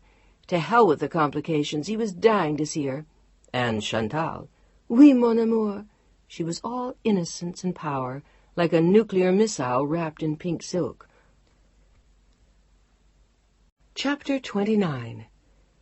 Chantal was the first person through customs, and as he watched her wend her way towards him, he felt a smile wipe itself all over his face. My God, she looked beautiful. She was draped in pale champagne suede, with a huge lynx collar and matching hat. Her auburn hair peeked out at him, and the sapphire eyes seemed to dance as she ran to his side. He saw that, for a moment, she was going to kiss him, and then she remembered. Instead, they walked side by side, whispering, talking, laughing. They might as well have kissed and torn off each other's clothes. It was clear how happy they were to be together again. He had almost forgotten how incredibly appealing she was, how special. Reduced to their exchanges on the phone, he had almost forgotten how heady were her charms. He could barely keep his hands off her as they disappeared into his rented limousine. It was there at last that his hands touched her body, her face, that he pressed her close to him and drank her mouth with his own. "Oh, God, you feel so good to me." He was almost breathless as he held her, and she smiled. Now she was in control again, and her power laughed at him from her eyes. "Idiot, you'd have kept me away for a year." "No, but things just got too bogged down." She rolled her eyes and sighed. "It doesn't matter. It's over now. As long as we're together, I don't give a damn." For a moment he wondered how long she was planning to stay, but he didn't want to ask. He didn't want to speak to her at all. He just wanted to hold her and make love to her for the rest of his life. The car pulled up outside the Huntington Hotel, and Mark helped her out. He had already checked her in and paid for 10 days. They had nothing to do but disappear into her room. He had told his office he would be gone for the day. "Mark?" She picked her head up sleepily in the dark and smiled. It was well after 2 a.m, and she'd been asleep for 2 hours. "No, it's the president. Whom did you expect?" "You? How come you're so late?" He hadn't even called, but she hadn't really been worried. "Clients in from out of town.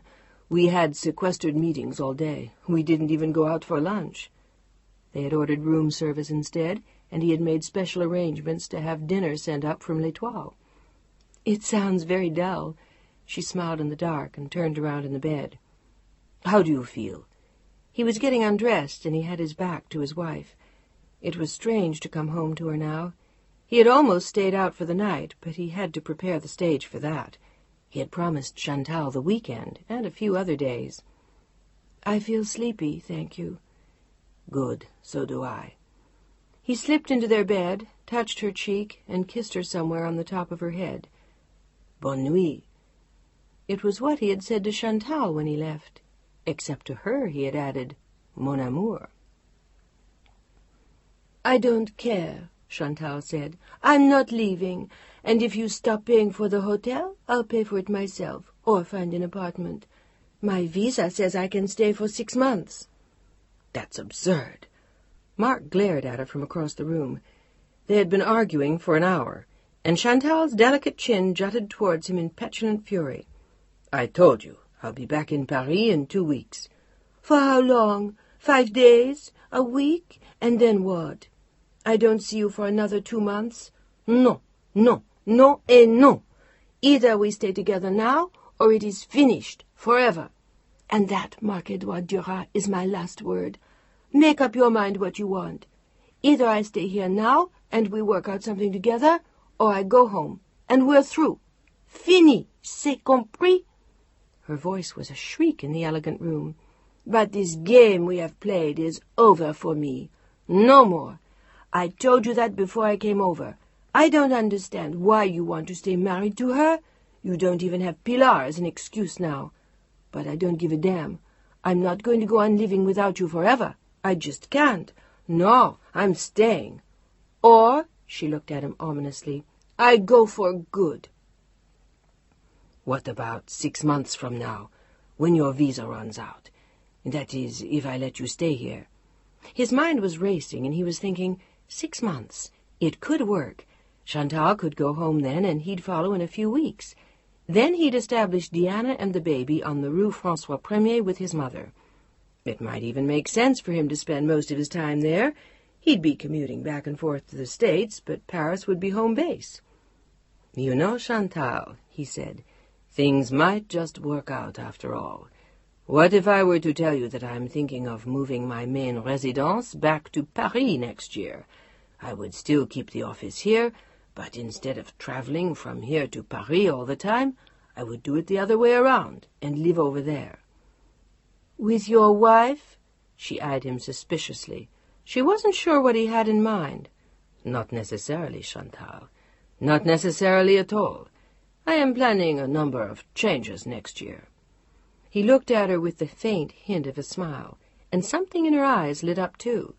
"You'd move back to Paris? Why?" She wanted to say, "For me," but she didn't quite dare. "I have a number of reasons for moving back, and you're not least among them." "You're serious?" She stood watching him, and she liked what she saw. "I am." "And in the meantime?" "I might just let you stay here." He wore a half smile. Almost before the words were out of his mouth, She flew across the room and into his arms. "Do you mean it?" "Yes, my darling, I do." Chapter 30. Mark Edouard parked his Jaguar at the corner and pulled the large, plainly wrapped box off the seat. He had already sent her flowers, and they would have been awkward to carry down the street. The box was cumbersome but discreet. He stopped at the narrow house tucked between the palaces on Nob Hill and pushed one of 2 buzzers. It was a quiet flat up a shallow flight of stairs. The floors were black and white marble, the fixtures all well-polished brass, and he waited in amusement as he heard her run to the door. They had rented it furnished from November until June, and they had found it in less than a week. She had been in it for exactly 2 days, but this would be their first dinner at home.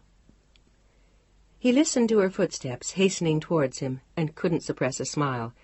It had been the right decision, even if she had forced his hand, but it would be good to have her there all winter. Spring. Deanna didn't keep him company any more. She hid in the studio most of the time. Not that she seemed to be working there. She just sat. Alors. He pushed the buzzer again. Suddenly the door flew open, and there she was, dazzling in a white chiffon caftan with silvery sandals on her feet. "Bonsoir, monsieur." She curtsied low, then rose with a mischievous grin. The lights in the apartment were dim, and in the back room he saw a small round table set for dinner, with flowers and candles. How pretty everything is! He held her in one arm and looked around. It was all silver and candlelight. Everything sparkled and shone. It was a pretty little apartment, owned by a decorator who was spending the winter with his lover in France. A perfect arrangement. He pulled her closer into his arms. "You are a beautiful woman, Chantal, ma chérie, and you smell heavenly, too." She laughed. He had sent her a huge bottle of joy the day before. It was delightful having her so nearby. He could run away from the office at lunch, meet her at night before he went home. He could stop by for coffee and a kiss in the morning, or for love in the afternoon. "What's in the box?" She was eyeing the large package with curious amusement. He slipped a hand slowly up her leg. "Stop that. What's in the box?" She was laughing, and he was running his hand up and down her bare legs. "What box? I didn't bring anything in a box." He brought his mouth to the back of her knee, and then slowly upward on the inside of her thigh. "I find you much more interesting, my love, than anonymous packages." And so did she. In minutes, the caftan lay crumpled on the floor. Merde! She jumped away from his arms as they lay drowsing on the bed. They had been asleep there for almost half an hour. Mark Edouard sat up in surprise. "Merde? What do you mean?" He tried to look offended as he stretched his long, naked body across the bed. He looked like a very long, very pale cat. But she was already halfway across the room. "The turkey! I forgot!" She sped into the kitchen, and he lay back on the bed with a grin. But she was back in a minute, looking relieved. "Ça va?" Oui, oui. I've been cooking him for almost 6 hours, but he still looks all right." "They always do. They just taste like straw. And why, may I ask, after a mere 3 weeks in the States, have you already started cooking turkey?" He laughed at her as he sat up, and she came to sit next to him on the bed. "I cooked it because tomorrow is Thanksgiving, and I am very thankful." "Are you? For what?" He lay back again as he tousled her thick auburn hair. It touched her shoulders now and delicately framed her face. "What are you so thankful for, pretty girl?" "You, living here, coming to the States. La vie est belle, mon amour." "Is it? Then go open your package." He tried to conceal a smile. "Oh, toi alors, you." She ran into the other room and came back with the brown paper-wrapped box. "What is it?" She looked like a little girl at Christmas, and he smiled. "Qu'est-ce que c'est?" "Open it and see." He was enjoying it now almost as much as she was, as she tore off the brown paper and discovered a very plain-looking brown box. He was delighted at the ruses he had used. She sat staring at the box, afraid to open it, still enjoying the surprise. "Is it something for the house?" Her eyes were enormous as they held his. but his gaze rapidly slipped down to the perfectly shaped breasts as she knelt, naked, next to him on the bed, clutching the large box. "Go on, silly. Vas-y." She pulled off the lid and burrowed into the tissue paper to discover what was there. Her hands shot backward, as though she had touched flame, and instantly flew to her mouth. "Ah non, marquez droite." "Oui, mademoiselle." "Oh!" Her hands burrowed back into the tissue, and her eyes grew even wider as slowly, carefully, with exquisite caution, she pulled it out. This time she gasped as she held it aloft, then ran her hand gently up and down the pelts. It was a very beautiful, bittersweet chocolate, Russian sable coat. "Oh, my God!" "Let's try it on." He took it from her and slipped it carefully over her shoulders. She shrugged herself into it and buttoned it to her chin. It was beautifully cut, and it looked magnificent on her as it fell in sleek lines over her tiny waist and narrow hips. "Bon Dieu, chérie, que tu es belle. How incredibly beautiful you are, Chantal. Oh, my dear." He looked on in mingled awe and ecstasy as she twirled on one foot, the coat opening subtly to reveal a bare leg. "I've never had anything like this." She looked stunned as she watched herself in the mirror and then back at him. "Marc Edouard, it's such an unbelievable gift." "So are you." Without another word, he left the room to get the bottle of champagne. He returned with the bottle and both glasses, set them down, and took her into his arms. "Shall we celebrate, my darling?" With a golden smile, she nodded and melted again into his arms. "What's Mark doing tonight?" "Business meetings as usual." Deanna smiled at Kim. "He has clients here from Europe these days. I never see him." It was the first time she had actually let Kim drag her out to dinner. Between the death of Pilar and her pregnancy, Deanna had been nowhere for months. They had decided, as usual, on Trader Vic's. Jesus, I hate to admit it, but it feels good to get out.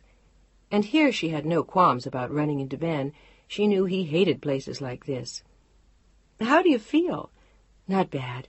It's hard to believe I'm already almost 5 months." But it was finally beginning to show, just the merest of bulges in the A-shaped dress of black wool crepe. "Do you want a shower?"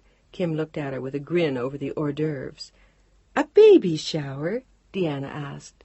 Kim nodded, and Deanna rolled her eyes. "Of course not.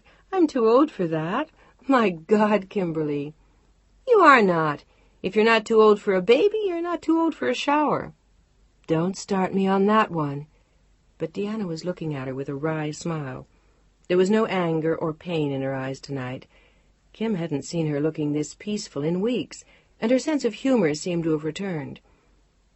"What are you doing for Thanksgiving, by the way? Anything special?" "Nothing much. I'm having dinner with some friends. You?" "The usual. Nothing." Deanna shrugged. "Mark will be working." "Want to come with me?"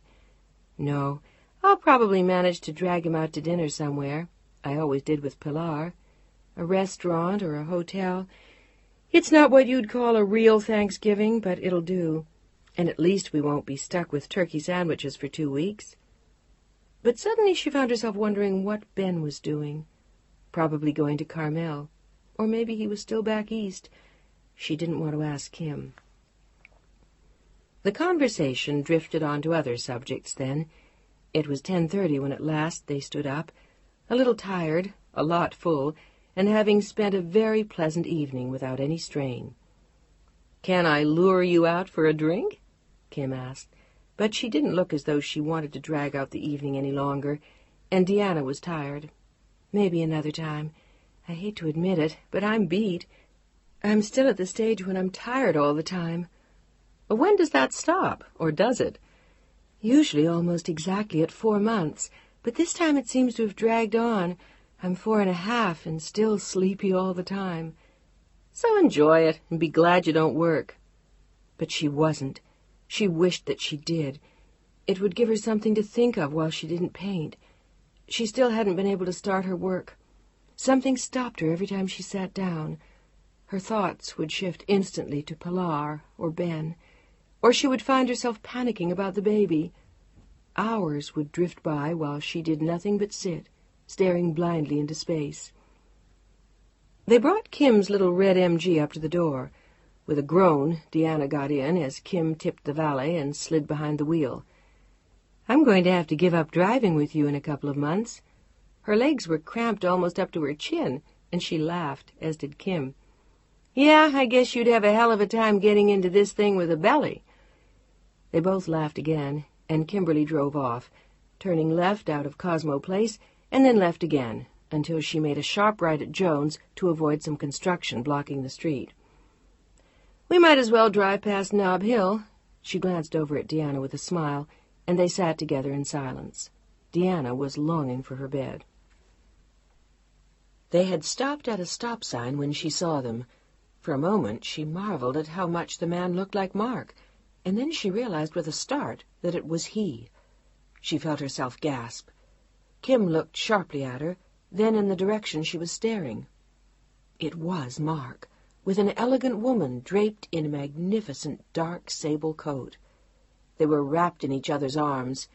He looked like a much younger man, and she looked especially beautiful, with her hair loose and full, and a bright red dress peeking through the coat.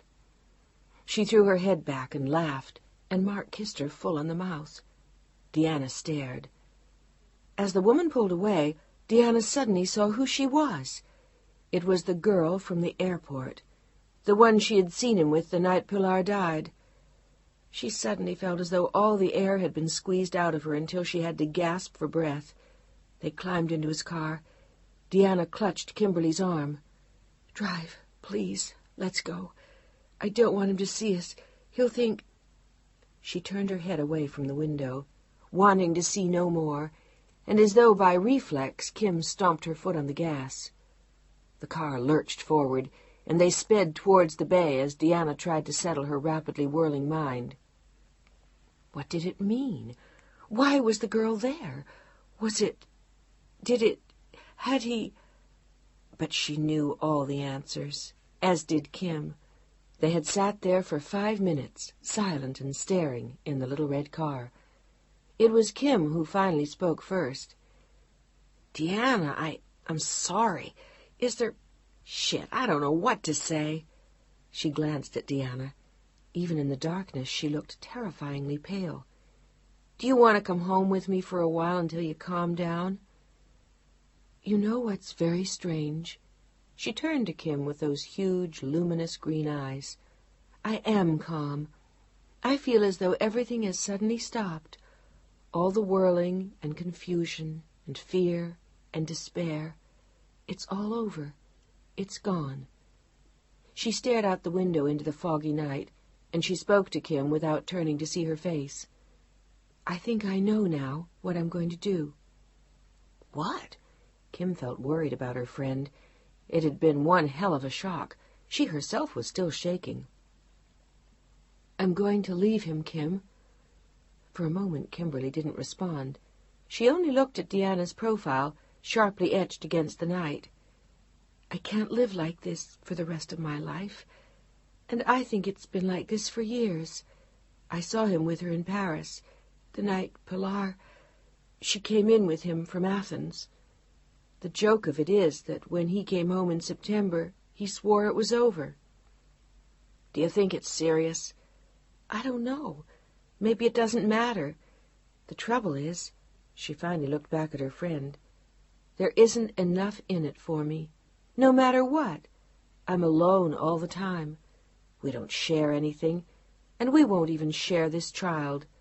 He'll take it away from me, just as he did Pilar. Why should I stay with him? Out of duty? Out of cowardice? Out of some insane feeling of loyalty that I've dragged with me over the years? For what? Did you see him tonight? He looked happy, Kim. He looked young. He hasn't looked like that with me in almost 18 years. I'm not even sure anymore if he ever did. Maybe she's good for him. Maybe she can give him something I never had. But whatever it is, that's his problem. I'm getting out." "Why don't you give it some thought?" Kim spoke quietly and looked at Deanna. "Maybe this isn't the right time. Maybe you should wait until after the baby comes. Do you want to be alone when you're pregnant? Maybe you haven't noticed. I already am. Kim agreed, but she was afraid of the look in Deanna's eyes. She had never seen that burning determination there before. It was frightening. Finally they came to a stop in front of her house. Do you want me to come in? At least they knew that Mark wouldn't be home. But Deanna shook her head. No, I want to be alone. I have to think. Will you talk to him tonight? She looked at Kimberly for a long time before she answered, and this time Kim saw pain in her eyes. It did hurt. Somewhere inside her she still cared. Maybe not. He may not come home. Chapter 31. Alone in her bedroom, Deanna slowly pulled off the black dress and stood staring at herself in the mirror. She was still pretty, and in some ways still young. The skin on her face was supple and taut. Her neck had the graceful sweep of a swan. The eyes were large. The eyelids didn't droop, and the chin didn't sag.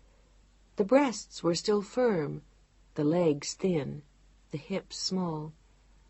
There was no real sign of age, and yet she looked at least 10 years older than that girl tonight. She had had the glow and the glamour and the excitement of a mistress. There was no fighting that. Was that what he wanted then? Did that make the difference? Or was it something else? Was it that she was French, that she was one of his own? Or maybe only that he loved her? Deanna wondered as she climbed into her robe. She wanted to ask him all those questions, wanted to hear all the answers from him, if he'd tell her, if he'd ever come home. She didn't want to wait all night long to ask him. She wanted to ask him now, but it had been clear that he and the girl were going out on the town. It might be daybreak before he came home, claiming that he had been involved in interminable negotiations and had had a sleepless night.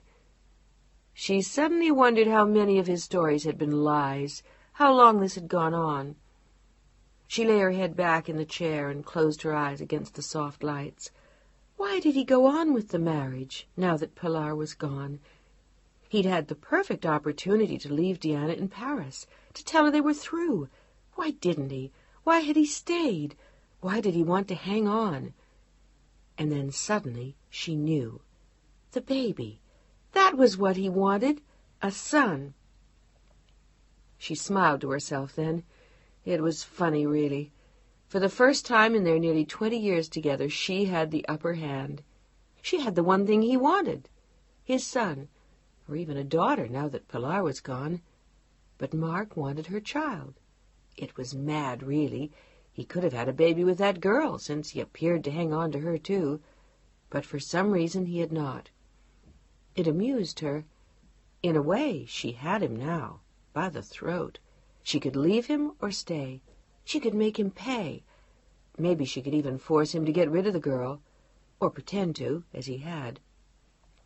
He had let her think the affair was over, but it very clearly was not. With a sigh, she sat up in the chair and opened her eyes. She had been living with her eyes closed for too many years. Silently, she walked out of the room and down the stairs of the darkened house. She found herself in the living room, sitting in the dark and looking out at the lights on the bay. It would be strange not being there any more, leaving this house, leaving him. It would be frightening to be alone, to have no one to take care of her or the new child. It would all be terrifying and new, but it would be clean. It wouldn't be lonely in the same way. It wouldn't be a lie. She sat up there alone until dawn, waiting for him. She had made up her mind. It was just after 5 when she heard his key turn in the lock. She walked softly to the door of the living room and stood there, a vision in white satin. "Bonsoir," she said it to him in French. Or should I say, bonjour? The first light of day was streaking pink and orange into the sky over the mirror-flat bay. For once there was no fog. The first thing she saw about him was that he was drunk, not disgustingly so, but enough. You're already up? He tried to hold himself steady, but he pitched forward slightly and steadied himself on the back of a chair. He looked uncomfortable to have to be talking to her at all. It's terribly early, Diana. Or terribly late. Did you have a good time? Of course not. Don't be absurd. We sat in the boardroom until 4 o'clock, and then we had drinks to celebrate. How wonderful. Her voice was like ice. He stared at her as if hoping to find the key. What were you celebrating? A new deal. He almost said coat, but caught himself just in time. A fur trade agreement with Russia. He looked pleased with himself and then smiled at his wife. Diana did not smile back. She looked like a statue. It was a very beautiful coat. The words fell between them like rocks. What do you mean? I think we both know perfectly well what I mean. I said it was a beautiful coat. You're not making sense. But his eyes seemed to waver from her gaze. I believe I am. I saw you tonight with your friend. I gather this is a lasting affair. She looked wooden as she stood there, and he spoke not at all. After a moment he turned away from Diana and looked out at the bay. I could tell you that she was passing through. He turned to face her again. But I won't. These have been difficult times for me. Pilar worries with you. Does she live here now? Diana was relentless with those enormous green eyes. He shook his head. No, she's only been here for a few weeks. How nice. Am I to accept this as part of my future, or will you eventually make a choice? I imagine she asks you the same questions. In fact, right now I dare say the choice could be mine. It could. For a moment he seemed to be wavering again, then he stood up very straight. But it won't be, Diana. You and I have too much at stake. Really? What? But she knew exactly what he meant.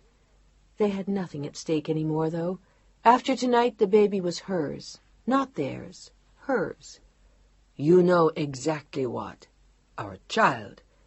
He tried to look tender, but he only glared. That means everything to me. To us. Us? You know what, Mark? I don't even believe there is an us. There is a you and a me, but there is no us. Your only us is with that girl. I could see that in your face tonight. I was drunk. For a moment, desperation crept into his eyes. Diana saw it, but she no longer cared. You were happy. You and I haven't been happy with each other in years. We cling to each other out of habit, out of fear, out of duty, out of pain. I was going to leave you the weekend after Pilar died. If I hadn't found out I was pregnant, I would have. And now that's exactly what I'm going to do. I won't let you. You'll starve. He was angry now, and there was a vicious light suddenly in his eyes. She wasn't going to take away the one thing he cared about now, the child. I don't need you to survive. They were words of bravado, and they both knew it. What will you do to eat, my darling? Paint? Sell your little sketches to people on the street? Or go back to your own lover? What lover? Diana felt as though she'd been slapped. You think I don't know, you self-righteous, cheating little bitch. You make me speeches about my activities. He swayed slightly as he hurled the words at her head. But you are hardly lily-white yourself. She was suddenly pale. What do you mean? Exactly what you think I mean. I left for Athens, and you obviously had a little fling. I don't know with whom, and I don't care, because you're my wife, and that's my child. I own you, both of you, do you understand? Everything inside her raged. How dare you say that to me? How dare you? You may have owned me before, but you don't own me now, and you never will, and you'll never own this child. I won't let you do what you did with Pilar. He grinned at her evilly from the stairs. You have no choice, my dear. The child is mine. Mine because I chose to accept it, to be its father, to keep you in spite of what you did. But don't you ever forget that I know. You're no better than I am. in spite of all your saintly airs. But remember," his eyes narrowed and he swayed again, "it is I who will keep your child from being a bastard. I'm giving him my name because I want him, and not because he's mine." Deanna's voice was like measured ice. She stood immobile, watching Mark. "The baby isn't yours, then, Mark?" He bowed awkwardly at her and inclined his head. "Correct." "How do you know?" "Because the woman you resent so greatly never wanted children, and to please her I had a vasectomy several years ago." He stared at Deanna, satisfied with the disclosure, as Deanna steadied herself unthinkingly on the back of a chair. "I see." There was a long silence between them. "Why are you telling me this now?" "Because I'm tired of lies, and your miserable, pathetic face, and your feeling put upon and used and abused by me. I have not abused you, madame. I have done you a favor. I have kept you and your child in spite of your appalling behavior, in spite of the fact that you're an adulteress. And now he's gone, and you have no one to turn to but me. You are mine." "To do with as you choose, is that it, Mark?" Her eyes raged at him, but he was too drunk to see it. "Precisely. And now I suggest that you take yourself and my son to bed, and I will take myself to bed. I will see you in the morning." He marched solemnly upstairs, totally unaware of the effect of his admission. Deanna had been freed.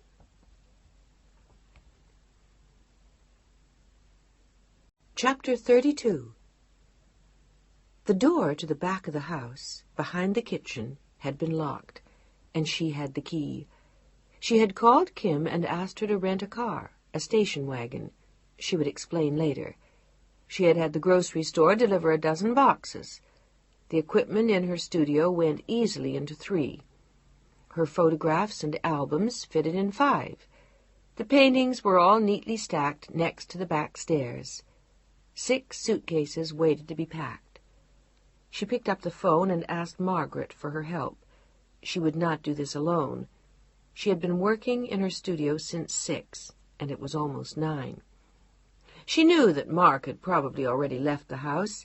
He didn't follow her to her studio after she left their room, and the silence in the house had been deafening. The end had come quietly, in silence. Now she could put away the past, in a dozen boxes and a few valises. She was leaving him everything else. It was all his. The furniture from France, the paintings, the rugs, and the silver, which had been his mother's, almost all of it sent from France. All that she had collected over the years was in her studio. Art books, brushes, paints, a few trinkets, some bits and pieces that she liked but were worth nothing. She had her clothes, and the jewelry she would take, too. She would sell it to eat until she found a job. She was taking all her paintings. They meant nothing to him, and she could sell those, too. All except the one of herself and Pilar. That was not a painting to sell. It was a treasure of a lifetime. The rest he could have. He could have it all. She unlocked the door at the foot of the studio stairs and hesitantly made her way through the house. What if he was still there? If he was waiting? If he knew what she was going to do and how soon? But it didn't matter now. He couldn't stop her. He had told her what she needed to know last night. The baby wasn't his. It was Ben's, and he had known all along. But it didn't matter any more. None of it did. "Margaret is—" She wasn't quite sure what to say. "He left for the office at 8:30. Margaret's eyes were brimming with tears. "Mrs. Duroth, you're not... Oh, don't leave us. Don't go." It was the speech that should have been made by Mark, except that he already knew he had lost, and he was too drunk the night before to follow through on his fears. He must have figured that if he slept it off and let her hide in her studio, he could come home with a handsome piece of jewelry, an apology and a lie, and all would be well again. Not this time. Deanna put an arm around Margaret. "I have to, but you'll come and see me." "I will?" The old woman looked crushed. Deanna smiled at her through her own tears. She was crying for herself now, not for him. The doorbell rang as they finished the second suitcase. Deanna jumped, startled, and for a moment Margaret looked like she might panic, but Deanna sped down the stairs and discovered that it was Kim. "I got the biggest station wagon they had. It looks like a boat." She tried to smile, but saw that Deanna was not in the mood. There were dark circles under her eyes. Her hair was disheveled, and her eyes were rimmed with red. "Looks like it must have been a great night." "The baby's not his." It was the first thing she could think of to say, and then suddenly she was smiling at Kim. "It's Ben's, and I'm so glad." "Jesus H. Christ." For a moment Kim didn't know whether to laugh or cry, but somehow she felt immensely relieved. Deanna was free. "Are you sure?" "Absolutely." "And you're leaving?" "Yes, now." "I had a suspicion it was something like that. Because of the baby?" They were still standing at the door. Deanna started slowly towards the stairs. "That and everything else. The other girl, the baby. It's not a marriage, Kim. And whatever it is or it isn't, it's over. I knew that for certain last night." "Will you tell Ben?" But it was a dumb question. She knew that Deanna would. She knew it. Until Deanna shook her head. "Are you kidding? Why not?" "Why? So I can run from Mark's house to his? So he can take care of me too? I left him, Kim. I walked out. I went back to Mark and never told him I was having a child. What right do I have to call him now?" Her eyes looked too big in her face. Kim stared at her, trying to make sense of what was being said.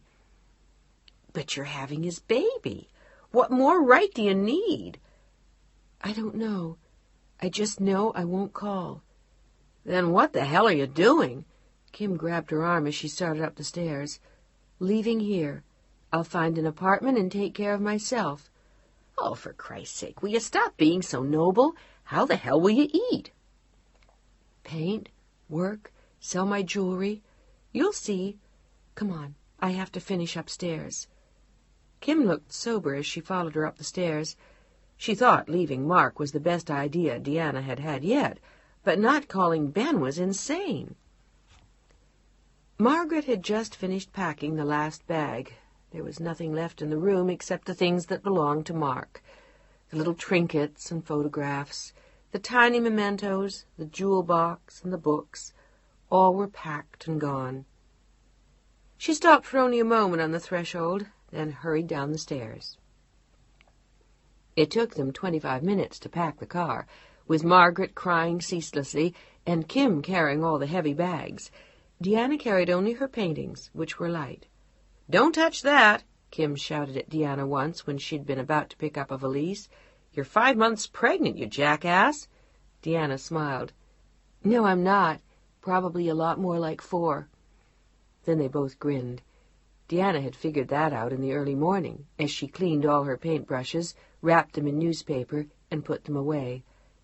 He had told her that she had conceived at the end of June, which was when he'd left, but it was probably more like late July, when she was with Ben. That explained, too, why Dr. Jones hadn't heard the heartbeat until a month after he thought he should have, and why she was so small. Also, why she was still so tired. She was probably almost exactly 4 months pregnant. "Oh, my God!" She suddenly looked up at Kim. "Is today Thanksgiving?" "It is." "Why didn't you tell me?" "I thought you knew." "Aren't you supposed to be somewhere?" "Not until later. We'll get you settled first. You can have a nap, and then we'll get dressed and have a turkey dinner." "You're nuts. You act as though you've been planning for weeks to have me stay." The two women exchanged a smile as they stowed the last painting in the back of the car. "I'm going to stay at a hotel, you know." She said it firmly as she looked at the paintings and packages in the car. "No, you're not." Kim was equally firm. "You're staying with me until you're ready to move out." "We'll discuss it later. I want to go back inside for a minute and check." "Is there any chance Mark might come back? It is a holiday, after all." But Deanna shook her head. "Not for him. He works on Thanksgiving. And then she smiled a half-smile and shook her head. It isn't French. Kim nodded and got into the car as Deanna disappeared back into the house. Margaret was in the kitchen, and for a moment Deanna was alone, for the last time in what had been her house, except that it had never been. It had always been his. Maybe the little French girl in the fur coat would like it. Maybe it would all mean something to her. Deanna stood in the hall, looking through the living room, glancing at the portraits of Marc Edouard's ancestors. It was amazing. After 18 years, she was leaving with almost as little as she'd brought when she had come. Some boxes, some canvases, her clothes. The clothes were more expensive now. The jewelry would keep her alive. The paintings were better, the art supplies finer. But it all fitted in one car. 18 years in as many boxes and bags. She sat down at her desk then and pulled a piece of paper out of a drawer. It was Wedgwood blue, trimmed in white, and the letterhead said, Madame Marc-Edouard Duras. She pulled out her pen, thought for a moment, and then wrote only a few words. I loved you, darling. Goodbye. She folded the sheet of paper, wiped a tear from her face with the back of one hand, and left the note stuck in the mirror in the hall. When she turned away, she saw Margaret watching her, the tears streaming from her eyes. Deanna said nothing, only went to her, held her tightly for a moment. Then, with tears streaming from her own eyes, she nodded and walked to the door. She said only one word as she left, and she said it so softly that Margaret could barely hear. She said it gently as she closed the door, and smiled. Adieu. Chapter 33. Why won't you come? Kim looked disappointed. It's Thanksgiving, and I won't leave you alone. Yes, you will. I'm an uninvited guest, and an exhausted one at that. I can't, love, honest. I'm just too goddamn tired. Leave me here, and I may even revive by tomorrow. But Kim wasn't sure of that either. The last 24 hours had taken their toll. Deanna looked exhausted and bleak. Kim had even gone so far as to call Dr. Jones from the kitchen phone, where Deanna wouldn't hear. She explained to him what had happened. His advice had been to just let Deanna be, let her go at her own pace and do what she wanted. He felt sure that she'd be all right. On the strength of that, Kim decided not to push. All right, but you're sure you won't be lonely? No, more likely I'll be asleep. She smiled tiredly at her friend and suppressed a yawn. I don't think I'll miss Thanksgiving at all this year. The two women exchanged a smile, and Deanna was asleep before Kim left. Kim tiptoed out the door and quietly locked it. The key turned in the lock around 11 that night, and for a moment he held his breath. It had been insane not to call, but he hadn't known what to say. What could he tell her? How could he take back what he'd said? He had wanted to buy her something pretty, something to buy her back, but all the stores had been closed. Thanksgiving. A day of thanks. He had spent half the day working at his desk, and the other half quietly with Chantal. She had known that something was wrong, but she was not quite sure what. He had clung to her in their love-making in a very odd way. He opened the door and looked up. There was no light and no sound. She was obviously asleep. Her car had been in the garage. He didn't even see Margaret's light shining under her door down the hall. The entire house was still, and he put on only a small light as he hung up his coat. And then he saw the notepaper, stuck into the frame of the mirror near the door. Was she out? Had she gone somewhere with a friend? He reached for the paper and held it, a sudden, odd feeling clutching at his heart. He stood there for a moment, as though waiting to hear her voice or her foot on the stairs. He looked up again and heard only silence. And then slowly he opened the folds of the paper at last. His eyes swam, and his head pounded as he read it. I loved you, darling. Goodbye. Why loved? Why in the past tense? But he knew. He had told her the one thing that she could never know, that the baby was not his. She knew now that he had lied to her about the baby and about Chantal. She knew about his other life. She had seen him with Chantal in Paris and again the other night. With feet like lead, he tried to race up the stairs. He would find Diana there. She would be asleep in their bed. All day he had ignored what had happened between them, hoping it would go away. Calling her would make it real. He couldn't. He didn't want to do that. Now all he had to do was run to the bed and he'd find her there asleep. But when he reached their room, he found it as he dreaded he would. Empty. She was gone. Diana was gone. Mark Edouard stood deathly still for a long moment, not knowing what to do. Then, fighting back tears, he reached for the phone. He needed her, desperately. She had to be there for him now. He knew she would be. He dialed, but when Chantal answered, she sounded strange. Chantal, I have to see you. I'll be right there. Is something wrong? She sounded distracted and in a hurry. Yes. No, just be there. I'm on my way over. She had wanted to tell him to hurry, but she hadn't known quite what to say, and she was still feeling awkward and looking a little bit confused when he arrived only moments later. But he saw nothing. He only took her quickly in his arms the moment she opened the door. "Darling, what is it? You look ill." I am. I don't know. She's gone. Poor man. Pilar again. Was he still so excessively haunted by that? But what had happened to trigger it so suddenly? "I know, my darling, but you have me." She held him close as they sat together on the couch. But the baby... And then he realized that he shouldn't have blurted it out. "What baby?" Had he gone mad? She looked frightened as she pulled away from him. Nothing. I'm upset. It's Diana. She's gone. "For good? She left you?" He nodded numbly, and Chantal grinned. "I'd say that's cause for celebration, not despair." Without thinking further, she rose from the couch and went out to the kitchen to find one of the bottles of champagne Mark had left with her only a few days before. She returned with the bottle and 2 glasses, and then stopped as she saw the agony on Mark's face.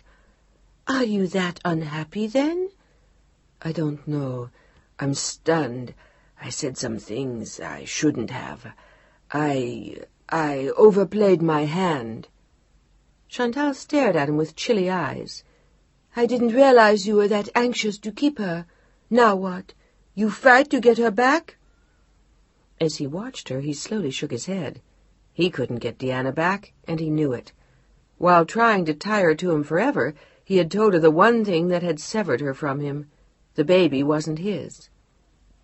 "By the way," Chantal paused only for a moment, "what was that business you just mentioned about a baby?" He said nothing. He only stared at something she could not see. The death of hope. "Was she pregnant, Mark?" Her words were like a vice at his throat, and silently he nodded. "Did she know it wasn't yours?" Not until last night. "I see. And that was why you stayed with her until now, for a child that wasn't even yours." Her voice drifted away like a kind of distant death knell, disappointment filling her heart as well. "I didn't realize it meant that much to you." It doesn't. He lied to her and tried to take her in his arms. "Yes, it does." The champagne stood unopened. They looked at each other in despair. "Yes, in fact, it does." "We can adopt a child," Mark said. Slowly Chantal nodded. She knew that she would have to if it meant that much to him, but she didn't want children. She never had. "Yes, I suppose we can." And then, with sudden recollection, she glanced at her watch. "What are you going to do now?" "Marry you." He tried to smile as he said it, but the words felt like lead in his mouth. "If that's what you still want." "It is." She sounded solemn, but there was a filament of worry lurking in her eyes. "But I didn't mean that, darling. I meant tonight." "I don't know. Can I stay here?" The idea of going back to his own home was unbearable to him, and it was too soon to take Chantal there, to sleep in the bed Diana had vacated only the night before. She had slept in the studio after his disclosure. "Why don't we go out to dinner?" "Now?" He looked at her, shocked. "I'm hardly in the mood. A lot has changed for me in the past few hours, and no matter how much I love you, I need to adjust." For a moment he wondered if he had made a mistake, coming to Chantal so quickly. Before he had absorbed the shock, she seemed to understand nothing of what he was feeling. "Couldn't we just eat here?" "No, I want to go out." She said it nervously now, as though she were in a hurry, and he noticed suddenly that she was wearing a black silk dress, as though she had been planning to go to dinner anyway. "Were you going somewhere when I called?" He looked as though he didn't understand. "I just thought I'd go out somewhere for dinner." "Alone?" He looked shocked. "Obviously." She laughed at him, but it had a tinsel ring, and before she had said more, the doorbell rang. She looked rapidly at Mark Edouard and then hurried towards the door. "I'll be right back." From where he sat on the couch, his view of the doorway was obscured, but he heard her open the door and step outside, and then suddenly something inside him raged. He strode across the room, following her path, and reached the almost closed door where he could hear her speaking softly on the other side. He pulled it sharply open and heard her gasp as she jumped slightly aside. She was speaking to his partner, Jim Sullivan, who looked somewhat shocked to be facing Mark. "Am I interrupting you, or would you care to step inside?" He was looking at his partner, but his words were addressed to both of them. Silently, the trio walked into the apartment. Chantal closed the door. "Darling, it's really... Jim just thought I'd enjoy Thanksgiving dinner. I thought you would be at home." Her face was taut with embarrassment, and her borrowed gaiety fooled no one. "I see. How charming. Odd that neither of you mentioned it to me." "I'm sorry, Mark." Jim looked at him soberly as they stood uncomfortably in the middle of the living room. "I don't think there's much more I can say." Mark Edouard turned his back to him. Jim simply touched his shoulder, and a moment later Mark heard the sound of the front door close. He turned slowly to face Chantal. "Is that what you've been doing?" Her eyes were wide as she shook her head. "I've only had dinner with him a couple of times. I didn't really think you'd mind." But they both knew it was a lie. "What do I say to you now?" "That you forgive me, and I say to you that it will never happen again." She slipped herself quietly into his arms and held him close, as he slowly bowed his head and felt the silk of her hair on his face. Tears hovered in his eyes as he held her, because he knew that it would happen again and again and again. Chapter 34. Kimberly drove down the narrow streets of Sausalito and then into a small alley leading towards the bay. She glanced at the paper next to her on the seat and confirmed that she was going the right way.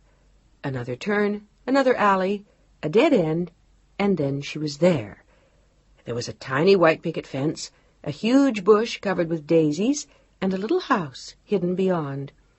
It was the gem Diana had described, and Kimberly loved it on sight.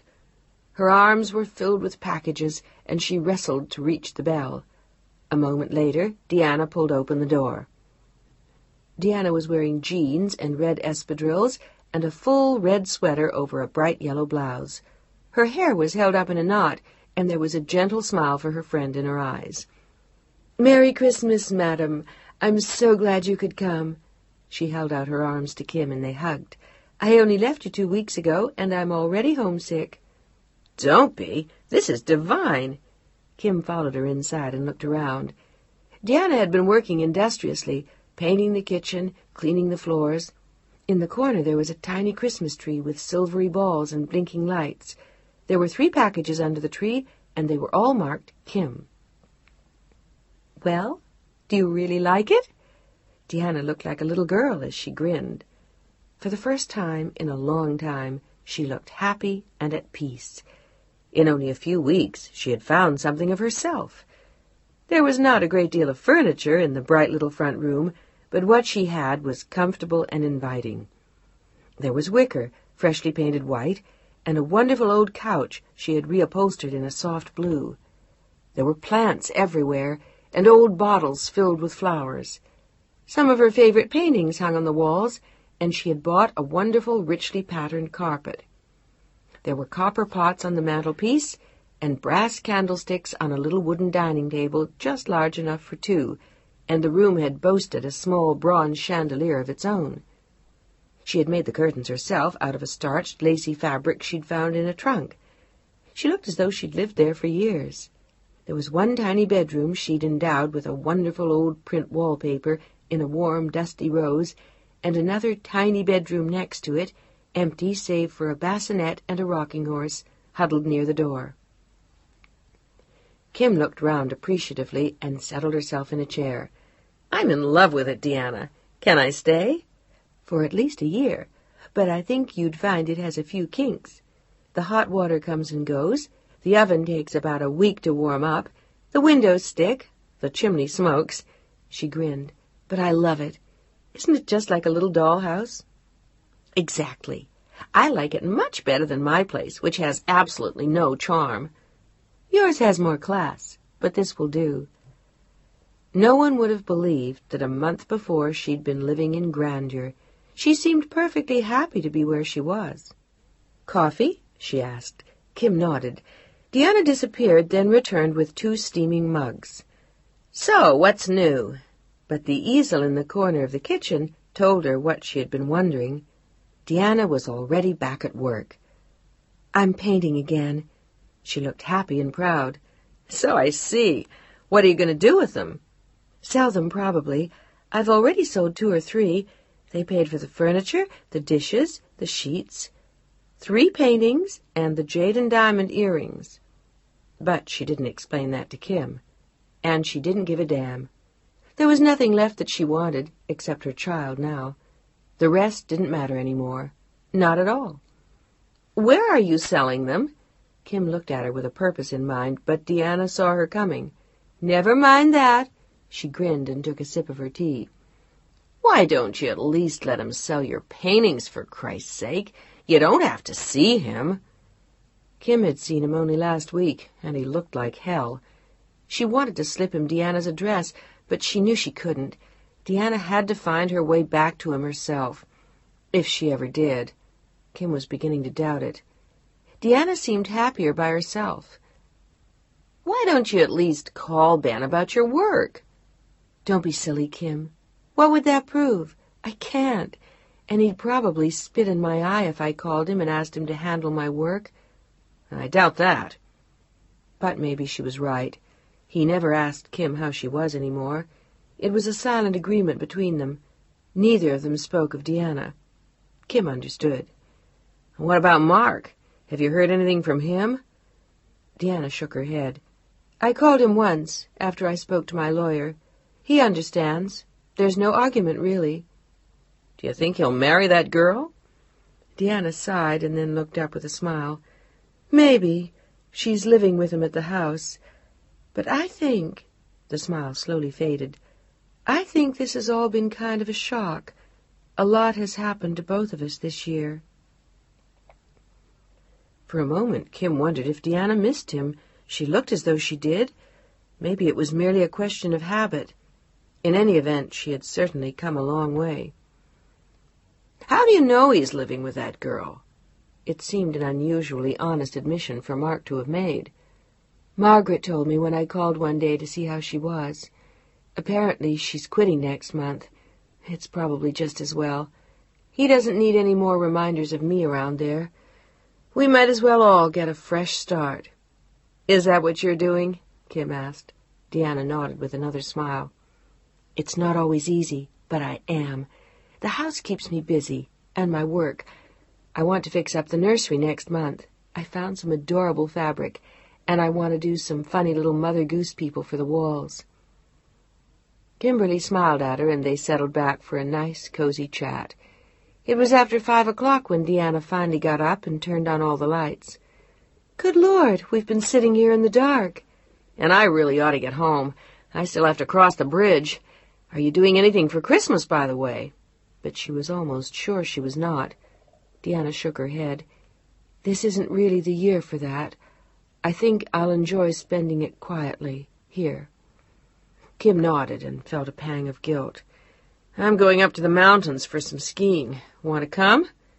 Deanna laughed and pointed at her now swelling stomach. She was at last almost 5 months, and now the evidence tallied with the dates. She had a nice round little tummy under her blouse. She patted it with a warm smile and looked at Kim. "I don't think I'll be doing much skiing this year." "I know, but you could come up anyway." "And freeze? No, I'd much rather be here." "All right, but I'll leave you my number. You can call if you need me, you know." I know." She scooped up Kim's presents, then loaded them into her arms and looked warmly at the things Kim had left under her tree. "Merry Christmas, love. I hope it's a beautiful year." Kim looked smilingly down at her friend's growing waistline and nodded. "It will be." Chapter 35. Christmas came and went without any of the splendor or ceremony of years gone by. There were no expensive peignoirs from Pilar, selected by her and charged to her father's account. There was no French perfume in crystal bottles, no diamond earrings, no fur.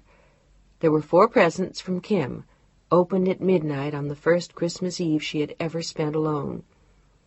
She had been afraid of it at first, afraid of what it would be like to be alone, afraid that she wouldn't be able to stand the loneliness or the pain.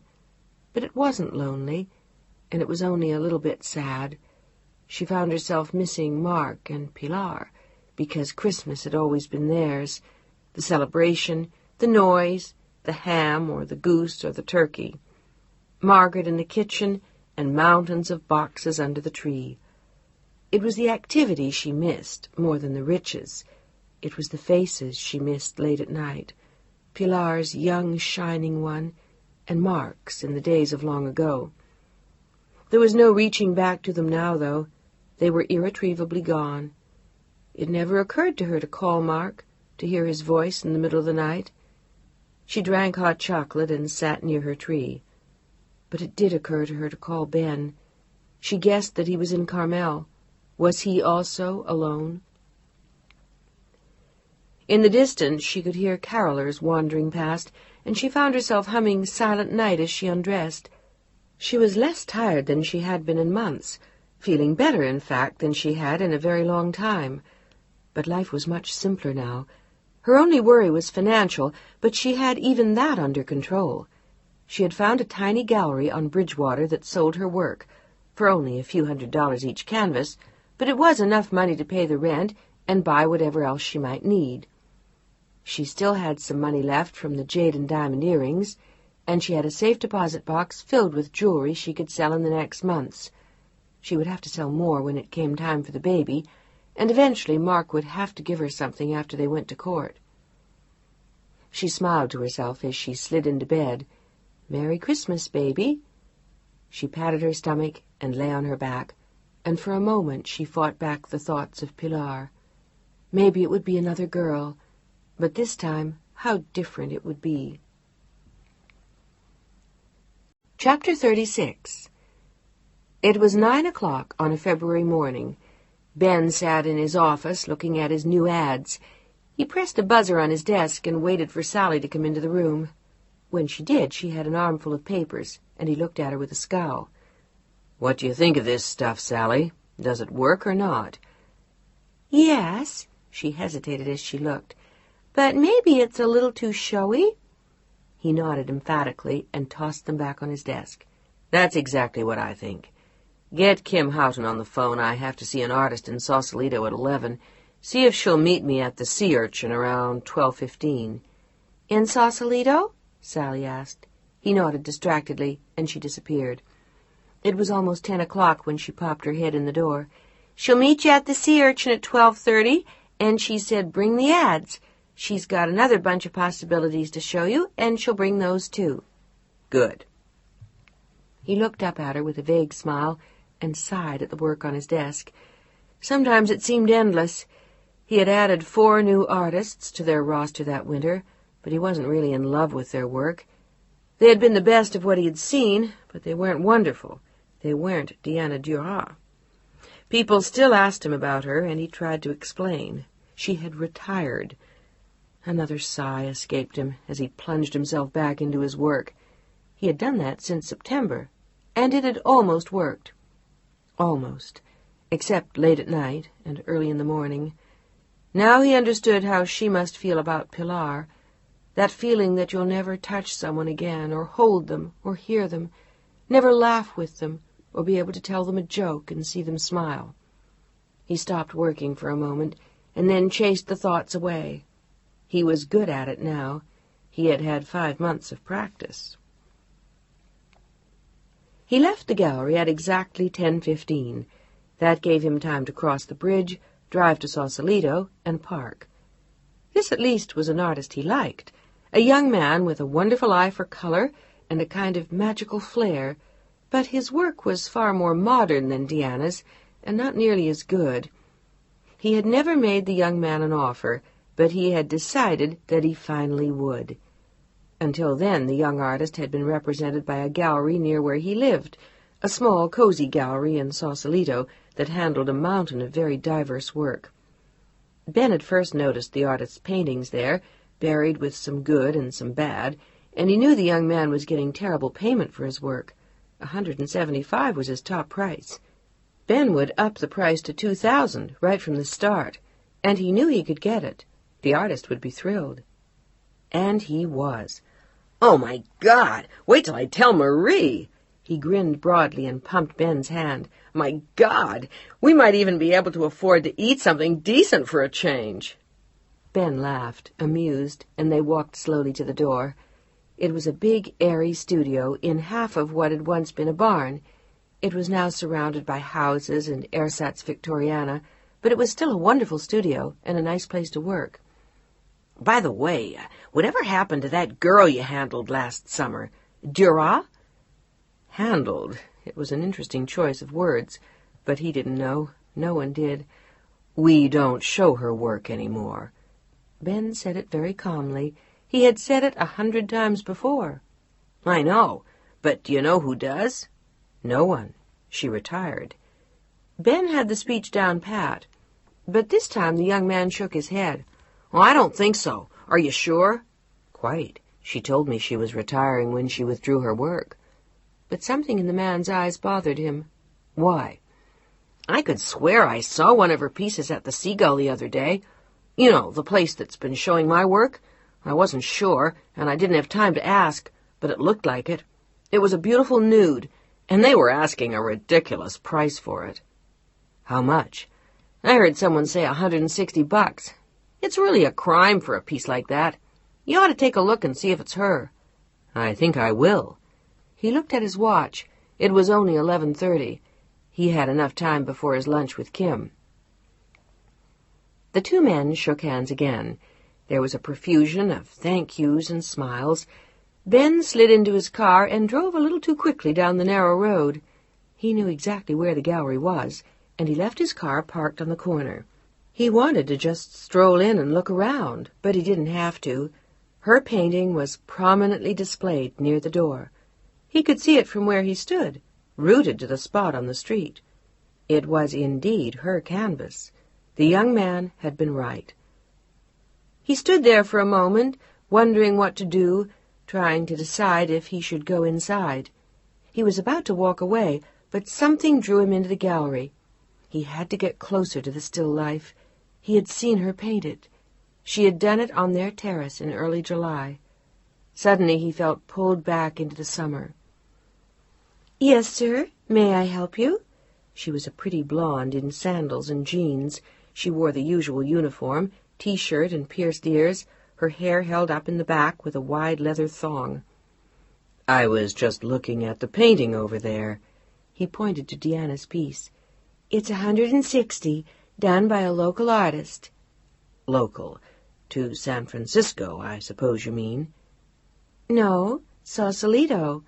She was obviously confused, but there was no point arguing. "Do you have any more of her work?" He was sure that they didn't. Much to his astonishment, the girl nodded. "Yes, we do.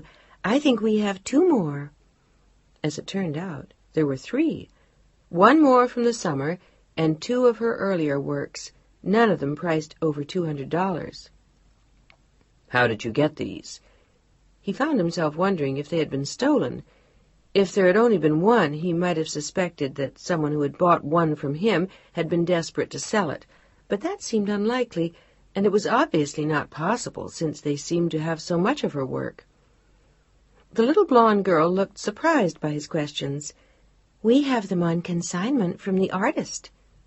"You do?" Now it was his turn to look stunned. "Why?" "I'm sorry?"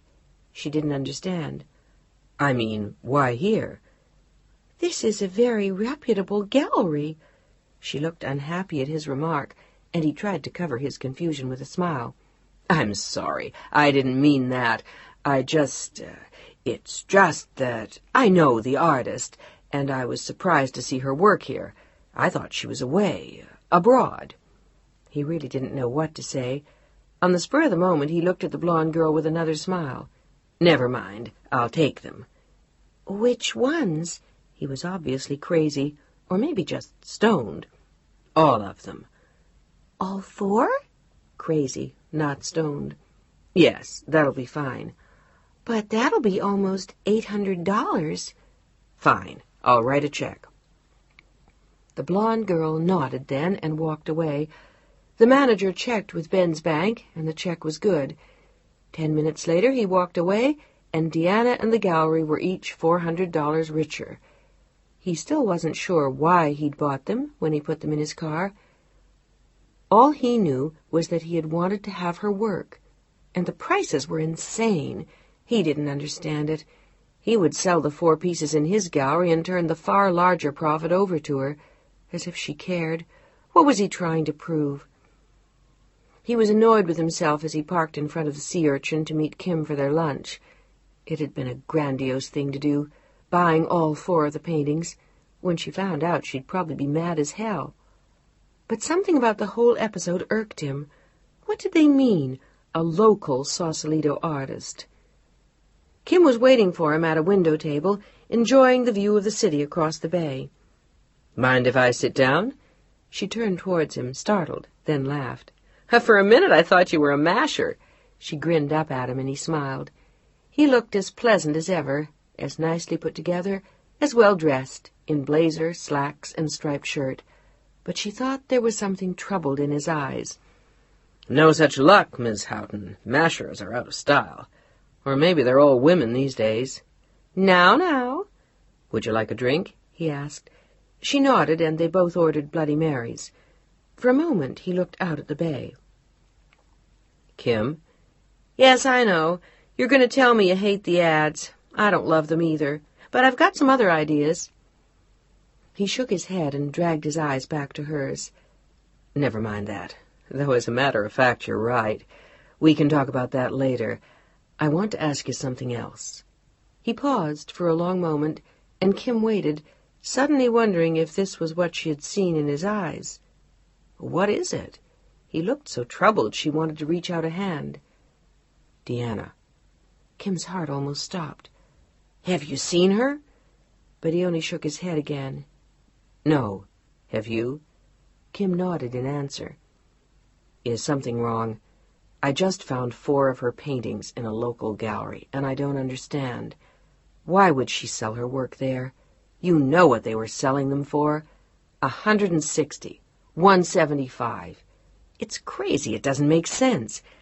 And they said something about her being a local artist, local to Sausalito. Now that really doesn't make sense. What the hell is going on?"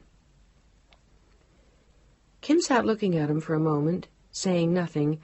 She wasn't sure what she could say.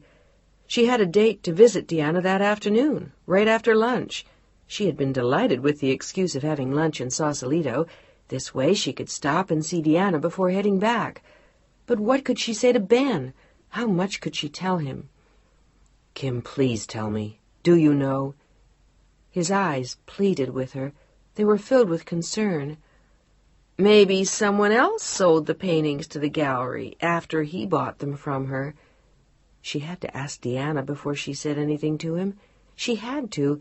She owed that to Deanna, but she wanted to tell him now. No, that's not the case. The girl said they had them on consignment from her. But why? Why a gallery like that, and over here? Is she trying to sell them without her husband knowing? Is she in trouble? Does she need cash? His eyes pleaded with Kim to speak, and she let out a long, troubled sigh. Oh, Ben, what can I say? A lot of things in Deanna's life have changed, but apparently not enough for her to call me. Maybe she will, in time. She's still very shaken up about Pilar. He nodded silently, and they didn't speak for a while. The last thing he wanted to discuss today was business. All he could think of was Deanna. He knew something was terribly wrong. He looked up at Kim again, and she wanted to die from the look in his eyes. Is she in some kind of trouble? But Kim shook her head, no. She's all right, Ben. She is. I think in some ways she's happy for the very first time. She wanted to tear her tongue out for saying it. Deanna had been even happier during the previous summer, but Kim wasn't sure how to alter what she had just said. She's painting a lot. And she's happy. He looked at the bay and then at Kim. With him. But suddenly Kim couldn't stand it any more. She very slowly shook her head. What do you mean? He went back to France. Deanna had told her that just last month. Mark had finally gone back to his home. Permanently? Ben looked stunned. Kim merely nodded. And she stayed? Kim nodded again, and now there was despair in his eyes. She hadn't called him. Mark was gone, and she hadn't called. But as he looked down into his drink, he felt Kim's hand gently touch his. Give her a chance, Ben. A lot of things have happened. I think it may take her a few more months to sort it all out. And she's living here, in Sausalito? None of it made any sense. Why wasn't she living in their house? Had he just run off and left her? Do you mean to tell me they're getting a divorce? She took a deep breath. Yes, I do. Was it his doing or hers? Kim, you have to tell me. I have a right to know. I'm the first person to agree with you, Ben. But try telling her. It was her doing, but he agreed. He really had no choice. How is she? Is she adjusting? Is she all right? She's fine. She's living in a funny little house, working on some new paintings, getting ready... And then she stopped. She had gone too far. Getting ready for what? He was confused again, and Kimberly was driving him crazy. For Christ's sake, Kim, is that lousy gallery giving her a show? He was incensed. How dare they? Suddenly Kim laughed. She looked at him with a bright light in her eye. You know something? This is crazy. We're sitting here playing 20 questions about how Deanna is, when the one thing she needs is you. She pulled a pen out of her handbag and grabbed a piece of paper from among her ads. She jotted down the address and handed it to him. Go. That's the address. Now? He looked stunned as he took the piece of paper from her hand. But what if she doesn't want to see me? She will. But from now on, it's up to you. She laughed. And if she gives you any trouble, just punch her in the mouth. He grinned and looked at her again in confusion. What about our lunch? All he wanted to do was get the hell out of there and go to find Deanna. He really didn't want to sit there a moment longer with Kim, but she knew it, and she smiled. Screw our lunch. We can talk about the ads some other time. Go. He bent to kiss her and squeezed her shoulder very hard. One day, Kim Houghton, I'll thank you. But right now, he finally smiled back, I've got to run. Tell me, do I break the door down or just climb down the chimney? Throw a chair through the window. It works every time. He was still smiling when he got to his car, and he was at the cul-de-sac 5 minutes after he left Kim. He glanced at the piece of paper again and quickly saw that it was the house hidden by the large daisy bushes and surrounded by the little picket fence. He wondered if she was at home. Maybe she wasn't in. He was frightened now. What would he say to her? What if she was angry that he'd come? He couldn't bear to have her do that to him now, after all the long months of dreams. He got out of the car and walked slowly to the door. He could hear someone moving around inside, and there was a radio softly playing jazz. He rang the bell and then knocked. More quickly than he expected, her voice rang out from the back of the house. "Hi, Kim. It's open. Come on in." He opened his mouth to tell her it wasn't Kim, but he closed it as quickly. He didn't want her to know the truth until he was inside, until he saw her, just once, even for a moment, just once more. He pushed the door open with one hand. He was standing in the bright little front room, and there was no one there. "Are you in?" she called out to him from the back. "I'm painting the other bedroom. I'll be right out." He felt as though his guts were melting as he listened to her voice for the first time in 5 months. He simply stood in one spot and waited for her to come out. He wanted to say something to her, but he couldn't. He almost felt as though he didn't have the strength. But then she called out again. "Kim, is that you?" This time he had to speak. He didn't want her to be frightened. "No, Deanna, it's not." There was silence then, and he heard something drop. He stood there, silent, immobile, waiting. But no one came. Nothing happened. No one moved. And slowly he began to walk towards the back of the house. He didn't have far to go. A few steps, and he was standing in the tiny bedroom doorway. "Deanna?" She was standing there, one hand on a bassinet, leaning against the last unpainted wall. His eyes went to hers, and he couldn't repress a smile. "I'm sorry, And then he saw, as her eyes grew wide, and he saw her chin tremble. "My God, you're... Deanna!" He didn't want to ask her. He didn't know what to say, when and how, and whose. And then, not caring whose, he closed the gap between them and pulled her into his arms. That was why she was selling the paintings, why she was alone. "It's ours, isn't it?" he asked. She nodded, tears spilling onto his shoulder. He held her tightly in his arms. "Why didn't you tell me? Why didn't you call?" He pulled away just enough so that he could see her face. She was smiling. "I couldn't. I left you. I couldn't go back to you like that. I thought that maybe, after the baby—" "You're nuts, but I love you. Why after the baby? I want to be there with you. I want to—" "Oh, Deanna, it's ours." He pulled her back into his arms triumphantly with laughter and tears. "How the hell did you find me?" She laughed as she held him close, and then sniffed. When he didn't answer, she knew. "Kim." "Maybe so. Or maybe that atrocious little gallery that's selling your work. Deanna, how could you?" His voice trailed off, and she grinned. "I had to." "Not any more." "We'll see." "You prefer Seagull to me?" He laughed at the thought, and she vehemently shook her head. "I've just managed to do it all for myself, though. I've gotten independent. I've made it. Do you realize what that means?" "It means that you're wonderful, and I adore you. Are you getting divorced?" He was holding her in his arms and gently touching her stomach. He jumped as the baby kicked. "Was that our kid?" The tears glazed his eyes again when she nodded yes. "And yes, I'm also getting divorced. It will be final in May." "And the baby?" "Will be final in April." "And in that case, you crazy, independent, mad woman, we will also be final in May." "What does that mean?" But she was laughing now, and so was he. "Just what you think. And," he looked around the room with a quizzical air, "pack your stuff, madam. I'm taking you home." "Now? I haven't finished painting the baby's room, and—" "And nothing, my darling. I'm taking you home." "Right now?" She put down her paintbrush and grinned. "Right now."